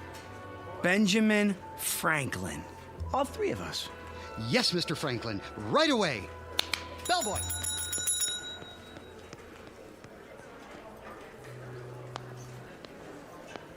Ah, there you are. Depends. Who wants to know? Come on, Ace, let's just go. I'm the manager. The pit boss told me about you. He did, huh? We'd like to be sure you're taken care of. Thanks, but we just got a room. Nonsense. Those are for the regular customers. May I offer you our penthouse on the top floor, courtesy of the house? Now you're talking. As long as there's room for my friends here. Oh, plenty, I assure you. 3 king-size beds, plus a sauna and dining area. I can put a car and driver at your disposal as well. Already have a car. Maybe you could have somebody move it, though. It's the Chevy out front, parked in the loading zone. As you wish. I'll send up a fruit basket right away. Anything else you need, just call the concierge. Oh, Ace, should we? Don't think twice, baby. You deserve the best. Where's the elevator? I saw one in the hall. Then let's get moving. A little downtime, Jimbo, and you're gonna feel like $1,000,000. We all will. Guaranteed.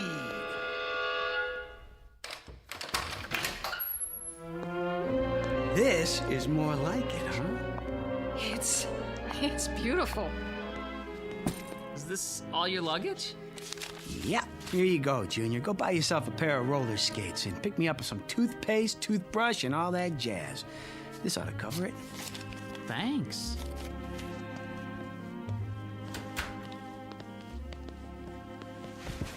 Yeah, not bad at all. I'm tired, Ace. I gotta sleep. Nuts! We're gonna go do the town, have some real fun. We just got here. Ace, I can't go on doing it. Now look, don't you fold up on me. Your head'll be fine. It's cheating. Cheating's wrong, Ace. Jimbo, you're right. You mean it, Ace? We're gonna quit. Sure. We're gonna quit. What are you two talking about? You wouldn't understand it, baby. I mean it, Jimbo. After one more job, okay? Well, then it's all over. No more headaches. Huh? For me, just one more? Okay. One more time. Swell. You rest now. Tomorrow we'll fracture them. Come on, kitty. We're gonna tear this town apart. Ace, please. Let's go home. What, home? What are you thinking? This is our big chance. I don't want to take it. Ace, you've been lucky. You've won enough money to last the rest of our lives. Can't you leave well enough alone? It ain't well enough for me. Don't you get it? By tomorrow, I'll have enough to buy this state. Understand? Aceville, USA. You're sick. Honey, I've never been healthier in my life. In 24 hours, I'll be able to get you anything. Hey, where you going? Home. On the bus. Look me up when you're through playing Little Caesar. What's the matter with her? You've been ignoring her all night. Ain't very polite, Ace. Well, I was busy. A man should never be that busy. Why don't you go after her? Kitty's worth all the money in the world. Isn't she? Yeah. Yes, she is. Then go. Kitty!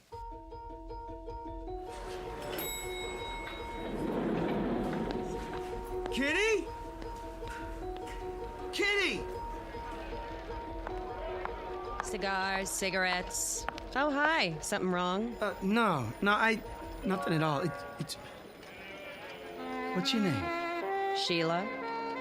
Sheila, how would you like to quit this crummy job and work for me? Doing what? Spending money. Well? Gosh, I don't know. Here's a little advance. Say, $1,000. When do I start? Right now. We'll have a ball. We'll. Everything all right here? I'd like to hire your cigarette girl for the evening. That be okay? Why, I suppose. This help you make up your mind? Yes, I'm sure it will be. I thought so. Oh, one more thing. Who's the biggest gambler in town? Let me see. I mean big. No limits. I believe Mr. Nolan is visiting us this week. Big Phil? Yes.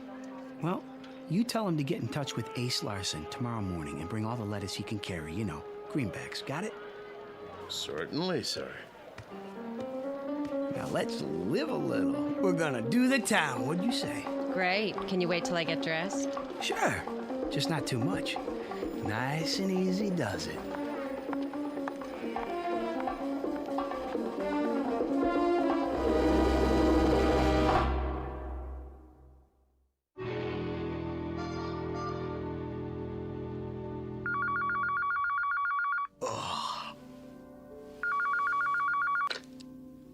Hello? Yeah, he's here. Just a minute.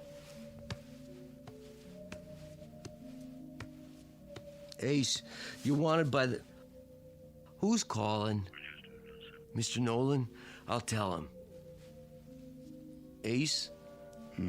Let me alone. Phone call, Ace. Mr. Nolan. Oh, yeah. No, I'll take it in here.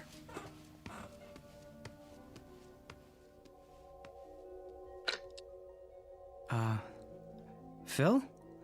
Good to hear from you, baby. This is Ace Larson. From where? Right here in Nevada. Now, wait a minute, Phil. That ain't the way to talk to a... All right. So you never heard of me? You will. Now, you listen to me, Buster. I got 200,000 and I'm hot for a game.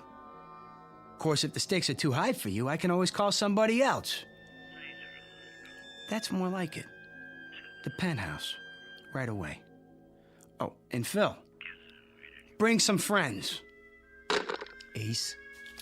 Mr. Nolan? From Chicago? Yeah. He's a gangster, isn't he? So what? I hear he's awful mean. Don't worry about it. These guys got a code of honor. They'll knock off a bank, but they don't welsh on a gambling debt.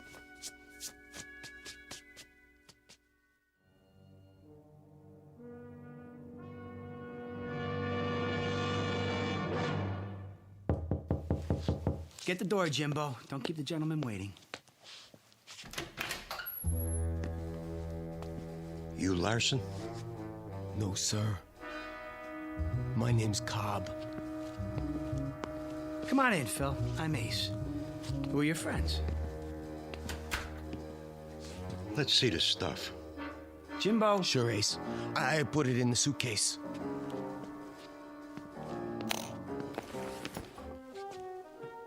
Looks good, boss. You want I should count it? Go ahead. While you're doing that, I'm gonna order breakfast. Want some? Cup of coffee. I never gamble on a full stomach. Room service. This is Ace. Ace Larson. I want Larsen. Send up a big breakfast, the works, and some coffee. How about you boys? You want anything? They don't eat. That's it. And make it fast, or you're out of a job. All here, boss. Suppose we start off with, 10 big ones. 10 grand? What's the matter, too high for you? No, 10's fine. Yeah. First, let's take a look at your stuff. I don't play for peanut shrimp. But then, you ain't gonna see none of it. Okay, I'll take your word for it. We can set up the table over here. I got some dice and everything. How about we use my dice? Be my guest. Jimbo, smooth out the tablecloth. Sure, Ace.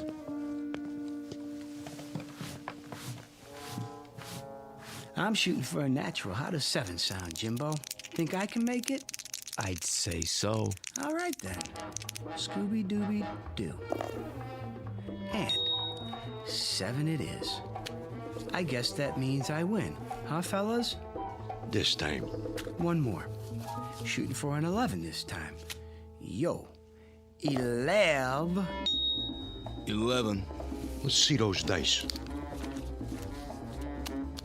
They okay, boss? Yeah. One thing, Larson. People cheat on me once. Only once. Understand? Absolutely. Now that we got that straight, I'll let it ride. Am I covered? You're covered. Coming out for a point. 8. How much odds you'll give me? How much you want? Say 50 grand. 20. 20 it is. You're on. Here we go. Shooter, shooter. I'm hot today. Sometimes you just can't go wrong.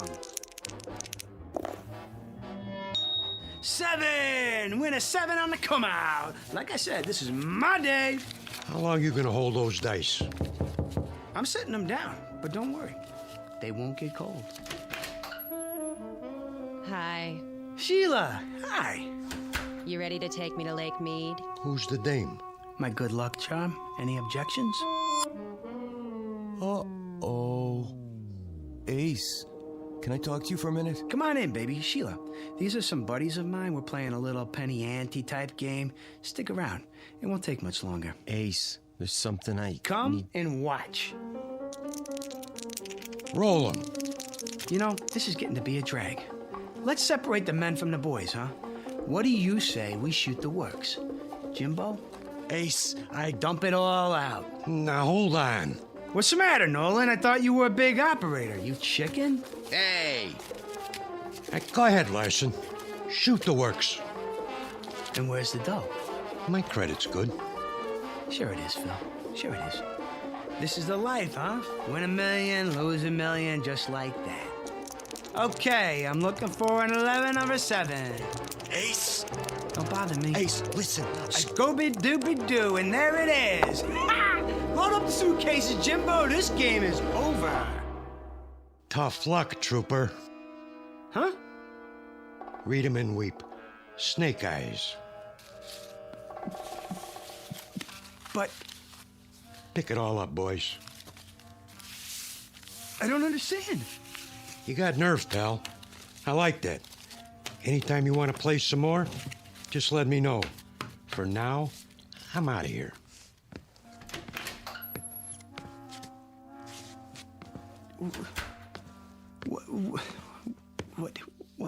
What happened? Sorry, Ace, but I was trying to tell you. I lost it. The power. I can't do it no more. Maybe I blew a fuse or something. You ain't mad at me, are you, Ace? I mean, I couldn't help it.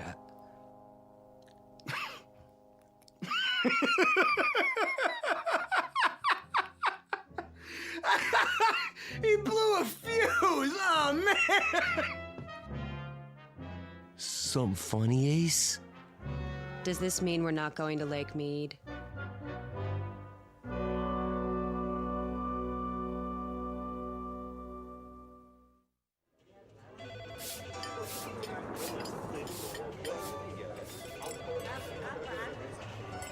We did okay, Ace. Nice crowd for lunch. Hey, thanks for painting the sign, Jimbo. Don't mention it. These old slot machines sure are heavy. Yeah, you got your end? Yeah, I think so. Now push the dolly, I'll get the door. I guess that's it, Mr. Larson. Good riddance. It's not too late to stop them. What are you talking about? Who needs that hunk of junk anyway? You had it a long time. Too long. It's strictly for suckers. Let it rob somebody else for once. Go on, get it out of here!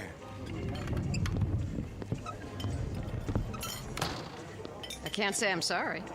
Hey, Kitty, with that thing gone, I bet we could pull in enough every month to... To what? I mean,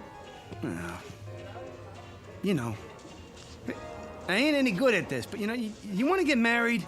Well, I don't know. Jimbo, you have a quarter? Right here. Go ahead. Call it. Heads. Heads it is. All right, Mr. Larson. I'll marry you. Oh, baby. You won't be sorry. What are you standing there for, Jimbo? Get back to work. Sure thing, Ace. Sure thing.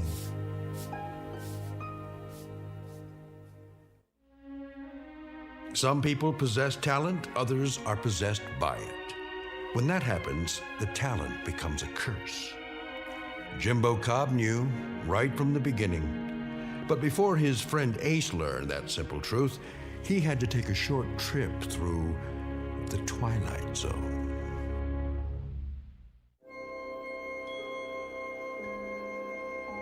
Hi, this is Carl Amari, producer of the Twilight Zone radio dramas. I'd like to take a moment to tell you about our official website at twilightzoneradio.com, where you'll get the latest news and information on these Twilight Zone radio dramas. Plus, at twilightzoneradio.com, you can digitally download 3 free episodes or any of our episodes for only $1.95 each. In this age of ever-changing technology, we've decided to make these episodes instantly available to you by making the Twilight Zone radio dramas a digital download-only series. This means that this series will no longer be offered on CD. The CD collections at our website are now being offered while supplies last at buy one, get one free. So be sure to get your favorites before they're sold out. Be sure to visit us often, and I'll see you in the zone.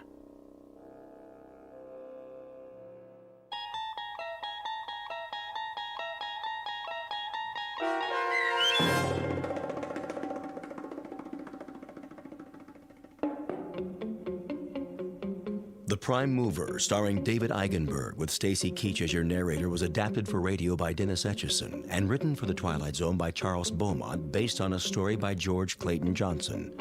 Heard in the cast were Kurt Nabig, Fernette Lebo, Alex Sopner, Joby Cerny, Jamie Barron, Doug James, Jeff Lupiton, Peggy Roeder, Michelle Graff, Tracy Hernandez, Jason Mallow, Carl Amari, Christina Verba, and Vince Amari. The producers of The Twilight Zone wish to thank CBS Enterprises and the Rod Serling Estate for making this series possible. This copyrighted radio series is produced and directed by Carl Amari for Falcon Picture Group. Sound design and custom Foley effects for The Twilight Zone by Cerny American creatives Bob Benson, Craig Lee, Michael Slaybach, and Matt Sorrow. To learn more about the Twilight Zone radio dramas and to contact us, visit our official website at twilightzoneradio.com. Doug James speaking.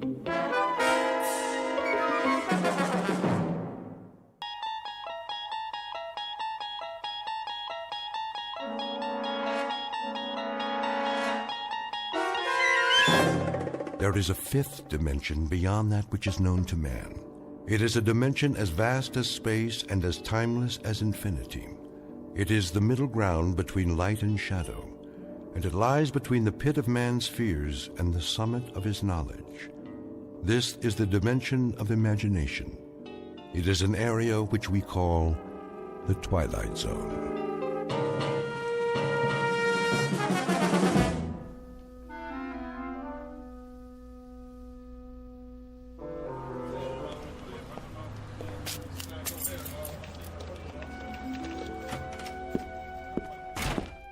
Good morning, Mr. Bemis. Oh, hello, Cheryl. How are you today? Fine, just fine. You're on time, I see. I was getting worried. Were you? I thought you'd be here already. Well, normally I would be before Mr. Carsville notices. Had a bit of a delay, though. What happened? Well, I decided to stop by the library on the way. A few books, to return. But they've changed the hours. They have? Yes. Do you believe it? Opening later, closing early. It's getting harder and harder to check out a book. Scarcely any time at all. Well, don't they have a slot or something for returns? Oh, they do. But what if you're interested, let's say, in scanning the morning paper without having to purchase a copy? Or a student trying to finish a last-minute assignment? And those who work during business hours, who won't be able to use the library now? The right to read is slipping away, and no one seems to care. Oh, here he comes. Get ready. Well, as ready as I'll ever be. Morning, Mr. Carsville. Morning, Miss Anderson. Bemis. Good morning, sir. Glad you decided to join us. Better late than never, I always say. 7 minutes to go. Let's open the bank on time today, shall we? Yes, sir. Scrooge. What? The boss in A Christmas Carol? Doesn't Mr. Carsville remind you the least bit of Ebenezer Scrooge? Well, I don't think I've read it. Really? Well, you should. You should. All of Dickens' Christmas stories, as a matter of fact. They serve as a fine introduction to his novels. Nicholas Nickleby, Oliver Twist. Time to open the front door, Mr. Bemis. They're lining up out front. Oh, yes, of course.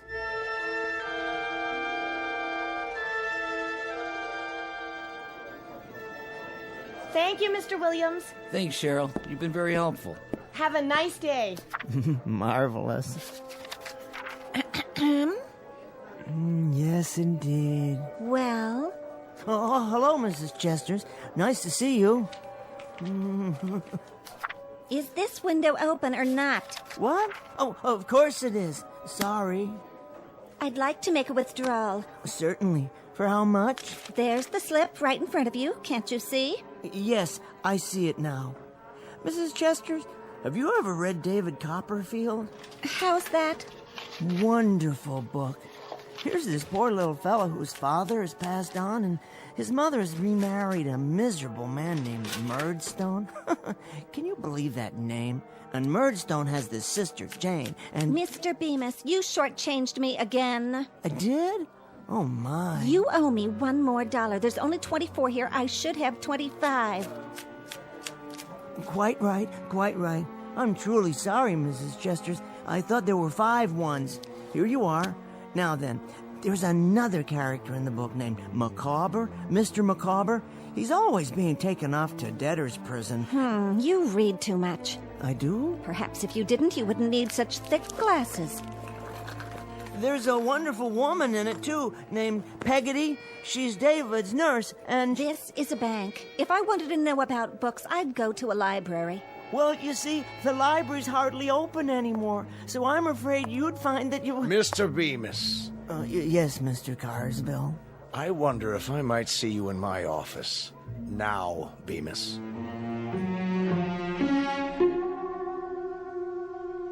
The time is the day after tomorrow. The place is anywhere, so long as it can accommodate a bank, a main street, and a library, along with a myopic little man with Coke bottle glasses named Henry Bemis. The gentleman in question has only one passion in life, and that is to read. Mr. Henry Bemis, conspired against by browbeaters and henpeckers, and by clocks whose hands waggle disapprovingly and always disallow the moments he'd prefer to spend on his favorite pastime. Today, however, Mr. Bemis will finally have his chance to read anything and everything, in a world much different from the one he knows now. A world without bank presidents, a world, for that matter, without anyone at all, located in a place called the Twilight Zone.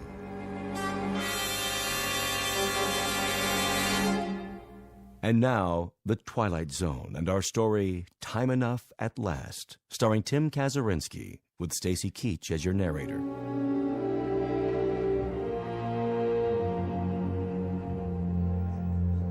Did you hear what I said, Bemis? Why, certainly, Mr. Carsville. I don't suppose you've ever read David Copperfield, have you? No, Mr. Bemis, I have not. Now, if you'll be good enough to accompany me.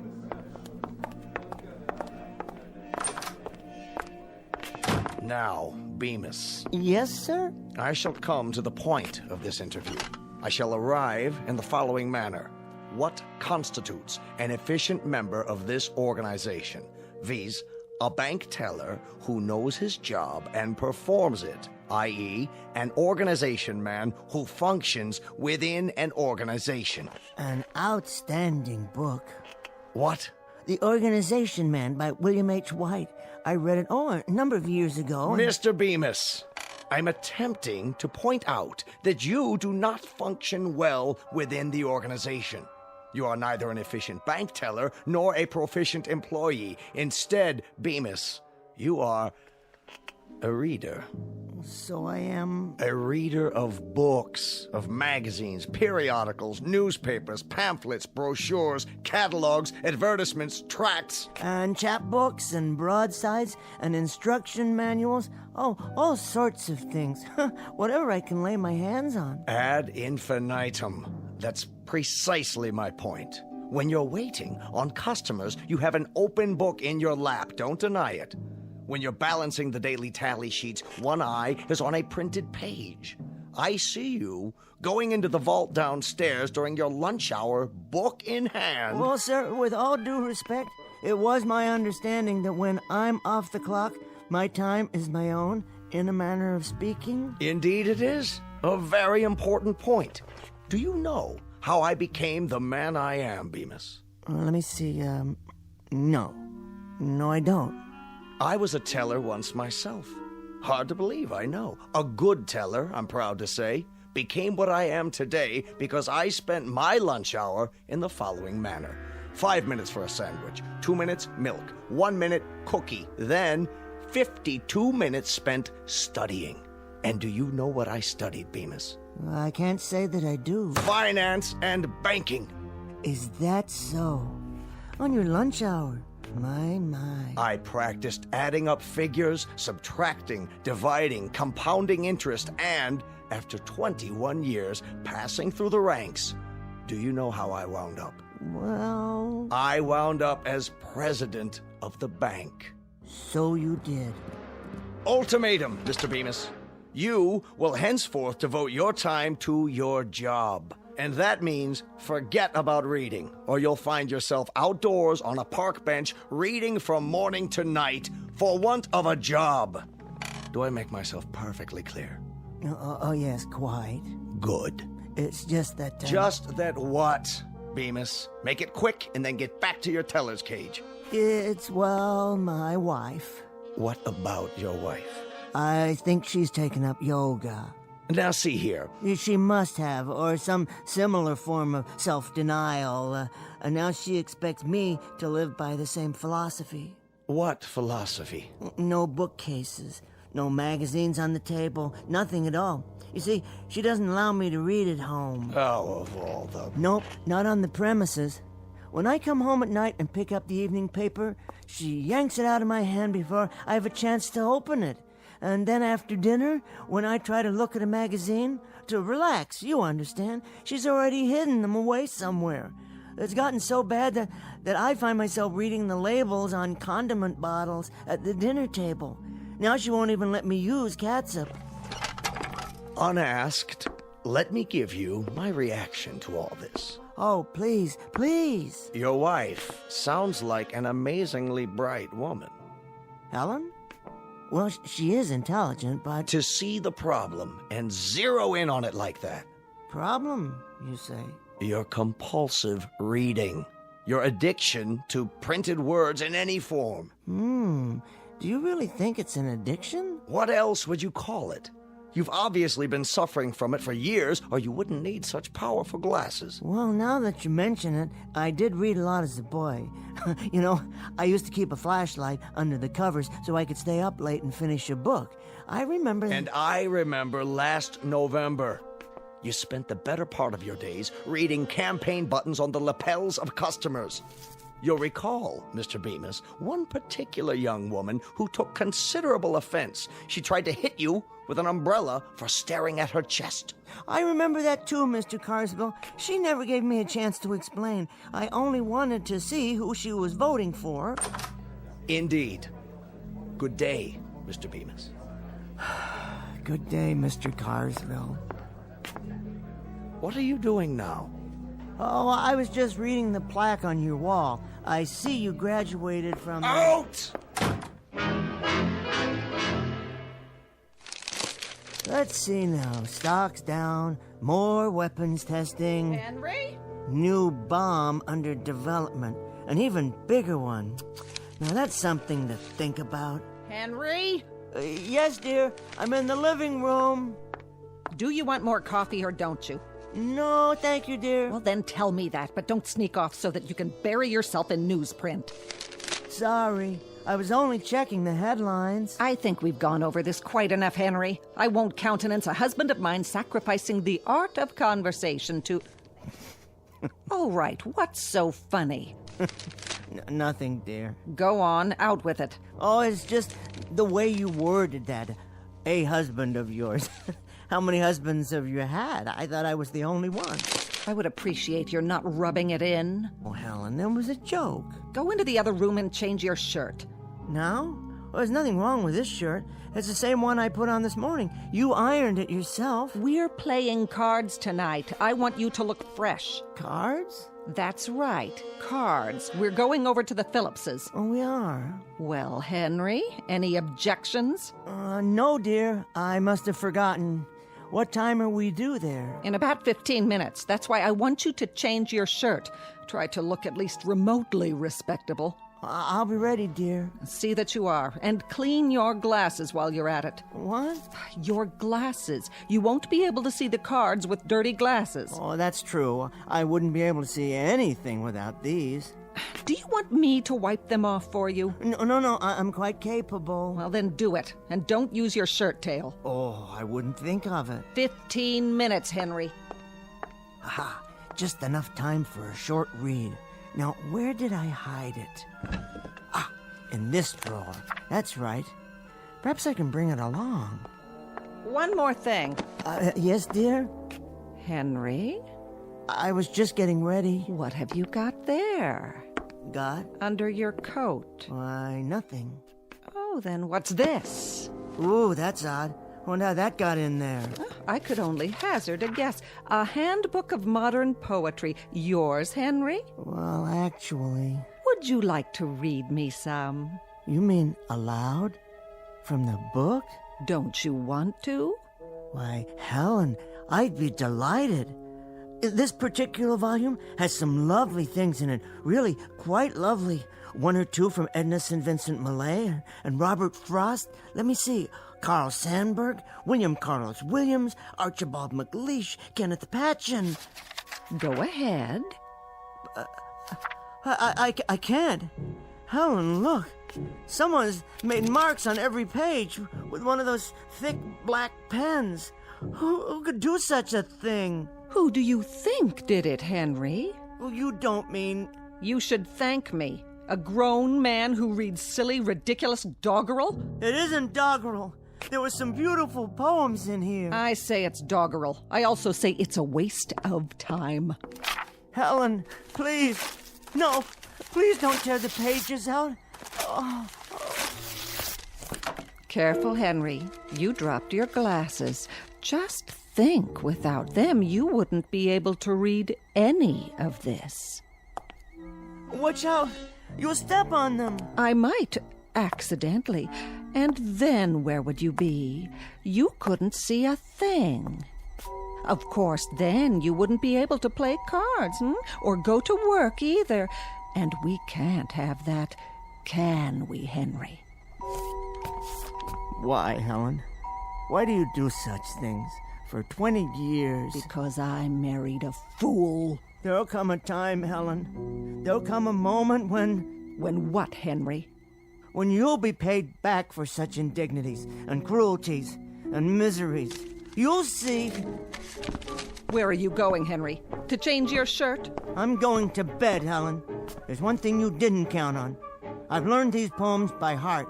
And you know what I'm going to do? I'm going to say them to myself aloud and listen to the music of those beautiful words, because you can't vandalize what's in my mind. You can't climb in there and scratch out and tear up and destroy such magnificent language. No one can. Henry? Henry, I'm speaking to you!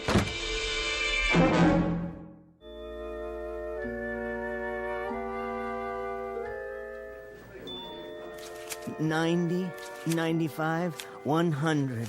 Thank you, Mr. Miller. Thank you, Mr. Bemis. Always a pleasure. Next. I'd like to put this in my checking account.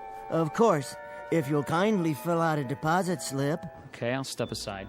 Oh, take your time. There's no one else in line at the moment. A constant remembrance that at a bank, like a political office and a public trust, blah, blah, blah, something about a sense of loyalty and a devotion to duty.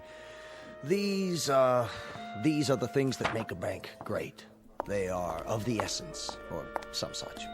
With them, an institution like ours will remain strong. Everything all right in there, Cheryl? I think so. What's he up to? Mr. Carsville? Well, he's dictating a speech for the bankers' meeting next Thursday. He wanted me to bring him the quarterly report. Isn't that something? Well, he needs to know the figures, deposits, and holdings. Dictating, you say? His secretary will type it up and correct it, fix the grammar. Why?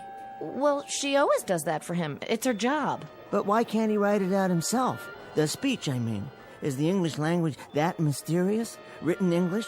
It's really very simple. You gather your thoughts and put them down on paper. They're only words, after all. Words that begin as feelings and become thoughts and then are turned into sentences. I never thought of it that way. Do you see my point? It's the most basic process of the human mind, assuming one has at least an elementary vocabulary. Maybe it's a matter of time. He must have a lot to do running the bank and all. Time, yes, time. That I can understand completely. It's a matter of fitting it into your schedule. But if you want to badly enough, you'll find a way. Take reading, for example. I wouldn't trade it for anything. A doorway, as it were, a privileged entry into another mind. A chance to see the world through someone else's eyes. Here's my deposit slip. Oh, yes. Thank you, sir. And here's your receipt. Okay, see you next week, Mr. Bemis. Oh, I'm sure you will. I'll be here. Where else could I be? It's almost time for lunch. Is it? Already? I was just wondering. Yes? Would you like to join us? Pardon? Well, some of us are going down the street to that new restaurant. They say it's really nice. Is that what they say? Why don't you come along? Unless you have something else to do. Well, that's very kind of you, Cheryl. Very, very kind. But as a matter of fact, there is something I have to finish. I understand. Good, that's good, because, you see, I love Joyce. Oh, does she work near here? oh, heavens, no. That's funny, Cheryl. Really, very funny. I didn't know you had such a sense of humor. I mean, James Joyce. I see. Do you? James Joyce, the writer. Have you read Dubliners? It's the most marvelous book. One piece in particular, The Dead, is perhaps the finest story I've ever read. I'm rereading it now for the first time in years. Just a few pages to go. With any luck, I can finish it on my lunch break. The ending is quite moving, as I recall. Transcendent is the word I'm looking for. Yes, I'll be happy to loan it to you if you like.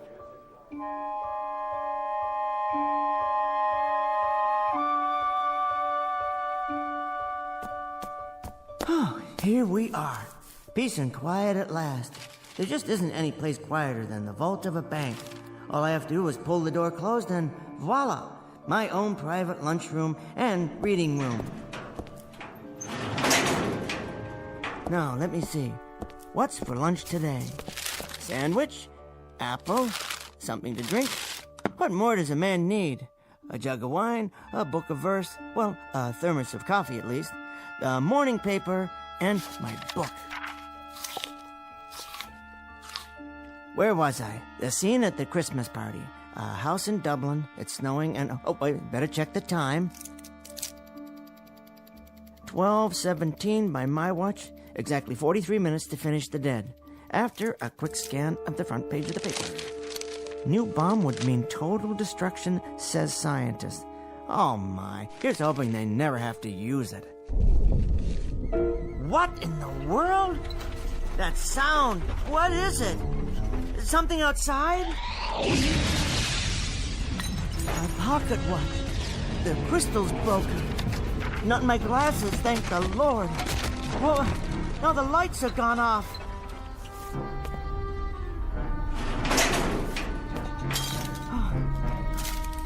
Hello? Hello upstairs? Is everything all right?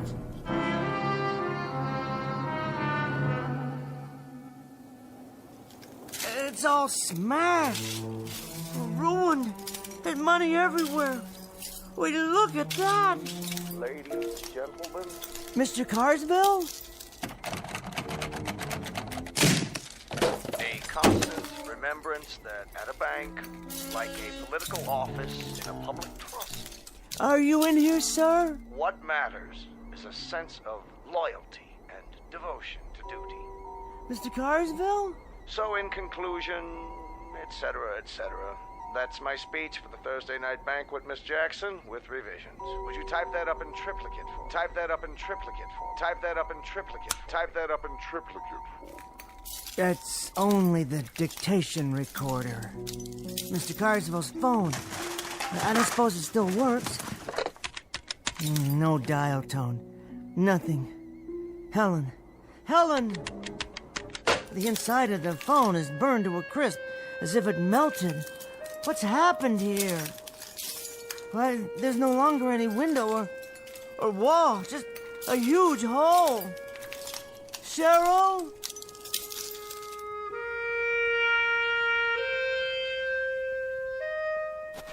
Cheryl, my friend. You were my friend, weren't you? My only friend. And now you're gone, too. It's all gone. This block, the entire city, it's nothing but rubble, as far as the eye can see. It's a nightmare. That's all it is. I fell asleep downstairs, and I'm dreaming. I'll wake up any minute and have a good laugh. Any minute now. As if this were the last car, the last one on the street that hasn't burned. It's impossible. It isn't real. It can't be. It feels real enough. It certainly does. I wonder if it still runs. Can I get home? See if Helen's alive? Someone's left the key in the ignition. Now I know I'm dreaming. Come on. Come on. Oh, what's the use? There's nowhere to drive. The street's impossible. It's nothing but one enormous crater, it looks like, beyond the park. Hello? Hello? Is anybody there? Anybody at all? I can't be the only one left, can I? They're all dead. They must be. Everybody's dead, except me. I'm all right, but why am I all right? I was right in the middle of the vault. I was in the vault.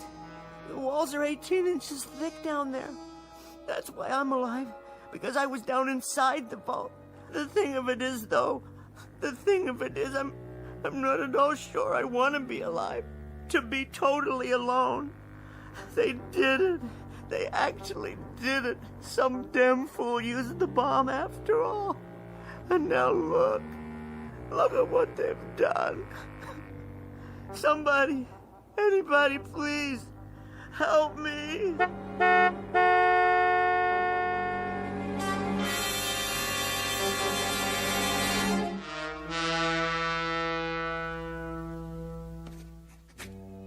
I am born. Whether I shall turn out to be the hero of my own life, or whether that station will be held by anybody else, these pages must show. To begin my life with the beginning of my life after the great conflagration. My name is Henry Bemis, and this is my journal. I'm not a writer, but someone must do this to leave a record for the future, if there is a future. So it falls on me to set down what I have seen.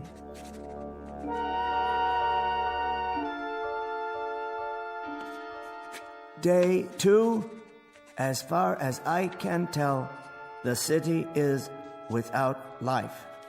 After sleeping through the night in an abandoned furniture store, I awoke and went in search of food. The markets in the area are fully stocked. The canned goods appear to be undamaged.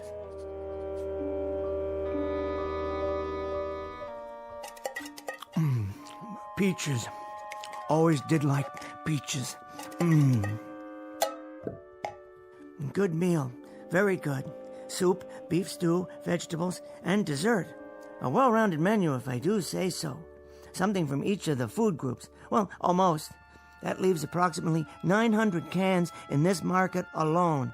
At least I won't starve to death. It'll last for a few years. all the food one man can eat, and then some. Have to remember to carry a can opener. Time to go shopping. Some more of this, a few cans of that. Ah, the gourmet section. Smoked oysters, delicious. Imported caviar. Don't mind if I do. Let's pass on the escargot, though. Wouldn't want an upset stomach. Something to drink, of course. Soda, bottled water, beer. Yes, beer. Why not? And onto the checkout. Which line is the shortest today? How about this one? Attention, A&P shoppers. No waiting on register 7.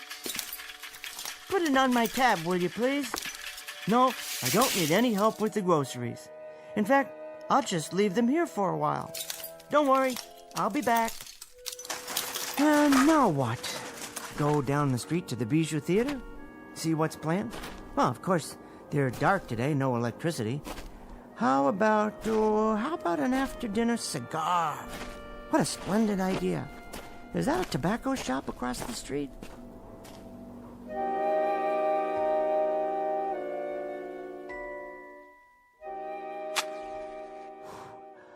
Wonderful cigar.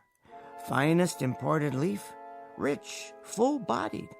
Better take a few with me. And pipes, yes, a new pipe and some tobacco. I've always wanted to smoke a pipe. I do believe it suits me. Next stop, the post office. No, laundromat. Jewelers. I suppose I could pick up a new watch, but I wouldn't know what time to set it. Doesn't matter, really. Well, it doesn't matter at all.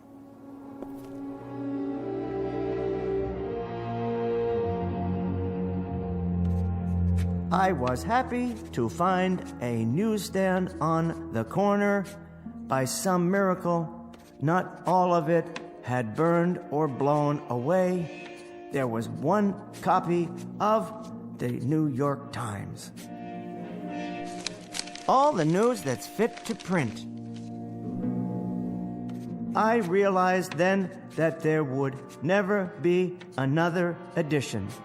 Only the same headlines, the same editorials, even the same comics. But after I read it and reread it, I still have a few magazines. I decided to remember this place. For the time being, I thought I'd explore the neighborhood, because it was my neighborhood now, all of it. From this day forward, I'd have it to myself. There was a candy shop, a stationery store, a dry cleaner's, sporting goods. For some reason, that one caught my eye. Besides, I had to sit down somewhere and rest. The worst thing was being alone. Utterly, completely alone. And this was the way it would always be from now on. Just walking and sitting, eating and smoking and reading the same newspaper over and over again. But for now, I needed a flashlight and some candles or a lantern for tonight. There were tennis rackets, rods and reels. I could always go fishing if there were any more fish. The gun department. Never used a gun in my life. Wouldn't know how to. I suppose I could learn for self-protection, but against whom? Or target practice. That might fill some time. I had my pick. Remington, Winchester, Marlin, or a pistol. Yes, why not? A revolver like a cowboy in a Zane Grey novel.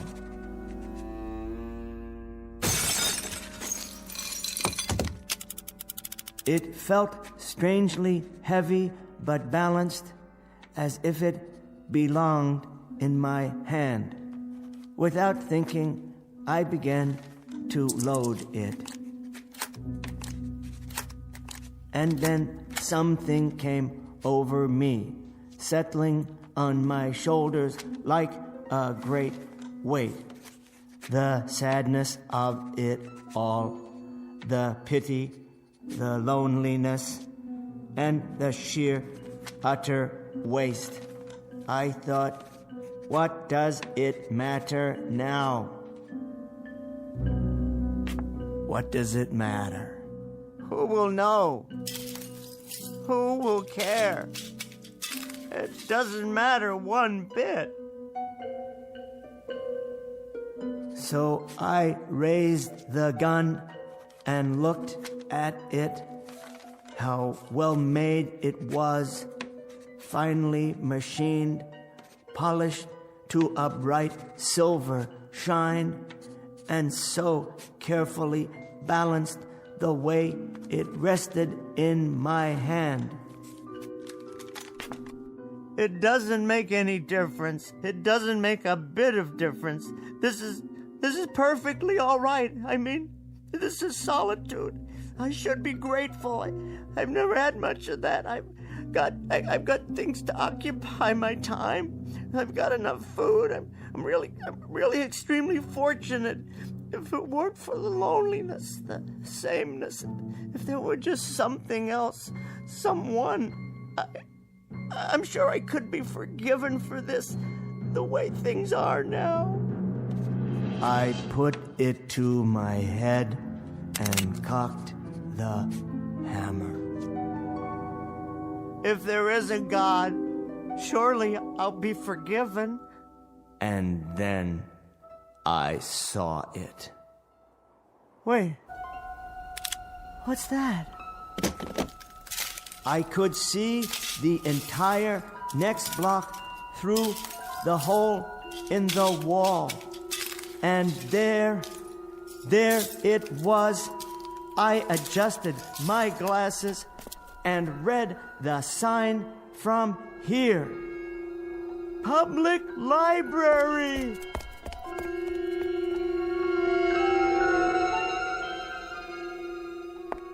Yes, oh yes, I forgot all about it. But you're still here, aren't you, my greatest friend? You who have never failed me. Not burned at all. Why, the whole interior is untouched. There are thousands of books here, tens of thousands, all waiting to be read.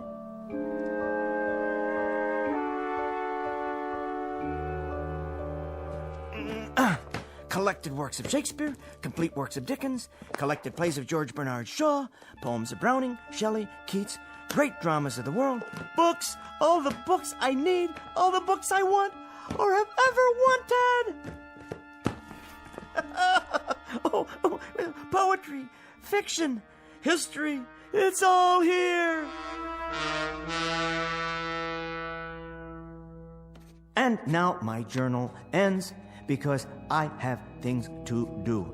It doesn't matter whether I write it down or not. All I have thought and felt has already been said by the great writers, the poets and philosophers, the historians of times past. I know that nothing is new, nothing is ever lost, so long as there are books. In the midst of this catastrophe, I have been reborn.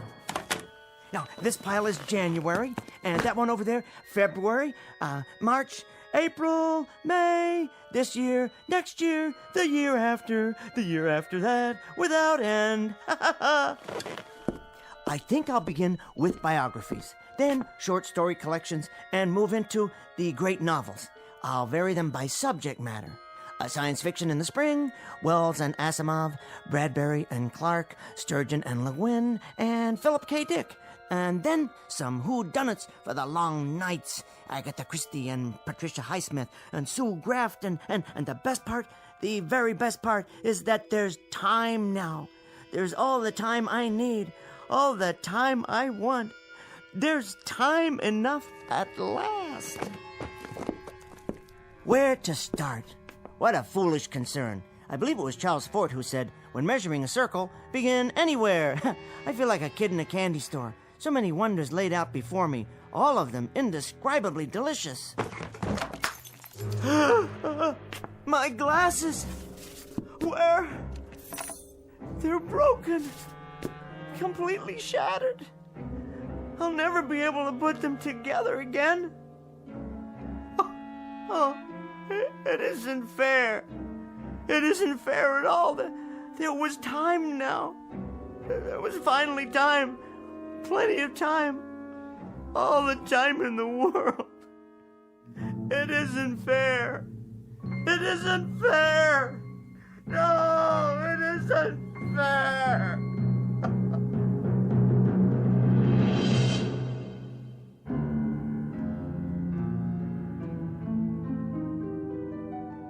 The best laid plans of mice and men, and Mr. Bemis. The small man in the thick glasses who asked very little of life, who wanted nothing but time to read. Only a moment out of an eon of moments, a mere instant out of eternity. For himself. Henry Bemis, now just part of the landscape, smashed beyond all recognition. Just another piece of rubble, a fragment of what man has deeded to himself in the Twilight Zone.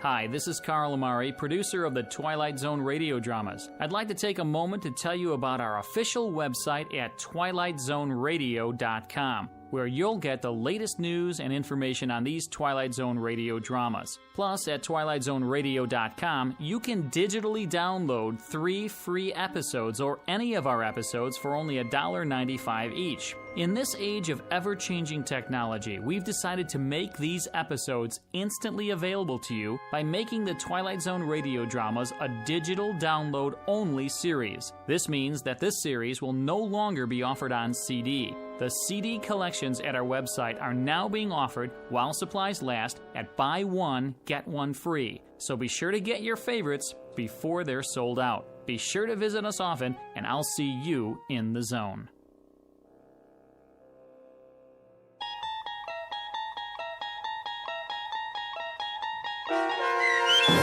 Time Enough at Last, starring Tim Kazurinsky with Stacy Keach as your narrator, was adapted for radio by Dennis Etchison and based on a script by Rod Serling from a story by Lynn Venable.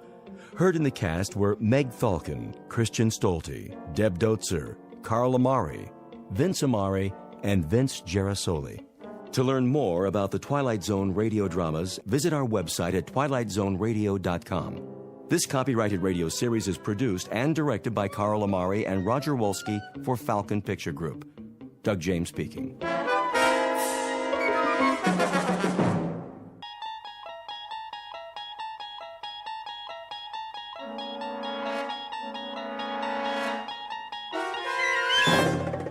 You unlock this door with the key of imagination. Beyond it is another dimension, a dimension of sound, a dimension of sight, a dimension of mind. You're moving into a land of both shadow and substance, of things and ideas. You've just crossed over into the Twilight Zone.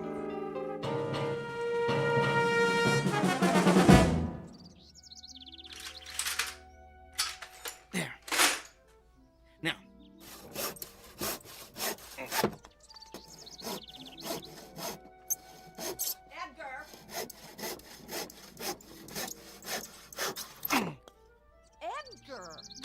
Yes, Helen? Come here, please. I'll be right there.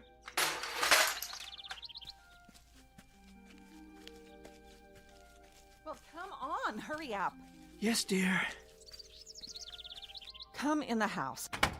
I've got a bone to pick with you. What's wrong, Helen? Look at what I did to my hand. Ooh, what happened? I was cleaning the basement and I cut it on that stupid metal contraption you brought home yesterday. Oh, no. The accelerator bracket. Are you all right? Do you need me to clean it with hydrogen peroxide? Or should we go to the ER? No. I finally got the bleeding to stop by myself. I thought I was going to hemorrhage to death. Oh, thank goodness. What? I mean, it's good you were able to stop the bleeding. What is that stupid bracket doing down there anyway? Well, I needed to complete my experiments. Your experiments? That's all I ever hear about. I can't believe I gave up a successful modeling career to marry such a geek. Oh, this ridiculous hobby of yours is getting out of hand, Edgar. Well, it's more than a hobby, dear. Yes, you're right. It's an obsession. You're constantly down there tinkering with that pile of junk you built. How about spending some time fixing the problems we have in the house? How about repairing that leaky roof, Edgar, or the garbage disposal that keeps breaking down? Well, I'll get to all of that, Helen. I promise. It's just that I'm so close to a breakthrough. If I can just figure out how to break down the molecules into subatomic particles... The only breakdown around here is going to be mine unless you get rid of that oversized erector set. Do they know you're bringing all that equipment home from work? No, but they don't really need to. You see, it's all equipment they've discarded. They don't use it anymore. In other words, you're going garbage picking behind the lab and then dumping it in our basement. Why don't you just do these experiments at work? Because the facility isn't doing any more research with... With what, Edgar? Well, it's not important for you to know, Helen. I don't want to waste your time talking shop. You're one to talk about wasting time. Maybe if you'd put this much thought into your job, you'd be able to get a promotion. Well, the only kind of promotion available to someone at my level would be a project manager. What's wrong with that? Well, I'm not the managerial type, Helen. I'd be dealing with budgets, giving evaluations to personnel, writing reports for upper management. Yes, and that's why managers make the big money. But I'm an engineer. I'm good at working with equipment, not people. I like calculating formulas, not salaries. I'd be terrible in a managerial position, Helen. I'd be wasting my time. You don't seem to mind wasting your time outside while my life's fluid is gushing out of me. Where were you anyway? Across the street, meeting the new neighbors. They finally moved in? What's their name? Let me see if I remember how to pronounce it. Bhagavatula. Yeah, that's it. Bhagavatula. Oh, great. What is that, Korean? No, Helen. They're from India. India? Doesn't that real estate agent know how to sell to people like us? They're quite nice, really. He's a vice president at one of the banks downtown, and she's a professor at the university. Such a lovely woman. A real exotic beauty. Not as lovely as you, of course. Oh, and they have a 13-year-old boy. He'll be at the junior high in the fall. Of course he will, because their kind always follows the same pattern. They move into our neighborhoods, take our jobs, and infiltrate our schools. Now, Helen, I hope you're not going to be hostile towards our new neighbors like you are towards that lovely Sanchez family 2 doors down. You can actually learn a lot from them. Mr. Bhagavatula was telling me about some of the fascinating customs in their country. Can you imagine coming from such a rich cultural heritage? The only thing I can imagine is the stench of curry casserole that's going to be wafting across the street. I'll tell you something, Edgar. I am sick of the way this neighborhood is changing. And I'm even sicker of not being able to do anything about it because your salary isn't high enough for us to move someplace nice. Someplace with people like us. We're trapped. We've got Gandhi and his family moving it across the street, Pancho Villa and his gang living 2 doors down, and God knows who else ready to move in at any minute. And you're oblivious to all of it, Edgar. You're like an ostrich with its head in the sand, tinkering away in the basement while this neighborhood is going downhill. Well, I'm sick of it, and I can't take any more. Things better change soon, Edgar. Do you hear me? Things better change soon. Yes, Helen.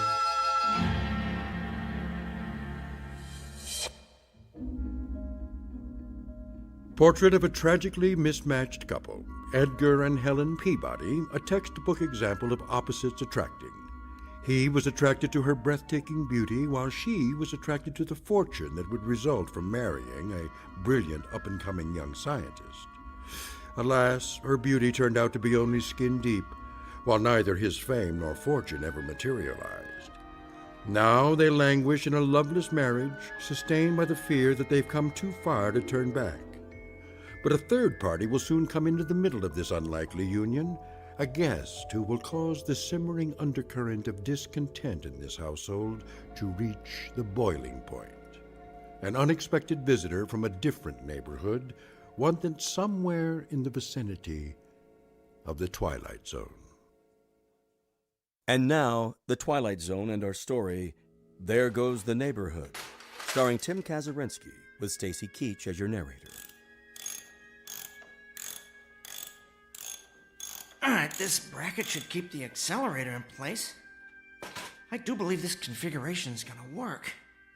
Now I better tighten these bolts.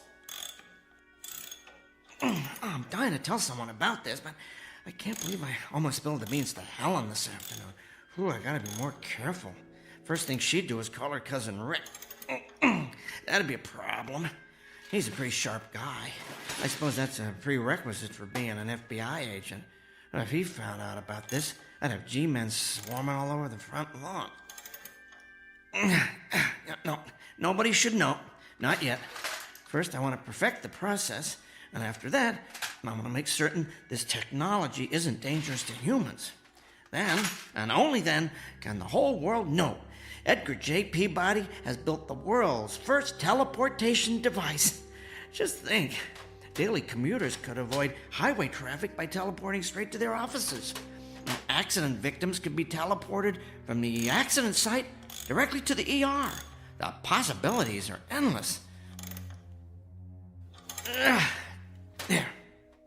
Now, I need to run a couple of tests. I'll just turn on the particle accelerator, let it warm up.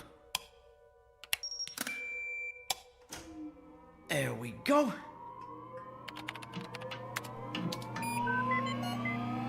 Reminds me of that old super heterodyne radio receiver Dad had when I was a kid. Always had to let that baby warm up.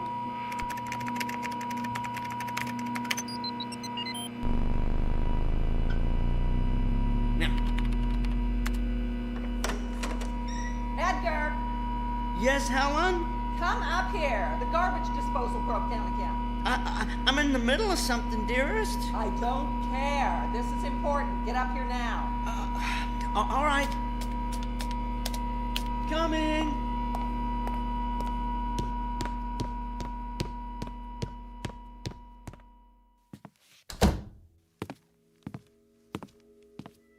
Well, it's about time. I've never seen such a slowpoke. What's wrong with the garbage disposal? Same as always. Made a funny grinding noise, then stopped. Did you throw any silverware down there? Of course not. What do you think I am, an idiot? Oh, no, dear. I'm just trying to isolate the problem. Well, you're the one who wants to be an engineer for the rest of his life, so stop isolating and start engineering a way to repair this thing. I'm going to go down and throw some clothes in the washer. You let me know when the disposal's fixed. All right. Now let's see what the problem is here.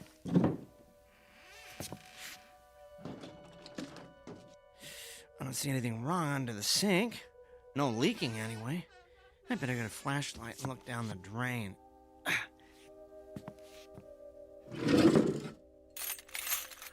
Now, where'd I put that thing?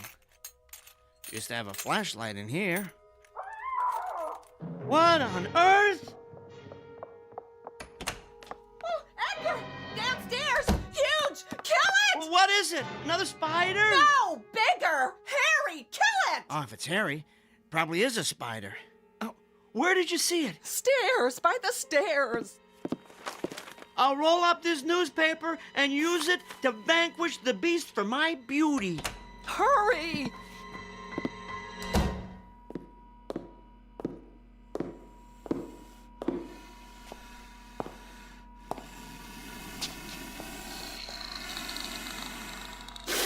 Good Lord!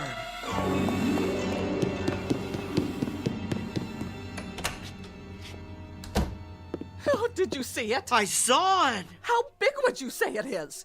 3 feet high, maybe? About 4 feet long? Oh, what do you think? I think I need a bigger newspaper. No, you dolt! What do you think it is? I don't know. Where did it come from? I don't know. Oh, it moves so fast. I know. It looks like it has about 30 legs. Little ones that let it glide along like a millipede. A really big millipede. Oh, you have to kill it. Maybe we should call animal control. That's not an animal. It's a monster. Well, all the more reason to call in a professional. Oh, Edgar, be a man for once. Go down and kill it. With what? I don't know. You're the man of the house. Find a weapon. Gather up the thimbleful of testosterone you've got and go kill that thing in our basement. All right. I'll take this broom. Whatever. Just get down there. Here goes. I'm going to close this door behind you. Why? So it doesn't try and get up here. Actually, that's a good idea. We don't want it running around the living room. It might try and get out the front door. Yeah, plus, I just shampooed the rug. Oh, great. Where the door closed, I can't see a thing down here. I hear it. I think I went over by the furnace. Probably likes the warmth. It's so dark.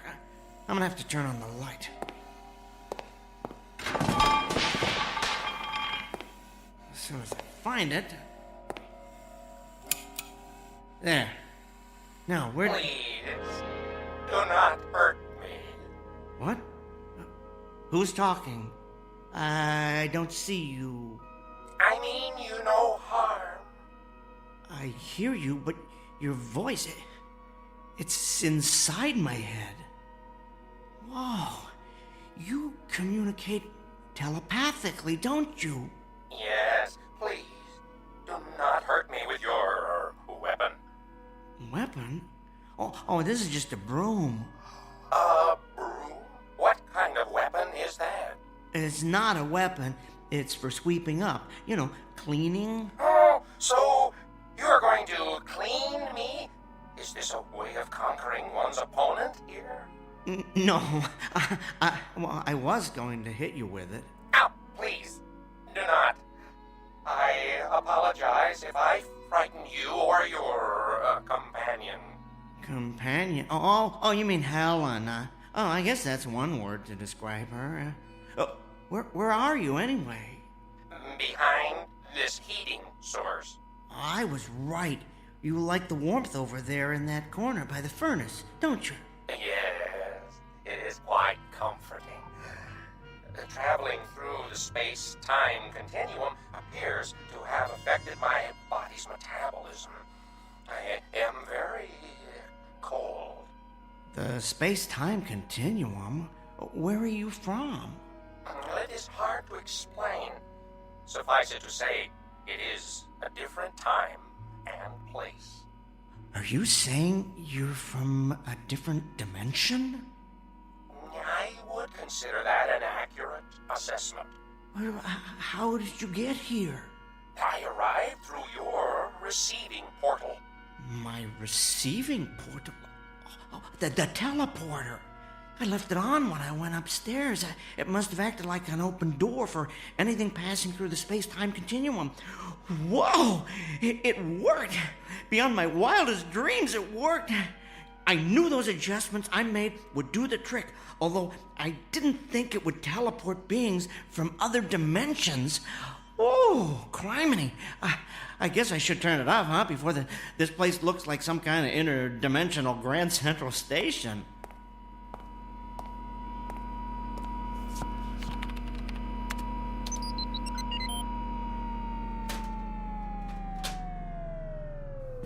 Here, I guess I can consider my latest modifications a triumph.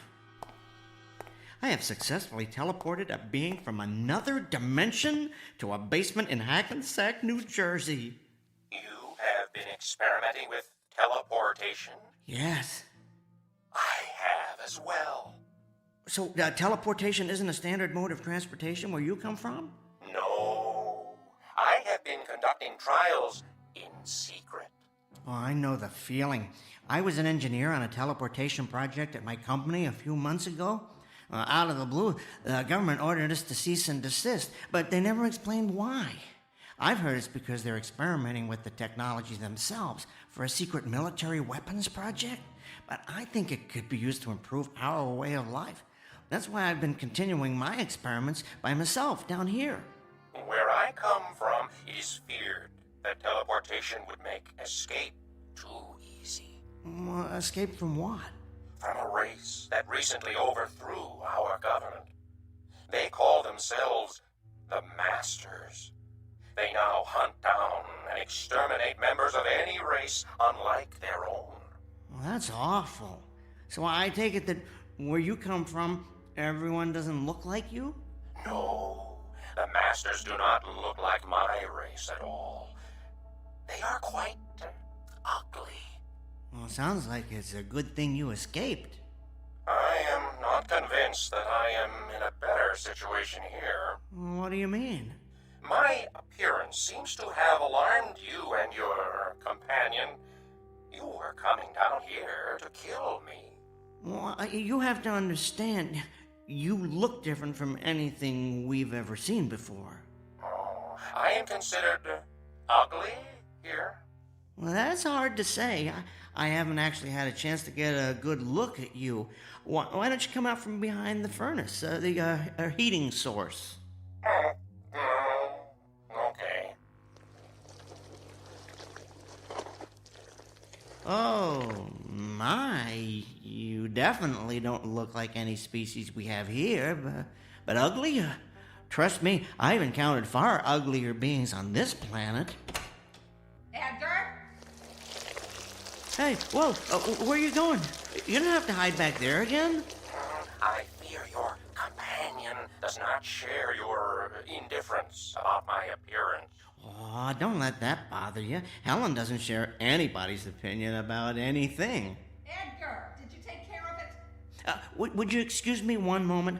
I need to talk with my companion. Yes. Edgar, what's happening down there? I don't hear any killing going on. Helen, dear, I've decided not to kill it. Why not? Well, I'd like to learn more about it.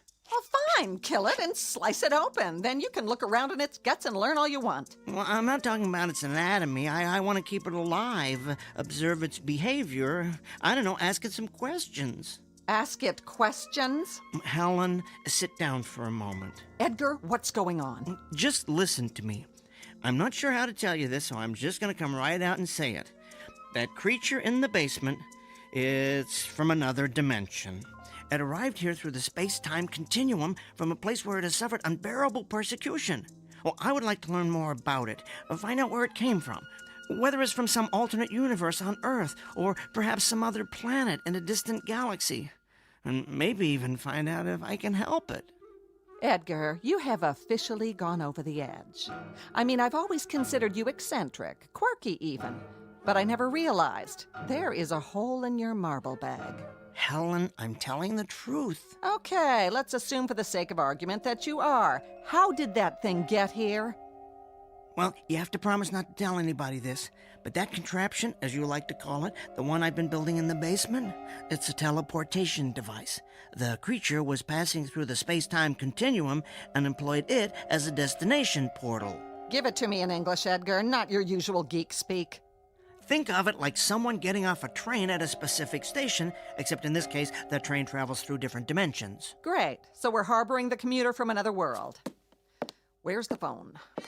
Who are you calling? I'm calling someone to come and kill that creature. No, Helen. Yes! It's not enough that the neighborhood's been invaded by foreigners from other countries. You have to put out the welcome sign for a giant insect from a different dimension. I've reached the end of my rope, Edgar. It's time to put an end to all this.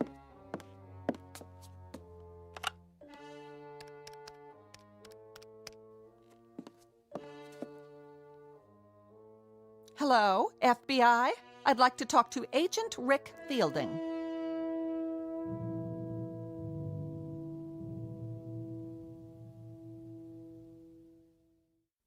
Helen, please, put that phone down. No, Edgar. There's an illegal alien in our basement, and you're clearly not man enough to take care of it, so I'm calling someone who is, my cousin Rick. Hello? Yes, I'm waiting to talk to FBI Agent Rick Fielding. Oh, he's not in? Can I leave a message? You see, there's an intruder in our house. Helen, I beg you. What's that? I wouldn't describe it as a person. No, it's not an animal. It's something much worse. Helen, please. Right now it's in our basement. I'm telling you for the last time. I went down there to do some laundry. All right, I was going to tell you my plan. I threw a load in the washer and turned around, and standing there looking up at me I was... thought of a way we could make a lot of money off that creature. Could you hold on for a second? But I guess you're not interested in being filthy rich. So, go ahead and finish telling the FBI your story. I'll call you back. All right, Mr. Trump, let's hear your big money-making scheme. Okay, here's what I'm thinking. I learn as much as possible about this creature, who it is, where it's from, what message it brings from the cosmos for the people of Earth, and that kind of thing. Then, since it only communicates telepathically, I become its spokesman. Telepathically? What does that mean? Well, never mind that part. I'll explain later. Anyway, we then travel around together, doing presentations at respected technical institutes, lecturing at universities, meeting with world ambassadors, and then we really go for the big time. We appear on Oprah. You're telling me that we're going to get rich because you're going to play Colonel Parker to some illegal alien from another dimension? Think of the possibilities, Helen. Book deals, a movie franchise, and television. Oh, think of the television we could do, Helen. Tell me the whole country wouldn't tune in to see that creature on Dancing with the Stars. Edgar, for once in your pathetic life, you may actually have a good idea. You think we could make a lot of money off that thing? Millions, Helen. Millions. All right, I'll agree to this little plan of yours, but it better work. I have just one demand. While it's in this house, that beast stays in the basement. I don't ever want to see it up here running around in my clean house with its filthy little insect feet. Do you understand me, Edgar? Of course, it stays in the basement. You won't regret this, Helen. Now, I'd better go back down and learn all I can about it.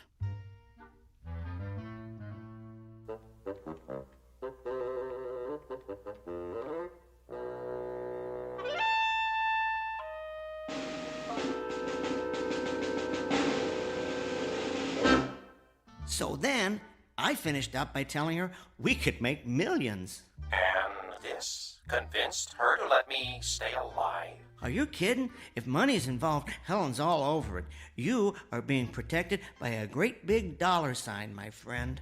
I do not understand all your words, but I comprehend that your plan has saved my life. Thank you. Oh, you're welcome. I never thought to ask if you have a name. A name? Yes. What should I call you? Oh, I am identified by a specific sequence of sounds. Oh, would you like to hear them? Sure.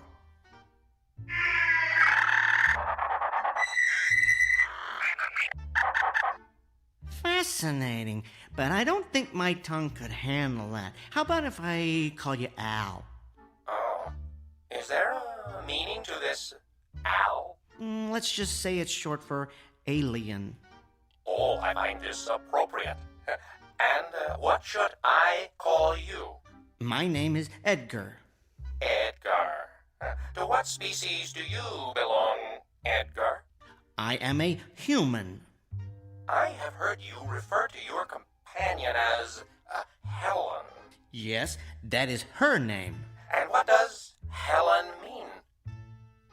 It means the most beautiful woman in the world. Oh, is Helen considered the most beautiful woman in your world? Helen is considered quite breathtakingly beautiful. She's what's known as a real head-turner. She once held the record for winning the most beauty contests on the East Coast. Unfortunately, Helen has what we would call an ugly personality. Then, from my point of view, she is not beautiful at all. I'm afraid there are many of my species who would agree with you. I attempted to communicate telepathically with her when I first arrived, but I could not. Aw, she was in too much shock. No, her mind is closed. I cannot get through to it. Are you able to understand her? Oh, yes. Every word. Oh, my condolences. Forgive me for saying so, Edgar, but I I sense that you fear her. Well, I never told anyone this before, but I have some trouble standing up to her. She has a very strong personality. So do you, Edgar. It took a great deal of strength for you to come down here and confront a species you had never encountered before. Well, I suppose it did. I would encourage you to confront her in the same way. You mean try and hit her with a broom? Oh, if necessary.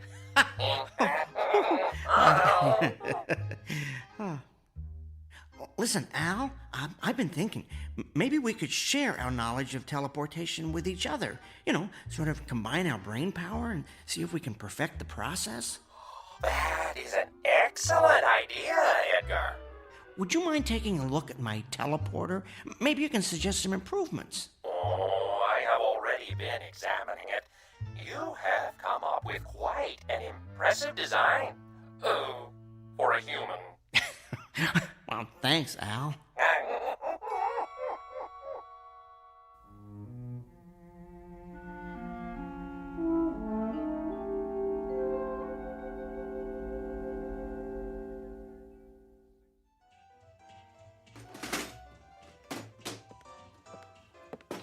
Edgar, is that dishwasher ever going to be fixed? Should be good as new by dinner. I picked up a new gasket today. Well, it's about time. There. I need to go down to the basement, get a different wrench, though. I'll come with you. I need to throw a load of wash in, and I don't want to go down there alone. We remember what happened the last time I went down to do the laundry now, don't we? Don't worry. He won't bother you. He likes to stay warm behind the furnace. Good. I don't intend to be a prisoner of the main floor just because you've decided to start taking in intergalactic strays. Interdimensional, dear. Whatever. All I know is I've had an uninvited house guest for 3 days that looks like it crawled out of a horror film. Everybody in their place and a place for everybody. That's how it used to be before all the foreigners started moving into our neighborhoods. Yes, dear. I'll tell you what we need. We need a government that stops turning a blind eye to this cultural invasion. We need to send all these outsiders back to where they came from. So you've said before, dear. I found that wrench I need. I'm going back up. Now, don't take forever to fix it. Yes, dear.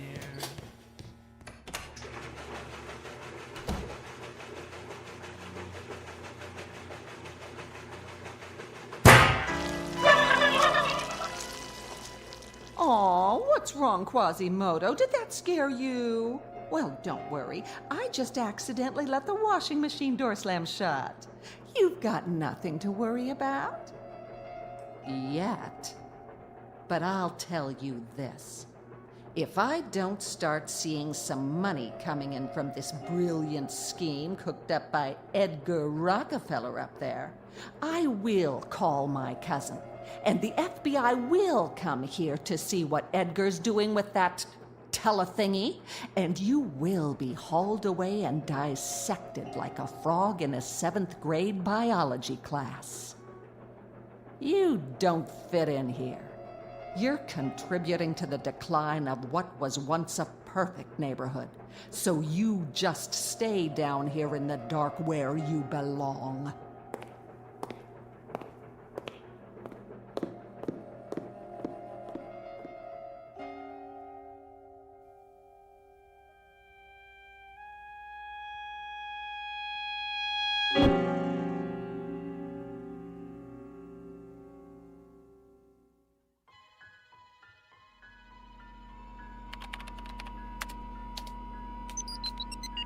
I've modified the subroutine that specifies where the person, or whatever, being teleported, will arrive. Hopefully that'll put an end to any more random visits to unknown dimensions. If you enter the logic, as I said, it should work. I had been working quite extensively on it before I left my own dimension. So, Al, do you ever, miss where you come from? Yes. I do not miss the persecution, of course, but I do miss my home. What, Al? I feel guilty about being here. Guilty? Why? I believe I am contributing to the decline of what was once a perfect neighborhood. Where'd you get that idea? Well, Helen mentioned it. Oh, look, don't worry about Helen. I'll make certain she doesn't bother you anymore. As far as I'm concerned, you are an honored guest here. Oh, thank you, Edgar. That is very thoughtful. But that is not the only reason I feel guilty. You see, I have left my kind in a place where they endure abuse on a regular basis.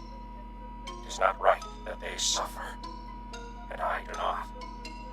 Perhaps I have made a mistake escaping from there. Well, you simply displayed a survival instinct, Al. That's something all living creatures do, no matter where they come from. I understand what you are saying, but I cannot help feeling that I have abandoned my species. I have been thinking that perhaps I should go back. Really? Yes. I would only have two regrets about leaving. One is that I would miss you, Edgar. Oh, thanks, Al. I miss you, too. What's your other regret? That I did not get to see more of where you live. I have so far only seen this, what do you call it? Hackensack basement. That's true, isn't it? Okay, Al, you and I are going on a little field trip to the main floor. You can get a look at my world through the living room window. No, but I thought Helen did not want me on the main floor. Helen's out getting her hair done. She'll never know. Come on, let's go upstairs.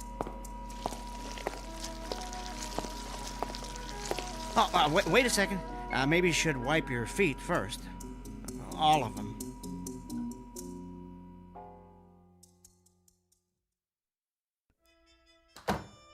Well, here's the main floor. Come on into the living room. It ain't the Ritz, but it'll give you a decent view of the front yard. I am not familiar with this Ritz you speak of, but your upstairs is very pleasant.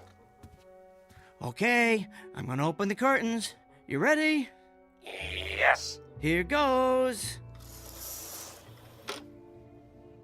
I give you Hackensack, New Jersey, in all its glory. Oh, my! It is so bright, and there are so many colors. What is that substance that covers everything? Is it plant life? Yes, we call that grass. And what is that tall, thick plant in the middle of the grass? That's called a tree. Edgar, what is that creature? What creature? Oh, the neighbor's cocker spaniel. That's called a dog. It does not look like you. Oh, thank you, Al. I mean, it is obviously a non-human species. Is that what I have heard you refer to as an animal? Yes. Your world, Edgar, it is beautiful. Oh, this is nothing. You're catching us at the end of winter. You should see it in the spring when all the flowers are blooming. You know, if you stayed here till then, I could show you colors that would dazzle your eyeballs or whatever it is you see with. Oh, what about Helen?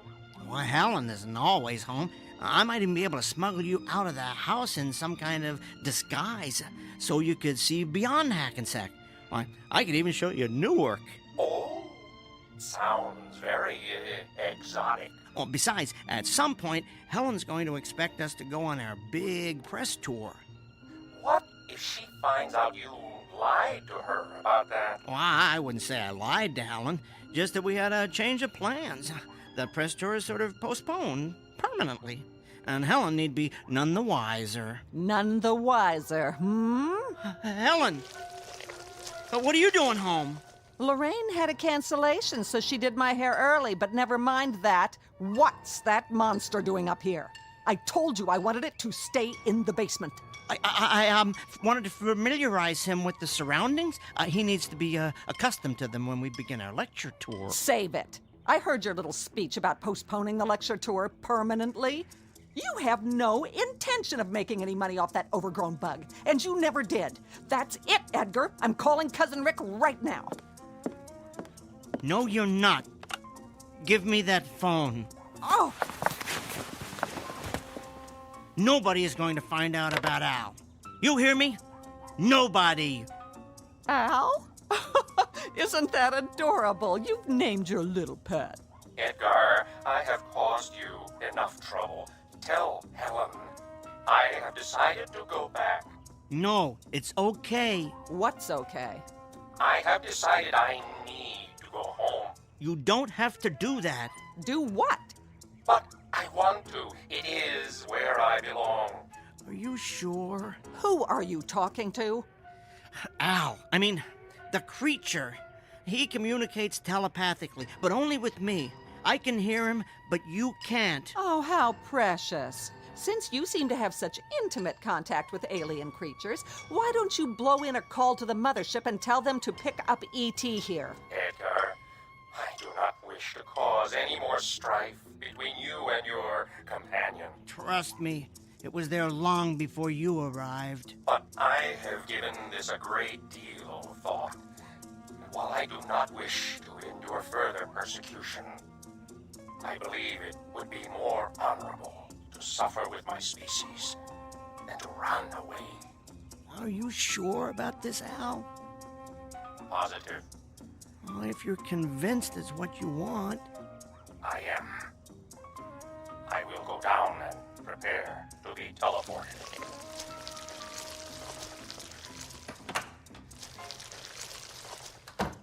Edgar, will you tell me what on earth is going on? Yes, Helen, I'll tell you.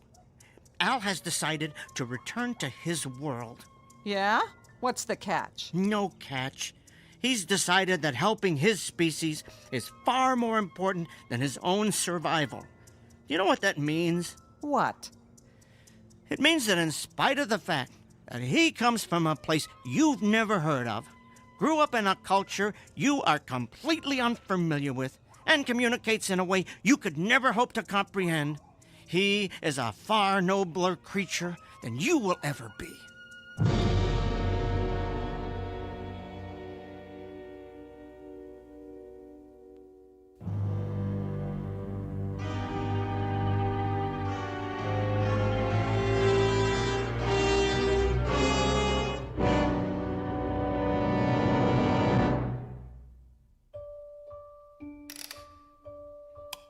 Now, all right, that's the last of the calculations.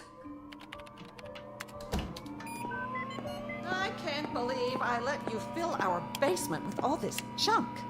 Helen, what are you doing down here? I want to be here to watch you throw the switch. That's not necessary. Apparently it is. I couldn't trust you to do something as simple as keep that overgrown insect in the basement, so I certainly don't trust you to send it back to Planet Cockroach. No, fine. Just stand right here so you're out of the way. There. Al, are you ready?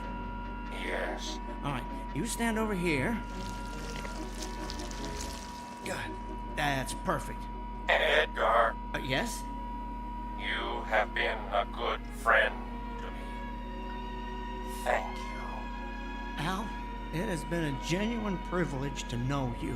Come on, enough with the teary goodbyes. Just get it over with. All right, I'll run the activation sequence. Here goes. So long, Quasimodo.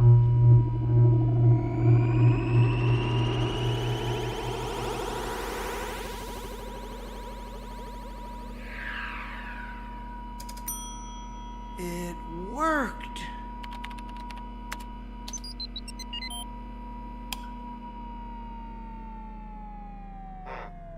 Edgar, if it worked, why am I still here?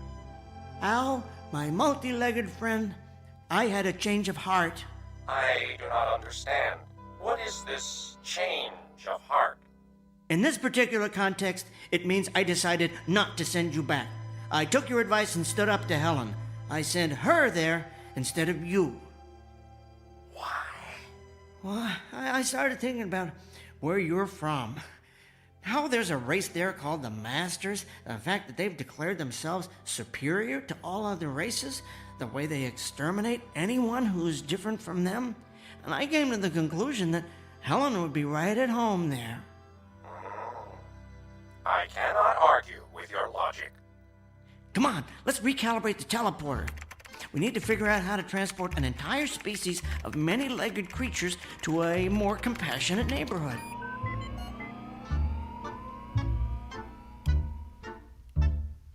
A quote here from St. Augustine. Beauty is indeed a good gift of God, but that the good may not think it a great good, God dispenses it even to the wicked. Case in point, one Helen Peabody, whose husband Edgar has come to the conclusion that a pretty face is not the sole manifestation of beauty. Thus, a man of great intellect finds that one never stops learning about human nature, while a woman who has been celebrated for her loveliness finds herself deported to a place where beauty is relative, an ugly, intolerant little corner of the Twilight Zone.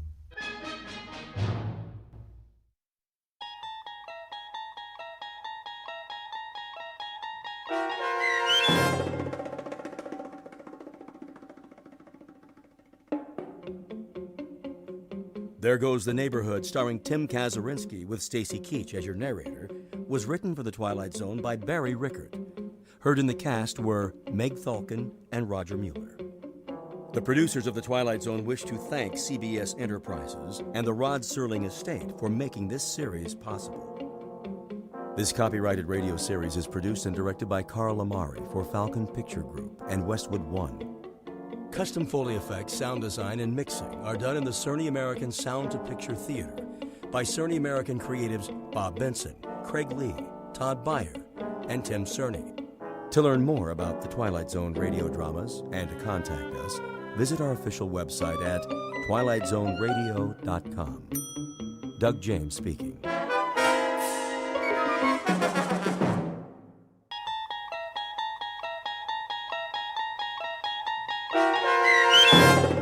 The Silence, starring Chris McDonald with Stacy Keach as your narrator, was adapted for radio by Dennis Etchison and written for The Twilight Zone by Rod Serling.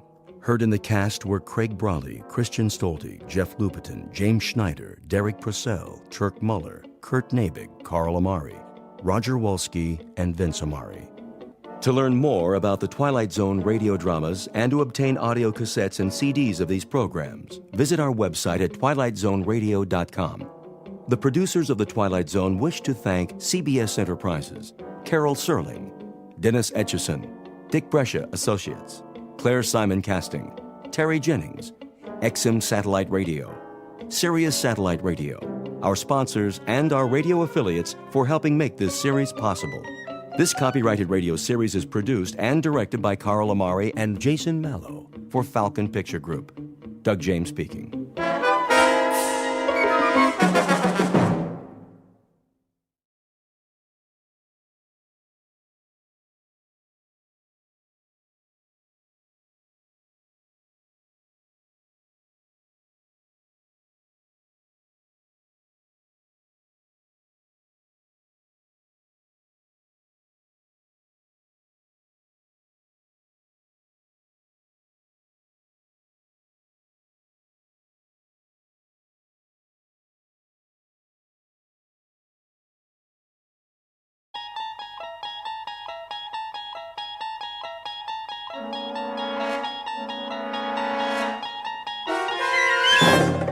You're traveling through another dimension.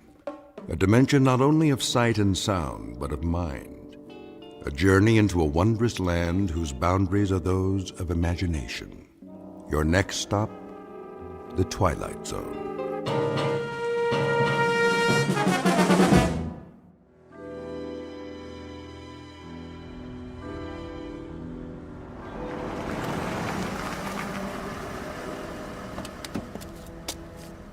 Good evening, Colonel Taylor. Evening, Patrick. Has Mr. Alfred arrived? Not yet, sir. Warm for this time of year, would you say? I would. Quite balmy, in fact. I might have dispensed with the overcoat altogether. Martin? Yes, sir. See to the Colonel's car. Right away. Is he new? Just started this evening. Mind you, drive carefully now. Park it all the way in the back away from the other cars. Yes, sir. Here's a little proposition for you, my boy. See this bill? That's $50, sir. Indeed. And if there are no dents or scratches when you bring it back, not a one, mind you, this is yours. All of it. I promise, sir. Good. A man should always keep his promises. You shouldn't spoil the lad. Nonsense. A little incentive, that's all. How was it in the club this evening? The usual crowd. Is Mr. Tennyson here by any chance? Yes, sir. For some time now. Thank you, Patrick. Colonel Taylor, how nice to see you. Let me take your coat. Is there a table in the oak room? Yes, but I'm afraid the fireside chairs are all filled at the moment. Mr. Tennyson, I presume. Yes, sir, it is. If you'd care for a seat in the card room. No, I'll find my way. Mr. Alfred arrives, please send him to the oak room. Of course. Well, I'll tell you something else, gentlemen. The most idiotic thing occurred in the market today. Just idiotic.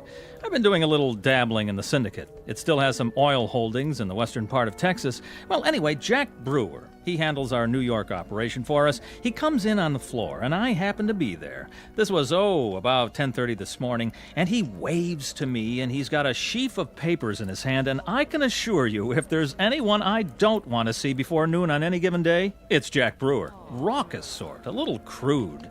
Nouveau riche, you know the type. Yeah. Yes. Give you a light, Jamie? Not necessary. Not at all. Oh, this lighter? Solid gold. Gift from my dad when I got out of Princeton. Now, where was I? Jack Brewer. Oh, yes, of course. Charlie Sport, let me sit there, would you, old man? Your chair's much softer, and I'm afraid I'm just worn out. Not a problem. Much better. Now then. Oh, yes. Anyway, Brewer, I call him Brewer the Boar, walks across the floor to me with an intense voice, a voice absolutely shaking with intensity, sidles up and whispers. He's got a miserable habit of whispering sotto voce when everyone in the world can hear him. Anyway, he says to me, Jim, I've got to scrape up $250,000. Can you imagine? $250,000. And I'm the usual, sir? What? Oh, yes. The usual. It might be quieter in the blue room. No, this will do. Young Mr. Tennyson is in rare form tonight. Yes, sir. You're the only one who can handle it for me. This is Brewer speaking. To me. Well, anyway, to make a long story short. Mr. Jamie Tennyson, who at best is a dapper, albeit articulate ne'er-do-well. He is glib but shallow, well-groomed but worthless. His every gesture is studied, obvious, planned. He is a mannered dandy, devoid of character, and his presence in this gentleman's club is a social condescension on the part of the members. For this man's credentials are an accident of birth and nothing more. And across the room, a gray-haired ramrod of an ex-army officer, rock-hewn and coldly unemotional in his appraisal of others, but who was no longer able to conceal his distaste in an altogether gentlemanly fashion. And that distaste is about to take the form of a proposed wager. But it's the kind of wager that comes without precedent. It stands alone in the annals of bet-making as the strangest game of chance ever offered by one man to another. In just a moment, we'll learn the terms of the wager and what Mr. Tennyson does about it. And in the process, we'll witness all parties spinning the wheel of chance in a very bizarre casino called the Twilight Zone. And now, the Twilight Zone and our story, The Silence, starring Chris McDonald with Stacy Keach as your narrator.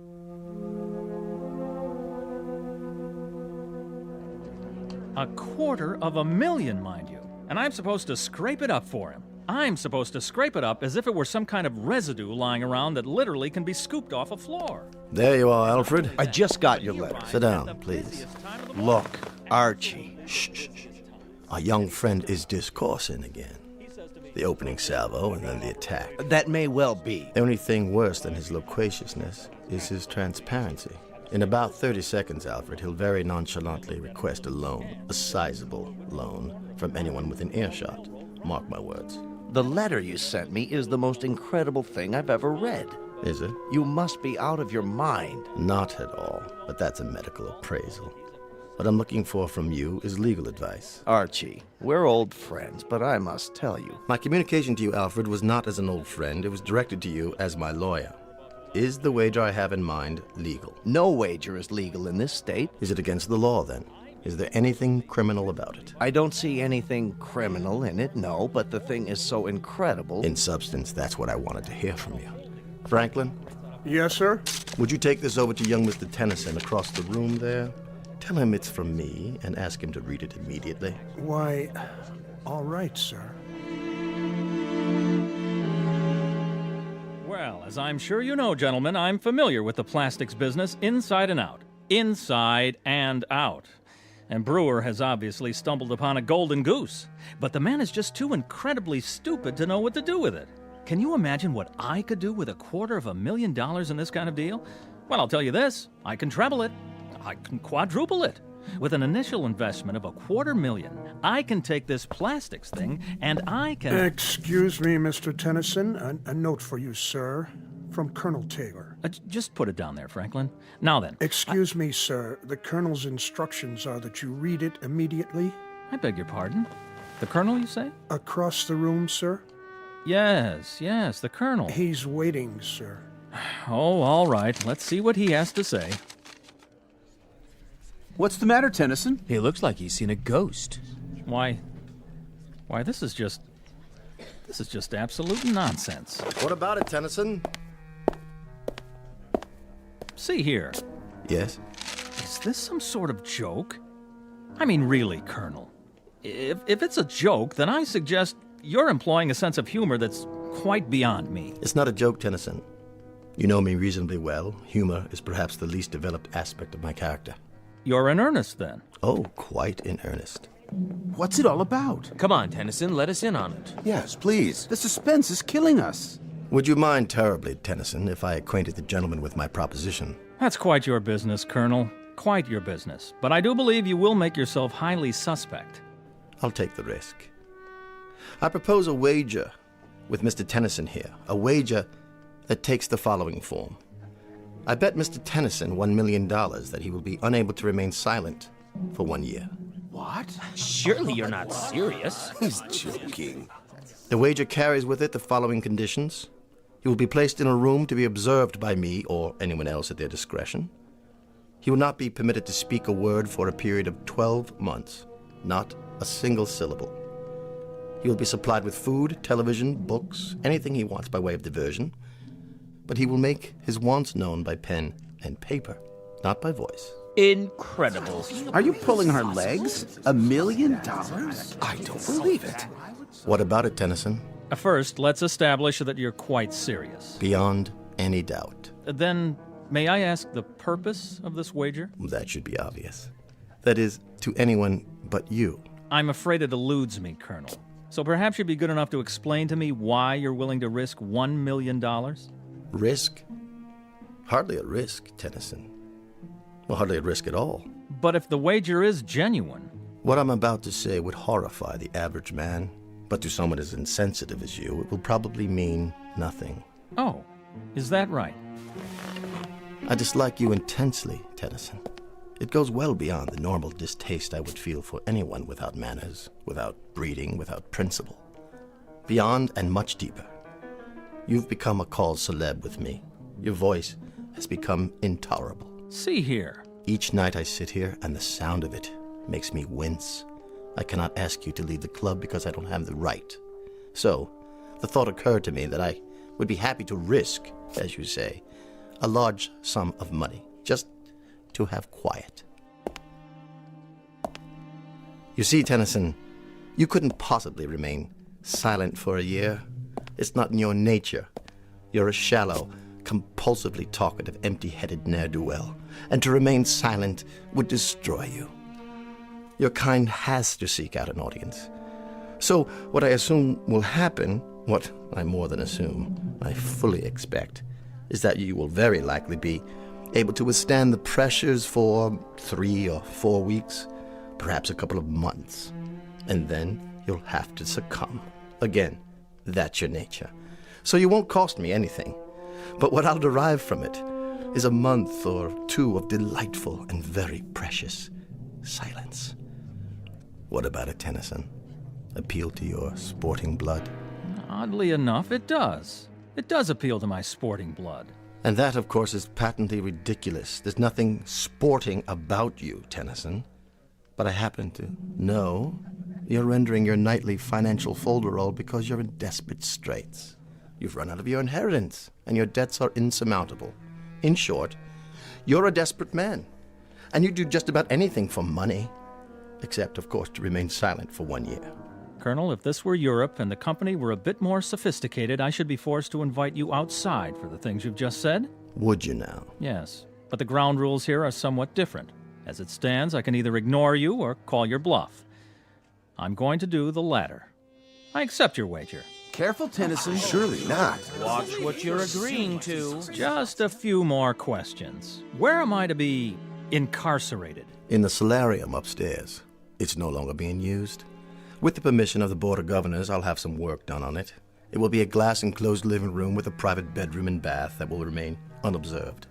Around the room will be placed microphones, which you're to leave untouched. Your every movement will be recorded, and of course, as it follows, so will your voice. In the event you decide to give up, you will permit me or anyone else to observe you at any time. When will this start? I've been planning this for quite a while, and I've made all the necessary inquiries.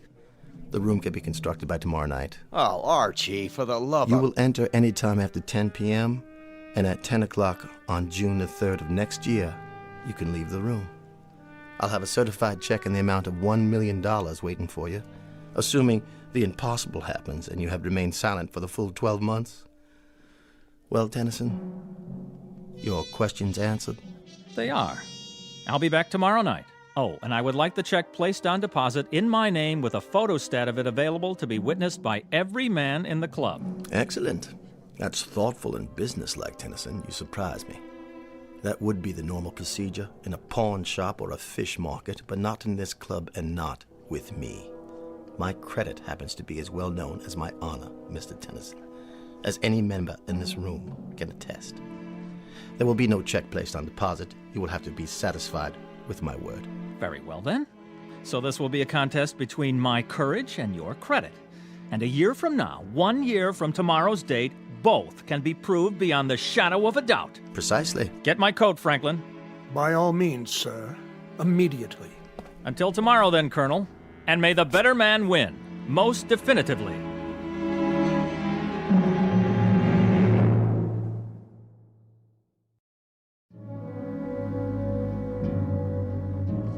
Listen, Tennyson. What is it? This is none of my business. You're right, old man, it's not. But I've known Colonel Taylor for a long time. This is not a capricious man. He's dead serious. Do you know my wife, Charles? We've met. Her name is Doris. A lovely thing. Frail, beautiful, fragile, like a cameo brooch. Oh, yes, she certainly is that, and more. But I'm afraid her tastes run to unfragile things. Sizable baubles with sizable price tags. She shops at Tiffany's like most women enter a supermarket. And my miserable misfortune is that I happen to love her very much. And so at this particular moment, I do happen to be in desperate need of money. Now, that may sound melodramatic. Not at all, Jamie. But it happens to be true. And my wife's faithfulness is in direct proportion to the size of the allowance I give her. I didn't mean to make light of it. Please believe me. So, that's why I'll be back tomorrow night. How bizarre. Don't you think so, old sport? How incredibly bizarre to remain indoors, shut up, silent, in a room for 12 entire months, in exchange for a $1 million life preserver, thrown to me by none other than Colonel Archie Taylor. I'll say goodnight now. there are arrangements that must be made.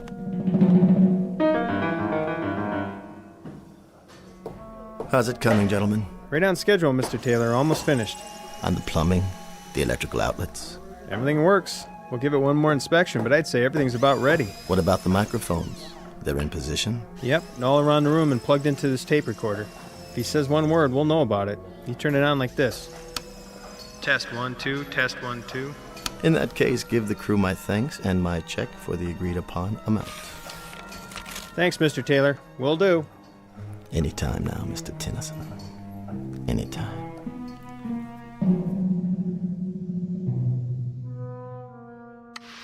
Hey, Debbie, get back in the flying saucer. Here come those booty men. Hey, no problem. Trouble rolls off my back. Tonight on Classics Revisited, we bring you the BBC's dramatization of that timeless masterpiece, Peter Ibbotson. Masters of Darkness and our terrifying story, Down There. Money got you down? Pick up the phone and dial now for the lowest interest rates. Do not attempt to adjust your television set. We control the transmission. Tonight you will travel from the height of man's dreams to the absolute limit. What's the matter, Mr. Tennyson? Nothing on television to your liking? Perhaps you should try reading a book. It might be a new experience for you. Or does your taste run to ghost stories, science fiction, that sort of thing? If you prefer, I could stock your bookshelf with trash like that, bestsellers, even erotica, something to keep a man's thoughts on other things. Excuse me a moment. Hello, Franklin. Mr. Tennyson's supper? Yes, sir. Eating well, is he? Appetite good? Well, not very much up to a week ago, sir. But he's eating very well now. Oh, nice. I'd like him to remain as healthy as possible. My conscience simply couldn't stand it if this experience damaged him in any way. Quite the contrary, sir. He seems in excellent spirits. And it's 9 weeks now. 9 weeks that he's been in there. 9 weeks. Really quite incredible. I gave him 4 to stick it out, 6 at the outside, but 9 weeks. A little more gristle there than I'd given him credit for. Yes, sir. Look at that, Tennyson. Dinner for 1. Everything cooked to perfection, I take it. Comfortable, sir? More wine, perhaps. What's the matter, Tennyson? Cat got your tongue? Or don't you believe in speaking to the help? Will there be anything else, Mr. Tennyson? I'll be back when you're finished, sir.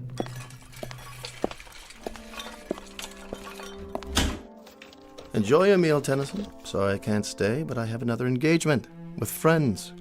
A lovely little spot downtown, so warm and friendly. Perfect for conversation. You understand, I'm sure.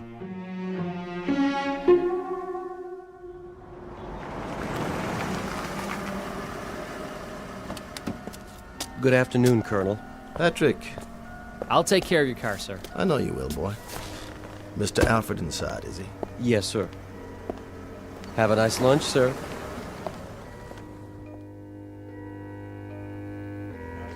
There you are, George.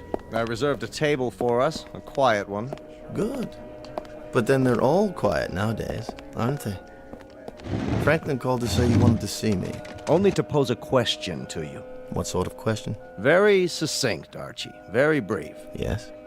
How long? How long what? How long are you going to keep this up, this prolonged practical joke? Not much longer. What exactly does that mean? You should see our boy up there. 4.5 months and not a sound from him.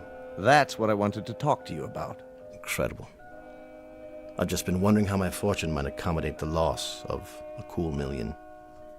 For the sake of argument, of course, quite theoretical. That fop couldn't take it another month. This, I'm certain of. For your sake, I hope that's the case. My sake? You have the money, of course. I find that insulting.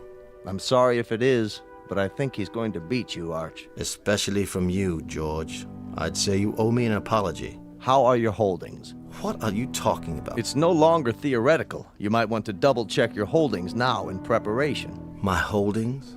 They're solid, dependable, 100-year-old firms. Why should I rearrange anything? You're insane. Merely careful. Look here. There isn't one chance in a million he'll last out the year. Not one in a million.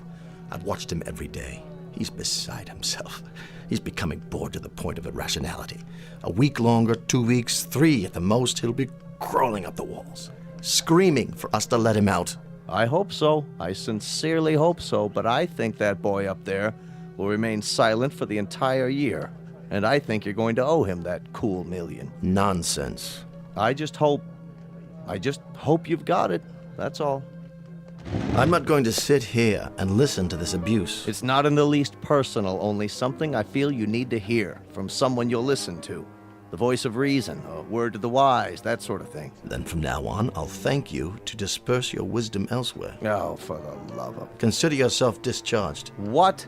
As of this hour and this day, you are no longer my attorney. But Archie... Goodbye, George. Goodbye to you, old boy, and good luck. Because by the look of things, I'd say you're going to need it.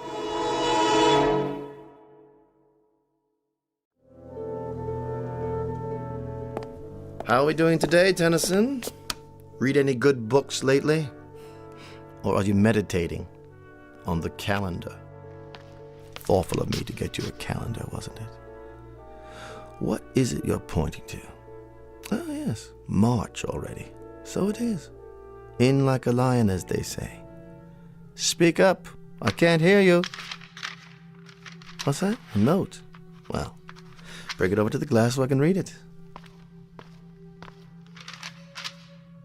Yes, I see it. 3 months to go, Colonel. The bet stands. Does it, Tennyson? Does it really? It's in early spring this year. Did you know that? You ought to see it. It's incredibly lovely out. Warm with the flowers starting already. All over the city. You really must see it. You don't know what you're missing. Why are you looking so smug? Well, you won't be so smug after I've given you something else to think about. It's the time of year when a young man's fancy gently turns to, you know the rest, and the young ladies, too. Your wife, for example, she must be desperately lonely for you. Desperately lonely. Why? Well, what's that pained expression? I was simply going to tell you that, as a matter of fact, she's been seen in the company of your friend. What was his name? Charlie, that's it. And other young men. Odd that she hasn't visited you, Tennyson. Don't you think it's odd? I happen to know you've sent her notes requesting a visit. And she doesn't even respond to the notes, does she? Tennyson, you may lose your wife. You're well aware of that, aren't you? While you sit doing nothing behind that glass, the very reason for all your agony may be slipping away from you. Tennyson, why don't you leave? Why don't you leave right now? It still might be possible to save your marriage, if you act without further delay. Don't you walk away from me, you fool!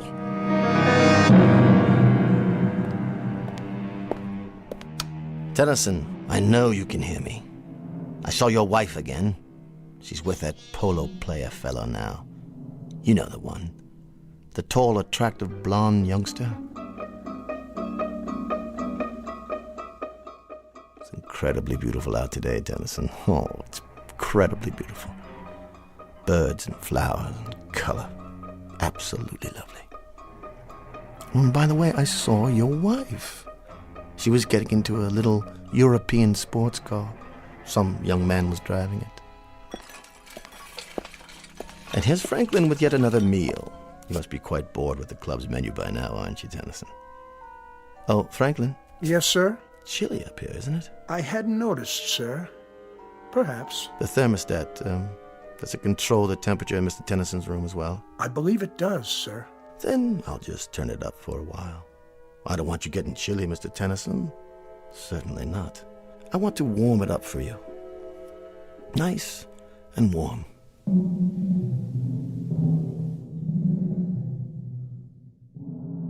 It's April Fool's Day, Tennyson. You remember April Fool's Day? I think it was named after you. Because only a fool would stay in there as long as you have, knowing precisely what's happening on the outside. Your wife, Tennyson, your wife. She hasn't written to you, has she? Not a line.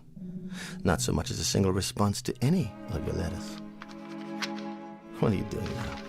Writing another note? Why bother? I see you sweating.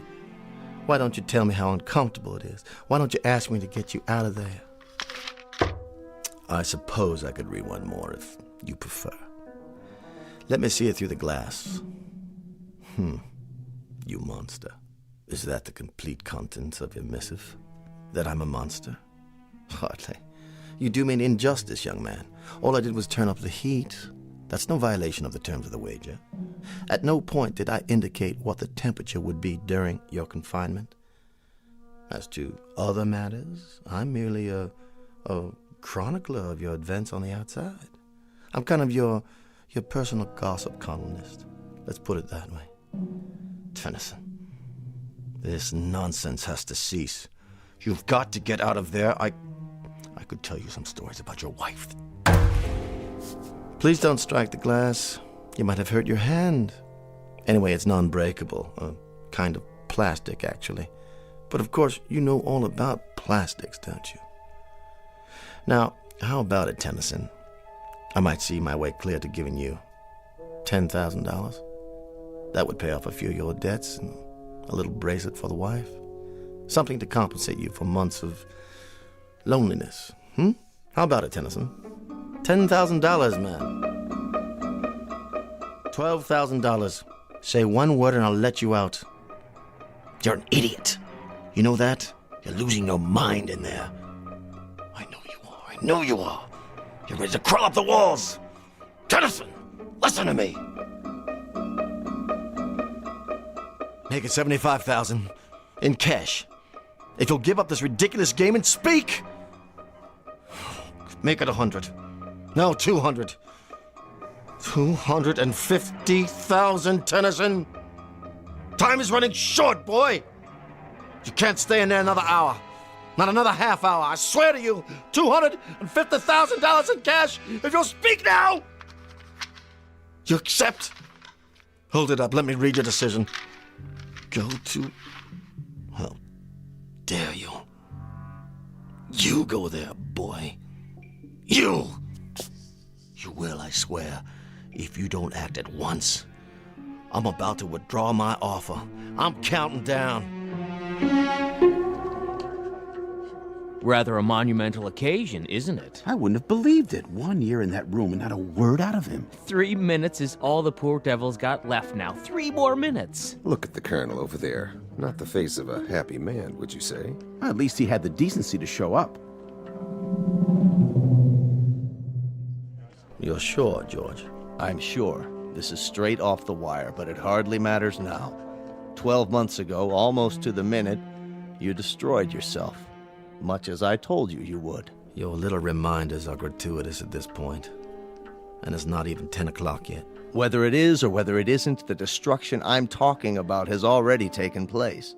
There have been ugly rumors, Archie, things you've done to him. What things? Like little asides, innuendos, suggestions, gossip about his wife. Even intercepting letters he wrote her before Franklin could mail them. You place such a premium on honor, Archie. But you haven't acted like an honorable man. George, you don't believe Please don't go to the trouble of denying it. I'm sure much of it is true. But this ugly affair has proven 2 things, hasn't it? That the boy up there is stronger than you gave him credit for, and that you are considerably weaker. That boy up there. A weak, simpering, half a mind, a fop with no guts, no courage, no nothing. How could he have done it? How could he have done it? I might just as well have made it 2 million or 3 million. Somehow it was impossible from the beginning. Gentlemen, Mr. Tennyson.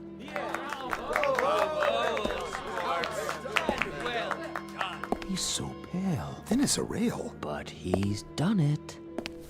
You hold out your hand to me, Mr. Tennyson. Not to shake it, I presume, but to receive payment.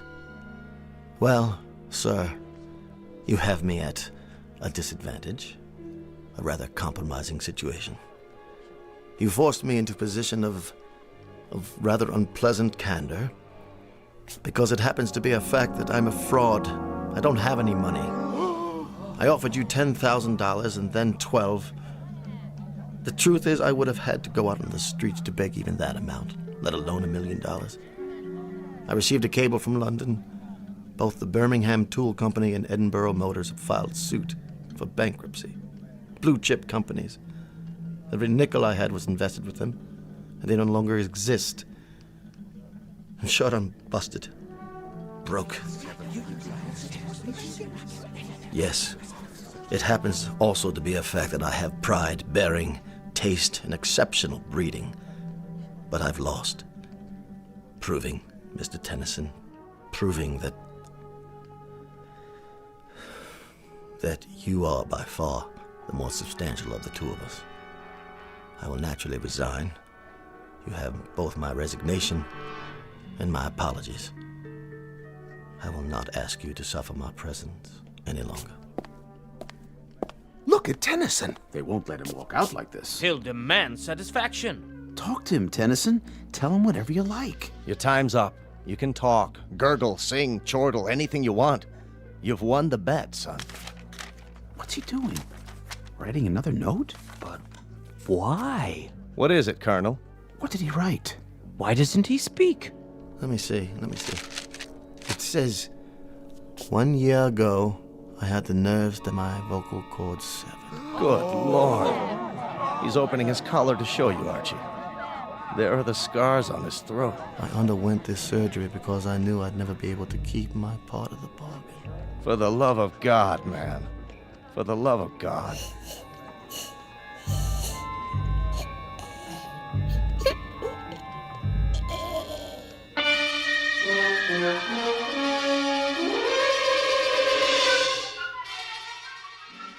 A bizarre and unlikely bet with two losers. Mr. Jamie Tennyson, who will go through life as a silent shell, the price to be paid for his weakness. And Colonel Archibald Taylor, who will spend the rest of his days in naked humiliation. The cost to him for all of this is the most precious possession he owned, his pride. And the point of it all? Simply that two men discovered somewhat belatedly that gambling can be a most unproductive pursuit. For somewhere beyond these two, a wheel was turned, and both their numbers came up. The number was Black 13. If you don't believe it, ask the croupier, the very special one who handles high-stakes roulette in the Twilight Zone. More from the Twilight Zone after this.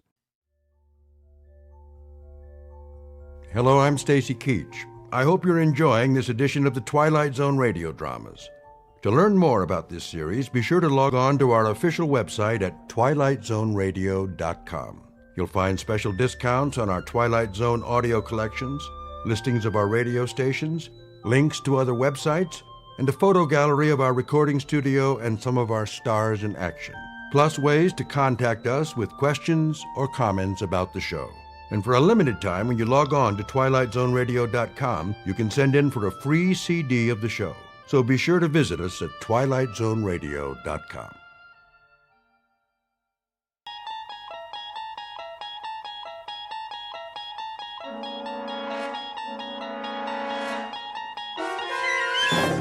You unlock this door with the key of imagination. Beyond it is another dimension, a dimension of sound, a dimension of sight, a dimension of mind. You're moving into a land of both shadow and substance, of things and ideas. You've just crossed over into the Twilight Zone.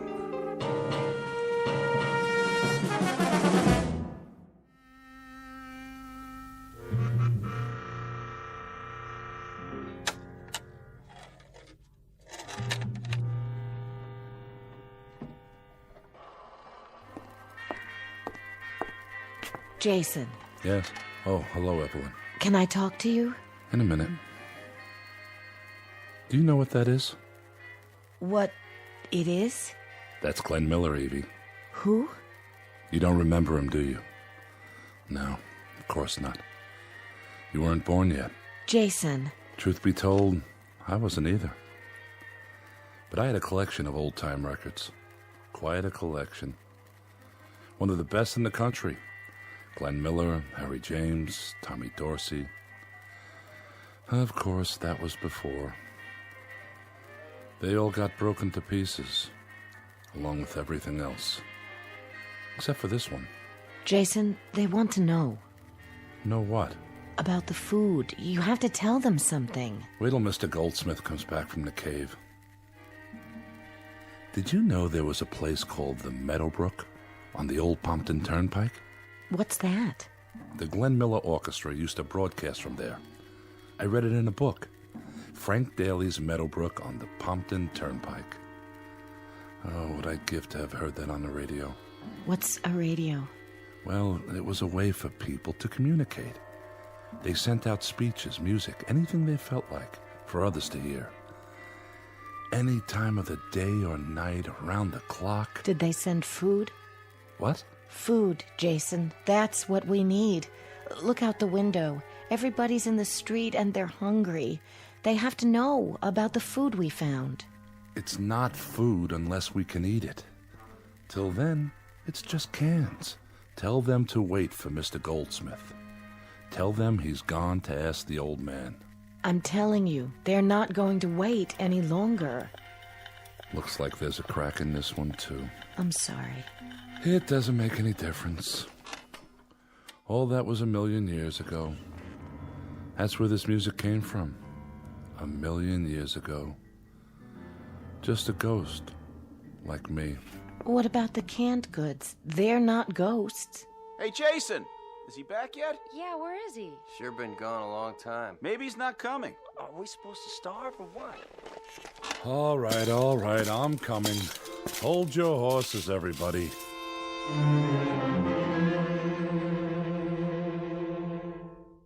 What you've just witnessed is the better part of a legacy, left by man for himself. Some years previous, he pushed his buttons, and a nightmarish moment later woke to find that he had turned the clock back 1,000 years, or more. His machines, his medicine, his science were buried in a mass tomb, covered over by the biggest gravedigger of them all, a bomb. This, then, is the Earth not many years later, where the few remaining survivors get by, but just barely, in a once thriving suburb full of families who lived their lives with faith, hope, and charity, until that terrible morning.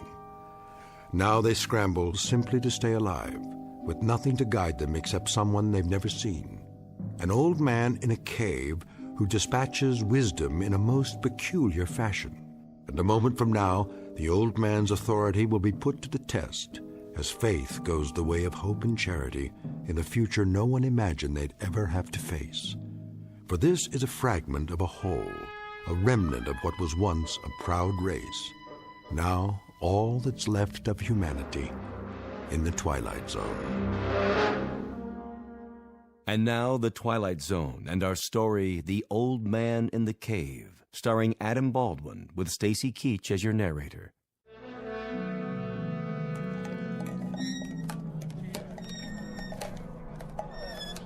Put that can down. Look at this. It says peas and carrots. And sliced beef from Argentina. You know the last time I had beef? I said, leave it. You been to the cave, Jason? Did you see Goldsmith? What's the matter with you people? Are you worried the old man's gone away?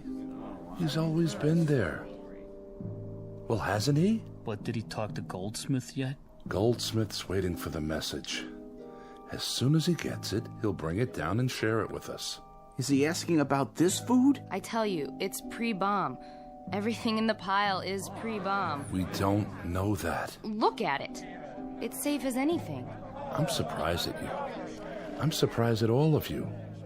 We have no way of knowing... Why do we have to wait for the old man? Why don't we just take our chances with it? We already took our chances. What's that in your hand? See this?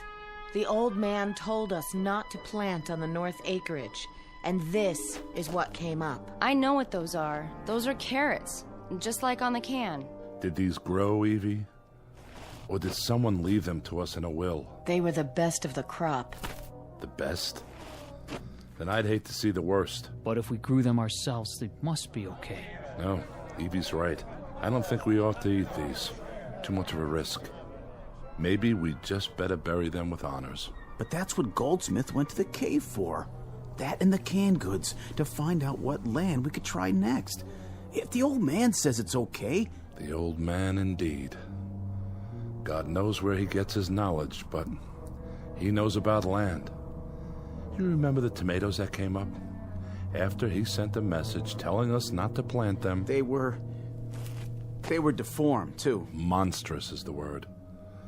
Looked like rotten watermelons, and tasted like nothing fit for a human. But these cans, they didn't grow. We found them buried by the road. Let's wait till Mr. Goldsmith comes back. Wait till he has a chance to ask. You know, man doesn't live by bread and canned goods alone, or free carrots or mutated tomatoes. But do me a favor, will you? Just don't ask me what he does live by. In this 20th illustrious year after the bomb, I wouldn't be able to tell you. Attention! Attention! There's Goldsmith. We'll find out once and for all. We have just had a communication from the old man in the cave. And? There is an 80% possibility of rain tomorrow. The wind is from the northeast. This means there will very likely be a high radioactivity count in the precipitation. All of you are asked to remain indoors and stay there until otherwise advised. All barrels should be placed upside down and all water troughs covered. See to it that no one touches any rainwater till it's been thoroughly examined. What about the canned goods? The old man says they're probably contaminated. What? If so, they should be destroyed. How does he know that? He hasn't even seen them. There's no telling where it came from or when it was canned. I think we'd best leave it alone for a while, at least till I ask the old man again. Why can't he tell us now? He has a lot on his mind, but he's never told us wrong before, has he? Quiet. What's the matter? Listen. I remember that sound. So do I. It's a truck of some kind. Where do they get their gasoline? Then it must be Army.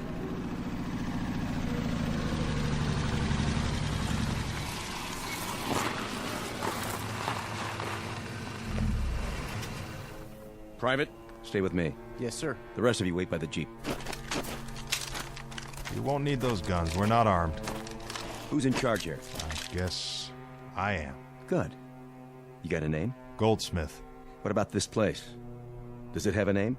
And if it does? Well, if it has a name, Goldsmith, we'd like to hear it. And you are? Major French, Central States Command. Never heard of it. Well, you will from now on. We've been sent out to organize. What? Organize? That's what I said. On whose order? You better clean out your ears, Pops. I told you, Central States Command. How many people here? We haven't counted lately. What about food? What about it? There's sufficient. You grow your own? Some. We have a supply of pre-war canned goods. So I see. It's quite a stash. Well, that's not part of it. Haber, take a look around. Right, sir. Douglas, stay close to the car. Furman, you stay with me. Yes, sir.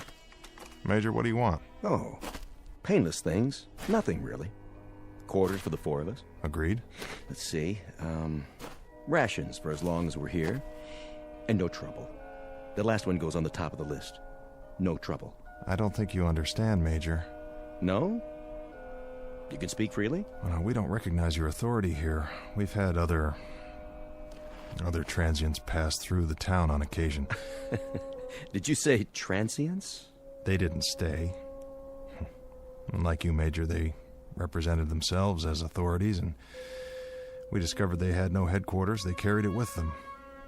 They represented no one but themselves. Well, now, this is the new breed, Mr. Goldsmith.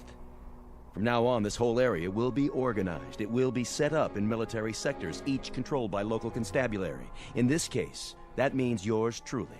You and your constabulary may stay here overnight, Major. It's good of you. We'll share our food and provide you with a place to bed down, but tomorrow morning you best do your organizing somewhere else. Mr. Goldsmith, unofficially, the following. We'd like to make the transition here as easy as possible, for you as well as for us. Under certain circumstances, we might allow you to remain in nominal control, assuming you don't in fact give us trouble. Now, that's unofficial, Mr. Goldsmith. The following is official. Stand back. Now, Mr. Goldsmith, listen up and let me tell you the situation. Between Buffalo, New York, and Atlanta, Georgia, there are probably around 500 people alive. That's the latest intelligence. You know why? Because there's no authority. There's no discipline. We're here to give you a little of both. Now, if you give us lip, if you make any trouble at all, I'll hang you from that flagpole of yours, the tall one in the town square. Now, what about it, Mr. Goldsmith? Do you want to cooperate, or do you want your neck broken? That should be an easy enough decision for someone as bright as you. We already have an authority. We've had him for better than 20 years. He give you that pile of cans in the street? No, someone found it. What all have you got there? Poisons, contaminated food. Who says so? The old man in the cave. Oh, it's the old man in the cave, huh? Oh, yeah. Is that right? You idiots. You don't want organization. You'd rather starve to death. You'd rather listen to some nutso in a long flowing robe? It's not like that. Have any of you looked at yourselves in the mirror? Do you even have a mirror? You look like skeletons. You know that? That's what you look like. Skeletons. So where's this old man who keeps you on a starvation diet? When does he come out and play? Well, he never comes out. He stays in the cave. I'm not surprised, Mr. Goldsmith. You know that? I'm not at all surprised. Off Lake Erie, there's a pack of weirdos who bay at the moon once a week. Yeah, they do. And what used to be Chicago? Oh, we got a swinging cult out there. They built themselves a statue made out of fissionable lead. This is their deity, mind you. And here, what do you have? An invisible old man in a cave. Of course, what else? Come on, Mr. Goldsmith. When you run it around the block a couple of times, doesn't it sound a little nutso, even to you? When we first came here a few months after the bomb, there were just a handful of people. They had survived because of the old man. We were permitted to settle here only if we did what the old man told us to do. Oh, this one takes the prize, I swear. This one's the farthest out of anything I've heard yet. We've survived, Major. While most of the world was dying of radioactivity, strontium-90, the plague, we survived. Because of the old man. That's right. Because of the old man. He's telling the truth. Oh, now, let me see if I've got this straight. He cues you, huh? He tells you what's radioactive, what's not, what's poisonous, whether the sun's coming out tomorrow. I mean, the whole bit. The whole bit, Major French. As long as he's alive, we'll be alive. All right, then. Let's go meet him. You can't do that. No? Why not? Well, I want to meet him. He must be some kind of genius, this guy. I say we send a team up to the cave right now and check out what he has to say. Please, Major, you don't understand. Then help me to understand. And there's only one way to do that. I want to meet this guru of yours, in person. Do I make myself perfectly clear? I want to meet him right now. Haber, Furman, Douglas. Sir. Move it out right away. Right away, sir. Where do you think you're going, Major? Off to see the wizard. I have the authority now, Mr. Goldsmith. It's not that easy. Oh? Where's the old man's cave? In a safe place. It is, huh? The mountainside. Well, then you lead the way. Fall in, mister. He won't talk to you. He will if I show him the business end of an M14. Major, you're not listening. It doesn't work like that. I've told you the only reason we've survived this long in spite of the radiation is because of his advice. Without him, we all die. Is that what you people believe? How about you, girlie? Mr. Goldsmith's telling the truth. The truth? And you? And you? The same goes for everybody here? Yeah. Well, you know what I believe? Why don't you enlighten us, Major? You're all suckers. Patsies. I don't think any of you will ever die of radioactivity. It's not in the cards. I think you're all going to kick off from malnutrition or maybe getting conned to death. Well, if that's true, Major, it'll be a painless death. Are you serious? Take a look around you. Take a good look. This town turned to dust a long time ago. Broken windows, roofs falling in, street lights tipped over. You're living like animals. Is this painless, Mr. Goldsmith? Well, it's what we're used to. It's what you're used to because you've got rings through your noses. An old man in a cave who doesn't come out into the daylight. Mr. Goldsmith, listen up. The booking odds are as follows. I'll give you 100 to 1. No, make it 500 to 1 that your old man is some soft-in-the-head hermit who smells like a garbage heap and doesn't even know what year it is. Get me? That's not for us to say. You got that right. It's for you to ask. Friends, Romans, and farm animals, lend me your ears. We're going up to that little cave now, and we're going to run a check on your favorite recluse. We'll haul him out into the light of day and get a good look at him. And then I'll decide. Decide what, Major? If he's worth keeping alive.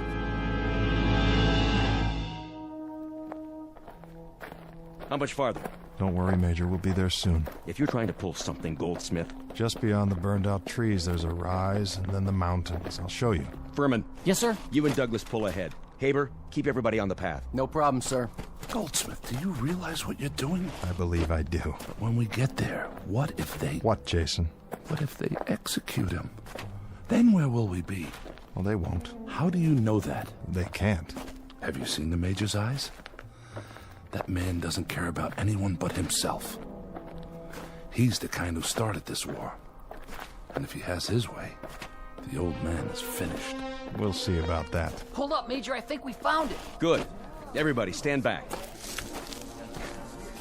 Is this what you wanted to see, Major? It looks like a solid steel panel, sir. Built flush into the base of the mountain. All right, Mr. Goldsmith, tell us about it. Nothing much to tell. How does it open? I don't know. To my knowledge, it's never been opened. Suppose I were to strip off your skin an inch at a time. Would that increase your knowledge? Oh, you could do that, Major, all the way to the bone. I'd have to tell you the same thing. I don't know how the door opens, or if it opens. The old man lives inside? That's right. And he never comes out? That's my understanding. I hate to press you, Mr. Goldsmith, but what does he eat? How does he live? How does he stay alive? I couldn't say. How do you know he's in there? How do you communicate with him? He sends out notes, messages under the door. There's a small slot right here. Let's see. It's just wide enough for a strip of paper. I come every day at the same time, and he pushes another piece of paper out. It has the answers to my questions. He sends out messages under the door. We have a winner, gentlemen. This one takes the blue ribbon. The Village Idiots, led by an idiot. You in there! I've got a question. Your people are starving to death. They found a pile of food, but they're afraid to eat it. They're afraid of their own shadows. So, what's the word? Give me one good reason why they can't live like human beings. You listening, old man? Answer me. I'm the law here now. Are you deaf? Or do you want it all for yourself? Is that it? Open up. He won't respond to you that way. Well, of course he won't, because he's not in there. This is your answer, everybody. A big, fat zero. Major, please. You! Are you speaking to me? You believe this stuff? I suppose so. You suppose so? You suppose there's an old guy in this cave who sends out orders whenever he gets the urge? Man, oh man. I wish I'd been around when there was a Brooklyn Bridge to sell, because I could have made a fortune off this bunch. Furman. Sir. Shoot it open.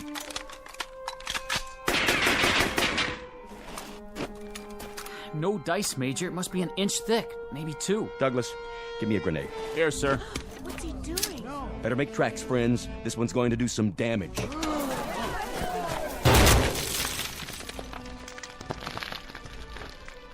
It's still shut tight, Major. Hey, old man! It's getting dark. If we're gonna find our way back... You in there, listen up. I'm not through with you yet. I haven't even started. Goldsmith. What is it, Jason? You know how to open the door. I know you do. I know how to open the door, but I took an oath that I never would. My predecessor took the same oath, and that door has remained closed. No one will get into that cave. No one will ever touch the old man. Who is he? Where did he come from? A question oft asked, and a question never answered. Well, the Major is going to get an answer, one way or another. You can bet on that. It makes no difference, Jason. He's kept us alive. That's all that matters. Now, come on, old friend. Let's go home.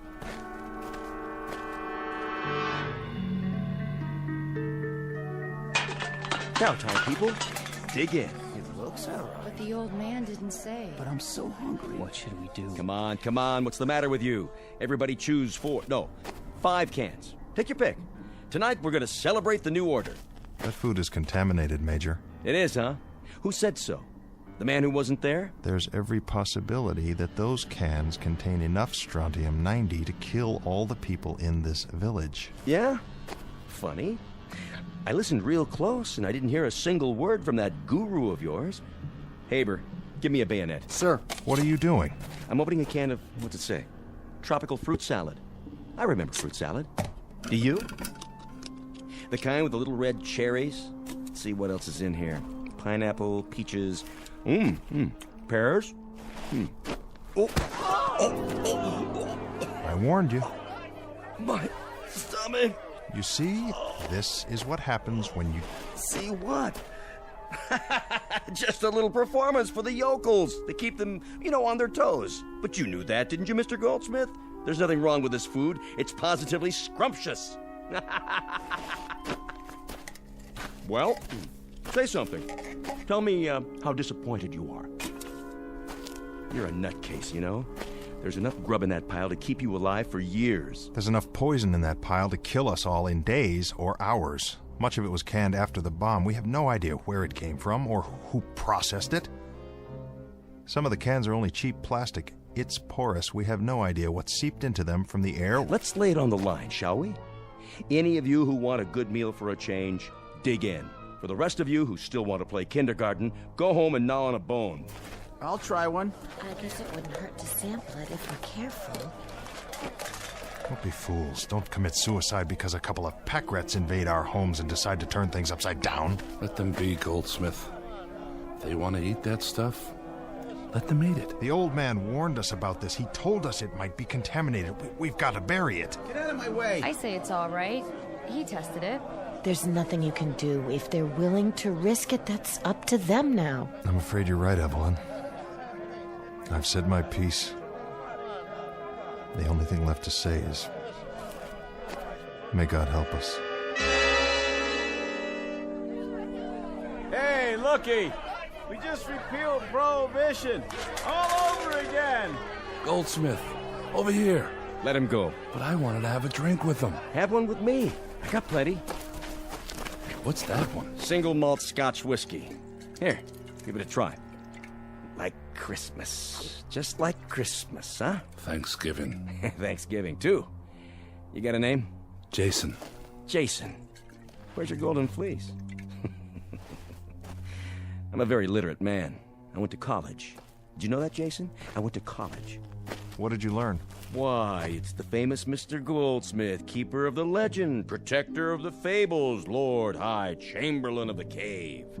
You look hungry and thirsty. How about a drink? You got 100 cases of that hooch inside. You want to start breaking every bottle?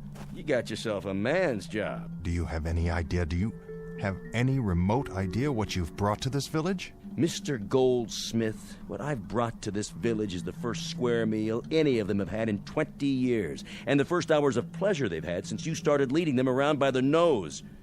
Why don't you give up the ghost, old man? Unbend. Why not? Can you answer me? You came as intruders, but now you're murderers. There's no telling how many people will die because of what you've done tonight. The old man told us dozens of times about food like this. He warned us. Now hear this. The old man? Well, there isn't any old man in the cave. He's a lie. He's a concoction. You made him up. You cut him out of whole cloth. Nobody's seen him. Nobody's heard him. Nobody knows who he is or where he's from. He's there just the same, whether you believe in him or not. Prove it. We've survived for 20 years. That's all the proof we need. Speak for yourself. By the looks of it, I'd say there aren't many believers left. You're on your own now. Open the cave, Goldsmith. Prove it that way. Maybe I can explain something. Go ahead. There were 2 men here right after the bomb. Scientists. That's all we knew about them. When they died, they gave the secret to another man, and he gave it to Goldsmith. Now he's the only one who knows how to open the door. I don't know what your game is, Goldsmith. I don't know how you get paid off. But it's time you let these people fill their bellies. It's time you open that cave and let them see who's kept them hungry all these years. Listen to him. You'll have to kill me, French. Mister, I've killed 100 times you. And that's how I've stayed alive. You, Jason, get your people together.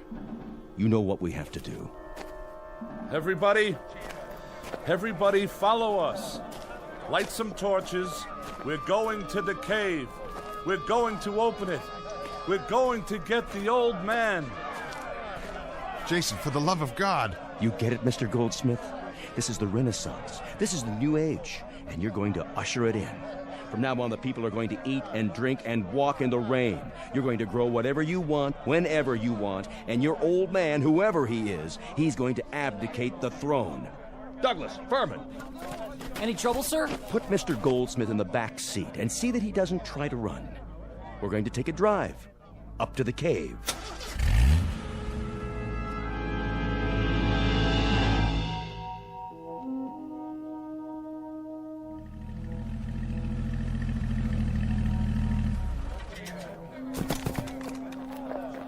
Drag him if you have to. Mr. Goldsmith here is going to open the cave. He knows how. He can show you the old man. One thing he can't do is explain why you've been half-starved, half-frozen, and half-baked to death for all these years. Please, all of you, listen to me. There's no reason under the sun for this cave to be open. The only thing you need to know is that the old man has kept us alive. We're hungry. Do you understand? We're hungry. We've survived, but we haven't lived. He's never let us. He didn't drop the bomb, Jason. He didn't kill off the world. That's what we did to ourselves. All he's done is let us survive our mistake. All he's done is give us a chance to plant a seed again and let it grow. In that cave is all the compassion that's left on Earth. No more talk. Do it. Now. There's a switch under this rock. Let me tell you all something. Now the damage has been done. The destruction is complete. Irrevocable. You, Mr. French. When we talked about the ways that men could die, we forgot the chief method of execution. We forgot faithlessness. Enough! You've listened to him for years. That's all you've done. You've listened and you've listened. And then, when he said jump, you jumped. When he said breathe, you breathed. And when he said starve, you starved. I'll tell you what's in this cave. Here's my prediction. It's a fanatic, a madman, who had to be kept locked up behind a steel wall. Not to protect you, to protect him. Now you'll see for yourselves. What are you waiting for? Get him!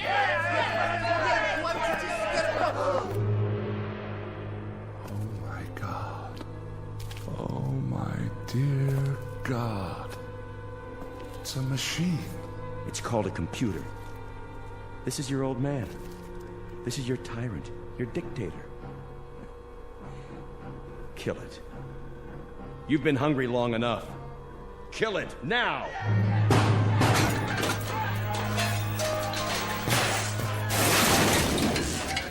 You're free now. Hear me? Burn it. Burn every last trace of it. You're all free.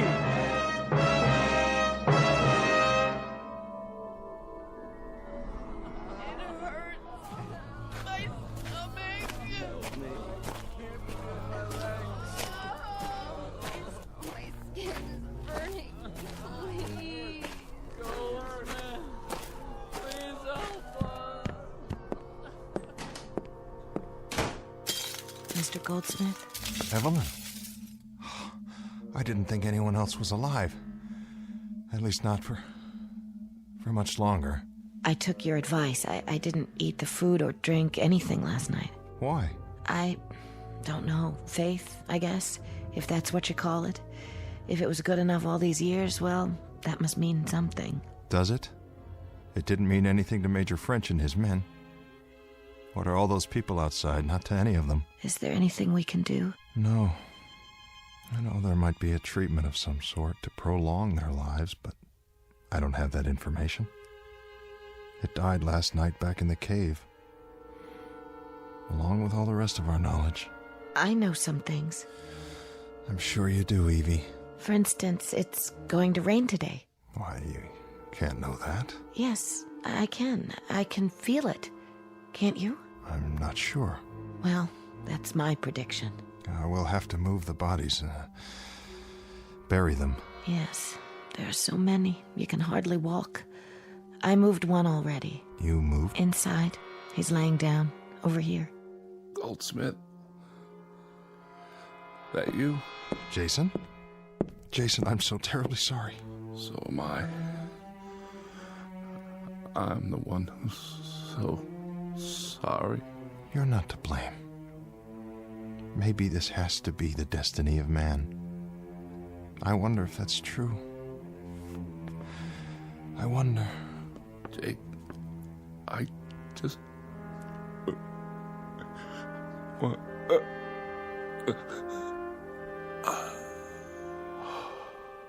Oh.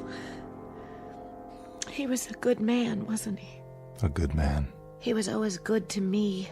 That's why I helped him in. He said he wanted to hear something one last time, and now it's too late. Wait. I think I know what he wanted. And what was that? This.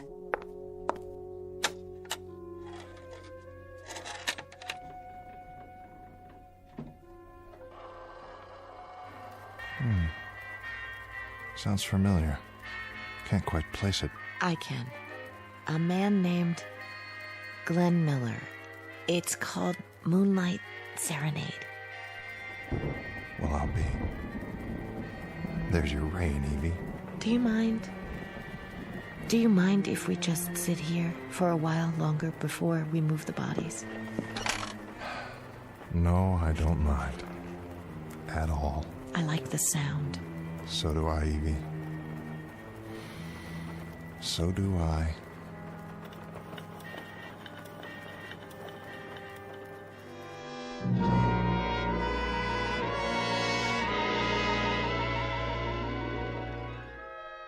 Mr. Goldsmith, survivor, an eyewitness to history and man's imperfection, an observer of the very human trait of greed and chronicler of the last chapter, the one reading suicide.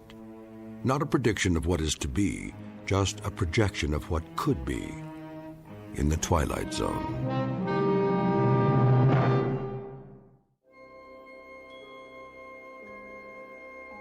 Hi, this is Carl Amari, producer of the Twilight Zone radio dramas. I'd like to take a moment to tell you about our official website at twilightzoneradio.com, where you'll get the latest news and information on these Twilight Zone radio dramas. Plus, at twilightzoneradio.com, you can digitally download 3 free episodes or any of our episodes for only $1.95 each. In this age of ever-changing technology, we've decided to make these episodes instantly available to you by making the Twilight Zone radio dramas a digital download-only series. This means that this series will no longer be offered on CD. The CD collections at our website are now being offered while supplies last at buy one, get one free. So be sure to get your favorites before they're sold out. Be sure to visit us often, and I'll see you in the zone.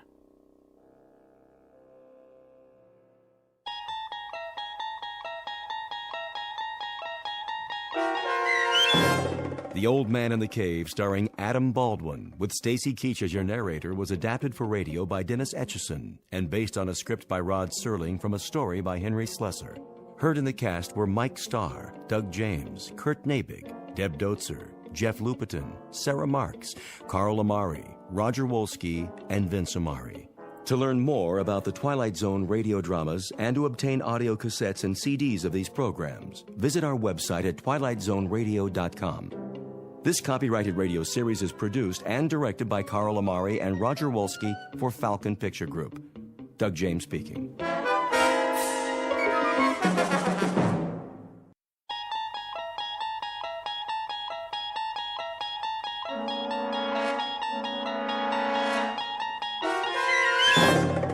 You unlock this door with the key of imagination.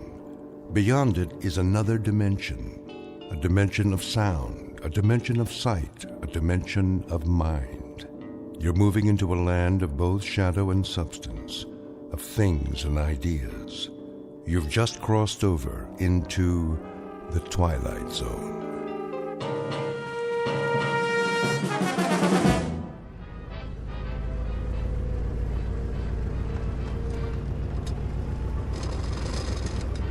That looks like a good one.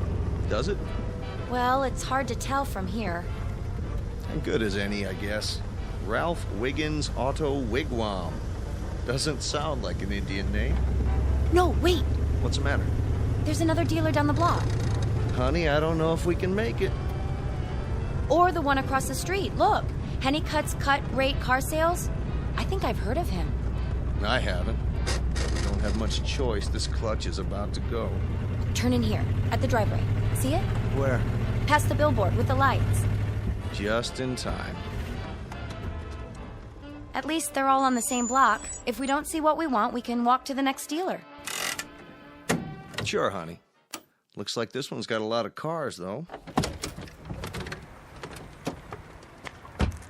They're not very new. That's all right. Dollar for dollar, the best buy is always a used car. Is that what they say? That they do, young lady. That they do. Hello. Howdy. Beautiful night, huh? Not too warm, not too cold. Out for a drive, were you? Saw my sign and couldn't resist, am I right? We're just looking. Sure you are. I understand perfectly. A young couple like yourselves. Just get married, did you? It's been 3 months, 6 days, and 5 hours. I knew it. How could you tell? Does it show? Like a halo, little lady, around both your heads. Why, I can always spot newlyweds when you've been in the business as long as I have. Look all you want. You're entitled. Just don't take too long. I'll be closing up in a while. Of course, that ought to be more than enough time. Mr. Henniker! Yeah? Excuse me a minute. Another one of my satisfied customers. How do you start this thing? Give it another try.